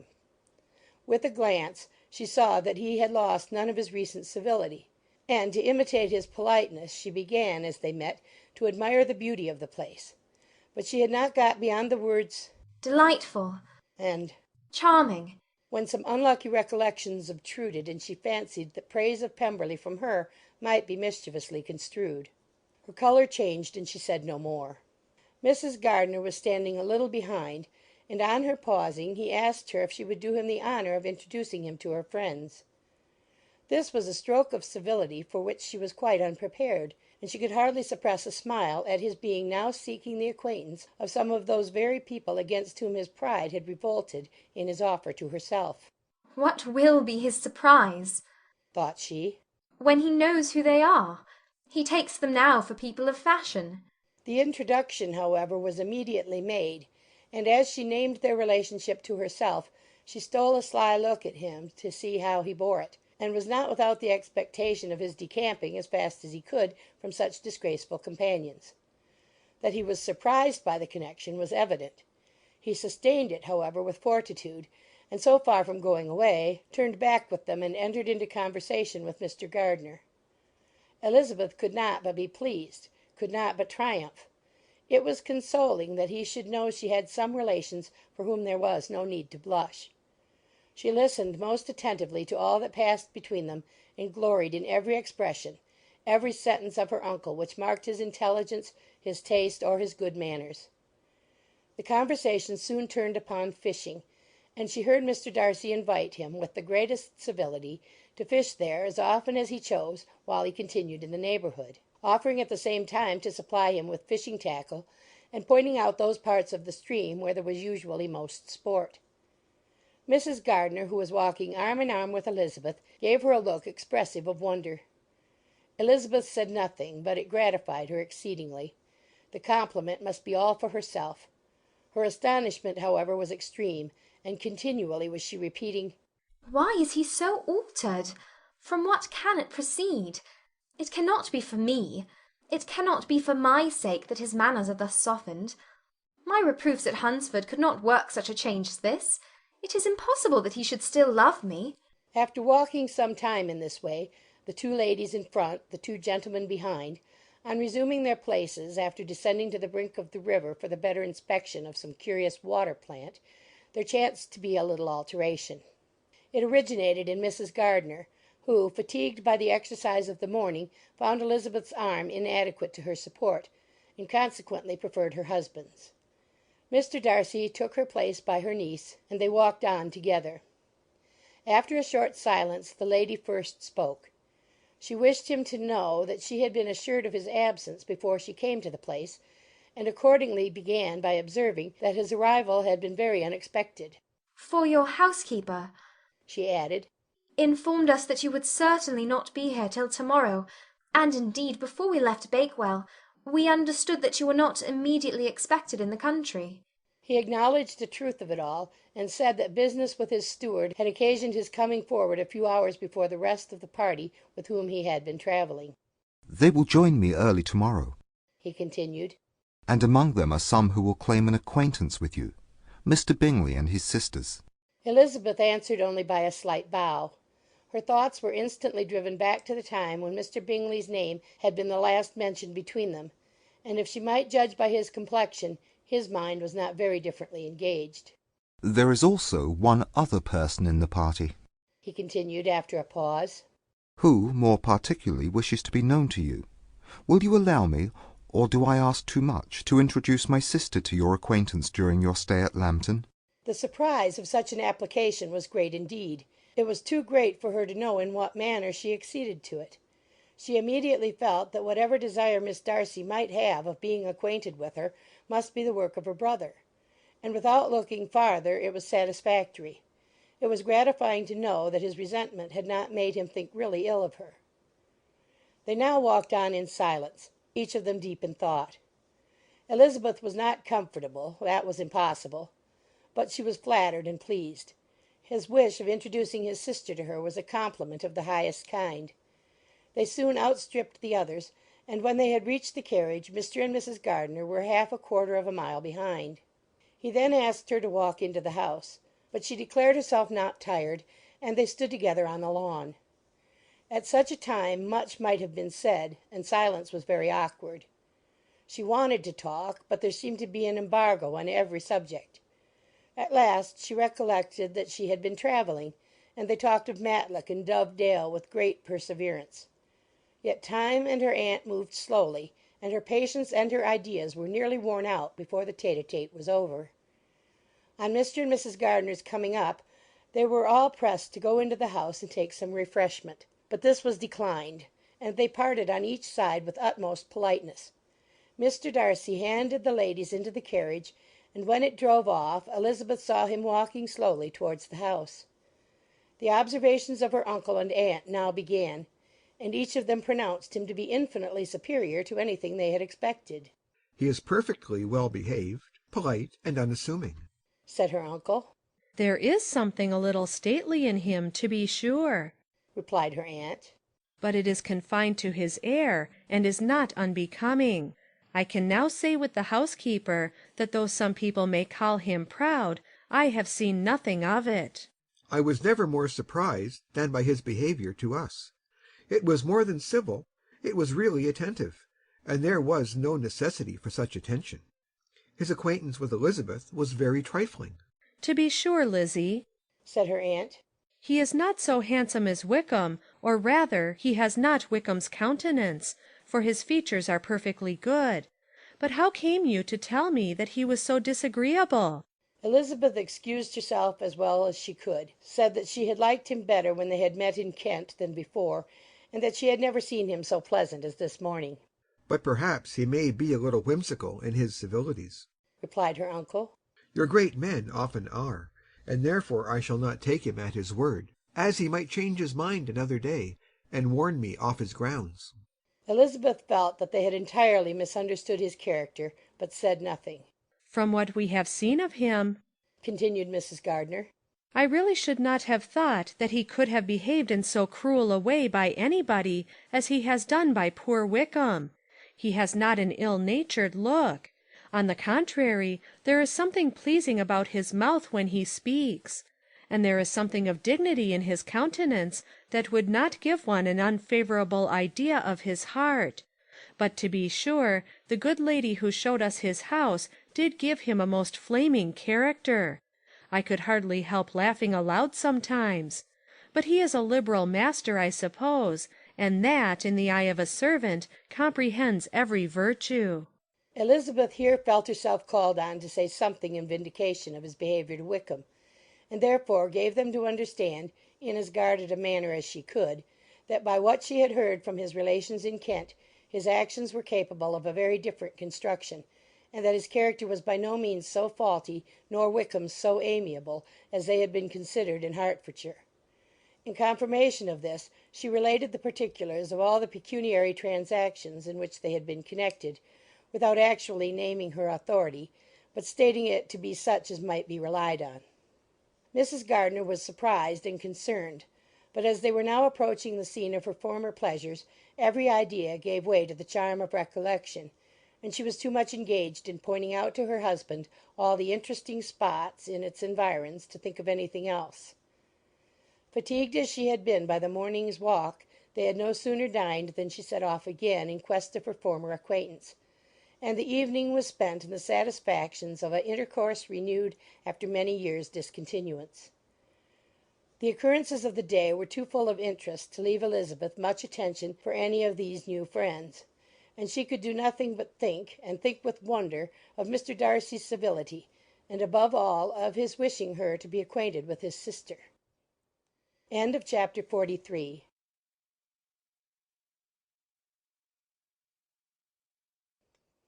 Pride and Prejudice by Jane Austen. Chapter 44. Elizabeth had settled it that Mr. Darcy would bring his sister to visit her the very day after her reaching Pemberley, and was consequently resolved not to be out of sight of the inn the whole of that morning. But her conclusion was false, for on the very morning after their arrival at Lambton these visitors came. They had been walking about the place with some of their new friends, and were just returning to the inn to dress themselves for dining with the same family, when the sound of a carriage drew them to a window, and they saw a gentleman and a lady in a curricle driving up the street.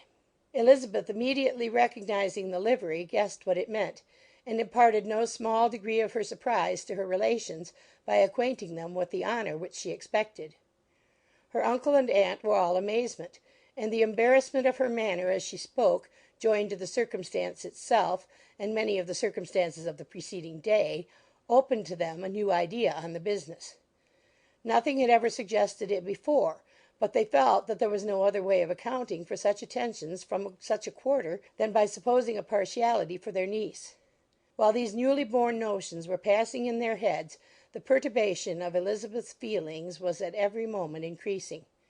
She was quite amazed at her own discomposure, but amongst other causes of disquiet, she dreaded lest the partiality of the brother should have said too much in her favour, and more than commonly anxious to please, she naturally suspected that every power of pleasing would fail her. She retreated from the window, fearful of being seen, and as she walked up and down the room, endeavouring to compose herself, saw such looks of inquiring surprise in her uncle and aunt as made everything worse. Miss Darcy and her brother appeared, and this formidable introduction took place. With astonishment did Elizabeth see that her new acquaintance was at least as much embarrassed as herself. Since her being at Lambton she had heard that Miss Darcy was exceedingly proud, but the observation of a very few minutes convinced her that she was only exceedingly shy. She found it difficult to obtain even a word from her beyond a monosyllable. Miss Darcy was tall, and on a larger scale than Elizabeth, and though little more than 16, her figure was formed and her appearance womanly and graceful. She was less handsome than her brother, but there was sense and good humour in her face, and her manners were perfectly unassuming and gentle. Elizabeth, who had expected to find in her as acute and unembarrassed an observer as ever Mr. Darcy had been, was much relieved by discerning such different feelings. They had not long been together before Mr. Darcy told her that Bingley was also coming to wait on her, and she had barely time to express her satisfaction and prepare for such a visitor, when Bingley's quick step was heard on the stairs, and in a moment he entered the room. All Elizabeth's anger against him had been long done away, but had she still felt any, it could hardly have stood its ground against the unaffected cordiality with which he expressed himself on seeing her again. He inquired in a friendly though general way after her family, and looked and spoke with the same good-humoured ease that he had ever done. To Mr. and Mrs. Gardiner he was scarcely a less interesting personage than to herself. They had long wished to see him. The whole party before them, indeed, excited a lively attention.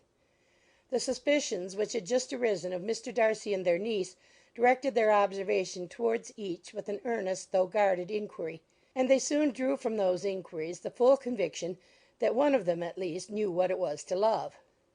Of the ladies' sensations they remained a little in doubt, but that the gentleman was overflowing with admiration was evident enough. Elizabeth on her side had much to do. She wanted to ascertain the feelings of each of her visitors. She wanted to compose her own, and to make herself agreeable to all; and in the latter object, where she feared most to fail, she was most sure of success; for those to whom she endeavoured to give pleasure were prepossessed in her favour. Bingley was ready, Georgiana was eager, and Darcy determined to be pleased. In seeing Bingley, her thoughts naturally flew to her sister, and oh, how ardently did she long to know whether any of his were directed in a like manner. Sometimes she could fancy that he talked less than on former occasions, and once or twice pleased herself with the notion that, as he looked at her, he was trying to trace a resemblance. But though this might be imaginary, she could not be deceived as to his behaviour to Miss Darcy, who had been set up as a rival to Jane.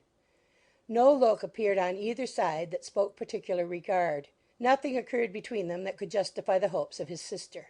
On this point she was soon satisfied, and 2 or 3 little circumstances occurred ere they parted, which, in her anxious interpretation, denoted a recollection of Jane not untinctured by tenderness, and a wish of saying more that might lead to the mention of her had he dared. He observed to her, at a moment when the others were talking together, and in a tone which had something of real regret, that it was a very long time since he had had the pleasure of seeing her. And before she could reply, he added, "It is above 8 months. We have not met since the 26th of November, when we were all dancing together at Netherfield." Elizabeth was pleased to find his memory so exact, and he afterwards took occasion to ask her, when unattended to by any of the rest, whether all her sisters were at Longbourn. There was not much in the question, nor in the preceding remark, but there was a look and a manner which gave them meaning. It was not often that she could turn her eyes on Mr. Darcy himself, but whenever she did catch a glimpse she saw an expression of general complaisance, and in all that he said she heard an accent so removed from hauteur or disdain of his companions as convinced her that the improvement of manners which she had yesterday witnessed, however temporary its existence might prove, had at least outlived one day. When she saw him thus seeking the acquaintance and courting the good opinion of people with whom any intercourse a few months ago would have been a disgrace, when she saw him thus civil, not only to herself, but to the very relations whom he had so openly disdained, and recollected their last lively scene in Hunsford Parsonage, the difference, the change, was so great, and struck so forcibly on her mind, that she could hardly restrain her astonishment from being visible. Never, even in the company of his dear friends at Netherfield, or his dignified relations at Rosings, had she seen him so desirous to please, so free from self-consequence or unbending reserve, as now, when no importance could result from the success of his endeavours, and when even the acquaintance of those to whom his attentions were addressed would draw down the ridicule and censure of the ladies both of Netherfield and Rosings. Their visitors stayed with them above half an hour, and when they arose to depart, Mr. Darcy called on his sister to join him in expressing their wish of seeing Mr. and Mrs. Gardiner and Miss Bennet to dinner at Pemberley before they left the country. Miss Darcy, though with a diffidence which marked her little in the habit of giving invitations, readily obeyed. Mrs. Gardiner looked at her niece, desirous of knowing how she, whom the invitation most concerned, felt disposed as to its acceptance; but Elizabeth had turned away her head. Presuming, however, that this studied avoidance spoke rather a momentary embarrassment than any dislike of the proposal, and seeing in her husband, who was fond of society, a perfect willingness to accept it, she ventured to engage for her attendance, and the day after the next was fixed on.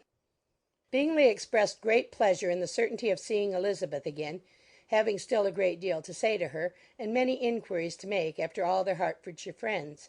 Elizabeth, construing all this into a wish of hearing her speak of her sister, was pleased, and on this account, as well as some others, found herself, when their visitors left them, capable of considering the last half hour with some satisfaction, though while it was passing the enjoyment of it had been little. Eager to be alone, and fearful of inquiries or hints from her uncle and aunt, she stayed with them only long enough to hear their favourable opinion of Bingley, and then hurried away to dress. But she had no reason to fear Mr. and Mrs. Gardiner's curiosity. It was not their wish to force her communication. It was evident that she was much better acquainted with Mr. Darcy than they had before any idea of. It was evident that he was very much in love with her. They saw much to interest, but nothing to justify inquiry. Of Mr. Darcy it was now a matter of anxiety to think well, and as far as their acquaintance reached there was no fault to find. They could not be untouched by his politeness, and had they drawn his character from their own feelings and his servant's report, without any reference to any other account, the circle in Hertfordshire to which he was known would not have recognised it for Mr. Darcy.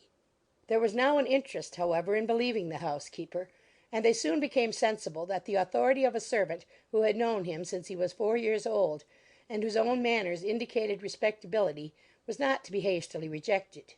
Neither had anything occurred in the intelligence of their Lambton friends that could materially lessen its weight. They had nothing to accuse him of but pride. Pride he probably had, and if not, it would certainly be imputed by the inhabitants of a small market town where the family did not visit. It was acknowledged, however, that he was a liberal man, and did much good among the poor. With respect to Wickham, the travellers soon found that he was not held there in much estimation, for though the chief of his concerns with the son of his patron were imperfectly understood, it was yet a well-known fact that on his quitting Derbyshire he had left many debts behind him which Mr. Darcy afterwards discharged. As for Elizabeth, her thoughts were at Pemberley this evening more than the last. And the evening, though as it passed it seemed long, was not long enough to determine her feelings towards one in that mansion, and she lay awake 2 whole hours endeavouring to make them out. She certainly did not hate him. No, hatred had vanished long ago, and she had almost as long been ashamed of ever feeling a dislike against him that could be so called. The respect created by the conviction of his valuable qualities, though at first unwillingly admitted, had for some time ceased to be repugnant to her feeling, and it was now heightened into somewhat of a friendlier nature by the testimony so highly in his favour, and bringing forward his disposition in so amiable a light, which yesterday had produced. But above all, above respect and esteem, there was a motive within her of goodwill which could not be overlooked. It was gratitude. Gratitude not merely for having once loved her, but for loving her still well enough to forgive all the petulance and acrimony of her manner in rejecting him, and all the unjust accusations accompanying her rejection. He, who she had been persuaded would avoid her as his greatest enemy, seemed on this accidental meeting most eager to preserve the acquaintance, and without any indelicate display of regard or any peculiarity of manner where their 2 selves only were concerned, was soliciting the good opinion of her friends, and bent on making her known to his sister. Such a change in a man of so much pride, exciting not only astonishment but gratitude, for to love, ardent love, it must be attributed, and as such its impression on her was of a sort to be encouraged, as by no means unpleasing, though it could not be exactly defined. She respected, she esteemed, she was grateful to him. She felt a real interest in his welfare, and she only wanted to know how far she wished that welfare to depend upon herself, and how far it would be for the happiness of both that she should employ the power, which her fancy told her she still possessed, of bringing on her the renewal of his addresses. It had been settled in the evening between the aunt and the niece that such a striking civility as Miss Darcy's in coming to see them on the very day of her arrival at Pemberley, for she had reached it only to a late breakfast, ought to be imitated, though it could not be equalled, by some exertion of politeness on their side, and consequently that it would be highly expedient to wait on her at Pemberley the following morning. They were therefore to go. Elizabeth was pleased, though when she asked herself the reason she had very little to say in reply. Mr. Gardiner left them soon after breakfast. The fishing scheme had been renewed the day before, and a positive engagement made of his meeting some of the gentlemen at Pemberley before noon. Chapter 44.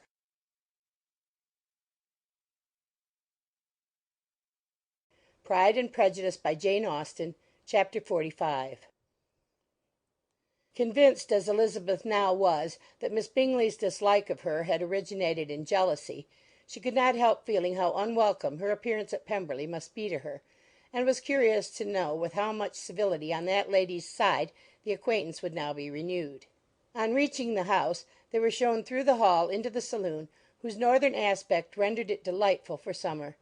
Its windows opening to the ground admitted a most refreshing view of the high woody hills behind the house, and of the beautiful oaks and Spanish chestnuts which were scattered over the intermediate lawn.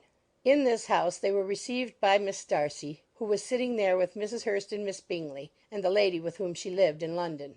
Georgiana's reception of them was very civil, but attended with all the embarrassment which, though proceeding from shyness and the fear of doing wrong, would easily give to those who felt themselves inferior the belief of her being proud and reserved. Mrs. Gardiner and her niece, however, did her justice, and pitied her. By Mrs. Hurst and Miss Bingley they were noticed only by a curtsy, and on their being seated, a pause, awkward as such pauses must always be, succeeded for a few moments. It was first broken by Mrs. Annesley, a genteel, agreeable-looking woman, whose endeavour to introduce some kind of discourse proved her to be more truly well-bred than either of the others, and between her and Mrs. Gardiner, with occasional help from Elizabeth, the conversation was carried on. Miss Darcy looked as if she wished for courage enough to join in it, and sometimes did venture a short sentence when there was least danger of its being heard. Elizabeth soon saw that she was herself closely watched by Miss Bingley, and that she could not speak a word, especially to Miss Darcy, without calling her attention. This observation would not have prevented her from trying to talk to the latter, had they not been seated at an inconvenient distance; but she was not sorry to be spared the necessity of saying much. Her own thoughts were employing her. She expected every moment that some of the gentlemen would enter the room. She wished, she feared, that the master of the house might be amongst them, and whether she wished or feared it most she could scarcely determine. After sitting in this manner a quarter of an hour without hearing Miss Bingley's voice, Elizabeth was roused by receiving from her a cold inquiry after the health of her family. She answered with equal indifference and brevity, and the others said no more.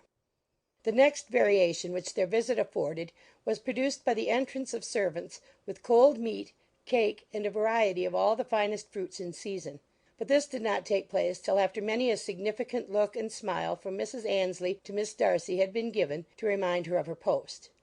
There was now employment for the whole party, for though they could not all talk, they could all eat, and the beautiful pyramids of grapes, nectarines, and peaches soon collected them round the table. While thus engaged, Elizabeth had a fair opportunity of deciding whether she most feared or wished for the appearance of Mr. Darcy, by the feelings which prevailed on his entering the room; and then, though but a moment before she had believed her wishes to predominate, she began to regret that he came. He had been some time with Mr. Gardiner, who, with 2 or 3 other gentlemen from the house, was engaged by the river, and had left him only on learning that the ladies of the family intended a visit to Georgiana that morning. No sooner did he appear than Elizabeth wisely resolved to be perfectly easy and unembarrassed, a resolution the more necessary to be made, but perhaps not the more easily kept, because she saw that the suspicions of the whole party were awakened against them, and that there was scarcely an eye which did not watch his behaviour when he first came into the room. In no countenance was attentive curiosity so strongly marked as in Miss Bingley's, in spite of the smiles which overspread her face whenever she spoke to one of its objects; for jealousy had not yet made her desperate, and her attentions to Mr. Darcy were by no means over. Miss Darcy, on her brother's entrance, exerted herself much more to talk, and Elizabeth saw that he was anxious for his sister and herself to get acquainted, and forwarded as much as possible every attempt at conversation on either side. Miss Bingley saw all this likewise, and in the imprudence of anger took the first opportunity of saying, with sneering civility, "Pray, Miss Eliza, are not the Blankshire militia removed from Meryton? They must be a great loss to your family." In Darcy's presence she dared not mention Wickham's name, but Elizabeth instantly comprehended that he was uppermost in her thoughts, and the various recollections connected with him gave her a moment's distress; but exerting herself vigorously to repel the ill-natured attack, she presently answered the question in a tolerably detached tone. While she spoke, an involuntary glance showed her Darcy, with a heightened complexion, earnestly looking at her, and his sister overcome with confusion and unable to lift up her eyes. Had Miss Bingley known what pain she was then giving her beloved friend, she undoubtedly would have refrained from the hint; but she had merely intended to discompose Elizabeth by bringing forward the idea of a man to whom she believed her partial, to make her betray a sensibility which might injure her in Darcy's opinion, and perhaps to remind the latter of all the follies and absurdities by which some part of her family were connected with that corps. Not a syllable had ever reached her of Miss Darcy's meditated elopement. To no creature had it been revealed where secrecy was possible, except to Elizabeth; and from all Bingley's connections her brother was particularly anxious to conceal it, from the very wish which Elizabeth had long ago attributed to him of their becoming hereafter her own. He had certainly formed such a plan, and without meaning that it should effect his endeavour to separate him from Miss Bennet, it is probable that it might add something to his lively concern for the welfare of his friend. Elizabeth's collected behaviour, however, soon quieted his emotion; and as Miss Bingley, vexed and disappointed, dared not approach nearer to Wickham, Georgiana also recovered in time, though not enough to be able to speak any more. Her brother, whose eyes she feared to meet, scarcely recollected her interest in the affair, and the very circumstance which had been designed to turn his thoughts from Elizabeth seemed to have fixed them on her more and more cheerfully. Their visit did not continue long after the question and answer above mentioned, and while Mr. Darcy was attending them to their carriage, Miss Bingley was venting her feelings in criticisms on Elizabeth's person, behaviour, and dress. But Georgiana would not join her. Her brother's recommendation was enough to ensure her favour. His judgment could not err, and he had spoken in such terms of Elizabeth as to leave Georgiana without the power of finding her otherwise than lovely and amiable. When Darcy returned to the saloon, Miss Bingley could not help repeating to him some part of what she had been saying to his sister. "How very ill Miss Eliza Bennet looks this morning, Mr. Darcy!" she cried. "I never in my life saw any one so much altered as she is since the winter. She is grown so brown and coarse. Louisa and I were agreeing that we should not have known her again." However little Mr. Darcy might have liked such an address, he contented himself with coolly replying that he perceived no other alteration than her being rather tanned, no miraculous consequence of travelling in the summer. "For my own part," she rejoined, "I must confess that I never could see any beauty in her. Her face is too thin, her complexion has no brilliancy, and her features are not at all handsome. Her nose wants character. There is nothing marked in its lines. Her teeth are tolerable, but not out of the common way. And as for her eyes, which have sometimes been called so fine, I could never see anything extraordinary in them. They have a sharp, shrewish look, which I do not like at all, and in her air altogether there is a self-sufficiency without fashion, which is intolerable." Persuaded as Miss Bingley was that Darcy admired Elizabeth, this was not the best method of recommending herself; but angry people are not always wise, and in seeing him at last look somewhat nettled, she had all the success she expected. He was resolutely silent, however, and from a determination of making him speak, she continued: "I remember, when we first knew her in Hertfordshire, how amazed we all were to find that she was a reputed beauty. And I particularly recollect your saying one night, after they had been dining at Netherfield, 'She a beauty! I should as soon call her mother a wit.' But afterwards she seemed to improve on you, and I believe you thought her rather pretty at one time." Yes, replied Darcy, who could contain himself no longer. but that was only when I first saw her, for it is many months since I have considered her as one of the handsomest women of my acquaintance. He then went away, and Miss Bingley was left to all the satisfaction of having forced him to say what gave no one any pain but herself. Mrs. Gardiner and Elizabeth talked of all that had occurred during their visit as they returned, except what had particularly interested them both. The look and behaviour of everybody they had seen were discussed, except of the person who had mostly engaged their attention. They talked of his sister, his friends, his house, his fruit, of everything but himself; yet Elizabeth was longing to know what Mrs. Gardiner thought of him, and Mrs. Gardiner would have been highly gratified by her niece's beginning the subject. Chapter 45.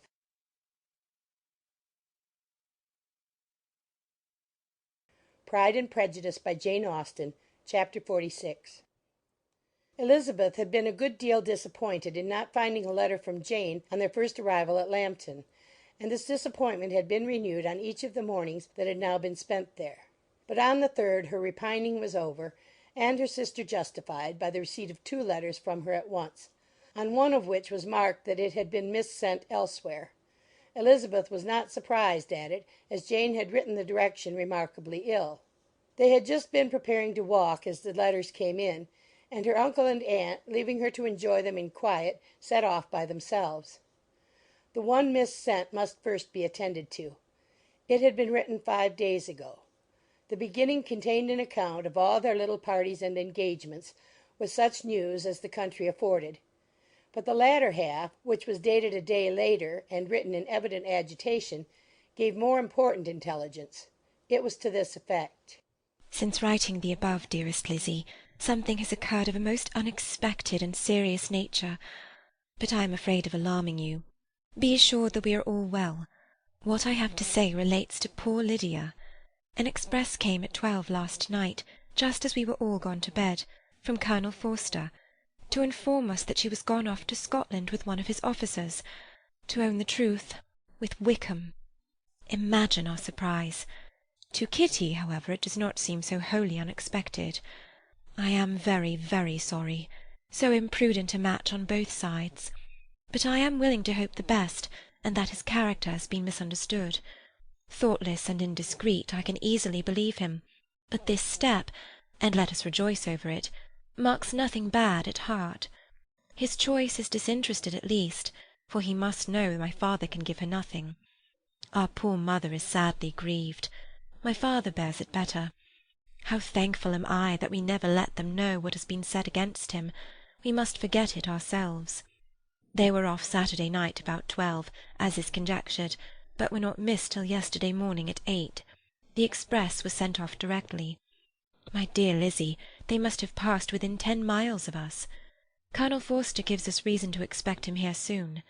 Lydia left a few lines for his wife, informing her of their intention. I must conclude, for I cannot be long from my poor mother. I am afraid you will not be able to make it out, but I hardly know what I have written. Without allowing herself time for consideration, and scarcely knowing what she felt, Elizabeth, on finishing this letter, instantly seized the other, and opening it with the utmost impatience, read as follows. It had been written a day later than the conclusion of the first. By this time, my dearest sister, you have received my hurried letter.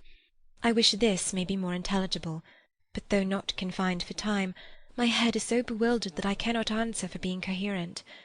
Dearest Lizzie, I hardly know what I would write, but I have bad news for you, and it cannot be delayed.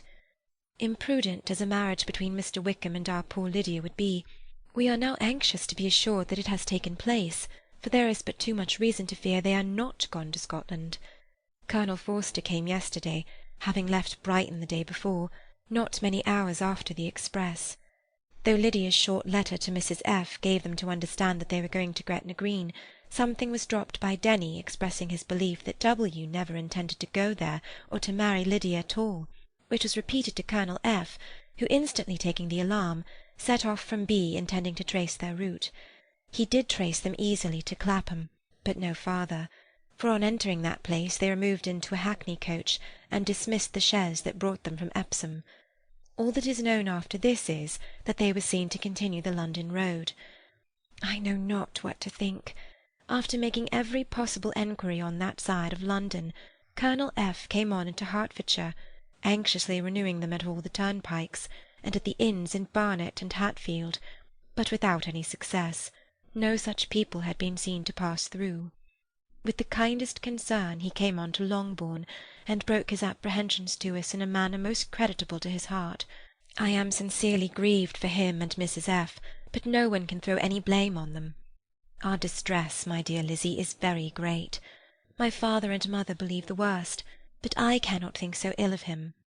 Many circumstances might make it more eligible for them to be married privately in town than to pursue their first plan, and even if he could form such a design against a young woman of Lydia's connections, which is not likely, can I suppose her so lost to everything? Impossible. I grieve to find, however, that Colonel F. is not disposed to depend upon their marriage. He shook his head when I expressed my hopes, and said he feared W. was not a man to be trusted. My poor mother is really ill and keeps her room. Could she exert herself, it would be better, but this is not to be expected. And as to my father, I never in my life saw him so affected. Poor Kitty has anger for having concealed their attachment, but as it was a matter of confidence, one cannot wonder. I am truly glad, dearest Lizzie, that you have been spared something of these distressing scenes. But now, as the first shock is over, shall I own that I long for your return? I am not so selfish, however, as to press for it, if inconvenient. Adieu. I take up my pen again to do what I have just told you I would not, but circumstances are such that I cannot help earnestly begging you all to come here as soon as possible. I know my dear uncle and aunt so well that I am not afraid of requesting it, though I have still something more to ask of the former.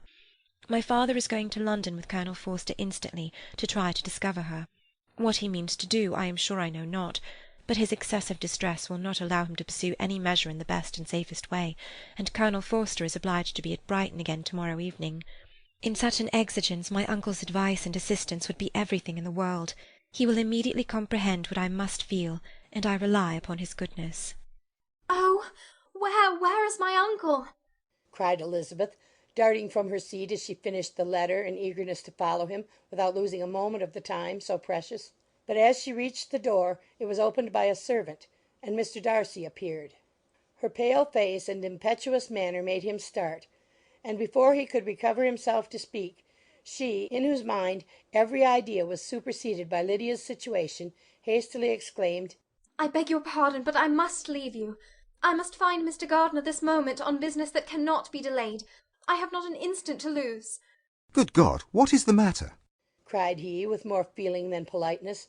Then, recollecting himself, I will not detain you a minute, but let me, or let the servant go after Mr. and Mrs. Gardiner. You are not well enough. You cannot go yourself. Elizabeth hesitated, but her knees trembled under her, and she felt how little would be gained by her attempting to pursue them.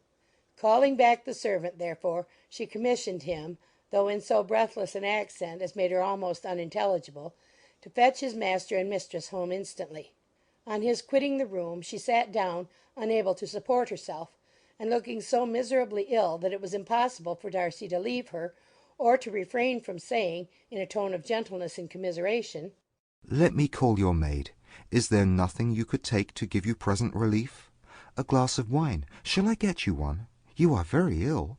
No, I thank you, she replied, endeavouring to recover herself. There is nothing the matter with me. I'm quite well. I'm only distressed by some dreadful news which I have just received from Longbourn. She burst into tears as she alluded to it, and for a few minutes could not speak another word. Darcy, in wretched suspense, could only say something indistinctly of his concern, and observe her in compassionate silence. At length she spoke again. I have just had a letter from Jane with such dreadful news. It cannot be concealed from anyone. My younger sister has left all her friends, has eloped, has thrown herself into the power of Mr. Wickham. They are gone off together from Brighton. You know him too well to doubt the rest. She has no money, no connections, nothing that can tempt him to. She is lost for ever. Darcy was fixed in astonishment.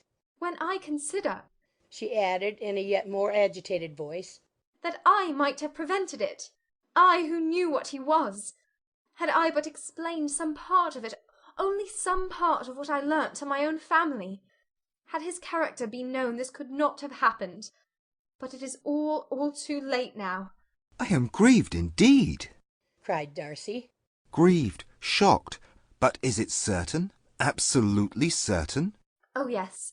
They left Brighton together on Sunday night and were traced almost to London, but not beyond. They are certainly not gone to Scotland. And what has been done? What has been attempted to recover her? My father has gone to London, and Jane has written to beg my uncle's immediate assistance, and we shall be off, I hope, in half an hour. But nothing can be done. I know very well that nothing can be done. How is such a man to be worked on? How are they even to be discovered? I have not the smallest hope. It is every way horrible. Darcy shook his head in silent acquiescence. When my eyes were opened to his real character, oh, had I known what I ought, what I dared to do! But I knew not. I was afraid of doing too much. Wretched, wretched mistake! Darcy made no answer. He seemed scarcely to hear her, and was walking up and down the room in earnest meditation, his brow contracted, his air gloomy. Elizabeth soon observed and instantly understood it. Her power was sinking. Everything must sink under such a proof of family weakness, such an assurance of the deepest disgrace. She could neither wonder nor condemn, but the belief of his self-conquest brought nothing consolatory to her bosom, afforded no palliation of her distress. It was, on the contrary, exactly calculated to make her understand her own wishes, and never had she so honestly felt that she could have loved him as now, when all love must be vain. But self, though it would intrude, could not engross her. Lydia, the humiliation, the misery she was bringing on them all, soon swallowed up every private care, and covering her face with her handkerchief, Elizabeth was soon lost to everything else, and after a pause of several minutes was only recalled to a sense of her situation by the voice of her companion, who, in a manner which, though it spoke compassion, spoke likewise restraint, said, "I'm afraid you have been long desiring my absence, nor have I anything to plead in excuse of my stay, but real, though unavailing concern. Would to heaven that anything could be either said or done on my part that might offer consolation to such distress. But I will not torment you with vain wishes, which may seem purposely to ask for your thanks. This unfortunate affair will, I fear, prevent my sister's having the pleasure of seeing you at Pemberley to-day." Oh, yes. Be so kind as to apologize for us to Miss Darcy. Say that urgent business calls us home immediately. Conceal the unhappy truth as long as it is possible. I know it cannot be long. He readily assured her of his secrecy, again expressed his sorrow for her distress, wished it a happier conclusion than there was at present reason to hope, and leaving his compliments for her relations, with only one serious parting look, went away. As he quitted the room, Elizabeth felt how improbable it was that they should ever see each other again on such terms of cordiality as had marked their several meetings in Derbyshire; and as she threw a retrospective glance over the whole of their acquaintance, so full of contradictions and varieties, sighed at the perverseness of those feelings which would now have promoted its continuance, and would formerly have rejoiced in its termination. If gratitude and esteem are good foundations of affection, Elizabeth's change of sentiment will be neither improbable nor faulty. But if otherwise, if regard, springing from such sources, is unreasonable or unnatural, in comparison of what is so often described as arriving on a first interview with its object, and even before two words have been exchanged, nothing can be said in her defence, except that she had given somewhat of a trial to the latter method in her partiality for Wickham, and that its ill success might, perhaps, authorize her to seek the other less interesting mode of attachment. Be that as it may, she saw him go with regret, and in this early example of what Lydia's infamy must produce, found additional anguish as she reflected on that wretched business. Never since reading Jane's second letter had she entertained a hope of Wickham's meaning to marry her. No one but Jane, she thought, could flatter herself with such an expectation. Surprise was the least of her feelings on this development. While the contents of the first letter remained in her mind, she was all surprise, all astonishment, that Wickham should marry a girl whom it was impossible he could marry for money; and how Lydia could ever have attached him had appeared incomprehensible. But now it was all too natural. For such an attachment as this she might have sufficient charms; and though she did not suppose Lydia to be deliberately engaging in an elopement without the intention of marriage, she had no difficulty in believing that neither her virtue nor her understanding would preserve her from falling an easy prey. She had never perceived, while the regiment was in Hertfordshire, that Lydia had any partiality for him; but she was convinced that Lydia wanted only encouragement to attach herself to anybody. Sometimes one officer, sometimes another had been her favourite, as their attentions raised them in her opinion. Her affections had continually been fluctuating, but never without an object. The mischief of neglect and mistaken indulgence towards such a girl, Oh, how acutely did she now feel it! She was wild to be at home, to hear, to see, to be upon the spot, to share with Jane in the cares that must now fall wholly upon her in a family so deranged, a father absent, a mother incapable of exertion and requiring constant attendance, and though almost persuaded that nothing could be done for Lydia, her uncle's interference seemed of the utmost importance, and till he entered the room her impatience was severe. Mr. and Mrs. Gardiner had hurried back in alarm, supposing by the servant's account that their niece was taken suddenly ill. But satisfying them instantly on that head, she eagerly communicated the cause of their summons, reading the 2 letters aloud, and dwelling on the postscript of the last with trembling energy. Though Lydia had never been a favourite with them, Mr. and Mrs. Gardiner could not but be deeply afflicted. Not Lydia only, but all were concerned in it, and after the first exclamations of surprise and horror, Mr. Gardiner promised every assistance in his power.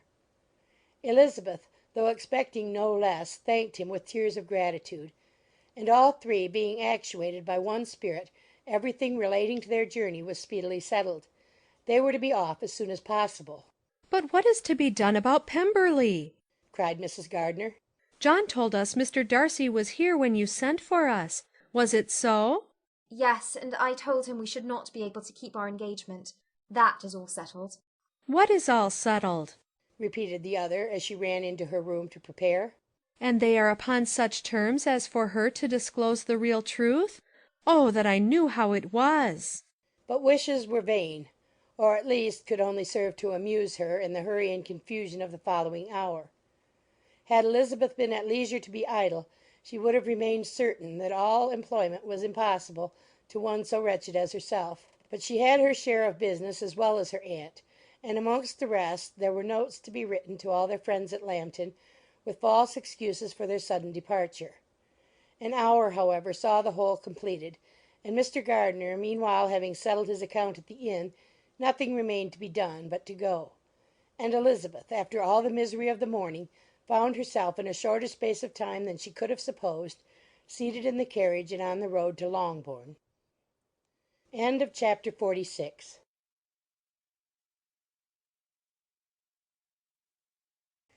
Pride and Prejudice by Jane Austen, Chapter 47. I have been thinking it over again, Elizabeth, said her uncle as they drove from the town. And really, upon serious consideration, I am much more inclined than I was to judge as your elder sister does on the matter. It appears to me so very unlikely that any young man should form such a design against a girl who was by no means unprotected or friendless, and who was actually staying in his colonel's family, that I am strongly inclined to hope the best. Could he expect that her friends would not step forward? Could he expect to be noticed again by the regiment after such an affront to Colonel Forster? His temptation is not adequate to the risk. Do you really think so? Cried Elizabeth, brightening up for a moment. Upon my word, said Mrs. Gardiner, I begin to be of your uncle's opinion. It is really too great a violation of decency, honour, and interest for him to be guilty of. I cannot think so very ill of Wickham. Can you yourself, Lizzie, so wholly give him up as to believe him capable of it? Not, perhaps, of neglecting his own interest, but of every other neglect I can believe him capable, if indeed it should be so. But I dare not hope it. Why should they not go on to Scotland if that had been the case? In the first place, replied Mr. Gardiner, there is no absolute proof that they are not gone to Scotland. Oh, but their removing from the chaise into a hackney coach is such a presumption. And besides, no traces of them were to be found on the Bonnet Road. Well then, supposing them to be in London, they may be there, though for the purpose of concealment, for no more exceptional purpose. It is not likely that money should be very abundant on either side, and it might strike them that they could be more economically, though less expeditiously, married in London than in Scotland. But why all this secrecy? Why any fear of detection? Why must their marriage be private? Oh, no, no, this is not likely. His most particular friend, you see by Jane's account, was persuaded of his never intending to marry her. Wickham will never marry a woman without some money. He cannot afford it. And what claims has Lydia? What attraction has she beyond youth, health, and good humour that could make him, for her sake, forego every chance of benefiting himself by marrying well? As to what restraint the apprehensions of disgrace in the corps might throw on a dishonourable elopement with her, I am not able to judge, for I know nothing of the effects that such a step might produce. But as to your other objection, I am afraid it will hardly hold good.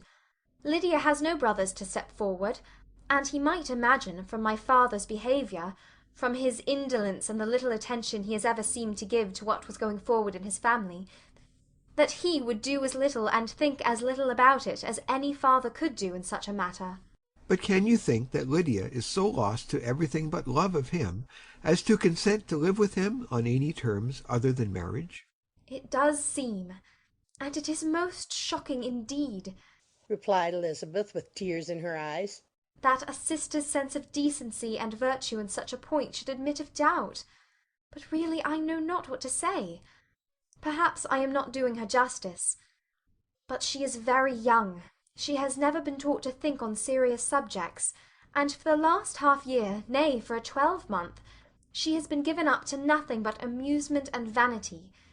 She has been allowed to dispose of her time in the most idle and frivolous manner, and to adopt any opinions that came in her way. Since the Blankshire were first quartered in Meryton, nothing but love, flirtation, and offices have been in her head. She has been doing everything in her power by thinking and talking on the subject to give greater, what shall I call it, susceptibility to her feelings, which are naturally lively enough. And we all know that Wickham has every charm of person and address that can captivate a woman. But you see that Jane, said her aunt, does not think so very ill of Wickham as to believe him capable of the attempt. Of whom does Jane ever think ill? And who is there, whatever might be their former conduct, that she would think capable of such an attempt till it were proved against them? But Jane knows as well as I do what Wickham really is. We both know that he has been profligate in every sense of the word, that he has neither integrity nor honour, that he is as false and deceitful as he is insinuating. And do you really know all this? cried Mrs. Gardiner, whose curiosity as to the mode of her intelligence was all alive. I do indeed, replied Elizabeth, colouring. I told you the other day of his infamous behaviour to Mr. Darcy, and you yourself, when last at Longbourn, heard in what manner he spoke of the man who had behaved with such forbearance and liberality towards him. And there are other circumstances which I am not at liberty, which it is not worth while to relate, but his lies about the whole Pemberley family are endless. From what he said of Miss Darcy, I was thoroughly prepared to see a proud, reserved, disagreeable girl. Yet he knew to the contrary himself. He must know that she was as amiable and unpretending as we have found her. But does Lydia know nothing of this? Can she be ignorant of what you and Jane seem so well to understand? Oh yes, that is the worst of all. Till I was in Kent, and saw so much both of Mr. Darcy and his relation Colonel Fitzwilliam, I was ignorant of the truth myself. And when I returned home, the Blankshire was to leave Meryton in a week or fortnight's time. As that was the case, neither Jane, to whom I related the whole, nor I, thought it necessary to make our knowledge public, for of what use could it apparently be to any one, that the good opinion which all the neighbourhood had of him should then be overthrown? And even when it was settled that Lydia should go with Mrs. Forster, the necessity of opening her eyes to his character never occurred to me. That she could be in any danger from the deception never entered my head. That such a consequence as this could ensue, you may easily believe was far enough from my thoughts. When they all removed to Brighton, therefore, you had no reason, I suppose, to believe them fond of each other? Not the slightest. I can remember no symptom of affection on either side, and had anything of the kind been perceptible, you must be aware that ours is not a family on which it could be thrown away. When first he entered the corps she was ready enough to admire him, but so we all were.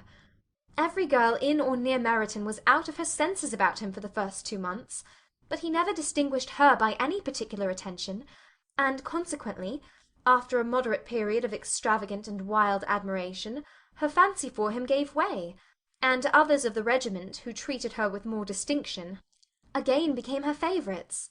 It may be easily believed that however little of novelty could be added to their fears, hopes, and conjectures on this interesting subject by its repeated discussion, No other could detain them from it long during the whole of the journey. From Elizabeth's thoughts it was never absent. Fixed there by the keenest of all anguish, self-reproach, she could find no interval of ease or forgetfulness. They travelled as expeditiously as possible, and sleeping one night on the road, reached Longbourn by dinner time the next day. It was a comfort to Elizabeth to consider that Jane could not have been wearied by long expectations. The little Gardiners, attracted by the sight of a chaise, were standing on the steps of the house as they entered the paddock, and when the carriage drove up to the door, the joyful surprise that lighted up their faces and displayed itself over their whole bodies in a variety of capers and frisks was the first pleasing earnest of their welcome. Elizabeth jumped out, and after giving each of them a hasty kiss, hurried into the vestibule, where Jane, who came running down from her mother's apartment, immediately met her. Elizabeth, as she affectionately embraced her, whilst tears filled the eyes of both, lost not a moment in asking whether anything had been heard of the fugitives. "Not yet," replied Jane. "but now that my dear uncle has come, I hope everything will be well." Is my father in town? "Yes, he went on Tuesday, as I wrote you word." And have you heard from him often? "We have heard only twice. He wrote me a few lines on Wednesday to say that he had arrived in safety, and to give me his directions, which I particularly begged him to do. He merely added that he should not write again till he had something of importance to mention." And my mother, how is she? How are you all? "My mother is tolerably well, I trust, though her spirits are greatly shaken. She is upstairs, and will have great satisfaction in seeing you all. She does not yet leave her dressing-room. Mary and Kitty, thank heaven, are quite well." But you, how are you? cried Elizabeth. You look pale. How much you must have gone through. Her sister, however, assured her of her being perfectly well, and their conversation, which had been passing while Mr. and Mrs. Gardiner were engaged with their children, was now put an end to by the approach of the whole party. Jane ran to her uncle and aunt, and welcomed and thanked them both with alternate smiles and tears. When they were all in the drawing-room, the questions which Elizabeth had already asked were of course repeated by the others, and they soon found that Jane had no intelligence to give. The sanguine hope of good, however, which the benevolence of her heart suggested had not yet deserted her. She still expected that it would all end well, and that every morning would bring some letter, either from Lydia or her father, to explain their proceedings and perhaps announce their marriage. Mrs. Bennet, to whose apartment they all repaired, after a few minutes' conversation together, received them exactly as might be expected, with tears and lamentations of regret, invectives against the villainous conduct of Wickham, and complaints of her own sufferings and ill-usage, blaming everybody but the person to whose ill-judging indulgence the errors of her daughter must principally be owing. "If I had been able," said she, "to carry my point in going to Brighton with all my family, this would not have happened. But poor dear Lydia had nobody to take care of her. Why did the Forces ever let her go out of their sight? I'm sure there was some great neglect or other on their side, for she is not the kind of girl to do such a thing if she had been well looked after. I always thought they were very unfit to have the charge of her, but I was overruled, as I always am. Poor dear child, and now here's Mr. Bennet gone away, and I know he will fight Wickham whenever he meets him, and then he will be killed, and what is to become of us all? The Collinses will turn us out before he is cold in his grave, and if you are not kind to us, brother, I do not know what we shall do." They all exclaimed against such terrific ideas, and Mr. Gardiner, after general assurances of his affection for her and all her family, told her that he meant to be in London the very next day, and would assist Mr. Bennet in every endeavour for recovering Lydia. Do not give way to useless alarm, added he. Though it is right to be prepared for the worst, there is no occasion to look on it as certain. It is not quite a week since they left Brighton. In a few days more we may gain some news of them. Until we know that they are not married, and have no design of marrying, do not let us give the matter over as lost. As soon as I get to town, I shall go to my brother, and make him come home with me to Gracechurch Street, and then we may consult together as to what is to be done. "Oh, my dear brother," replied Mrs. Bennet, "that is exactly what I could most wish for. And now do, when you get to town, find them out, whatever they may be, and if they are not married already, Make them merry. And as for wedding clothes, do not let them wait for that, but tell Lydia she shall have as much money as she chooses to buy them after they are married. And above all, keep Mr. Bennet from fighting. Tell him what a dreadful state I'm in, that I am frightened out of my wits, and have such tremblings, such flutterings all over me, such spasms in my side, and pains in my head, and beatings at heart, that I can get no rest by night or by day. And tell my dear Lydia not to give any directions about her clothes till she has seen me, for she does not know which are the best warehouses. Oh, brother, how kind you are! I know you will contrive it all. But Mr. Gardiner, though he assured her again of his earnest endeavours in the cause, could not avoid recommending moderation to her, as well in her hopes as her fear; and after talking with her in this manner till dinner was on the table, they all left her to vent all her feelings on the housekeeper, who attended in the absence of her daughters.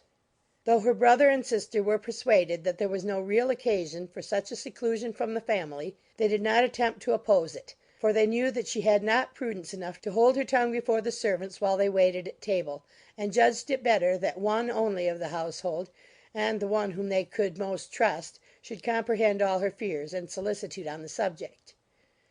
In the dining room they were soon joined by Mary and Kitty, who had been too busily engaged in their separate apartments to make their appearance before.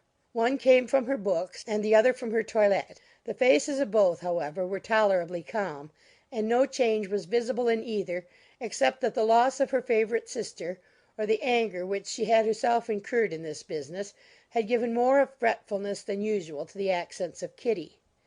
As for Mary, she was mistress enough of herself to whisper to Elizabeth, with a countenance of grave reflection, soon after they were seated at table, "This is a most unfortunate affair, and will probably be much talked of.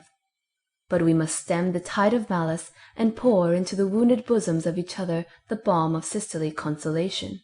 Then, perceiving in Elizabeth no inclination of replying, she added, "Unhappy as the event must be for Lydia, we may draw from it this useful lesson, that loss of virtue in a female is irretrievable, that one false step involves her in endless ruin, that her reputation is no less brittle than it is beautiful, and that she cannot be too much guarded in her behaviour towards the undeserving of the other sex."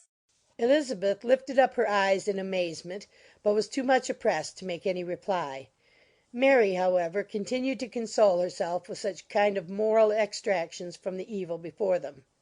In the afternoon the two elder Miss Bennets were able to be for half an hour by themselves, and Elizabeth instantly availed herself of the opportunity of making any inquiries which Jane was equally eager to satisfy. After joining in general lamentations over the dreadful sequel of this event, which Elizabeth considered as all but certain, and Miss Bennet could not assert to be wholly impossible, the former continued the subject by saying, "But tell me all and everything about it which I have not already heard. Give me further particulars. What did Colonel Forster say? Had they no apprehension of anything before the elopement took place? They must have seen them together for ever." Colonel Forster did own that he had often suspected some partiality, especially on Lydia's side, but nothing to give him any alarm. I am so grieved for him. His behaviour was attentive and kind to the utmost. He was coming to us in order to assure us of his concern, before he had any idea of their not being gone to Scotland. When that apprehension first got abroad, it hastened his journey. And was Denny convinced that Wickham would not marry? Did he know of their intending to go off? Had Colonel Forster seen Denny himself? Yes, but when questioned by him, Denny denied knowing anything of their plans, and would not give his real opinion about it. He did not repeat his persuasion of their not marrying, and from that, I am inclined to hope, he might have been misunderstood before. And till Colonel Forster came himself, not one of you entertained a doubt, I suppose, of their being really married? How was it possible that such an idea should enter our brains? I felt a little uneasy, a little fearful of my sister's happiness with him in marriage, because I knew that his conduct had not always been quite right. My father and mother knew nothing of that. They only felt how imprudent a match it must be. Kitty then owned, with a very natural triumph on knowing more than the rest of us, that in Lydia's last letter she had prepared her for such a step. She had known, it seems, of their being in love with each other many weeks. But not before they went to Brighton? No, I believe not.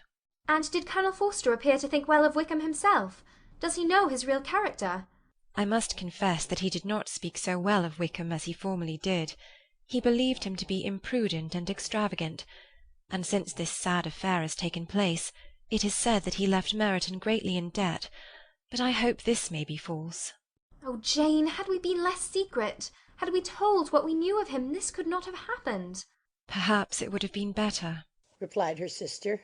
But to expose the former faults of any person without knowing what their present feelings were seemed unjustifiable. We acted with the best intentions. Could Colonel Forster repeat the particulars of Lydia's note to his wife? He brought it with him for us to see. Jane then took it from her pocket-book and gave it to Elizabeth. These were the contents. My dear Harriet, you will laugh when you know where I am gone, and I cannot help laughing myself at your surprise tomorrow morning, as soon as I am missed. I am going to Gretna Green, and if you cannot guess with who, I shall think you a simpleton, for there is but one man in the world I love, and he is an angel. I shall never be happy without him, so think it no harm to be off. You need not send them word at Longbourn of my going, if you do not like it, for it will make the surprise the greater when I write to them and sign my name Lydia Wickham. What a good joke it will be! I can hardly write for laughing. Pray make my excuses to Pratt for not keeping my engagement and dancing with him to-night. Tell him I hope he will excuse me when he knows all, and tell him I will dance with him in the next ball we meet, with great pleasure. I shall send for my clothes when we get to Longbourn, but I wish you would tell Sally to mend a great slit in my worked muslin gown before they are packed up. Good-bye. Give my love to Colonel Forster. I hope you will drink to our good journey. Your affectionate friend, Lydia Bennet. Oh, thoughtless, thoughtless Lydia! cried Elizabeth when she had finished it. What a letter is this to be written at such a moment! But at least it shows that she was serious on the subject of their journey. Whatever he might afterwards persuade her to, it was not on her side a scheme of infamy. My poor father! How he must have felt it! I never saw any one so shocked. He could not speak a word for full 10 minutes. My mother was taken ill immediately, and the whole house in such confusion. Oh, Jane! cried Elizabeth. Was there a servant belonging to it who did not know the whole story before the end of the day? I do not know. I hope there was. But to be guarded at such a time is very difficult. My mother was in hysterics, and though I endeavoured to give her every assistance in my power, I am afraid I did not do so much as I might have done. But the horror of what might possibly happen almost took from me my faculties. Your attendance upon her has been too much for you. You do not look well. Oh, that I had been with you! You have had every care and anxiety upon yourself alone. Mary and Kitty have been very kind, and would have shared in every fatigue, I am sure, but I did not think it right for either of them. Kitty is slight and delicate, and Mary studies so much that her hours of repose should not be broken in on. My Aunt Phillips came to Longbourn on Tuesday, after my father went away, and was so good as to stay till Thursday with me. She was of great use and comfort to us all. And Lady Lucas has been very kind. She walked here on Wednesday morning to condole with us, and offered her services, or any of her daughters, if they should be of use to us. She had better have stayed at home, cried Elizabeth. Perhaps she meant well, but under such a misfortune as this one cannot see too little of one's neighbours. Assistance is impossible, condolence insufferable. Let them triumph over us at a distance and be satisfied. She then proceeded to inquire into the measures which her father had intended to pursue while in town for the recovery of his daughter. He meant, I believe, replied Jane, to go to Epsom, the place where they last changed horses, see the postillions, and try if anything could be made out from them. His principal object must be to discover the number of the hackney coach which took them from Clapham. It had come with a fare from London, and as he thought that the circumstance of a gentleman and ladies removing from one carriage into another might be remarked, he meant to make inquiries at Clapham. If he could anyhow discover at what house the coachman had before set down his fare, he determined to make inquiries there, and hoped it might not be impossible to find out the stand and number of the coach. I do not know of any other designs that he had formed, but he was in such a hurry to be gone, and his spirits so greatly discomposed, that I had difficulty in finding out even so much as this. End of chapter 47.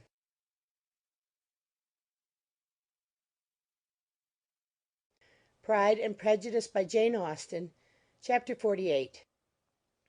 The whole party were in hopes of a letter from Mr. Bennet the next morning, but the post came in without bringing a single line from him. His family knew him to be, on all common occasions, a most negligent and dilatory correspondent, but at such a time they had hoped for exertion. They were forced to conclude that he had no pleasing intelligence to send, but even of that they would have been glad to be certain. Mr. Gardiner had waited only for the letters before he set off. When he was gone they were certain at least of receiving constant information of what was going on, and their uncle promised, at parting, to prevail on Mr. Bennet to return to Longbourn as soon as he could, to the great consolation of his sister, who considered it as the only security for her husband's not being killed in a duel. Mrs. Gardiner and the children were to remain in Hertfordshire a few days longer, as the former thought her presence might be serviceable to her nieces. She shared in their attendance on Mrs. Bennet, and was a great comfort to them in their hours of freedom. Their other aunt also visited them frequently, and always, as she said, with the design of cheering and heartening them up; though, as she never came without reporting some fresh instance of Wickham's extravagance or irregularity, she seldom went away without leaving them more dispirited than she found them. All Meryton seemed striving to blacken the man who but 3 months before had been almost an angel of light. He was declared to be in debt to every tradesman in the place, and his intrigues, all honoured with the title of seduction, had been extended into every tradesman's family. Everybody declared that he was the wickedest young man in the world, and everybody began to find out that they had always distrusted the appearance of his goodness. Elizabeth, though she did not credit above half of what was said, believed enough to make her former assurance of her sister's ruin more certain; and even Jane, who believed still less of it, became almost hopeless, more especially as the time was now come when, if they had gone to Scotland, which she had never before entirely despaired of, they must in all probability have gained some news of them. Mr. Gardiner left Longbourn on Sunday. On Tuesday his wife received a letter from him. It told them that on his arrival he had immediately found out his brother, and persuaded him to come to Gracechurch Street; that Mr. Bennet had been to Epsom and Clapham before his arrival, but without gaining any satisfactory information; and that he was now determined to inquire at all the principal hotels in town, as Mr. Bennet thought it possible they might have gone to one of them on their first coming to London, before they procured lodgings. Mr. Gardiner himself did not expect any success from this measure, but as his brother was eager in it, he meant to assist him in pursuing it. He added that Mr. Bennet seemed wholly disinclined at present to leave London, and promised to write again very soon. There was also a postscript to this effect: I have written to Colonel Forster to desire him to find out, if possible, from some of the young man's intimates in the regiment, whether Wickham has any relations or connections who would be likely to know in what part of town he has now concealed himself. If there were any one that one could apply to with a probability of gaining such a clue as that, it might be of essential consequence. At present we have nothing to guide us. Colonel Forster will, I dare say, do everything in his power to satisfy us on this head; but, on second thoughts, perhaps Lizzie could tell us what relations he has now living, better than any other person. Elizabeth was at no loss to understand from whence this deference to her authority proceeded, but it was not in her power to give any information of so satisfactory a nature as the compliment deserved. She had never heard of his having had any relations except a father and mother, both of whom had been dead many years. It was possible, however, that some of his companions in the shire might be able to give more information; and though she was not very sanguine in expecting it, the application was a something to look forward to. Every day at Longbourn was now a day of anxiety, but the most anxious part of each was when the post was expected. The arrival of letters was the grand object of every morning's impatience. Through letters, whatever of good or bad was to be told would be communicated, and every succeeding day was expected to bring some news of importance. But before they heard again from Mr. Gardiner, a letter arrived for their father from a different quarter, from Mr. Collins, which, as Jane had received directions to open all that came for him in his absence, she accordingly read; and Elizabeth, who knew what curiosities his letters always were, looked over her and read it likewise. It was as follows: My dear Sir, I feel myself called upon, by our relationship and my situation in life, to condole with you on the grievous affliction you are now suffering under, of which we were yesterday informed by a letter from Hertfordshire.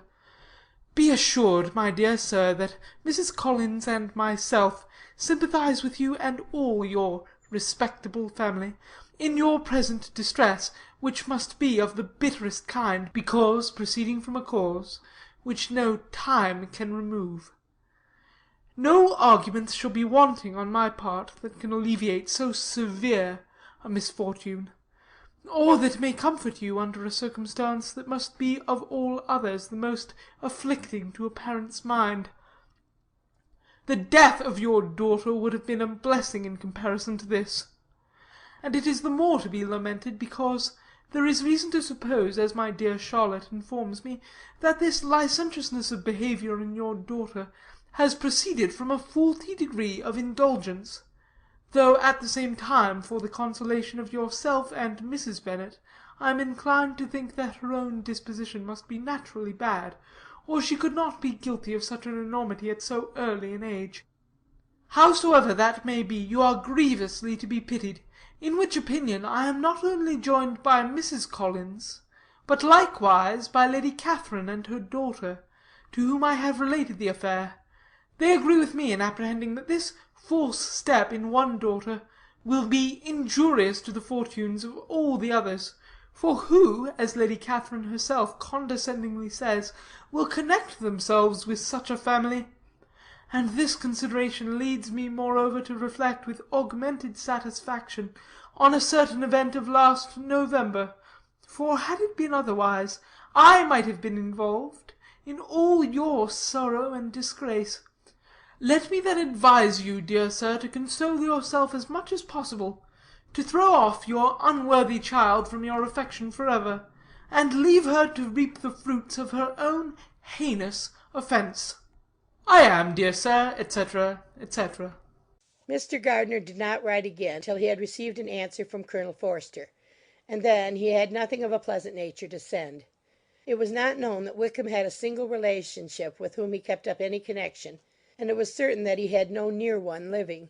His former acquaintances had been numerous, but since he had been in the militia it did not appear that he was on terms of particular friendship with any of them. There was no one, therefore, who could be pointed out as likely to give any news of him, and in the wretched state of his own finances there was a very powerful motive for secrecy in addition to his fear of discovery by Lydia's relations, for it had just transpired that he had left gaming debts behind him to a very considerable amount. Colonel Forster believed that more than £1,000 would be necessary to clear his expenses at Brighton. He owed a good deal in town, but his debts of honour were still more formidable. Mr. Gardiner did not attempt to conceal these particulars from the Longbourn family. Jane heard them with horror. "A gamester!" she cried. "This is wholly unexpected.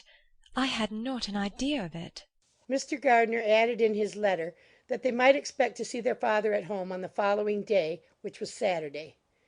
Rendered spiritless by the ill success of all their endeavours, he had yielded to his brother-in-law's entreaty that he would return to his family, and leave it to him to do whatever occasion might suggest to be advisable for continuing their pursuit. When Mrs. Bennet was told of this, she did not express so much satisfaction as her children expected, considering what her anxiety for his life had been before. "What? Is he coming home, and without poor Lydia?" she cried. "Surely he will not leave London before he has found them. Who is to fight Wickham, and make him marry her if he comes away?" As Mrs. Gardiner began to wish to be at home, it was settled that she and the children should go to London at the same time that Mr. Bennet came from it. The coach, therefore, took them the first stage of their journey, and brought its master back to Longbourn. Mrs. Gardiner went away in all the perplexity about Elizabeth and her Derbyshire friend that had attended her from that part of the world. His name had never been voluntarily mentioned before them by her niece, and the kind of half expectation which Mrs. Gardiner had formed of their being followed by a letter from him had ended in nothing. Elizabeth had received none since her return that could come from Pemberley. The present unhappy state of the family rendered any other excuse for the lowness of her spirits unnecessary. Nothing, therefore, could be fairly conjectured from that, though Elizabeth, who was by this time tolerably well acquainted with her own feelings, was perfectly aware that had she known nothing of Darcy, she could have borne the dread of Lydia's infamy somewhat better. It would have spared her, she thought, one sleepless night out of two. When Mr. Bennet arrived, he had all the appearance of his usual philosophic composure. He said as little as he had ever been in the habit of saying, made no mention of the business that had taken him away, and it was some time before his daughters had courage to speak of it. It was not till the afternoon, when he had joined them at tea, that Elizabeth ventured to introduce the subject, and then, on her briefly expressing her sorrow for what he must have endured, he replied, "Say nothing of that. Who should suffer but myself? It has been my own doing, and I ought to feel it." "You must not be too severe upon yourself," replied Elizabeth. You may well warn me against such an evil. Human nature is so prone to fall into it. No, Lizzie, let me once in my life feel how much I have been to blame. I am not afraid of being overpowered by the impression. It will pass away soon enough. "Do you suppose them to be in London?" Yes, where else can they be so well concealed? "And Lydia used to want to go to London," added Kitty. She is happy then, said her father dryly. And her residence there will probably be of some duration.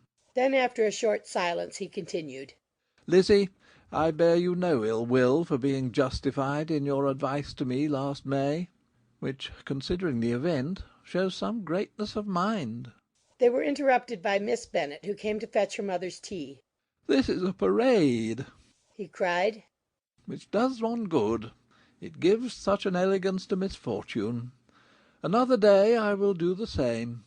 I will sit in my library, in my nightcap and powdering gown, and give as much trouble as I can. Or perhaps I may defer it till Kitty runs away. "I am not going to run away, papa," said Kitty fretfully. "If I should ever go to Brighton, I would behave better than Lydia." You go to Brighton? I would not trust you so near it as Eastbourne for £50. No, Kitty, I have at last learnt to be cautious, and you will feel the effects of it. No officer is ever to enter my house again, nor even to pass through the village.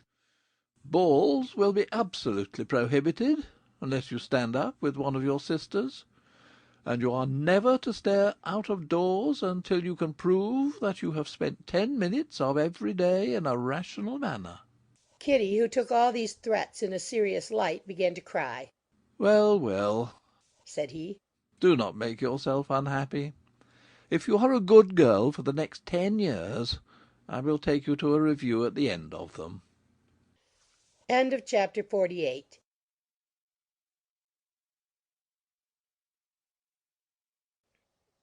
Pride and Prejudice by Jane Austen, chapter 49. 2 days after Mr. Bennet's return, as Jane and Elizabeth were walking together in the shrubbery behind the house, they saw the housekeeper coming towards them, and concluding that she came to call them to their mother, went forward to meet her. But instead of the expected summons, when they approached her, she said to Miss Bennet, "I beg your pardon, madam, for interrupting you, but I was in hopes you might have got some good news from town, so I took the liberty of coming to ask." "What do you mean, Hill? We have heard nothing from town." "Dear madam!" cried Mrs. Hill in great astonishment. "Don't you know there is an express come for master from Mr. Gardiner? He has been here this half hour, and master has had a letter." Away ran the girls, too eager to get in to have time for speech. They ran through the vestibule into the breakfast-room, from thence to the library. Their father was in neither, and they were on the point of seeking him upstairs with their mother, when they were met by the butler, who said, "If you are looking for my master, ma'am, he is walking towards the little copse." Upon this information, they instantly passed through the hall once more, and ran across the lawn after their father, who was deliberately pursuing his way towards a small wood on one side of the paddock. Jane, who was not so light nor so much in the habit of running as Elizabeth, soon lagged behind, while her sister, panting for breath, came up with him, and eagerly cried out, "Oh, papa, what news? What news? Have you heard from my uncle?" Yes, I have had a letter from him by express. "Well, and what news does it bring? Good or bad?" What is there of good to be expected? said he, taking the letter from his pocket. But perhaps you would like to read it. Elizabeth impatiently caught it from his hand. Jane now came up. Read it aloud. said their father. For I hardly know myself what it is about. Gracechurch Street, Monday, August 2nd. My dear brother, at last I am able to send you some tidings of my niece, and as such, upon the whole, I hope it will give you satisfaction. Soon after you left me on Saturday, I was fortunate enough to find out in what part of London they were. The particulars I reserve till we meet. It is enough to know they are discovered. I have seen them both. Then it is as I always hoped, cried Jane. They are married. Elizabeth read on. I have seen them both. They are not married, nor can I find there was any intention of being so. But if you are willing to perform the engagements which I have ventured to make on your side, I hope it will not be long before they are. All that is required of you is, to assure that your daughter, by settlement, her equal share of the £5,000 secured among your children after the decease of yourself and my sister, and moreover to enter into an engagement of allowing her, during your life, £100 per annum. These are conditions which, considering everything, I had no hesitation in complying with, as far as I thought myself privileged for you. I shall send this by express, that no time may be lost in bringing me your answer. You will easily comprehend from these particulars that Mr. Wickham's circumstances are not so hopeless as they are generally believed to be.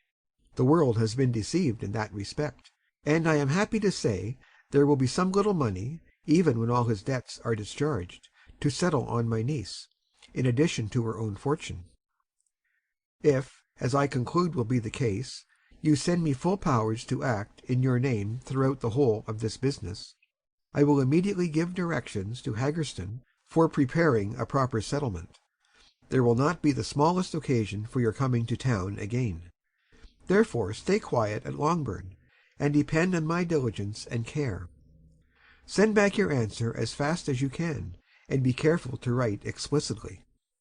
We have judged it best that my niece should be married from this house, of which I hope you will approve. She comes to us to-day. I shall write again as soon as anything more is determined on. Yours, etc., Edward Gardner. Is it possible? cried Elizabeth when she had finished. Can it be possible that he will marry her? Wickham is not so undeserving then as we thought him, said her sister. My dear father, I congratulate you. And have you answered the letter? cried Elizabeth. No, but it must be done soon. Most earnestly did she then entreaty him to lose no more time before he wrote. Oh, my dear father, she cried, come back and write immediately. Consider how important every moment is in such a case. Let me write for you, said Jane, if you dislike the trouble yourself. I dislike it very much, he replied. But it must be done. And so saying, he turned back with them and walked towards the house. And may I ask, said Elizabeth, but the terms, I suppose, must be complied with. Complied with? I am only ashamed of his asking so little. And they must marry. Yet he is such a man. Yes, they must marry. There is nothing else to be done. But there are two things that I want very much to know. One is, how much money your uncle has laid down to bring it about. And the other, how am I ever to pay him? Money? My uncle? cried Jane. What do you mean, sir? I mean that no man in his senses would marry Lydia on so slight a temptation as 100 a year during my life, and 50 after I am gone. That is very true, said Elizabeth, though it had not occurred to me before. His debts to be discharged, and something still to remain. Oh, it must be my uncle's doings. Generous, good man, I am afraid he has distressed himself. A small sum could not do all this. No, said her father. Wickham's a fool if he takes her with a farthing less than £10,000. I should be sorry to think so ill of him in the very beginning of our relationship. £10,000! Heaven forbid! How is half such a sum to be repaid? Mr. Bennet made no answer, and each of them, deep in thought, continued silent till they reached the house. Their father then went on to the library to write, and the girls walked into the breakfast-room. And they are really to be married? cried Elizabeth, as soon as they were by themselves. How strange this is! And for this we are to be thankful. That they should marry, small as is their chance of happiness, and wretched as is his character, we are forced to rejoice. Oh, Lydia! I comfort myself with thinking, replied Jane, that he certainly would not marry Lydia if he had not a real regard for her. Though our kind uncle has done something towards clearing him, I cannot believe that £10,000 or anything like it has been advanced. He has children of his own, and may have more. How could he spare half £10,000? If he were ever able to learn what Wickham's debts have been, said Elizabeth, and how much is settled on his side on our sister, we shall exactly know what Mr. Gardiner has done for them, because Wickham has not sixpence of his own. The kindness of my uncle and aunt can never be requited. Their taking her home, and affording her their personal protection and countenance, is such a sacrifice to her advantage as years of gratitude cannot enough acknowledge. By this time she is actually with them. If such goodness does not make her miserable now, she will never deserve to be happy. What a meeting for her when she first sees my aunt! We must endeavour to forget all that is past on either side, said Jane. I hope and trust they will yet be happy. His consenting to marry her is a proof, I will believe, that he has come to a right way of thinking. Their mutual affection will steady them, and I flatter myself they will settle so quietly, and live in so rational a manner, as may in time make their past imprudence forgotten. Their conduct has been such, replied Elizabeth, as neither you, nor I, nor anybody can ever forget. It is useless to talk of it. It now occurred to the girls that their mother was in all likelihood perfectly ignorant of what had happened. They went to the library, therefore, and asked their father whether he would not wish them to make it known to her. He was writing, and without raising his head, coolly replied, Just as you please. May we take my uncle's letter to read to her? Take whatever you like, and get away. Elizabeth took the letter from his writing-table, and they went upstairs together. Mary and Kitty were both with Mrs. Bennet. One communication would therefore do for all. After a slight preparation for good news, the letter was read aloud. Mrs. Bennet could hardly contain herself. As soon as Jane had read Mr. Gardiner's hope of Lydia's being soon married, her joy burst forth, and every following sentence added to its exuberance. She was now in an irritation as violent from delight as she had ever been fidgety from alarm and vexation. To know that her daughter would be married was enough. She was disturbed by no fear for her felicity, nor humbled by any remembrance of her misconduct. My dear, dear Lydia, she cried, this is delightful indeed. She will be married. I shall see her again. She'll be married at 16. My good, kind brother, I knew how it would be. I knew he would manage everything. Oh, how I long to see her. And to see dear Wickham too. But the clothes, the wedding clothes. I will write to my sister Gardiner about them directly. Lizzie, my dear, run down to your father and ask him how much he will give her. Stay, I will go myself. Ring the bell, Kitty, for Hill. I will put on my things in a moment. My dear, dear Lydia, how merry we shall be together when we meet.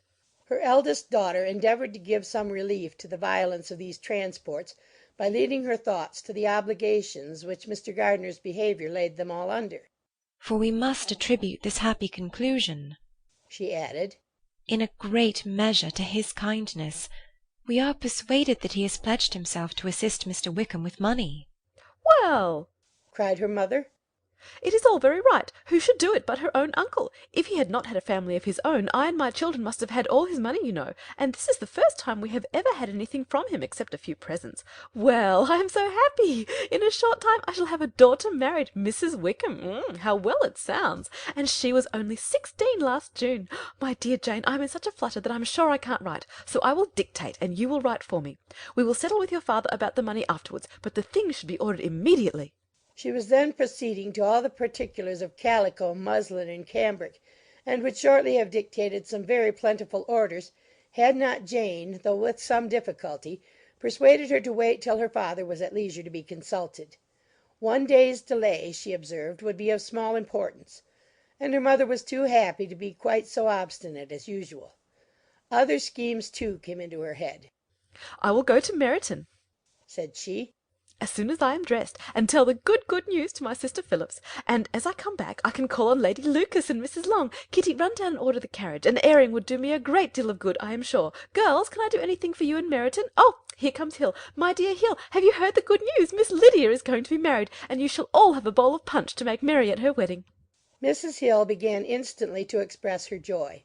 Elizabeth received her congratulations amongst the rest, and then, sick of this folly, took refuge in her own room that she might think with freedom. Poor Lydia's situation must, at best, be bad enough, but that it was no worse she had need to be thankful. She felt it so, and though, in looking forward, neither rational happiness nor worldly prosperity could be justly expected for her sister, in looking back to what they had feared only 2 hours ago, she felt all the advantages of what they had gained. Chapter 49.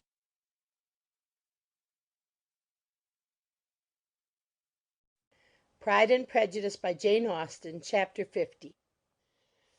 Mr. Bennet had very often wished before this period of his life that instead of spending his whole income he had laid by an annual sum for the better provision of his children and of his wife if she survived him.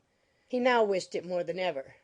Had he done his duty in that respect, Lydia need not have been indebted to her uncle for whatever of honour or credit could now be purchased for her.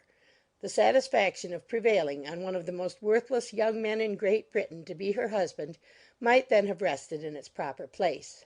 He was seriously concerned that a cause of so little advantage to any one should be forwarded at the sole expense of his brother-in-law, and he was determined, if possible, to find out the extent of his assistance, and to discharge the obligation as soon as he could.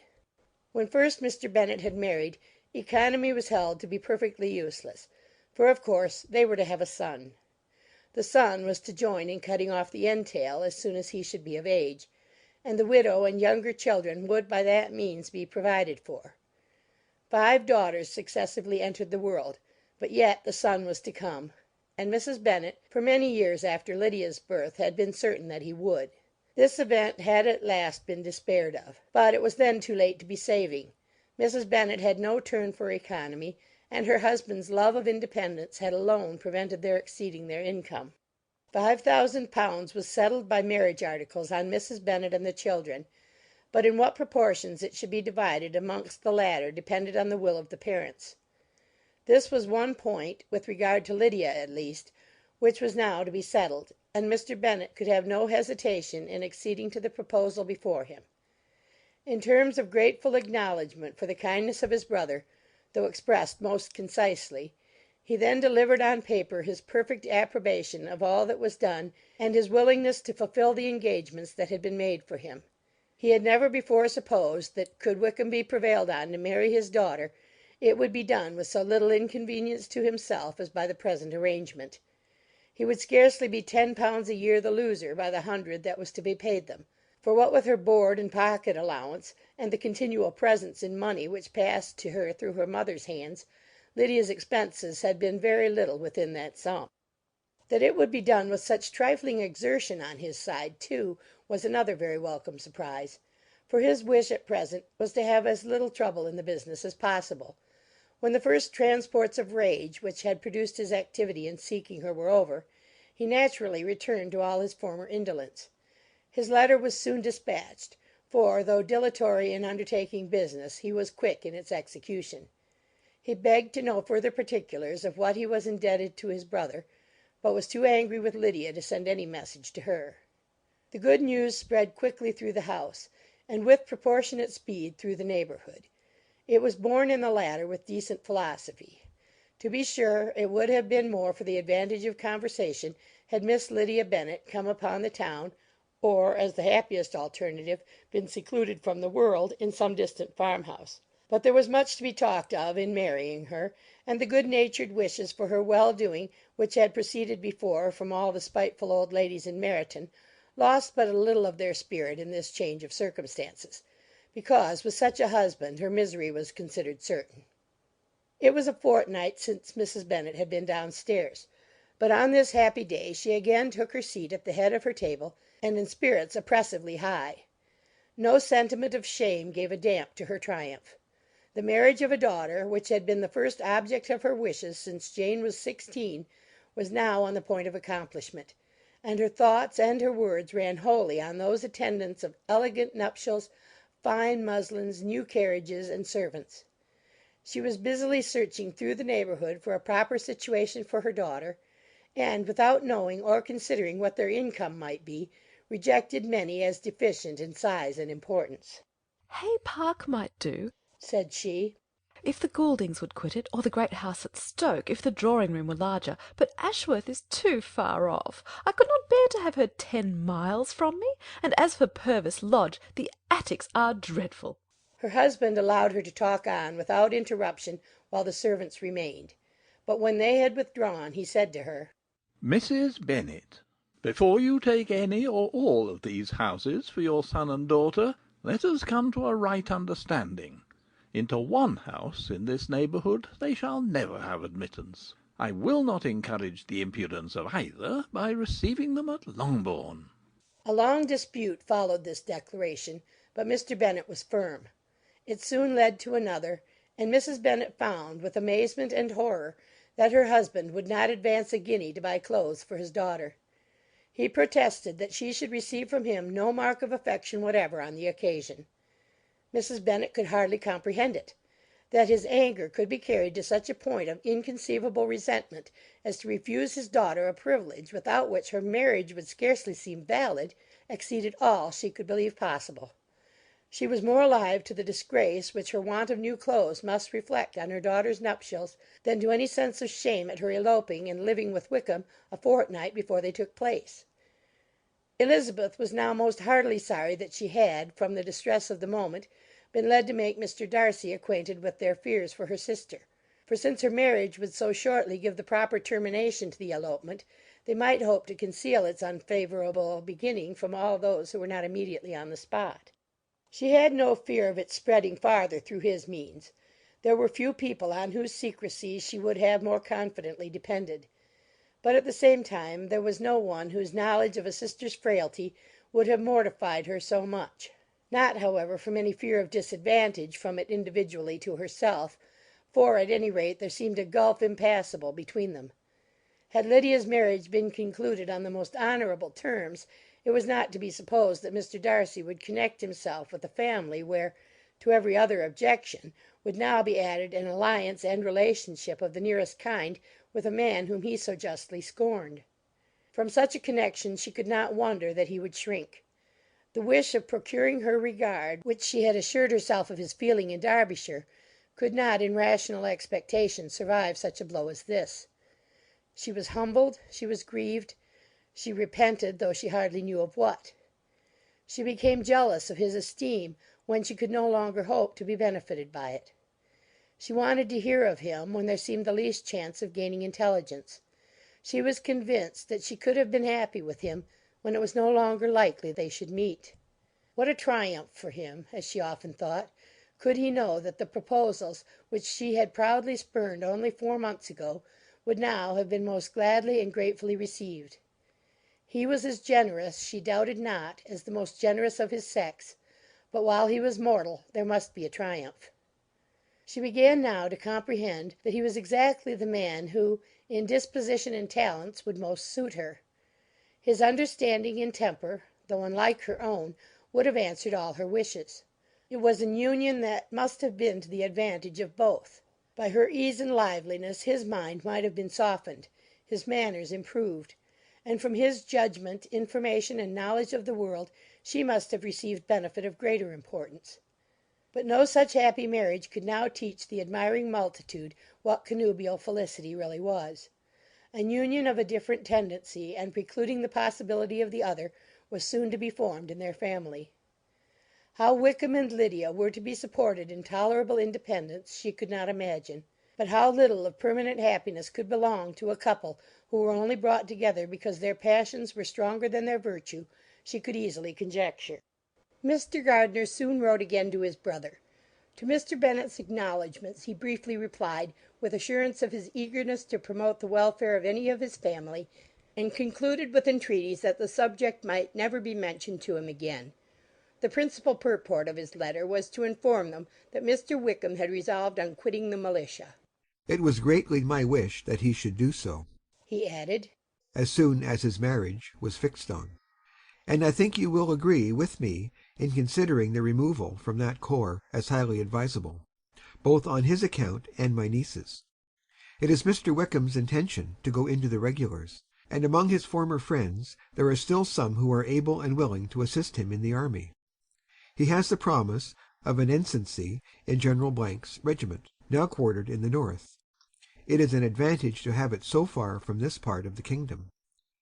He promises fairly, and I hope among different people, where they may each have a character to preserve, they will both be more prudent.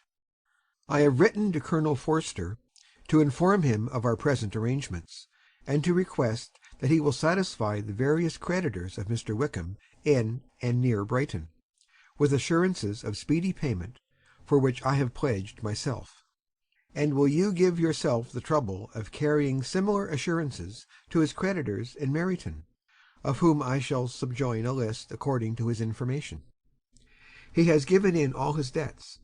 I hope at least he has not deceived us. Haggerston has our directions, and all will be completed in a week. They will then join his regiment, unless they are first invited to Longbourn, and I understand from Mrs. Gardiner that my niece is very desirous of seeing you all before she leaves the south. She is well, and begs to be dutifully remembered to you and your mother. Yours, etc., E. Gardiner.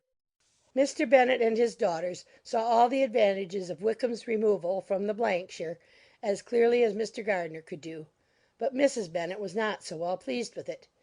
Lydia's being settled in the north, just when she had expected most pleasure and pride in her company, for she had by no means given up her plan of their residing in Hertfordshire, was a severe disappointment. And besides, it was such a pity that Lydia should be taken from a regiment where she was acquainted with everybody and had so many favourites. "She is so fond of Mrs. Forster," said she. "It will be quite shocking to send her away, and there are several of the young men, too, that she likes very much. The officers may not be so pleasant in the General's regiment." His daughter's request, for such it might be considered, of being admitted into her family again before she set off for the north, received at first an absolute negative. But Jane and Elizabeth, who agreed in wishing, for the sake of their sister's feelings and consequence, that she should be noticed on her marriage by her parents, urged him so earnestly, yet so rationally and so mildly, to receive her and her husband at Longbourn as soon as they were married, that he was prevailed on to think as they thought, and act as they wished; and their mother had the satisfaction of knowing that she would be able to show her married daughter in the neighbourhood before she was banished to the north. When Mr. Bennet wrote again to his brother, therefore, he sent his permission for them to come, and it was settled that as soon as the ceremony was over they should proceed to Longbourn. Elizabeth was surprised, however, that Wickham should consent to such a scheme, and had she consulted only her own inclination, any meeting with him would have been the last object of her wishes. Chapter 50.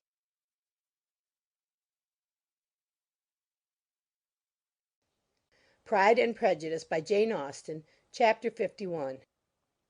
Their sister's wedding day arrived, and Jane and Elizabeth felt for her probably more than she felt for herself. The carriage was sent to meet them at , and they were to return in it by dinner time.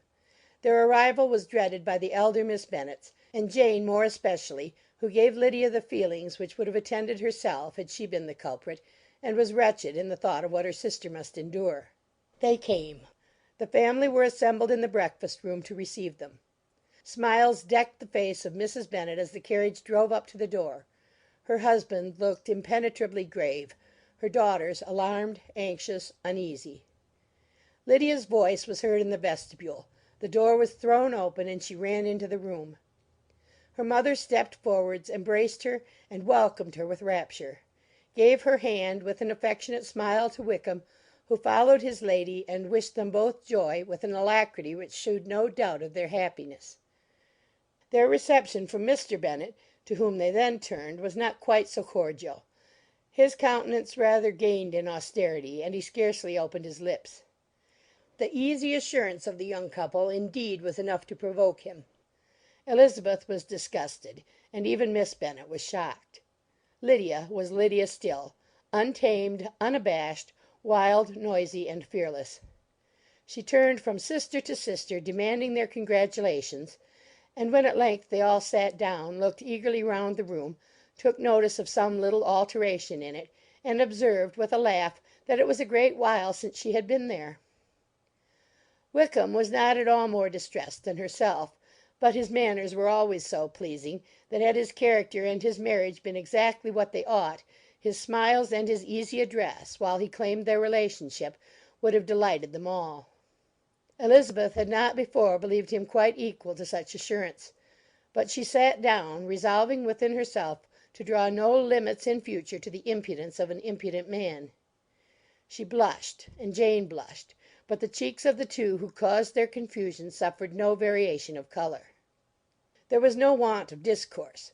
The bride and her mother could neither of them talk fast enough, and Wickham, who happened to sit near Elizabeth, began inquiring after his acquaintance in that neighbourhood with a good-humoured ease which she felt very unable to equal in her replies.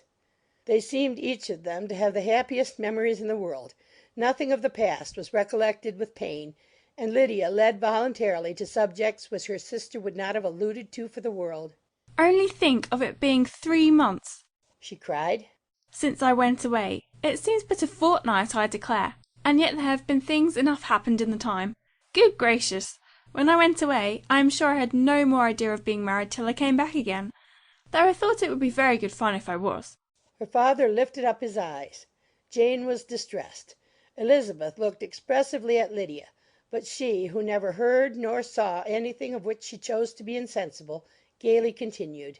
Oh, mamma, do the people hereabouts know I am married to-day? I was afraid they might not, and we overtook William Golding in his curricle, so I was determined he should know it, and so I let down the side-glass next to him, and took off my glove, and let my hand just rest upon the window-frame, so that he might see the ring, and then I bowed and smiled like anything. Elizabeth could bear it no longer. She got up and ran out of the room, and returned no more till she heard them passing through the hall to the dining-parlour. She then joined them soon enough to see Lydia, with anxious parade, walk up to her mother's right hand, and hear her say to her eldest sister, "Ah, Jane, I take your place now, and you must go lower, because I am a married woman." It was not to be supposed that time would give Lydia that embarrassment from which she had been so wholly free at first. Her ease and good spirits increased. She longed to see Mrs. Phillips, the Lucases, and all their other neighbours, and to hear herself called Mrs. Wickham by each of them. And in the meantime she went after dinner to show her ring, and boast of being married, to Mrs. Hill and the 2 housemaids. "Well, mamma," said she, when they were all returned to the breakfast-room, "and what do you think of my husband? Is he not a charming man? I am sure my sisters must all envy me. I only hope they may have half my good luck. They must all go to Brighton. That is the place to get husbands. What a pity it is, mamma, we did not all go." Very true, and if I had my will we should. But, my dear Lydia, I don't at all like your going such a way off. Must it be so? "Oh Lord, yes. There is nothing in that. I shall like it of all things. You and papa, and my sisters, must come down and see us.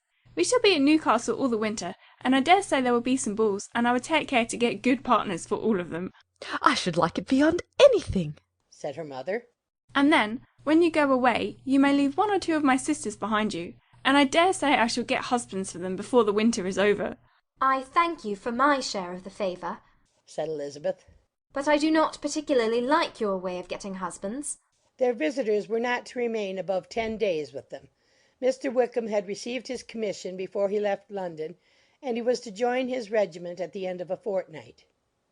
No one but Mrs. Bennet regretted that their stay would be so short, and she made the most of the time by visiting about with her daughter, and having very frequent parties at home. These parties were acceptable to all. To avoid a family circle was even more desirable to such as did think than such as did not. Wickham's affection for Lydia was just what Elizabeth had expected to find it, not equal to Lydia's for him. She had scarcely needed her present observation to be satisfied, from the reason of things, that their elopement had been brought on by the strength of her love rather than by his, and she would have wondered why, without violently caring for her, he chose to elope with her at all, had she not felt certain that his flight was rendered necessary by distress of circumstances. and if that were the case he was not the young man to resist an opportunity of having a companion. Lydia was exceedingly fond of him. He was her dear Wickham on every occasion. No one was to be put in competition with him. He did everything best in the world, and she was sure he would kill more birds on the 1st of September than anybody else in the country. One morning, soon after their arrival, as she was sitting with her two elder sisters, she said to Elizabeth, "Lizzie, I never gave you an account of my wedding, I believe. You were not by when I told mamma and the others about it. Are you not curious to hear how it was managed?" "No, really," replied Elizabeth. "I think there cannot be too little said on the subject." "La, you are so strange! But I must tell you how it went off. We were married, you know, at St. Clement's, because Wickham's lodgings were in that parish, and it was settled that we should all be there by 11 o'clock. My uncle and aunt and I were to go together, and the others were to meet us at the church. Well, Monday morning came, and I was in such a fuss. I was so afraid, you know, that something would happen to put it off, and then I should have gone quite distracted. And there was my aunt, all the time I was dressing, preaching and talking away just as if she was reading a sermon. However, I did not hear above 1 word in 10, for I was thinking, you may suppose, of my dear Wickham. I longed to know whether he would be married in his blue coat. Well, and so we breakfasted at 10 as usual. I thought it would never be over, for by the by, you are to understand, that my uncle and aunts were horrid unpleasant all the time I was with them. If you'll believe me, I did not once put my foot out of doors, though I was there a fortnight. Not one party or scheme or anything. To be sure, London was rather thin, but, however, the little theatre was open. Well, and so, just as the carriage came to the door, my uncle was called away upon business to that horrid man, Mr. Stone. And then, you know, once they get together there is no end of it. Well, I was so frightened I did not know what to do, for my uncle was to give me away, and if we were beyond the hour we could not be married all day. But luckily he came back again in 10 minutes' time, and then we all set out. However, I recollected afterwards that if he had been prevented going, the wedding need not be put off, for Mr. Darcy might have done as well." "Mr. Darcy!"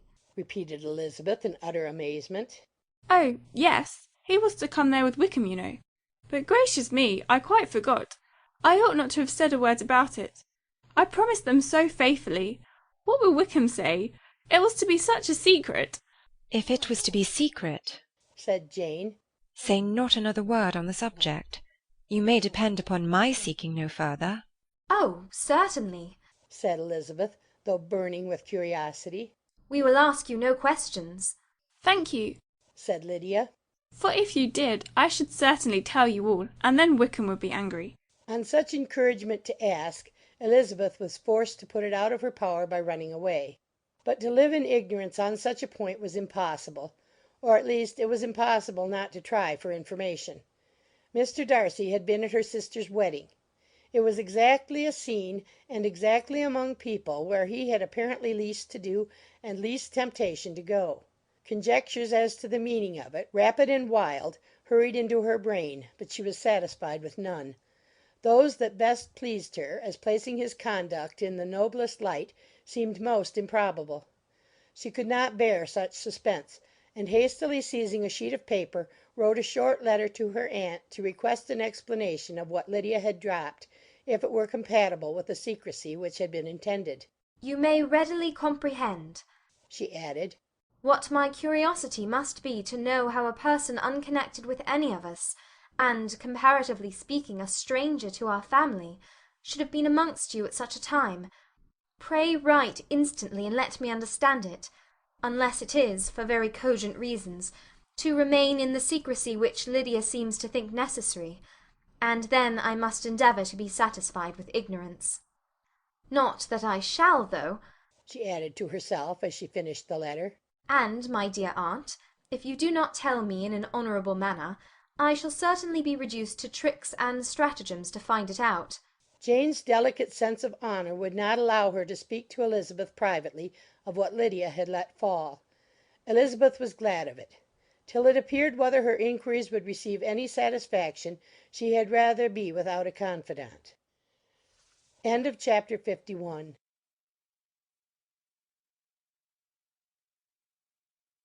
Pride and Prejudice by Jane Austen, Chapter 52. Elizabeth had the satisfaction of receiving an answer to her letter as soon as she possibly could. She was no sooner in possession of it than, hurrying into the little copse where she was least likely to be interrupted, she sat down on one of the benches and prepared to be happy, for the length of the letter convinced her that it did not contain a denial. Gracechurch Street, September 6. My dear niece, I have just received your letter, and shall devote this whole morning to answering it, as I foresee that a little writing will not comprise what I have to tell you. I must confess myself surprised by your application.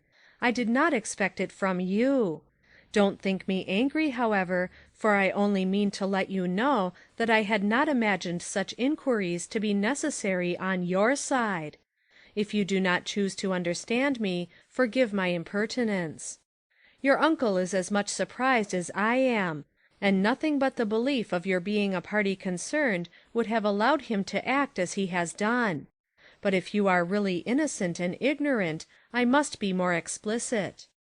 On the very day of my coming home from Longbourn, your uncle had a most unexpected visitor. Mr. Darcy called, and was shut up with him several hours.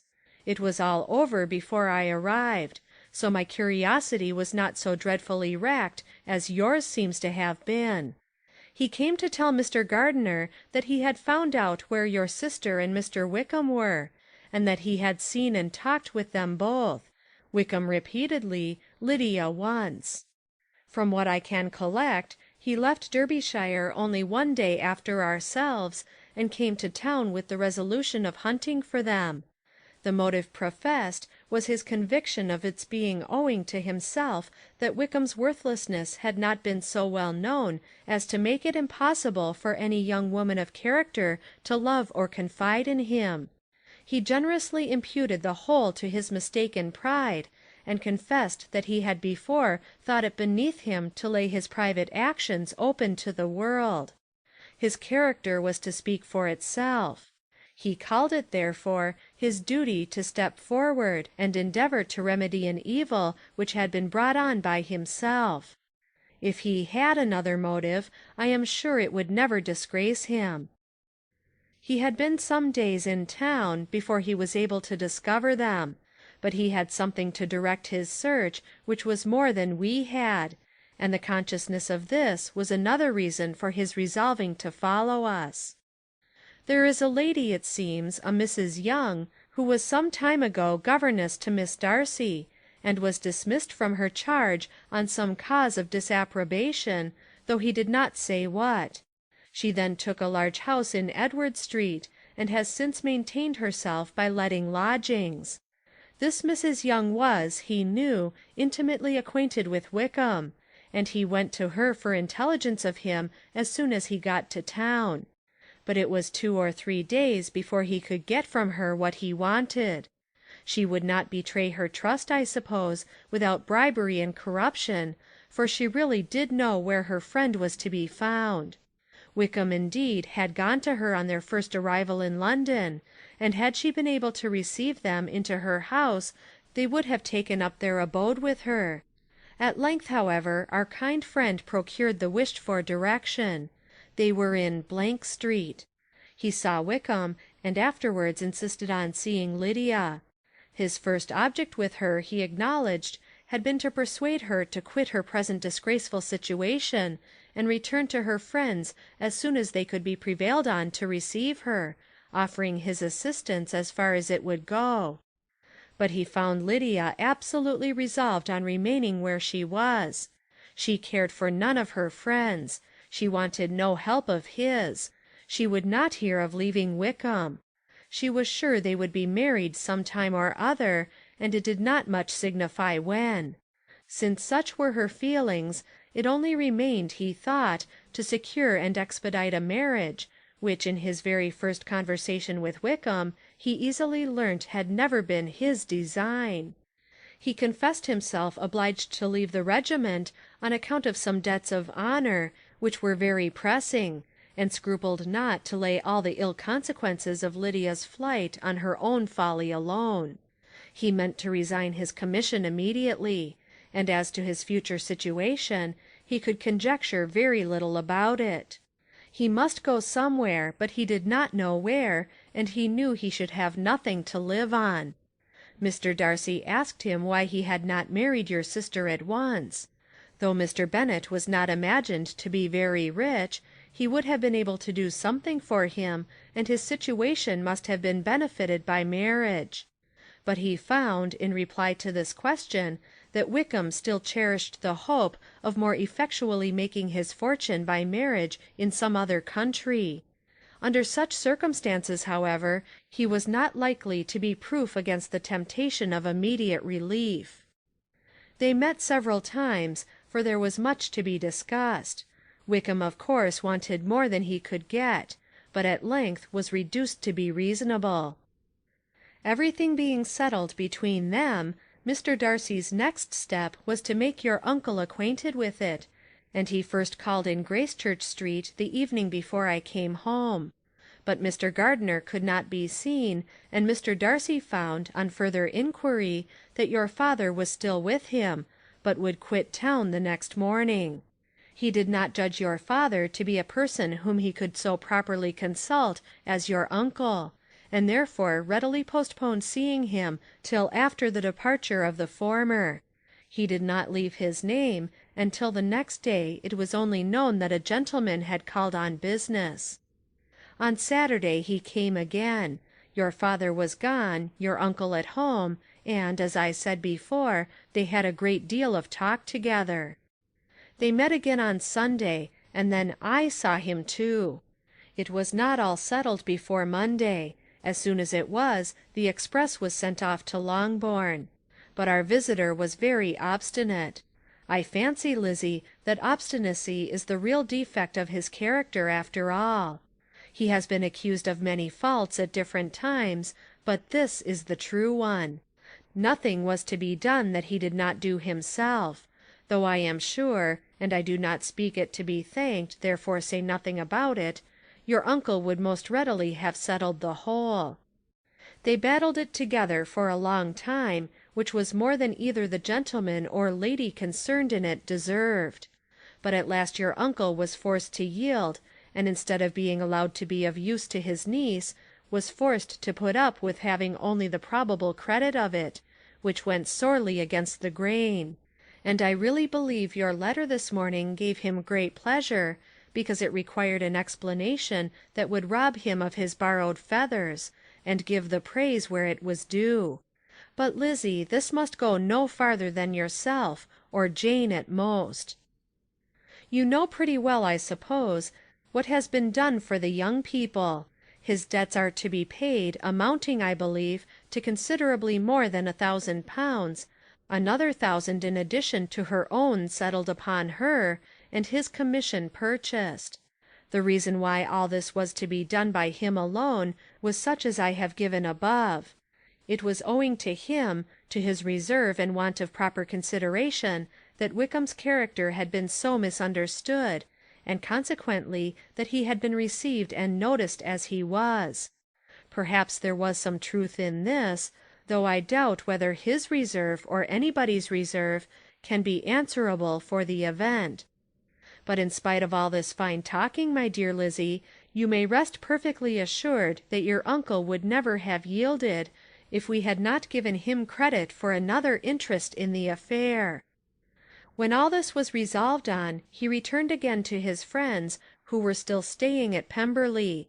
But it was agreed that he should be in London once more when the wedding took place, and all money matters were then to receive the last finish. I believe I have now told you everything. It is a relation which you tell me is to give you great surprise. I hope at least it will not afford you any displeasure. Lydia came to us, and Wickham had constant admission to the house.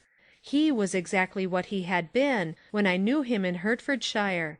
But I would not tell you how little I was satisfied with her behaviour while she stayed with us, if I had not perceived, by Jane's letter last Wednesday, that her conduct on coming home was exactly of a piece with it, and therefore what I now tell you can give you no fresh pain. I talked to her repeatedly in the most serious manner, representing to her all the wickedness of what she had done, and all the unhappiness she had brought on her family. If she heard me, it was by good luck, for I am sure she did not listen. I was sometimes quite provoked, but then I recollected my dear Elizabeth and Jane, and for their sakes had patience with her. Mr. Darcy was punctual in his return, and as Lydia informed you, attended the wedding. He dined with us the next day, and was to leave town again on Wednesday or Thursday. Will you be very angry with me, my dear Lizzie, if I take this opportunity of saying, what I was never bold enough to say before, how much I like him? His behaviour to us has, in every respect, been as pleasing as when we were in Derbyshire. His understanding and opinions all please me. He wants nothing but a little more liveliness, and that, if he marry prudently, his wife may teach him. I thought him very sly. He hardly ever mentioned your name. But slyness seems the fashion. Pray forgive me if I have been very presuming, or at least do not punish me so far as to exclude me from P. I shall never be quite happy till I have been all round the park.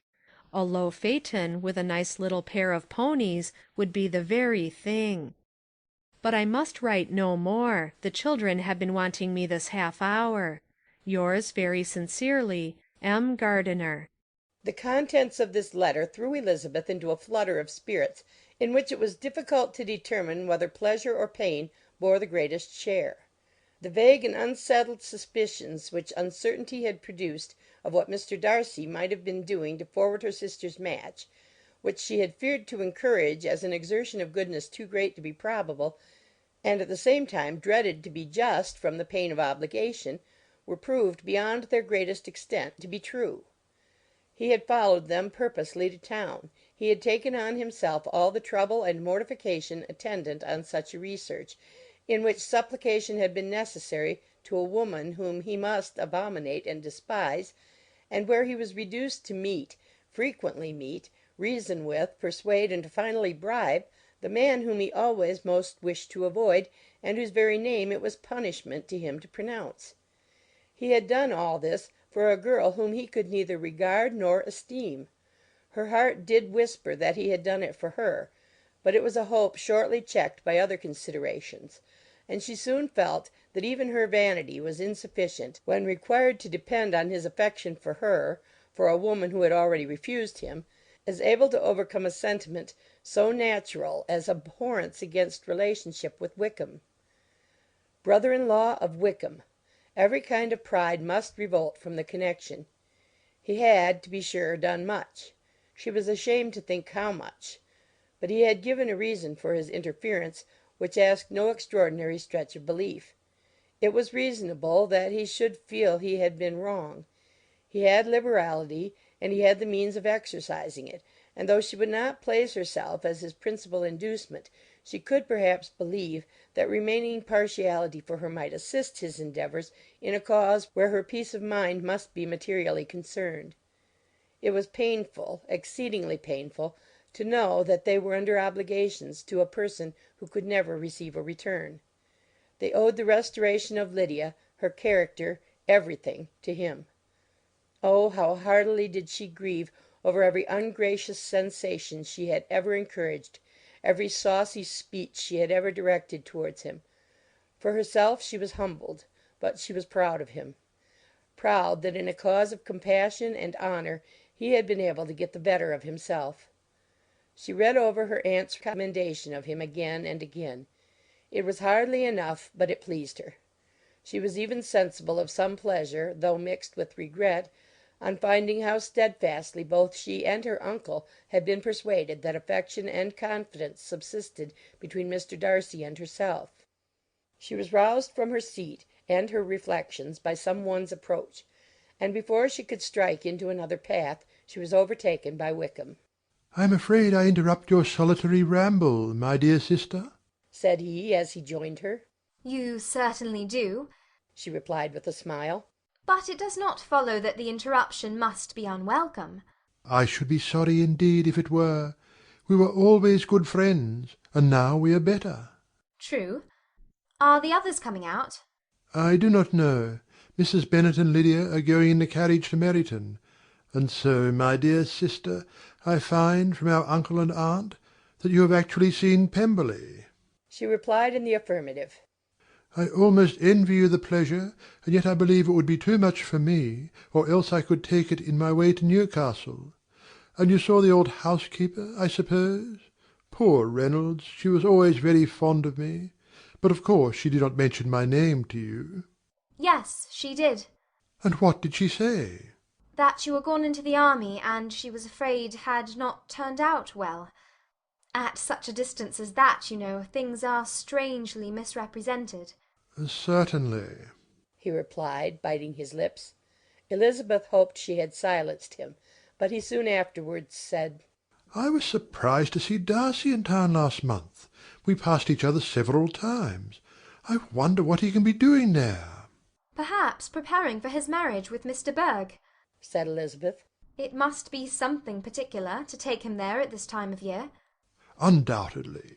Did you see him while you were at Lambton? I thought I understood from the gardeners that you had. Yes, he introduced us to his sister. And do you like her? Very much. I have heard, indeed, that she is uncommonly improved within this year or two. When I last saw her, she was not very promising. I am very glad you liked her. I hope she will turn out well. I dare say she will. She has got over the most trying age. Did you go by the village of Kimpton? I do not recollect that we did. I mention it because it is the living which I ought to have had. A most delightful place. Excellent parsonage house. It would have suited me in every respect. How should you have liked making sermons? Exceedingly well. I should have considered it as part of my duty, and the exertion would soon have been nothing. One ought not to repine, but to be sure it would have been such a thing for me. The quiet, the retirement of such a life would have answered all my ideas of happiness. But it was not to be. Did you ever hear Darcy mention the circumstance when you were in Kent? I have heard from authority, which I thought as good, that it was left you conditionally only, and at the will of the present patron. You have. Yes, there was something in that. I told you so from the first, you may remember. I did hear, too, that there was a time when sermon-making was not so palatable to you as it seems to be at present, that you actually declared your resolution of never taking orders, and that the business had been compromised accordingly.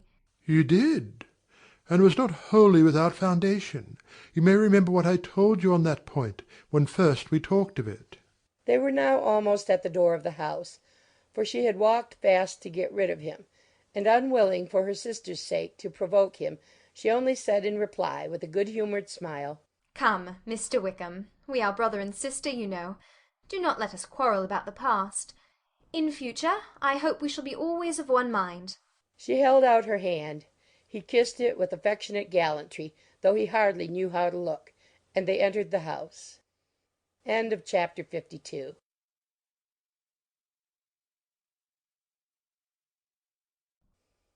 Pride and Prejudice by Jane Austen, Chapter 53.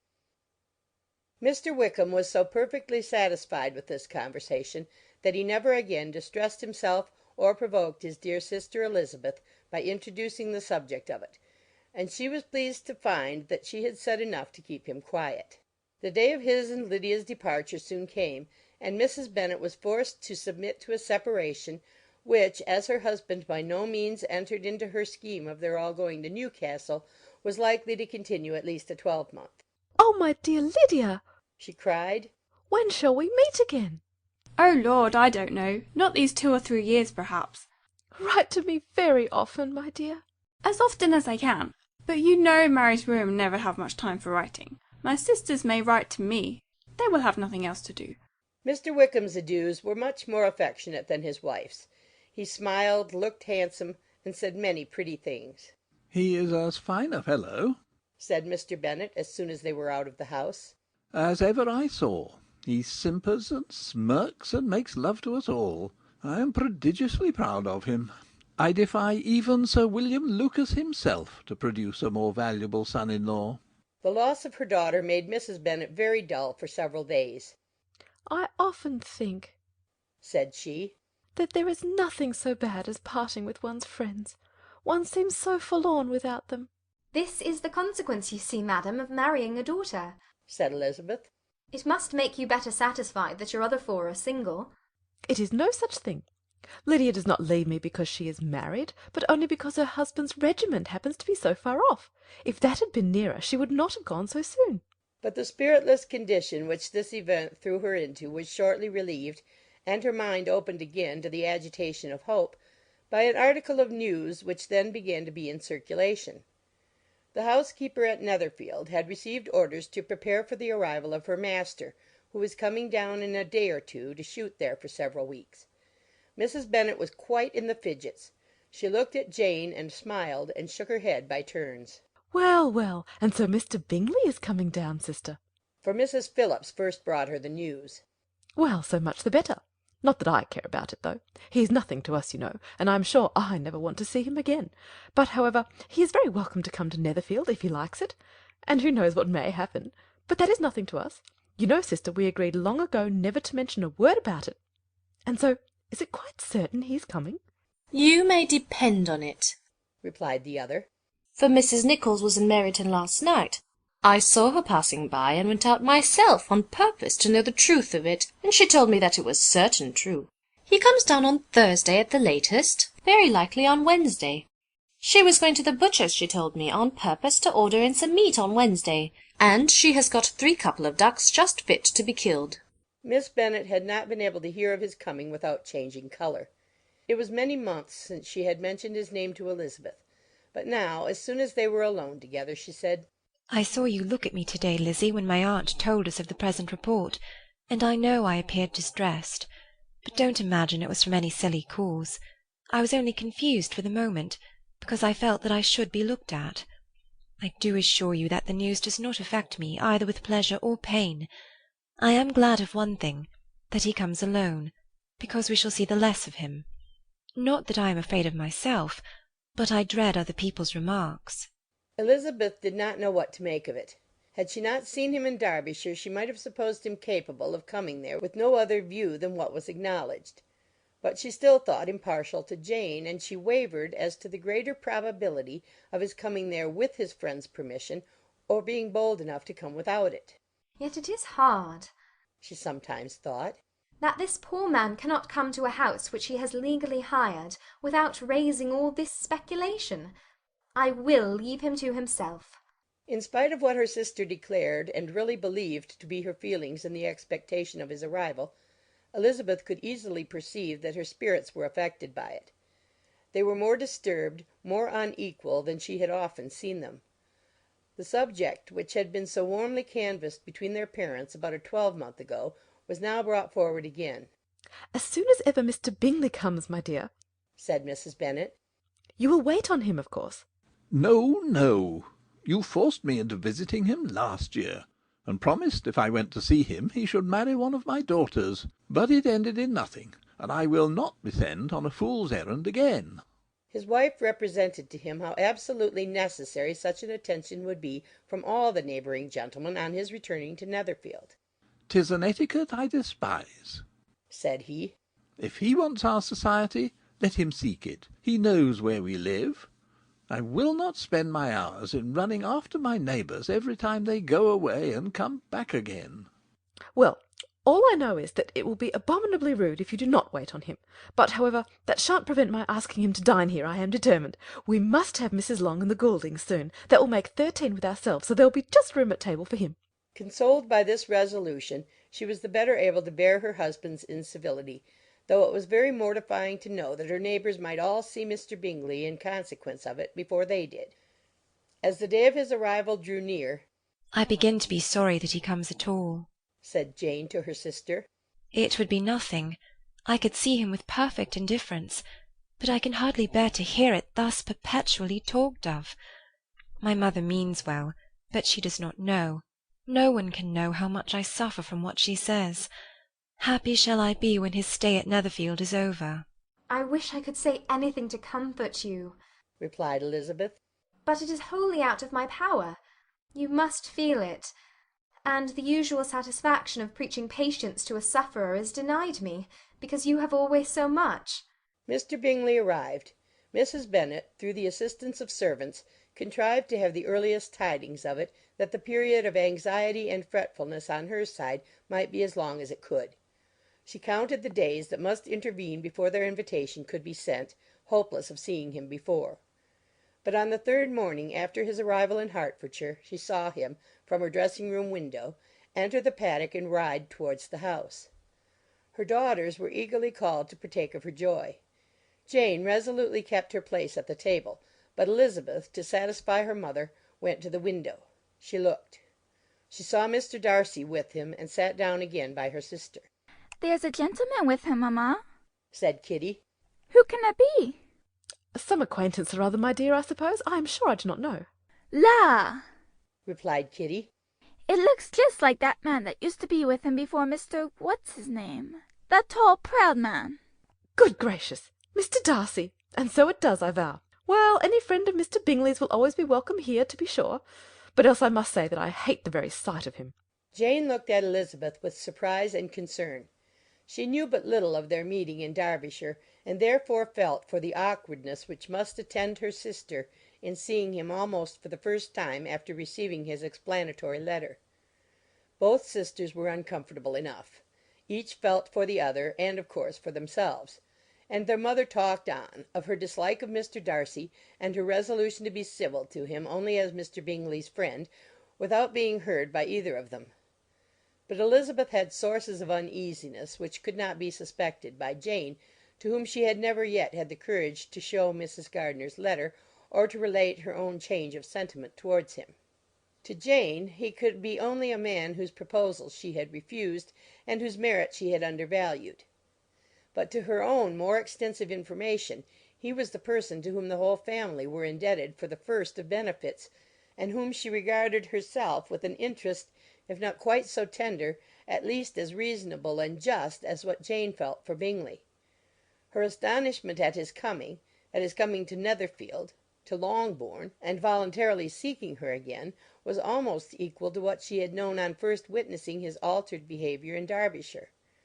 The colour which had been driven from her face returned for half a minute with an additional glow, and a smile of delight added lustre to her eyes, as she thought for that space of time that his affection and wishes must still be unshaken.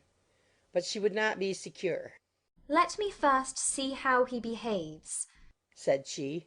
"It will then be early enough for expectation." She sat intently at work, striving to be composed, and without daring to lift up her eyes, till anxious curiosity carried them to the face of her sister as the servant was approaching the door. Jane looked a little paler than usual, but more sedate than Elizabeth had expected. On the gentleman's appearing, her colour increased, yet she received them with tolerable ease, and with a propriety of behaviour equally free from any symptom of resentment or any unnecessary complaisance. Elizabeth said as little to either as civility would allow, and sat down again to her work with an eagerness which it did not often command. She had ventured only one glance at Darcy. He looked serious as usual, and, she thought, more as he had been used to look in Hertfordshire than as she had seen him at Pemberley. But perhaps he could not, in her mother's presence, be what he was before her uncle and aunt. It was a painful but not an improbable conjecture.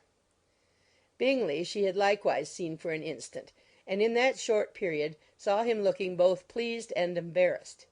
He was received by Mrs. Bennet with a degree of civility which made her two daughters ashamed, especially when contrasted with the cold and ceremonious politeness of her curtsy and address to his friend. Elizabeth particularly, who knew that her mother owed to the latter the preservation of her favourite daughter from irremediable infamy, was hurt and distressed to a most painful degree by a distinction so ill applied. Darcy, after inquiring of her how Mr. and Mrs. Gardiner did, a question which she could not answer without confusion, said scarcely anything. He was not seated by her. Perhaps that was the reason of his silence. But it had not been so in Derbyshire. There he had talked to her friends when he could not to herself. But now several minutes elapsed without bringing the sound of his voice, and when occasionally, unable to resist the impulse of curiosity, she raised her eyes to his face, she as often found him looking at Jane as at herself, and frequently on no object but the ground.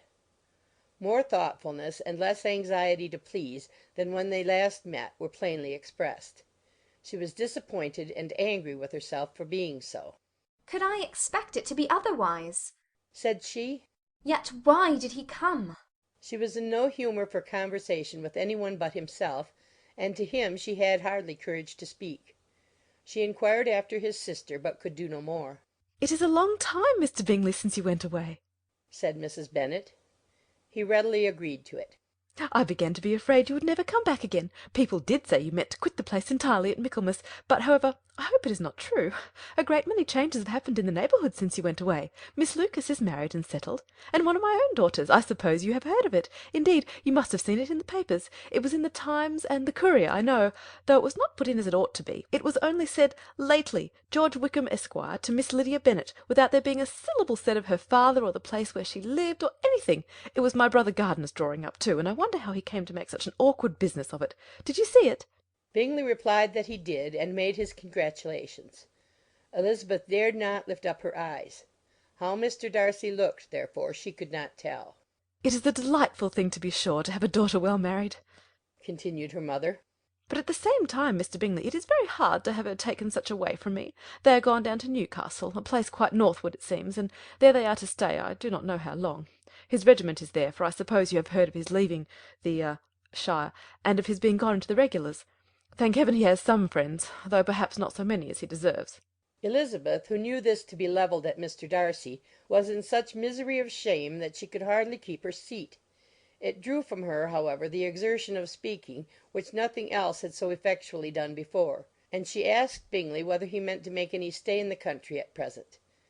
A few weeks, he believed. "When you have killed all your own birds, Mr. Bingley," said her mother, "I beg you will come here and shoot as many as you please on Mr. Bennet's manor. I'm sure he'll be vastly happy to oblige you, and will save all the best of the coveys for you." Elizabeth's misery increased at such unnecessary, such officious attention. Were the same fair prospect to arise at present as had flattered them a year ago, everything, she was persuaded, would be hastening to the same vexatious conclusion. At that instant she felt that years of happiness could not make Jane or herself amends for moments of such painful confusion. "The first wish of my heart," said she to herself, "is never more to be in company with either of them. Their society can afford no pleasure that will atone for such wretchedness as this. Let me never see either one or the other again." Yet the misery, for which years of happiness were to offer no compensation, received soon afterwards material relief from observing how much the beauty of her sister rekindled the admiration of her former lover. When first he came in he had spoken to her but little, but every 5 minutes seemed to be giving her more of his attention. He found her as handsome as she had been last year, as good-natured and as unaffected, though not quite so chatty. Jane was anxious that no difference should be perceived in her at all, and was really persuaded that she talked as much as ever, but her mind was so busily engaged that she did not always know when she was silent. When the gentlemen rose to go away, Mrs. Bennet was mindful of her intended civility, and they were invited and engaged to dine at Longbourn in a few days' time. "You are quite a visit in my debt, Mr. Bingley," she added, "for when you went to town last winter you promised to take a family dinner with us as soon as you returned. I have not forgot, you see, and I assure you I was very much disappointed that you did not come back and keep your engagement." Bingley looked a little silly at this reflection, and said something of his concern at having been prevented by business. They then went away. Mrs. Bennet had been strongly inclined to ask them to stay and dine there that day, but though she always kept a very good table, she did not think anything less than 2 courses could be good enough for a man on whom she had such anxious designs, or satisfy the appetite and pride of one who had 10,000 a year. Chapter 53.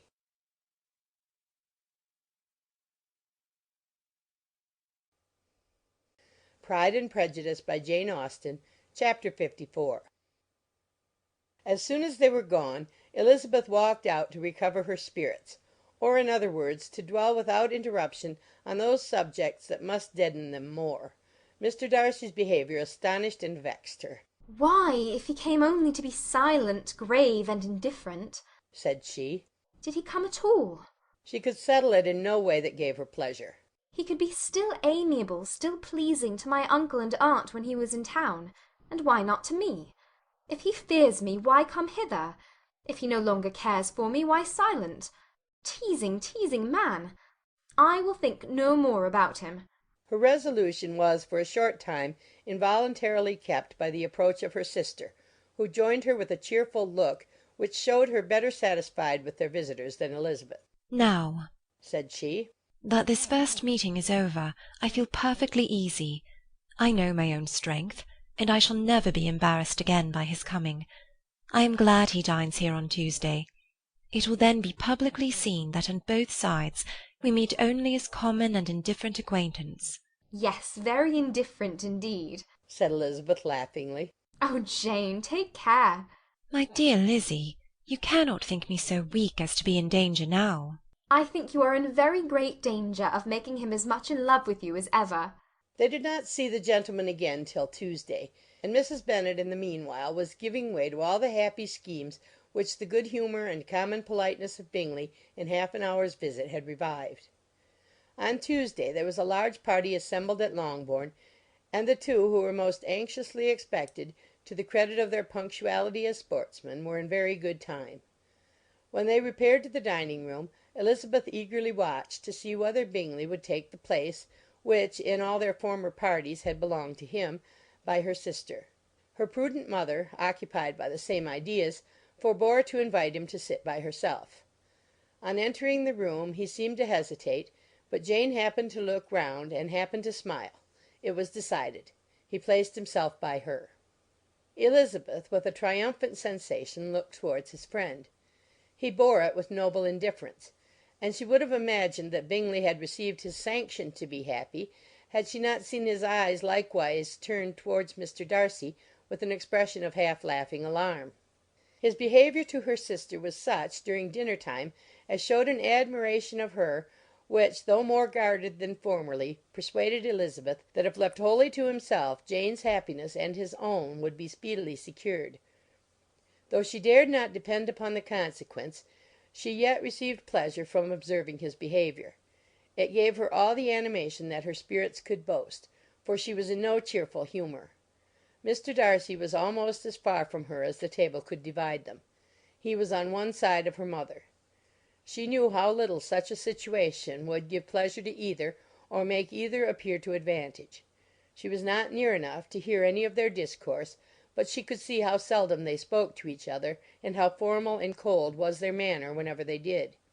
Her mother's ungraciousness made the sense of what they owed him more painful to Elizabeth's mind, and she would at times have given anything to be privileged to tell him that his kindness was neither unknown nor unfelt by the whole of the family. She was in hopes that the evening would afford some opportunity of bringing them together, that the whole of the visit would not pass away without enabling them to enter into something more of conversation than the mere ceremonious salutation attending his entrance. Anxious and uneasy, the period which passed in the drawing-room before the gentlemen came was wearisome and dull to a degree that almost made her uncivil. She looked forward to their entrance as the point on which all her chance of pleasure for the evening must depend. If he does not come to me then, said she, I shall give him up for ever. The gentleman came, and she thought he looked as if he would have answered her hopes. But alas! The ladies had crowded round the table where Miss Bennet was making tea, and Elizabeth pouring out the coffee, in so close a confederacy that there was not a single vacancy near her which would admit of a chair. And on the gentleman's approaching, one of the girls moved closer to her than ever, and said, in a whisper, "The men shan't come and part us. I am determined. We want none of them, do we?" Darcy had walked away to another part of the room. She followed him with her eyes, envied every one to whom he spoke, had scarcely patience enough to help anybody to coffee, and then was enraged against herself for being so silly. A man who has once been refused! How could I ever be foolish enough to expect a renewal of his love? Is there one among the sex who would not protest against such a weakness as a second proposal to the same woman? There is no indignity so abhorrent to their feelings. She was a little revived, however, by his bringing back his coffee-cup himself, and she seized the opportunity of saying, "Is your sister at Pemberley still?" Yes, she will remain there till Christmas. "And quite alone? Have all her friends left her?" Mrs. Annesley is with her. The others have been gone on to Scarborough these 3 weeks. She could think of nothing more to say, but if he wished to converse with her he might have better success. He stood by her, however, for some minutes in silence, and at last, on the young lady's whispering to Elizabeth again, he walked away.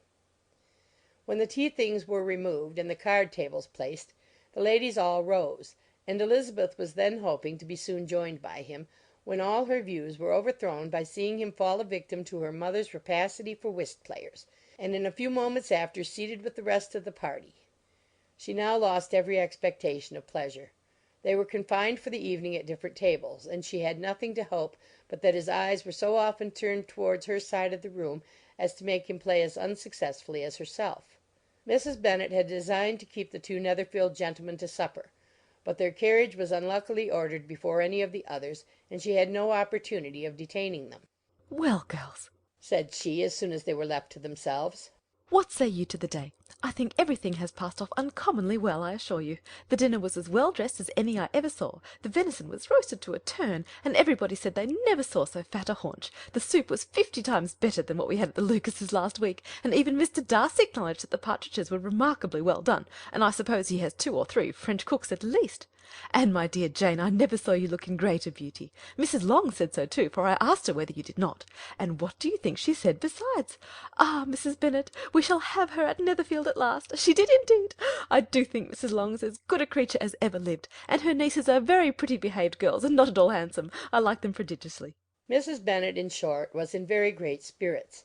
She had seen enough of Bingley's behaviour to Jane to be convinced that she would get him at last, and her expectations of advantage to her family, when in a happy humour, were so far beyond reason that she was quite disappointed at not seeing him there again the next day to make his proposals. "It has been a very agreeable day," said Miss Bennet to Elizabeth. "The party seemed so well selected, so suitable one with the other. I hope we may often meet again." Elizabeth smiled. "Lizzie, you must not do so. You must not suspect me. It mortifies me. I assure you that I have now learnt to enjoy his conversation as an agreeable and sensible young man, without having a wish beyond it. I am perfectly satisfied, from what his manners now are, that he never had any design of engaging my affection. It is only that he is blessed with greater sweetness of address, and a stronger desire of generally pleasing than any other man." "You are very cruel," said her sister. "You will not let me smile, and are provoking me to it every moment." "How hard it is in some cases to be believed." "And how impossible in others." "But why should you wish to persuade me that I feel more than I acknowledge?" "That is a question which I hardly know how to answer. We all love to instruct, though we can teach only what is not worth knowing. Forgive me. And if you persist in indifference, do not make me your confidant." End of chapter 54.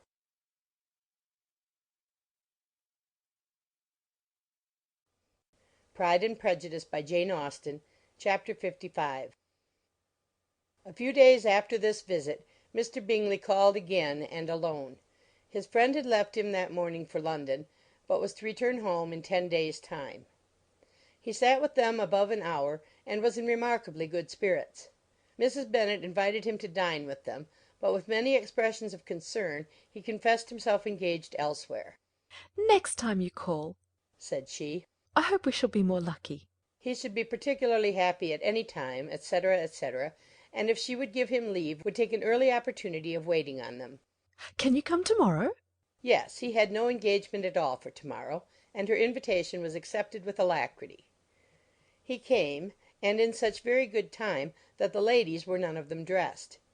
In ran Mrs. Bennet to her daughter's room, in her dressing-gown and with her hair half finished, crying out, "My dear Jane, make haste and hurry down. He is come. Mr. Bingley is come. He is indeed. Make haste, make haste.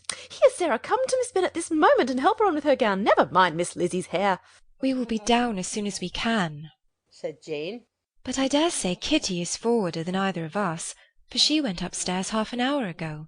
"Oh, hang Kitty! What has she to do with it? Come, be quick, be quick! Where is your sash, my dear?" But when her mother was gone, Jane would not be prevailed on to go down without one of her sisters.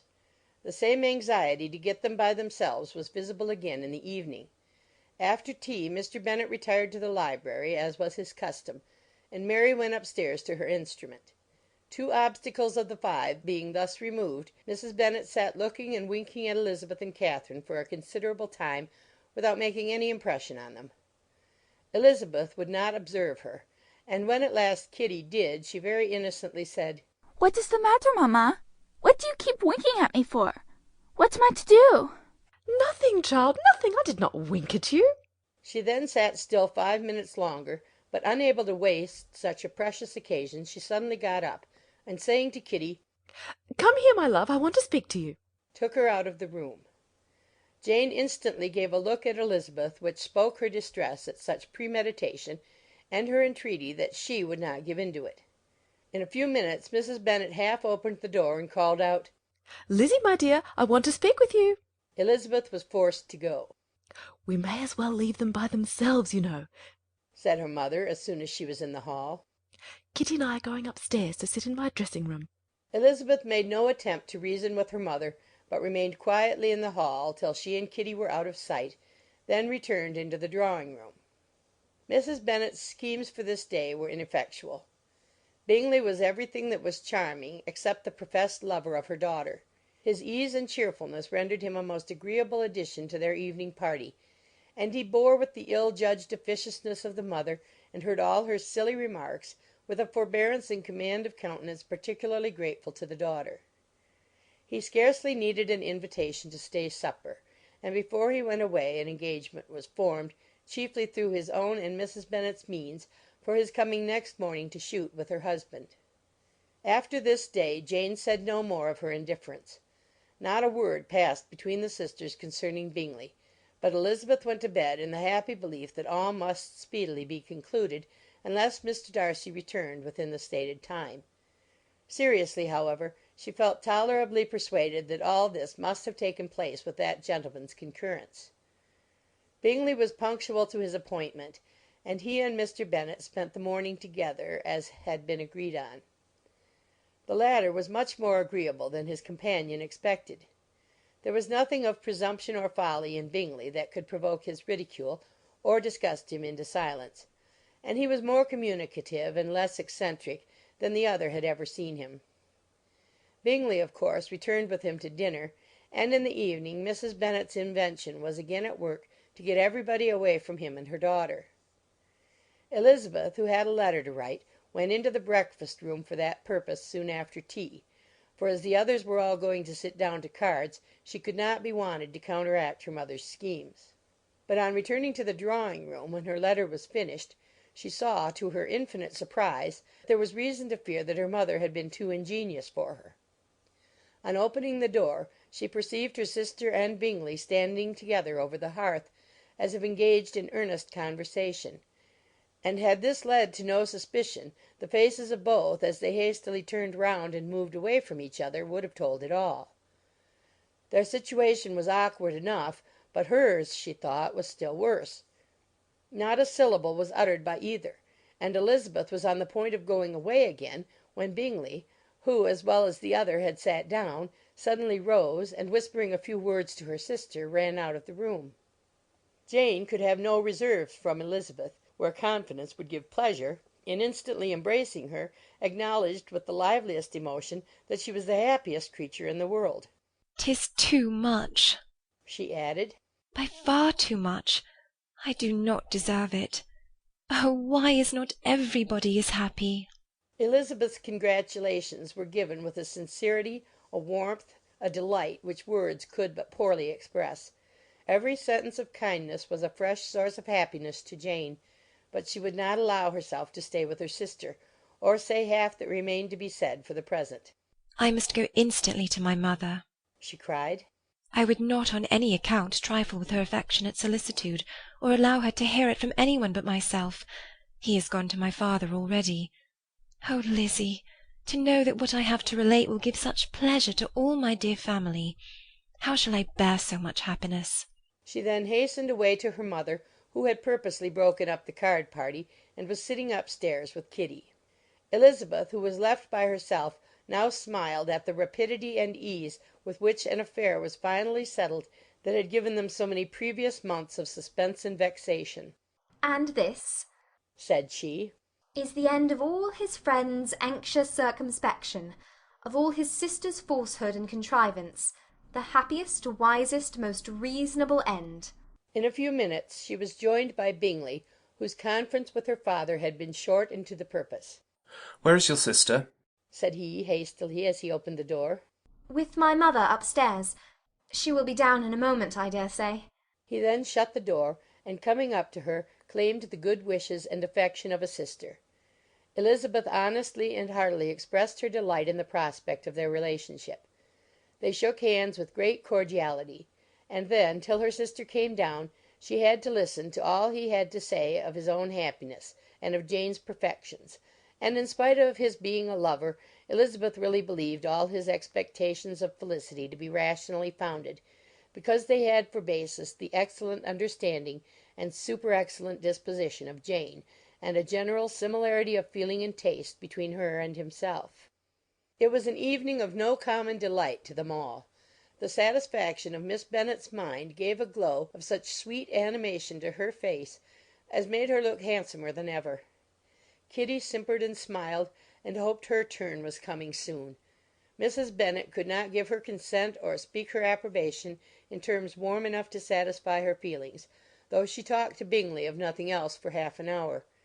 And when Mr. Bennet joined them at supper, his voice and manner plainly showed how really happy he was. Not a word, however, passed his lips in allusion to it, till their visitor took his leave for the night. But as soon as he was gone, he turned to his daughter and said, "Jane, I congratulate you. You will be a very happy woman." Jane went to him instantly, kissed him, and thanked him for his goodness. "You're a good girl," he replied, "and I have great pleasure in thinking you will be so happily settled. I have not a doubt of your doing very well together. Your tempers are by no means unlike. You are each of you so complying that nothing will ever be resolved on, so easy that every servant will cheat you, and so generous that you will always exceed your income." I hope not so. Imprudence or thoughtlessness in money matters would be unpardonable in me. Exceed their income, my dear Mr. Bennet! cried his wife. What are you talking of? Why, he has 4,000 or 5,000 a year, and very likely more. Then, addressing her daughter, "Oh, my dear, dear Jane, I am so happy. I'm sure I shan't get a wink of sleep all night. I knew how it would be. I always said it must be so at last. I was sure you could not be so beautiful for nothing. I remember as soon as I ever saw him, when he first came into Hertfordshire last year, I thought how likely it was that you should come together. Oh, he is the handsomest young man that ever was seen." Wickham, Lydia were all forgotten. Jane was beyond competition her favourite child. At that moment she cared for no other. Her younger sisters soon began to make interest with her for objects of happiness which she might in future be able to dispense. Mary petitioned for the use of the library at Netherfield, and Kitty begged very hard for a few balls there every winter.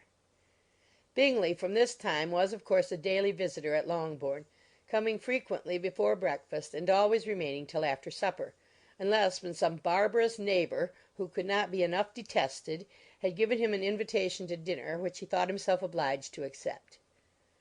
Elizabeth had now but little time for conversation with her sister, for while he was present Jane had no attention to bestow on any one else; but she found herself considerably useful to both of them in those hours of separation that must sometimes occur.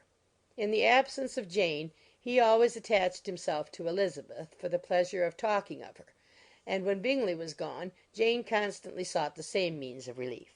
"He has made me so happy," said she one evening, "by telling me that he was totally ignorant of my being in town last spring. I had not believed it possible." "I suspected as much," replied Elizabeth. "but how did he account for it?" "It must have been his sister's doing. There were certainly no friends to his acquaintance with me, which I cannot wonder at, since he might have chosen so much more advantageously in many respects. But when they see, as I trust they will, that their brother is happy with me, they will learn to be contented, and we shall be on good terms again, though we can never be what we once were to each other." "That is the most unforgiving speech," said Elizabeth, "that I ever heard you utter. Good girl! It would vex me indeed to see you again the dupe of Miss Bingley's pretended regard." "Would you believe it, Lizzie, that when he went to town last November he really loved me, and nothing but a persuasion of my being indifferent would have prevented his coming down again. He made a little mistake, to be sure, but it is to the credit of his modesty. This naturally introduced a panegyric from Jane on his diffidence, and the little value he put on his own good qualities. Elizabeth was pleased to find that he had not betrayed the interference of his friend, for, though Jane had the most generous and forgiving heart in the world, she knew it was a circumstance which must prejudice her against him. I am certainly the most fortunate creature that ever existed, cried Jane. Oh, Lizzie, why am I thus singled from my family and blessed above them all? If I could but see you as happy, if there were but such another man for you. If you were to give me 40 such men, I never could be as happy as you. Till I have your disposition, your goodness, I never can have your happiness. No, no, let me shift for myself, and perhaps, if I have very good luck, I may meet with another Mr. Collins in time. The situation of affairs in the Longbourn family could not be long a secret. Mrs. Bennet was privileged to whisper it to Mrs. Phillips, and she ventured, without any permission, to do the same by all her neighbours in Meryton. The Bennets were speedily pronounced to be the luckiest family in the world, though only a few weeks before, when Lydia had first run away, they had been generally proved to be marked out for misfortune. End of chapter 55.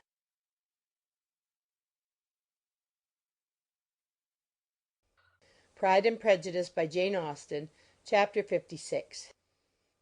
One morning, about a week after Bingley's engagement with Jane had been formed, as he and the females of the family were sitting together in the dining-room, their attention was suddenly drawn to the window by the sound of a carriage, and they perceived a chaise and four driving up the lawn. It was too early in the morning for visitors, and besides, the equipage did not answer to that of any of their neighbours. The horses were post, and neither the carriage nor the livery of the servant who preceded it were familiar to them. As it was certain, however, that somebody was coming, Bingley instantly prevailed on Miss Bennet to avoid the confinement of such an intrusion, and walk away with him into the shrubbery. They both set off, and the conjectures of the remaining three continued, though with little satisfaction, till the door was thrown open and their visitor entered. It was Lady Catherine de Bourgh. They were, of course, all intending to be surprised, but their astonishment was beyond their expectation, and on the part of Mrs. Bennet and Kitty, though she was perfectly unknown to them, even inferior to what Elizabeth felt. She entered the room with an air more than usually ungracious, made no other reply to Elizabeth's salutation than a slight inclination of the head, and sat down without saying a word. Elizabeth had mentioned her name to her mother on her ladyship's entrance, though no request of introduction had been made. Mrs. Bennet, all amazement, though flattered by having a guest of such high importance, received her with the utmost politeness. After sitting for a moment in silence, she said very stiffly to Elizabeth, "I hope you are well, Miss Bennet. That lady, I suppose, is your mother?" Elizabeth replied very concisely that she was. "And that, I suppose, is one of your sisters?" "Yes, madam," said Mrs. Bennet, delighted to speak to Lady Catherine. "She is my youngest girl but one. My youngest of all is lately married, and my eldest is somewhere about the grounds walking with a young man who, I believe, will soon become a part of the family." "You have a very small park here," returned Lady Catherine, after a short silence. "It is nothing in comparison of Rosings, my lady, I dare say, but I assure you it is much larger than Sir William Lucas's." "This must be a most inconvenient sitting-room for the evening in summer. The windows are full west." Mrs. Bennet assured her that they never sat there after dinner, and then added, "May I take the liberty of asking your ladyship whether you left Mr. and Mrs. Collins well?" "Yes, very well. I saw them the night before last." Elizabeth now expected that she would produce a letter for her from Charlotte, as it seemed the only probable motive for her calling; but no letter appeared, and she was completely puzzled. Mrs. Bennet, with great civility, begged her ladyship to take some refreshment, but Lady Catherine, very resolutely, and not very politely, declined eating anything, and then, rising up, said to Elizabeth, "Miss Bennet, there seemed to be a prettyish kind of a little wilderness on one side of your lawn. I should be glad to take a turn in it, if you will favour me with your company." "Go, my dear," cried her mother, "and show her ladyship about the different walks. I think she'll be pleased with the hermitage." Elizabeth obeyed, and running into her own room for her parasol, attended her noble guests downstairs. As they passed through the hall, Lady Catherine opened the doors into the dining parlour and drawing room, and pronouncing them, after a short survey, to be decent-looking rooms, walked on. Her carriage remained at the door, and Elizabeth saw that her waiting-woman was in it. They proceeded in silence along the gravel walk that led to the copse. Elizabeth was determined to make no effort for conversation with a woman who was now more than usually insolent and disagreeable. "How could I ever think her like her nephew?" said she, as she looked in her face. As soon as they entered the copse, Lady Catherine began in the following manner. You can be at no loss, Miss Bennet, to understand the reason of my journey hither. Your own heart, your own conscience, must tell you why I come. Elizabeth looked with unaffected astonishment. "Indeed, you are mistaken, madam. I have not been at all able to account for the honour of seeing you here." Miss Bennet, replied her ladyship in an angry tone, you ought to know that I am not to be trifled with. But however insincere you may choose to be, you shall not find me so. My character has ever been celebrated for its sincerity and frankness, and in a cause of such moment as this, I shall certainly not depart from it. A report of a most alarming nature reached me 2 days ago. I was told that not only your sister was on the point of being most advantageously married, but that you, that Miss Elizabeth Bennet, would in all likelihood be soon afterwards united to my nephew, my own nephew, Mr. Darcy. Though I know it must be a scandalous falsehood, though I would not injure him so much as to suppose the truth of it possible, I instantly resolved on setting off for this place, that I might make my sentiments known to you. "If you believed it impossible to be true," said Elizabeth, colouring with astonishment and disdain, "I wonder you took the trouble of coming so far. What could your ladyship propose by it?" At once to insist upon having such a report universally contradicted. "Your coming to Longbourn to see me and my family," said Elizabeth coolly, "will rather be a confirmation of it, if indeed such a report is in existence." If? Do you then pretend to be ignorant of it? Has it not been industriously circulated by yourselves? Do you not know that such a report is spread abroad? "I never heard that it was." And can you likewise declare that there is no foundation for it? "I do not pretend to possess equal frankness with your ladyship. You may ask questions which I shall not choose to answer." This is not to be borne, Miss Bennet. I insist on being satisfied. Has my nephew made you an offer of marriage? "Your ladyship has declared it to be impossible." It ought to be so. It must be so, while he retains the use of his reason. But your arts and allurements may, in a moment of infatuation, have made him forget what he owes to himself and to all his family. You may have drawn him in. "If I have, I shall be the last person to confess it." Miss Bennet, do you know who I am? I have not been accustomed to such language as this. I am almost the nearest relation he has in the world, and am entitled to know all his dearest concerns. "But you are not entitled to know mine, nor will such behaviour as this ever induce me to be explicit." Let me be rightly understood. This match, to which you have the presumption to aspire, can never take place. No, never. Mr. Darcy is engaged to my daughter. Now, what have you to say? "Only this, that if he is so, you can have no reason to suppose he will make an offer to me." Lady Catherine hesitated for a moment, and then replied, The engagement between them is of a peculiar kind. From their infancy they have been intended for each other. It was the favourite wish of his mother, as well as of hers. While in their cradles we planned the union, and now, at the moment when the wishes of both sisters would be accomplished in their marriage, to be prevented by a young woman of inferior birth, of no importance in the world, and wholly unallied to the family. Do you pay no regard to the wishes of his friends, to his tacit engagement with Mr. Bork? Are you lost to every feeling of propriety and delicacy? Have you not heard me say that, from his earliest hours, he was destined for his cousin? Yes, and I had heard it before. But what is that to me? If there is no other objection to my marrying your nephew, I shall certainly not be kept from it by knowing that his mother and aunt wished him to marry Mr. Berg. You both did as much as you could in planning the marriage.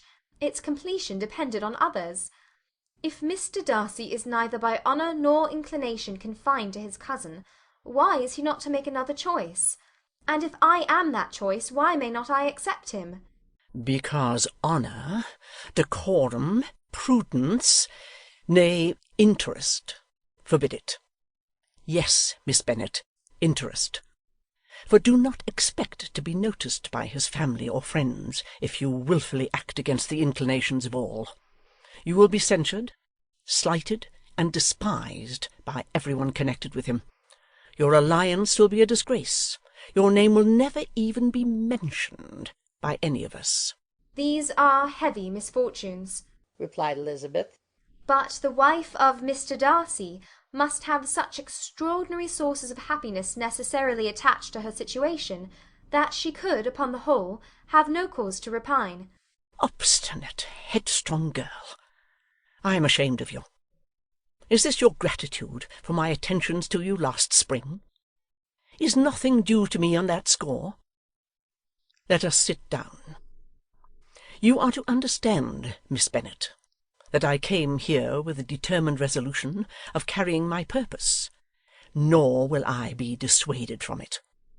I have not been used to submit to any person's whims. I have not been in the habit of brooking disappointment. That will make your ladyship's situation at present more pitiable, but it will have no effect on me. I will not be interrupted. Hear me in silence. My daughter and my nephew are formed for each other. They are descended on the maternal side from the same noble line, and on the father's from respectable, honourable, and ancient, though untitled, families. Their fortune on both sides is splendid. They are destined for each other by the voice of every member of their respective houses, and what is to divide them? The upstart pretensions of a young woman without family, connections, or fortune. Is this to be endured? But it must not, shall not be. If you are sensible of your own good, you would not wish to quit the sphere in which you have been brought up. In marrying your nephew, I should not consider myself as quitting that sphere. He is a gentleman. I am a gentleman's daughter. So far we are equal. True. You are a gentleman's daughter. But who was your mother? Who are your uncles and aunts? Do not imagine me ignorant of their condition. Whatever my connections may be, said Elizabeth, if your nephew does not object to them, they can be nothing to you. Tell me, once for all, are you engaged to him? Though Elizabeth would not, for the mere purpose of obliging Lady Catherine, have answered this question, she could not but say, after a moment's deliberation, I am not. Lady Catherine seemed pleased. And will you promise me never to enter into such an engagement? I will make no promise of the kind. Miss Bennet, I am shocked and astonished. I expected to find a more reasonable young woman. But do not deceive yourself into a belief that I will ever recede. I shall not go away till you have given me the assurance I require.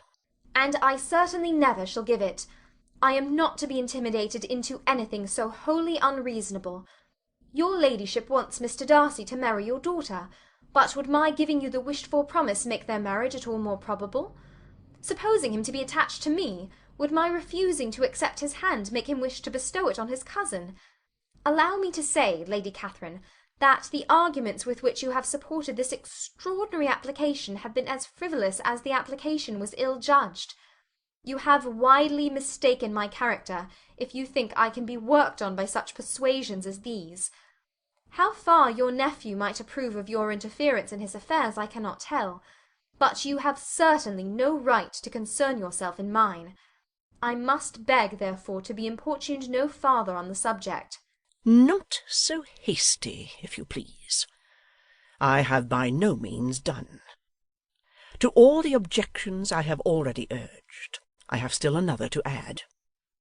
I am no stranger to the particulars of your youngest sister's infamous elopement.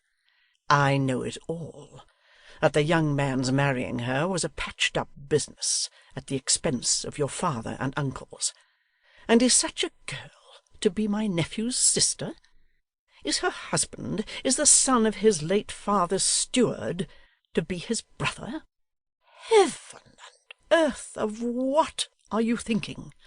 Are the shades of Pemberley to be thus polluted? You can now have nothing further to say, she resentfully answered. You have insulted me in every possible method. I must beg to return to the house. And she rose as she spoke. Lady Catherine rose also, and they turned back. Her ladyship was highly incensed. You have no regard, then, for the honour and credit of my nephew. Unfeeling, selfish girl! Do you not consider that a connection with you must disgrace him in the eyes of everybody?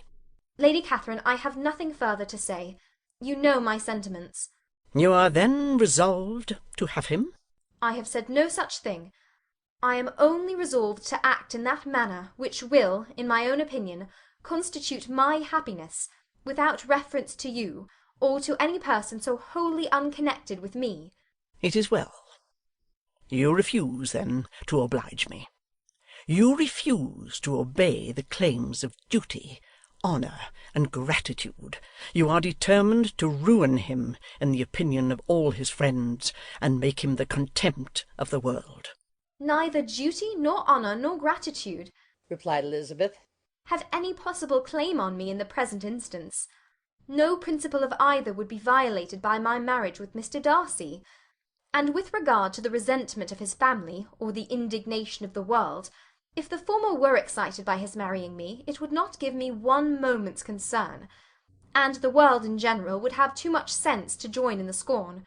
And this is your real opinion? This is your final resolve?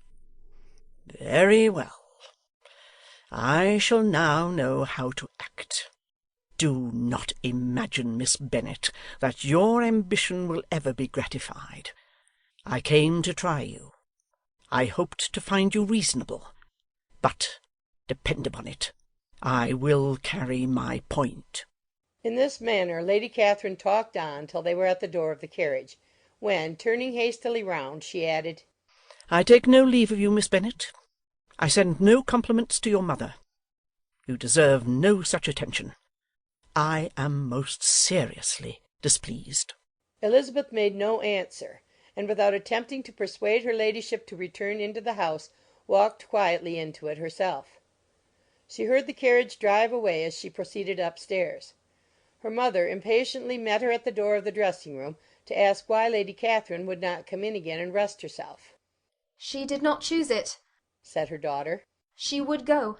She is a very fine-looking woman, and her calling here was prodigiously civil, for she only came, I suppose, to tell us the Collinses were well. She's on her road somewhere, I dare say, and so, passing through Meryton, thought she might as well call on you. I suppose she had nothing particular to say to you, Lizzie? Elizabeth was forced to give in to a little falsehood here, for to acknowledge the substance of their conversation was impossible. End of chapter 56.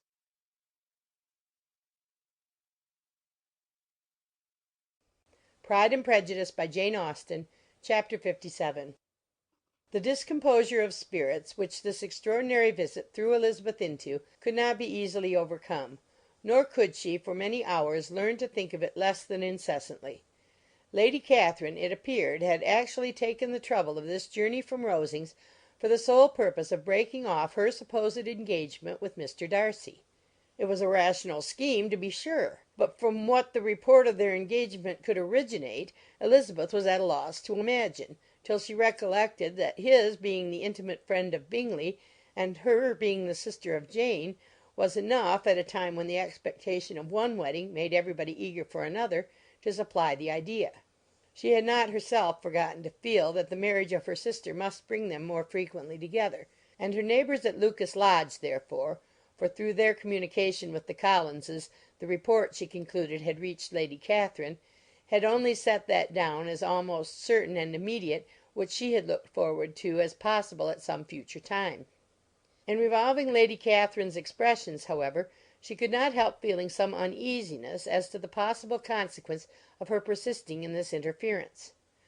From what she had said of her resolution to prevent their marriage, it occurred to Elizabeth that she must meditate an application to her nephew, and how he might take a similar representation of the evils attached to a connection with her she dared not pronounce. She knew not the exact degree of his affection for his aunt, or his dependence on her judgment, but it was natural to suppose that he thought much higher of her ladyship than she could do, and it was certain that, in enumerating the miseries of a marriage with one whose immediate connections were so unequal to his own, his aunt would address him on his weakest side.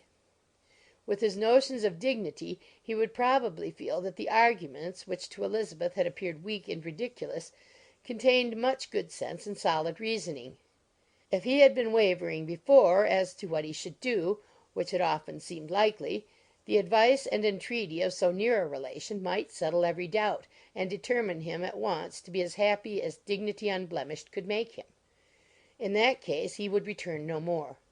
Lady Catherine might see him in her way through town, and his engagement to Bingley of coming again to Netherfield must give way. If, therefore, an excuse for not keeping his promise should come to his friend within a few days, she added, I shall know how to understand it. I shall then give over every expectation, every wish of his constancy. If he is satisfied with only regretting me, when he might have obtained my affections in hand, I shall soon cease to regret him at all. The surprise of the rest of the family, on hearing who their visitor had been, was very great, but they obligingly satisfied it with the same kind of supposition which had appeased Mrs. Bennet's curiosity, and Elizabeth was spared from much teasing on the subject. The next morning, as she was going downstairs, she was met by her father, who came out of his library with a letter in his hand. "Lizzie," said he, "I was going to look for you. Come into my room." She followed him thither, and her curiosity to know what he had to tell her was heightened by the supposition of its being in some manner connected with the letter he held. It suddenly struck her that it might be from Lady Catherine, and she anticipated with dismay all the consequent explanations. She followed her father to the fireplace, and they both sat down. He then said, "I have received a letter this morning that astonished me exceedingly. As it principally concerns yourself, you ought to know its contents. I did not know before that I had two daughters on the brink of matrimony.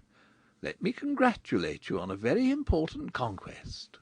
The colour now rushed into Elizabeth's cheeks in the instantaneous conviction of its being a letter from the nephew instead of the aunt, and she was undetermined whether most to be pleased that he explained himself at all, or offended that his letter was not rather addressed to herself, when her father continued, "You look conscious. Young ladies have great penetration in such matters as these, but I think I may defy even your sagacity to discover the name of your admirer. This letter is from Mr. Collins." From Mr. Collins? And what can he have to say? "Something very much to the purpose, of course. He begins with congratulations on the approaching nuptials of my eldest daughter, of which it seems he has been told by some of the good-natured gossiping Lucases. I shall not sport with your impatience by reading what he says on that point. What relates to yourself is as follows. Having thus offered you the sincere congratulations of Mrs. Collins and myself on the happy event, let me now add a short hint on the subject of another, of which we have been advertised by the same authority. Your daughter, Elizabeth, it is presumed, will not long bear the name of Bennet, after her elder sister has resigned it, and the chosen partner of her fate may be reasonably looked up to as one of the most illustrious personages in this land. Can you possibly guess, Lizzie, who is meant by this? This young gentleman is blessed, in a peculiar way, with everything the heart of mortal can most desire: splendid property, noble kindred, and extensive patronage. Yet, in spite of all these temptations, let me warn my cousin Elizabeth, and yourself, of what evils you may incur by a precipitate closure with this gentleman's proposals, which, of course, you will be inclined to take immediate advantage of." Have you any idea, Lizzie, who this gentleman is? But now it comes out. My motive for cautioning you is as follows. We have reason to imagine that his aunt, Lady Catherine de Bourgh, does not look on the match with a friendly eye. Mr. Darcy, you see, is the man. Now, Lizzie, I think I have surprised you. Could he, or the Lucases, have pitched on any man within the circle of our acquaintance, whose name would have given the lie more effectually to what they related? Mr. Darcy, who never looks at any woman but to see a blemish, and who probably never looked at you in his life. It is admirable. Elizabeth tried to join in her father's pleasantry, but could only force one most reluctant smile. Never had his wit been directed in a manner so little agreeable to her. Are you not diverted? Oh, yes. Pray, read on. After mentioning the likelihood of this marriage to her ladyship last night, she immediately, with her usual condescension, expressed what she felt on the occasion, when it became apparent that, on the score of some family objections on the part of my cousin, she would never give her consent to what she termed so disgraceful a match. I thought it my duty to give the speediest intelligence of this to my cousin, that she and her noble admirer may be aware of what they are about, and not run hastily into a marriage which has not been properly sanctioned. Mr. Collins moreover adds, I am truly rejoiced that my cousin Lydia's sad business has been so well hushed up, and am only concerned that their living together before the marriage took place should be so generally known. I must not, however, neglect the duties of my station, or refrain from declaring my amazement at hearing that you received the young couple into your house as soon as they were married. It was an encouragement of vice, and had I been the rector of Longbourn, I should very strenuously have opposed it. You ought certainly to forgive them as a Christian, but never to admit them in your sight, or allow their names to be mentioned in your hearing. That is his notion of Christian forgiveness. The rest of his letter is only about his dear Charlotte's situation, and his expectation of a young olive branch. But, Lizzie, you look as if you did not enjoy it. You're not going to be missish, I hope, and pretend to be affronted at an idle report. For what do we live but to make sport for our neighbours, and laugh at them in our turn? Oh, cried Elizabeth, I am excessively diverted. But it is so strange. Yes, that is what makes it amusing. Had they fixed on any other man, it would have been nothing. But his perfect indifference and your pointed dislike make it so delightfully absurd. Much as I abominate writing, I would not give up Mr. Collins's correspondence for any consideration. Nay, when I read a letter of his, I cannot help giving him the preference even over Wickham, much as I value the impudence and hypocrisy of my son-in-law. And pray, Lizzie, what said Lady Catherine about this report? Did she call to refuse her consent?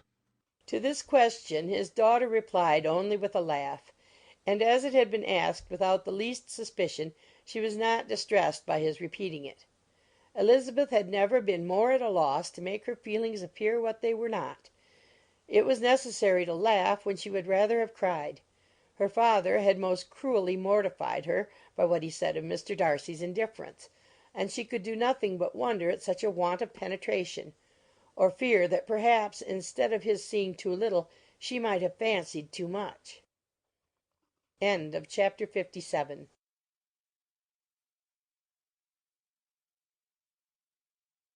Pride and Prejudice by Jane Austen, chapter 58. Instead of receiving any such letter of excuse from his friend as Elizabeth half expected Mr. Bingley to do, he was able to bring Darcy with him to Longbourn before many days had passed after Lady Catherine's visit. The gentleman arrived early, and before Mrs. Bennet had time to tell him of their having seen his aunt, of which her daughter sat in momentary dread, Bingley, who wanted to be alone with Jane, proposed their all walking out. It was agreed to. Mrs. Bennet was not in the habit of walking. Mary could never spare time, but the remaining 5 set off together. Bingley and Jane, however, soon allowed the others to outstrip them. They lagged behind, while Elizabeth, Kitty, and Darcy were to entertain each other. Very little was said by either. Kitty was too much afraid of him to talk. Elizabeth was secretly forming a desperate resolution, and perhaps he might be doing the same. They walked towards the Lucases because Kitty wished to call upon Maria, and as Elizabeth saw no occasion for making it a general concern, when Kitty left them she went boldly on with him alone. Now was the moment for her resolution to be executed, and while her courage was high, she immediately said— Mr. Darcy, I am a very selfish creature, and for the sake of giving relief to my own feelings care not how much I may be wounding yours. I can no longer help thanking you for your unexampled kindness to my poor sister. Ever since I have known it, I have been most anxious to acknowledge to you how gratefully I feel it. Were it known to the rest of my family, I should not have merely my own gratitude to express. I am sorry, exceedingly sorry, replied Darcy, in a tone of surprise and emotion, that you have ever been informed of what may, in a mistaken light, have given you uneasiness. I did not think Mrs. Gardiner was so little to be trusted. You must not blame my aunt.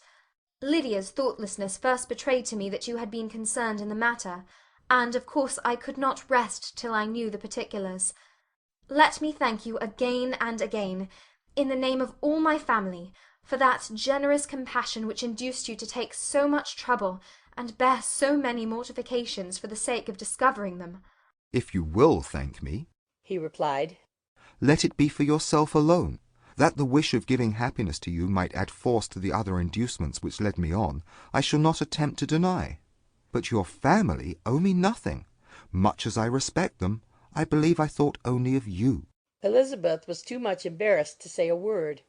After a short pause, her companion added, You are too generous to trifle with me. If your feelings are still what they were last April, tell me so at once. My affections and wishes are unchanged, but one word from you will silence me on this subject for ever. Elizabeth, feeling all the more than common awkwardness and anxiety of his situation, now forced herself to speak, and immediately, though not very fluently, gave him to understand that her sentiments had undergone so material a change since the period to which he alluded, as to make her receive with gratitude and pleasure his present assurances. The happiness which this reply produced was such as he had probably never felt before, and he expressed himself on the occasion as sensibly and as warmly as a man violently in love can be supposed to do. Had Elizabeth been able to encounter his eye, she might have seen how well the expression of heartfelt delight diffused over his face became him. But though she could not look, she could listen, and he told her of feelings which, in proving of what importance she was to him, made his affection every moment more valuable. They walked on, without knowing in what direction. There was too much to be thought and felt and said for attention to any other object. She soon learnt that they were indebted for their present good understanding to the efforts of his aunt, who did call on him in her return through London, and there relate her journey to Longbourn, its motive, and the substance of her conversation with Elizabeth, dwelling emphatically on every expression of the latter which, in her ladyship's apprehension, peculiarly denoted her perverseness and assurance, in the belief that such a relation must assist her endeavours to obtain that promise from her nephew which she had refused to give. But unluckily for her ladyship, its effect had been exactly contrariwise.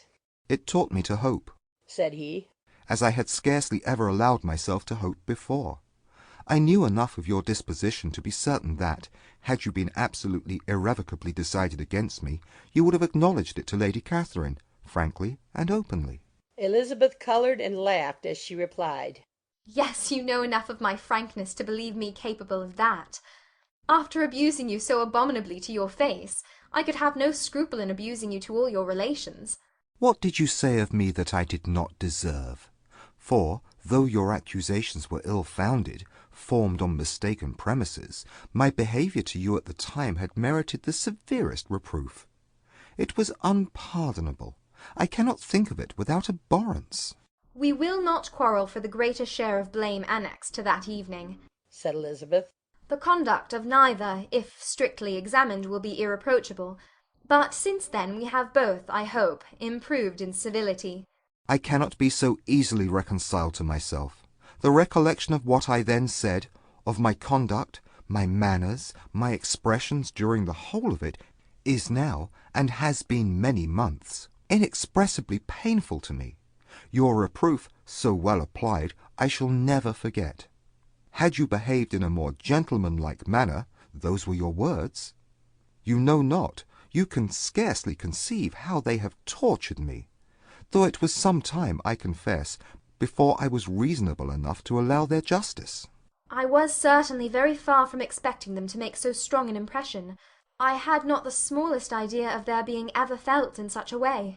I can easily believe it. You thought me then devoid of every proper feeling. I am sure you did. The turn of your countenance I shall never forget, as you said that I could not have addressed you in any possible way that would induce you to accept me. Oh, do not repeat what I then said. These recollections will not do at all. I assure you that I have long been most heartily ashamed of it. Darcy mentioned his letter.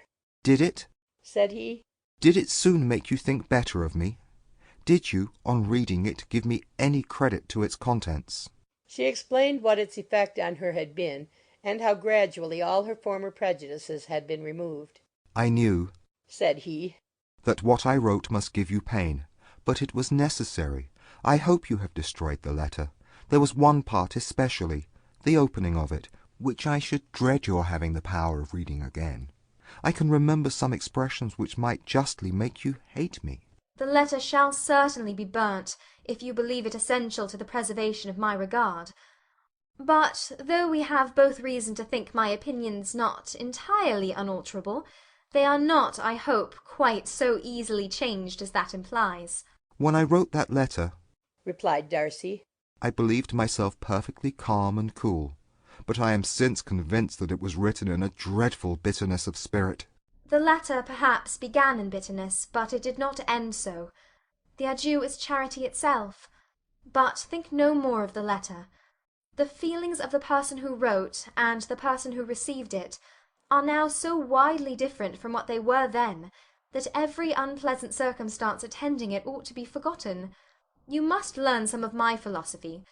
Think only of the past as its remembrance gives you pleasure. I cannot give you credit for any philosophy of the kind. Your retrospections must be so totally void of reproach that the contentment arising from them is not of philosophy, but, what is much better, of innocence.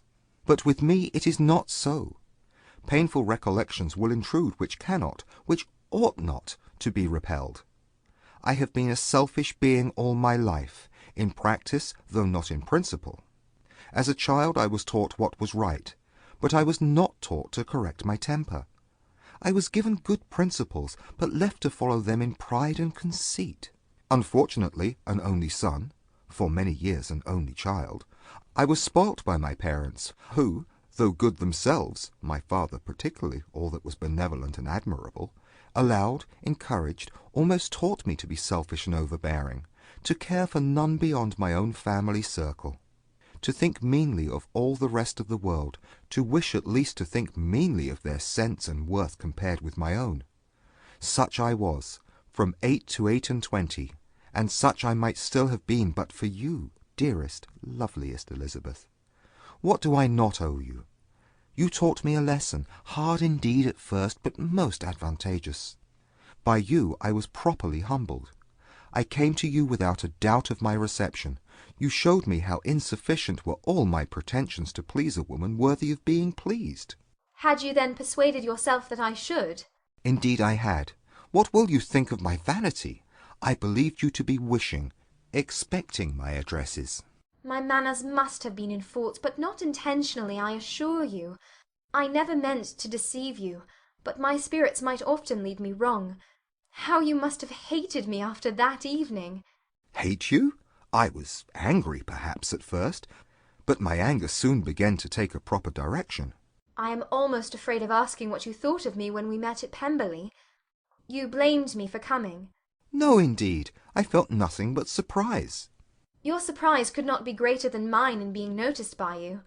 My conscience told me that I deserved no extraordinary politeness, and I confess that I did not expect to receive more than my due. My object, then, replied Darcy, was to show you, by every civility in my power that I was not so mean as to resent the past, and I hope to obtain your forgiveness, to lessen your ill opinion, by letting you see that your reproofs had been attended to. How soon any other wishes introduced themselves I can hardly tell, but I believe in about half an hour after I had seen you.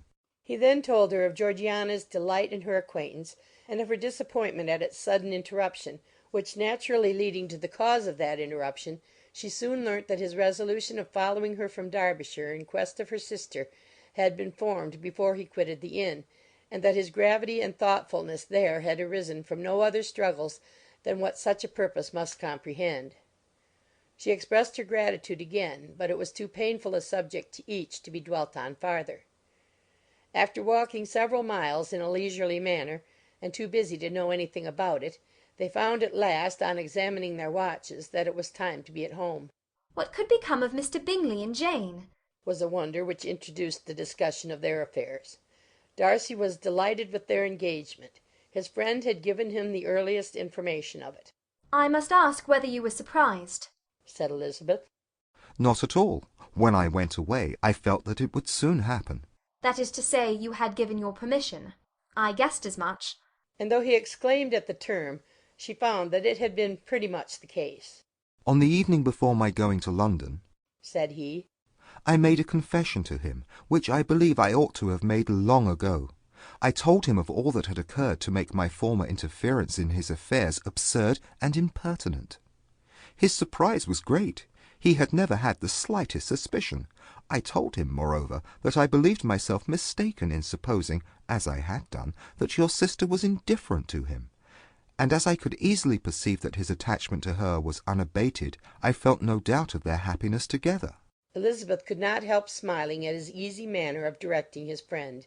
Did you speak from your own observation, said she, when you told him that my sister loved him, or merely from my information last spring? From the former. I had narrowly observed her during the 2 visits which I had lately made here, and I was convinced of her affection. And your assurance of it, I suppose, carried immediate conviction to him? It did. Bingley is most unaffectedly modest. His diffidence had prevented him depending on his own judgment in so anxious a case, but his reliance on mine made everything easy. I was obliged to confess one thing, which, for a time, and not unjustly, offended him. I could not allow myself to conceal that your sister had been in town 3 months last winter, that I had known it, and purposely kept it from him. He was angry, but his anger, I am persuaded, lasted no longer than he remained in any doubt of your sister's sentiments. He has heartily forgiven me now. Elizabeth longed to observe that Mr. Bingley had been a most delightful friend, so easily guided that his worth was invaluable, but she checked herself. She remembered that he had yet to learn to be laughed at, and it was rather too early to begin. In anticipating the happiness of Bingley, which of course was to be inferior only to his own, he continued the conversation till they reached the house. In the hall they parted. End of Chapter 58.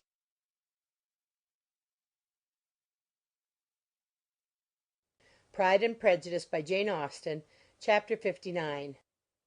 My dear Lizzie, where can you have been walking to? Was a question which Elizabeth received from Jane as soon as she entered their room, and from all the others when they sat down to table. She had only to say in reply that they had wandered about till she was beyond her own knowledge. She coloured as she spoke, but neither that nor anything else awakened a suspicion of the truth. The evening passed quietly, unmarked by anything extraordinary. The acknowledged lovers talked and laughed, the unacknowledged were silent. Darcy was not of a disposition in which happiness overflows in mirth, and Elizabeth, agitated and confused, rather knew that she was happy than felt herself to be so, for, besides the immediate embarrassment, there were other evils before her. She anticipated what would be felt in the family when her situation became known. She was aware that no one liked him but Jane, and even feared that with the others it was a dislike which not all his fortune and consequence might do away. At night she opened her heart to Jane. Though suspicion was very far from Miss Bennet's general habits, she was absolutely incredulous here. You are joking, Lizzie. This cannot be.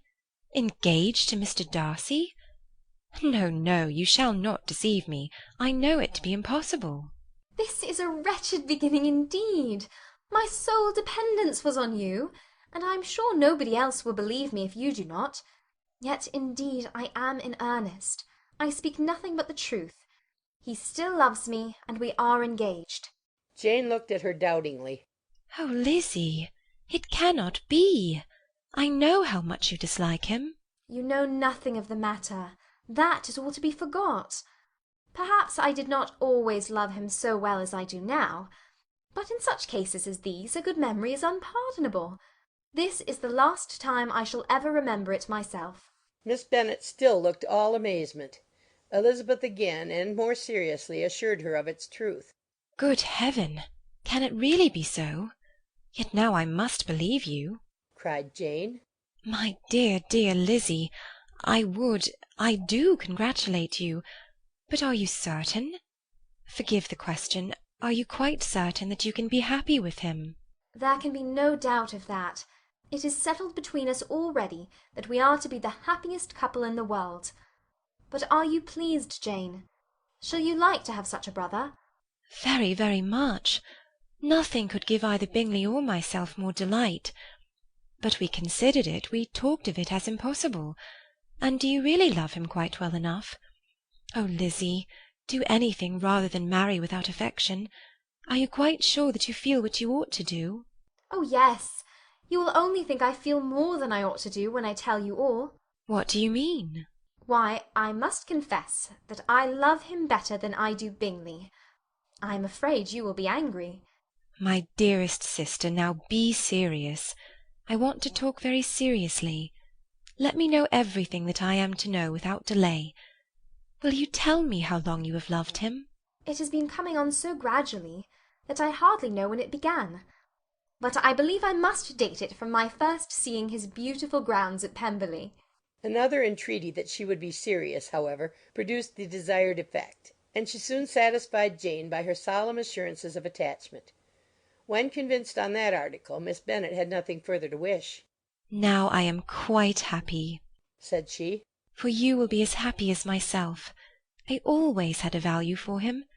Were it for nothing but his love of you, I must always have esteemed him. But now, as Bingley's friend and your husband, there can be only Bingley and yourself more dear to me. But, Lizzie, you have been very sly, very reserved with me. How little did you tell me of what passed at Pemberley and Lambton? I owe all that I know of it to another, not to you. Elizabeth told her the motives of her secrecy. She had been unwilling to mention Bingley, and the unsettled state of her own feelings had made her equally avoid the name of his friend. But now she would no longer conceal from her his share in Lydia's marriage. All was acknowledged, and half the night spent in conversation. Good gracious! cried Mrs. Bennet, as she stood at a window the next morning. If that disagreeable Mr. Darcy is not coming here again with our dear Bingley! What can he mean by being so tiresome as to be always coming here? I had no notion but he would go a-shooting or something or other, and not disturb us with his company. What shall we do with him? Lizzie, you must walk out with him again, that he may not be in Bingley's way. Elizabeth could hardly help laughing at so convenient a proposal, yet was really vexed that her mother should be always giving him such an epithet. As soon as they entered, Bingley looked at her so expressively, and shook hands with such warmth as left no doubt of his good information, and he soon afterwards said aloud, "Mrs. Bennet, have you no more lanes hereabouts in which Lizzie may lose her way again to-day?" I advised Mr. Darcy and Lizzie and Kitty, said Mrs. Bennet, to walk to Oakham Mount this morning. It is a nice long walk, and Mr. Darcy has never seen the view. "It may do very well for the others," replied Mr. Bingley, "but I am sure it will be too much for Kitty. Won't it, Kitty?" Kitty owned that she had rather stay at home. Darcy professed a great curiosity to see the view from the Mount, and Elizabeth silently consented. As she went upstairs to get ready, Mrs. Bennet followed her, saying, I am quite sorry, Lizzie, that you should be forced to have that disagreeable man all to yourself, but I hope you will not mind it. It is all for Jane's sake, you know, and there is no occasion for talking to him, except just now and then, so do not put yourself to inconvenience. During their walk it was resolved that Mr. Bennet's consent should be asked in the course of the evening. Elizabeth reserved to herself the application for her mother's. She could not determine how her mother would take it, sometimes doubting whether all his wealth and grandeur would be enough to overcome her abhorrence of the man. But whether she were violently set against the match or violently delighted with it, it was certain that her manner would be equally ill adapted to do credit to her sense, and she could no more bear that Mr. Darcy should hear the first raptures of her joy than the first vehemence of her disapprobation. In the evening, soon after Mr. Bennet withdrew to the library, she saw Mr. Darcy rise also and follow him, and her agitation on seeing it was extreme. She did not fear her father's opposition, but he was going to be made unhappy, and that it should be through her means, that she, his favourite child, should be distressing him by her choice, should be filling him with fears and regrets in disposing of her, was a wretched reflection, and she sat in misery till Mr. Darcy appeared again, when, looking at him, she was a little relieved by his smile. In a few minutes he approached the table where she was sitting with Kitty, and while pretending to admire her work, said in a whisper, "Go to your father. He wants you in the library." She was gone directly. Her father was walking about the room, looking grave and anxious. "Lizzie," said he, "what are you doing? Are you out of your senses to be accepting this man? Have not you always hated him?" How earnestly did she then wish that her former opinions had been more reasonable, her expressions more moderate. It would have spared her from explanations and professions which it was exceedingly awkward to give.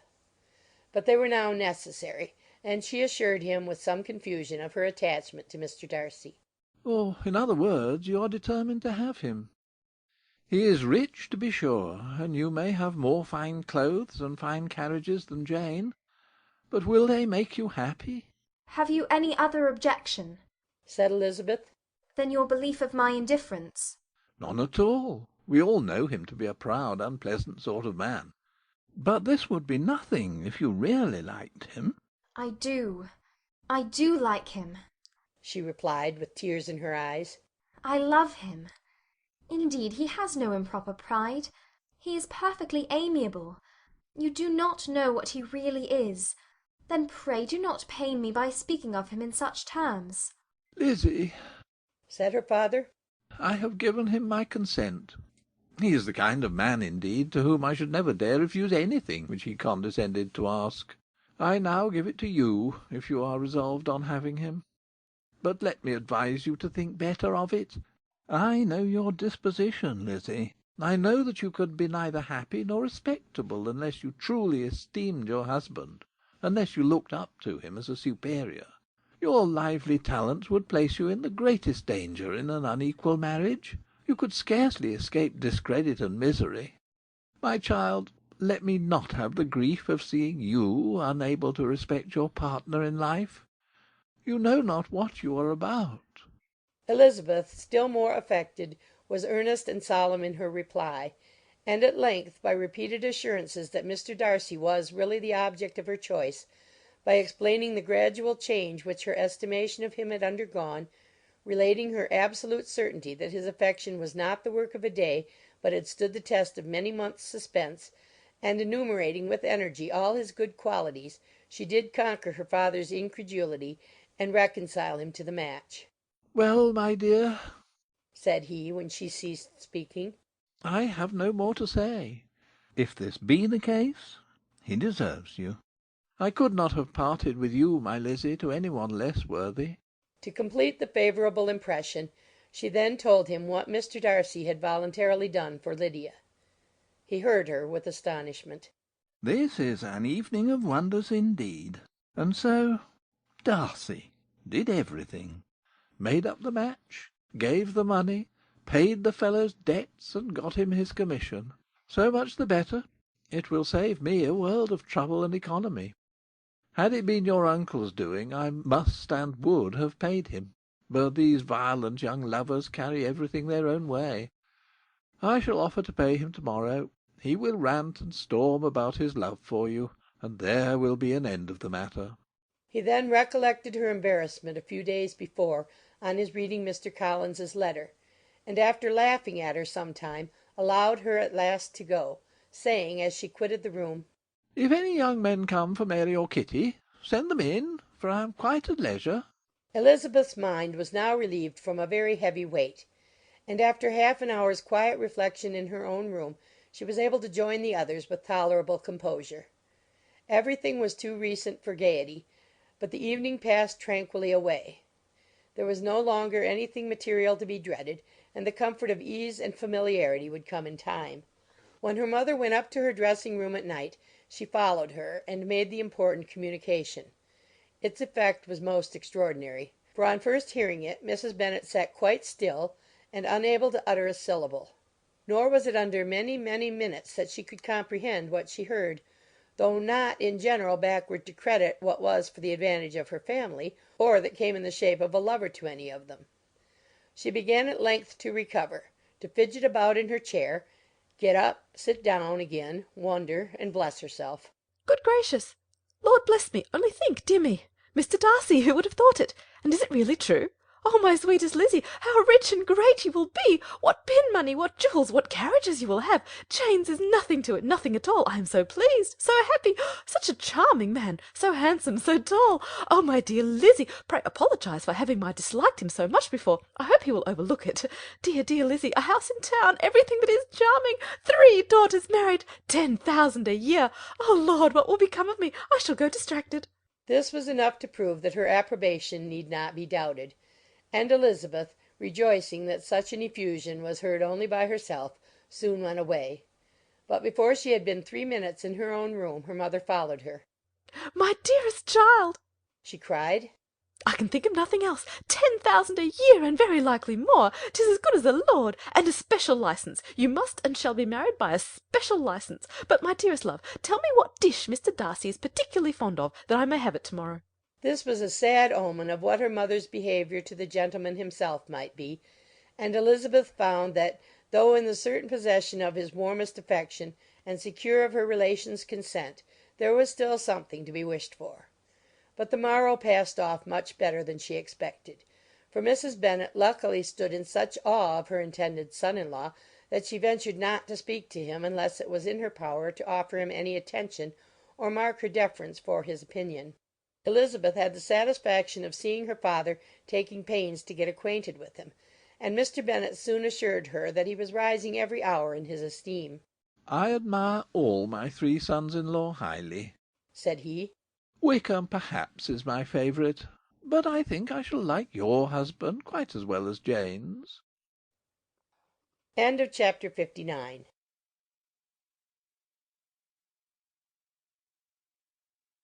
Pride and Prejudice by Jane Austen, chapter 60. Elizabeth's spirits soon rising to playfulness again, she wanted Mr. Darcy to account for his having ever fallen in love with her. How could you begin? said she. I can comprehend your going on charmingly when you had once made a beginning, but what could set you off in the first place?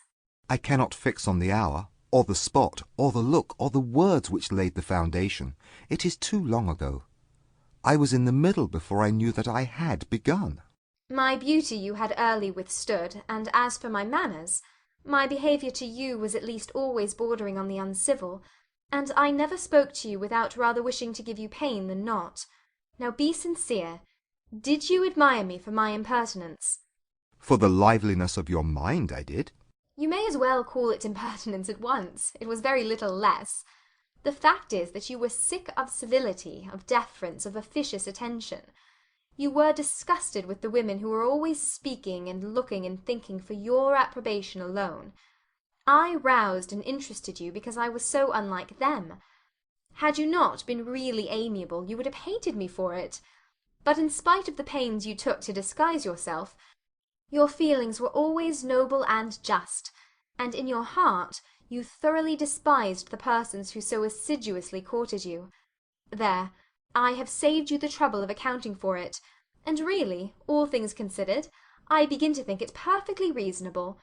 To be sure, you knew no actual good of me, but nobody thinks of that when they fall in love. Was there no good in your affectionate behaviour to Jane while she was ill at Netherfield? Dearest Jane, who could have done less for her? But make a virtue of it by all means.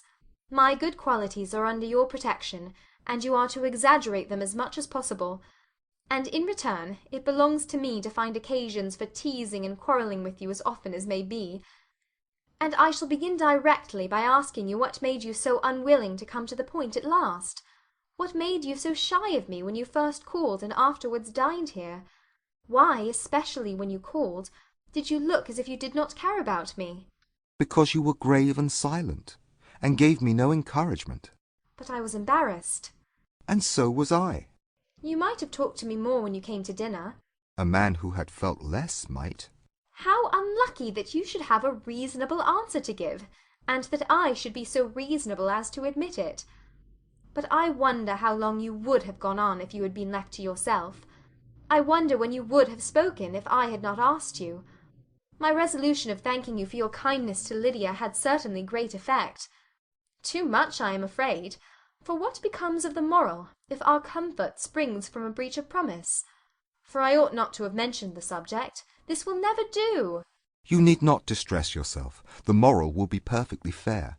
Lady Catherine's unjustifiable endeavours to separate us were the means of removing all my doubts. I am not indebted for my present happiness to your eager desire of expressing your gratitude. I was not in a humour to wait for any opening of yours. My aunt's intelligence had given me hope, and I was determined at once to know everything. Lady Catherine has been of infinite use, which ought to make her happy, for she loves to be of use. But tell me, what did you come down to Netherfield for? Was it merely to ride to Longbourn and be embarrassed, or had you intended any more serious consequence? My real purpose was to see you, and to judge, if I could, whether I might ever hope to make you love me. My avowed one, or what I avowed to myself, was to see whether your sister was still partial to Bingley, and if she were, to make the confession to him which I have since made.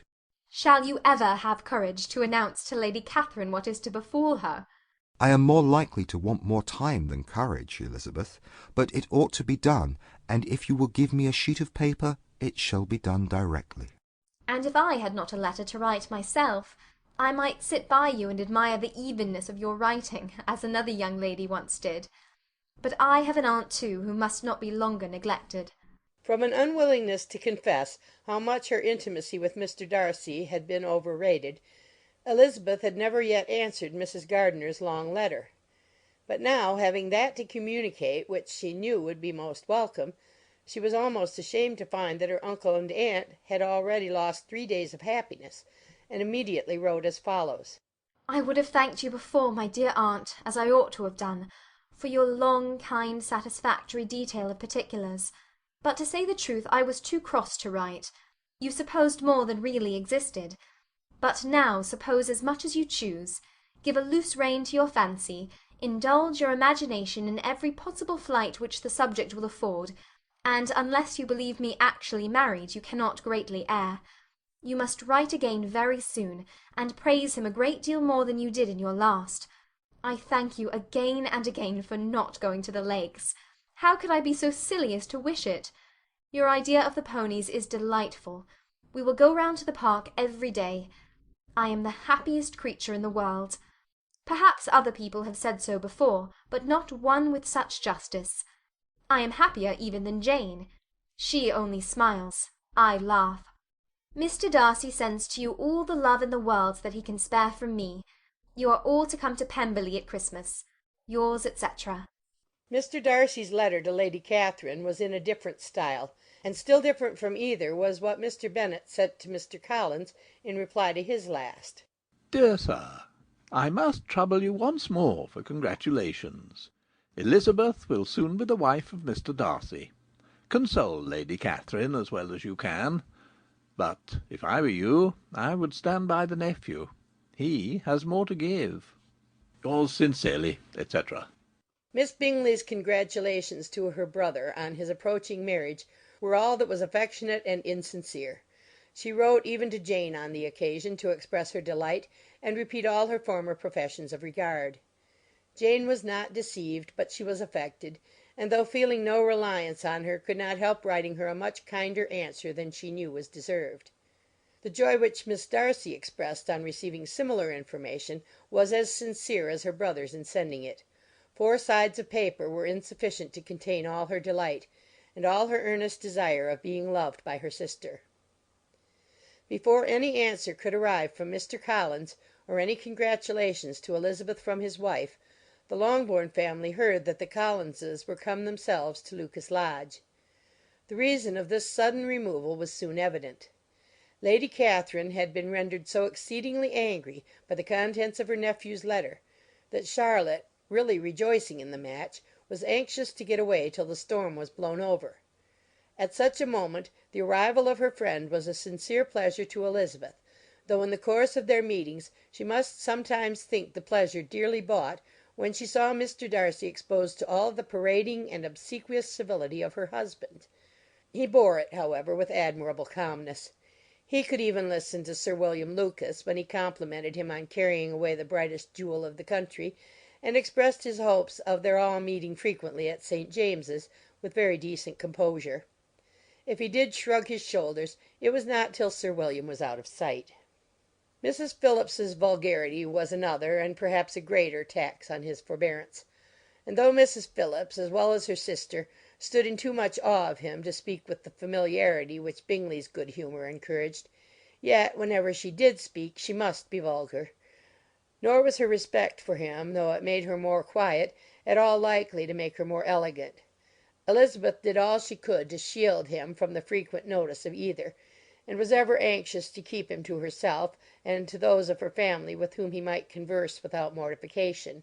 And though the uncomfortable feelings arising from all this took from the season of courtship much of its pleasure, it added to the hope of the future, and she looked forward with delight to the time when they should be removed from society so little pleasing to either, to all the comfort and elegance of their family party at Pemberley. Chapter 60.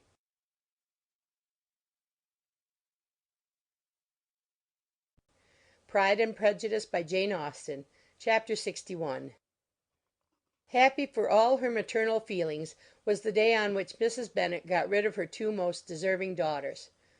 With what delighted pride she afterwards visited Mrs. Bingley and talked of Mrs. Darcy may be guessed.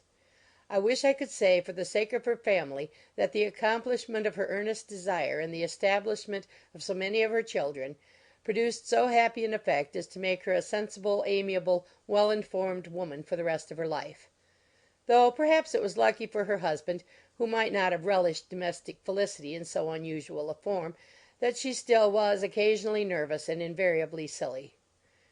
Mr. Bennet missed his second daughter exceedingly. His affection for her drew him oftener from home than anything else could do. He delighted in going to Pemberley, especially when he was least expected. Mr. Bingley and Jane remained at Netherfield only a twelvemonth.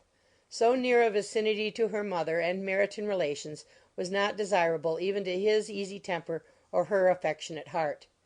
The darling wish of his sisters was then gratified. He bought an estate in a neighbouring county to Derbyshire, and Jane and Elizabeth, in addition to every other source of happiness, were within 30 miles of each other. Kitty, to her very material advantage, spent the chief of her time with her two elder sisters. In society so superior to what she had generally known, her improvement was great. She was not of so ungovernable a temper as Lydia, and removed from the influence of Lydia's example, she became, by proper attention and management, less irritable, less ignorant, and less insipid. From the further disadvantage of Lydia's society she was of course carefully kept; and though Mrs. Wickham frequently invited her to come and stay with her, with the promise of balls and young men, her father would never consent to her going. Mary was the only daughter who remained at home, and she was necessarily drawn from the pursuit of accomplishments by Mrs. Bennet's being quite unable to sit alone. Mary was obliged to mix more with the world, but she could still moralize over every morning visit, and as she was no longer mortified by comparisons between her sister's beauty and her own, it was suspected by her father that she submitted to the change without much reluctance. As for Wickham and Lydia, their characters suffered no revolution from the marriage of her sisters. He bore with philosophy the conviction that Elizabeth must now become acquainted with whatever of his ingratitude and falsehood had before been unknown to her, and in spite of everything, was not wholly without hope that Darcy might yet be prevailed on to make his fortune. The congratulatory letter which Elizabeth received from Lydia on her marriage explained to her that, by his wife at least, if not by himself, such a hope was cherished. The letter was to this effect: My dear Lizzie, I wish you joy. If you love Mr. Darcy half as well as I do my dear Wickham, you must be very happy. It is a great comfort to have you so rich, when you have nothing else to do. I hope you will think of us. I am sure Wickham would like a place at court very much, and I do not think we shall have quite enough money to live on without some help. Any place will do, of about 300 or 400 a year. But, however, do not speak to Mr. Darcy about it, if you had rather not. Yours, etc. As it happened that Elizabeth had much rather not, she endeavoured in her answer to put an end to every entreaty and expectation of the kind. Such relief, however, as it was in her power to afford, by the practice of what might be called economy in her own private expenses, she frequently sent them.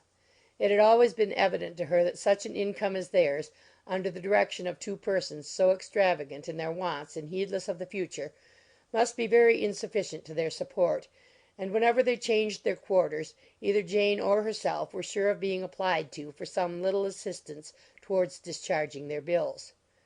Their manner of living, even when the restoration of peace dismissed them to a home, was unsettled in the extreme. They were always moving from place to place in quest of a cheap situation, and always spending more than they ought. His affection for her soon sunk into indifference. Hers lasted a little longer, and in spite of her youth and her manners, she retained all the claims to reputation which her marriage had given her. Though Darcy could never receive him at Pemberley, yet for Elizabeth's sake he assisted him further in his profession. Lydia was occasionally a visitor there, when her husband was gone to enjoy himself in London or Bath, and with the Bingleys they both of them frequently stayed so long that even Mr. Bingley's good humour was overcome, and he proceeded so far as to talk of giving them a hint to be gone. Miss Bingley was very deeply mortified by Darcy's marriage, but as she thought it advisable to retain the right of visiting at Pemberley, she dropped all her resentment, was fonder than ever of Georgiana, almost as attentive to Darcy as heretofore, and paid off every arrear of civility to Elizabeth. Pemberley was now Georgiana's home, and the attachment of the sisters was exactly what Darcy had hoped to see. They were able to love each other even as well as they intended.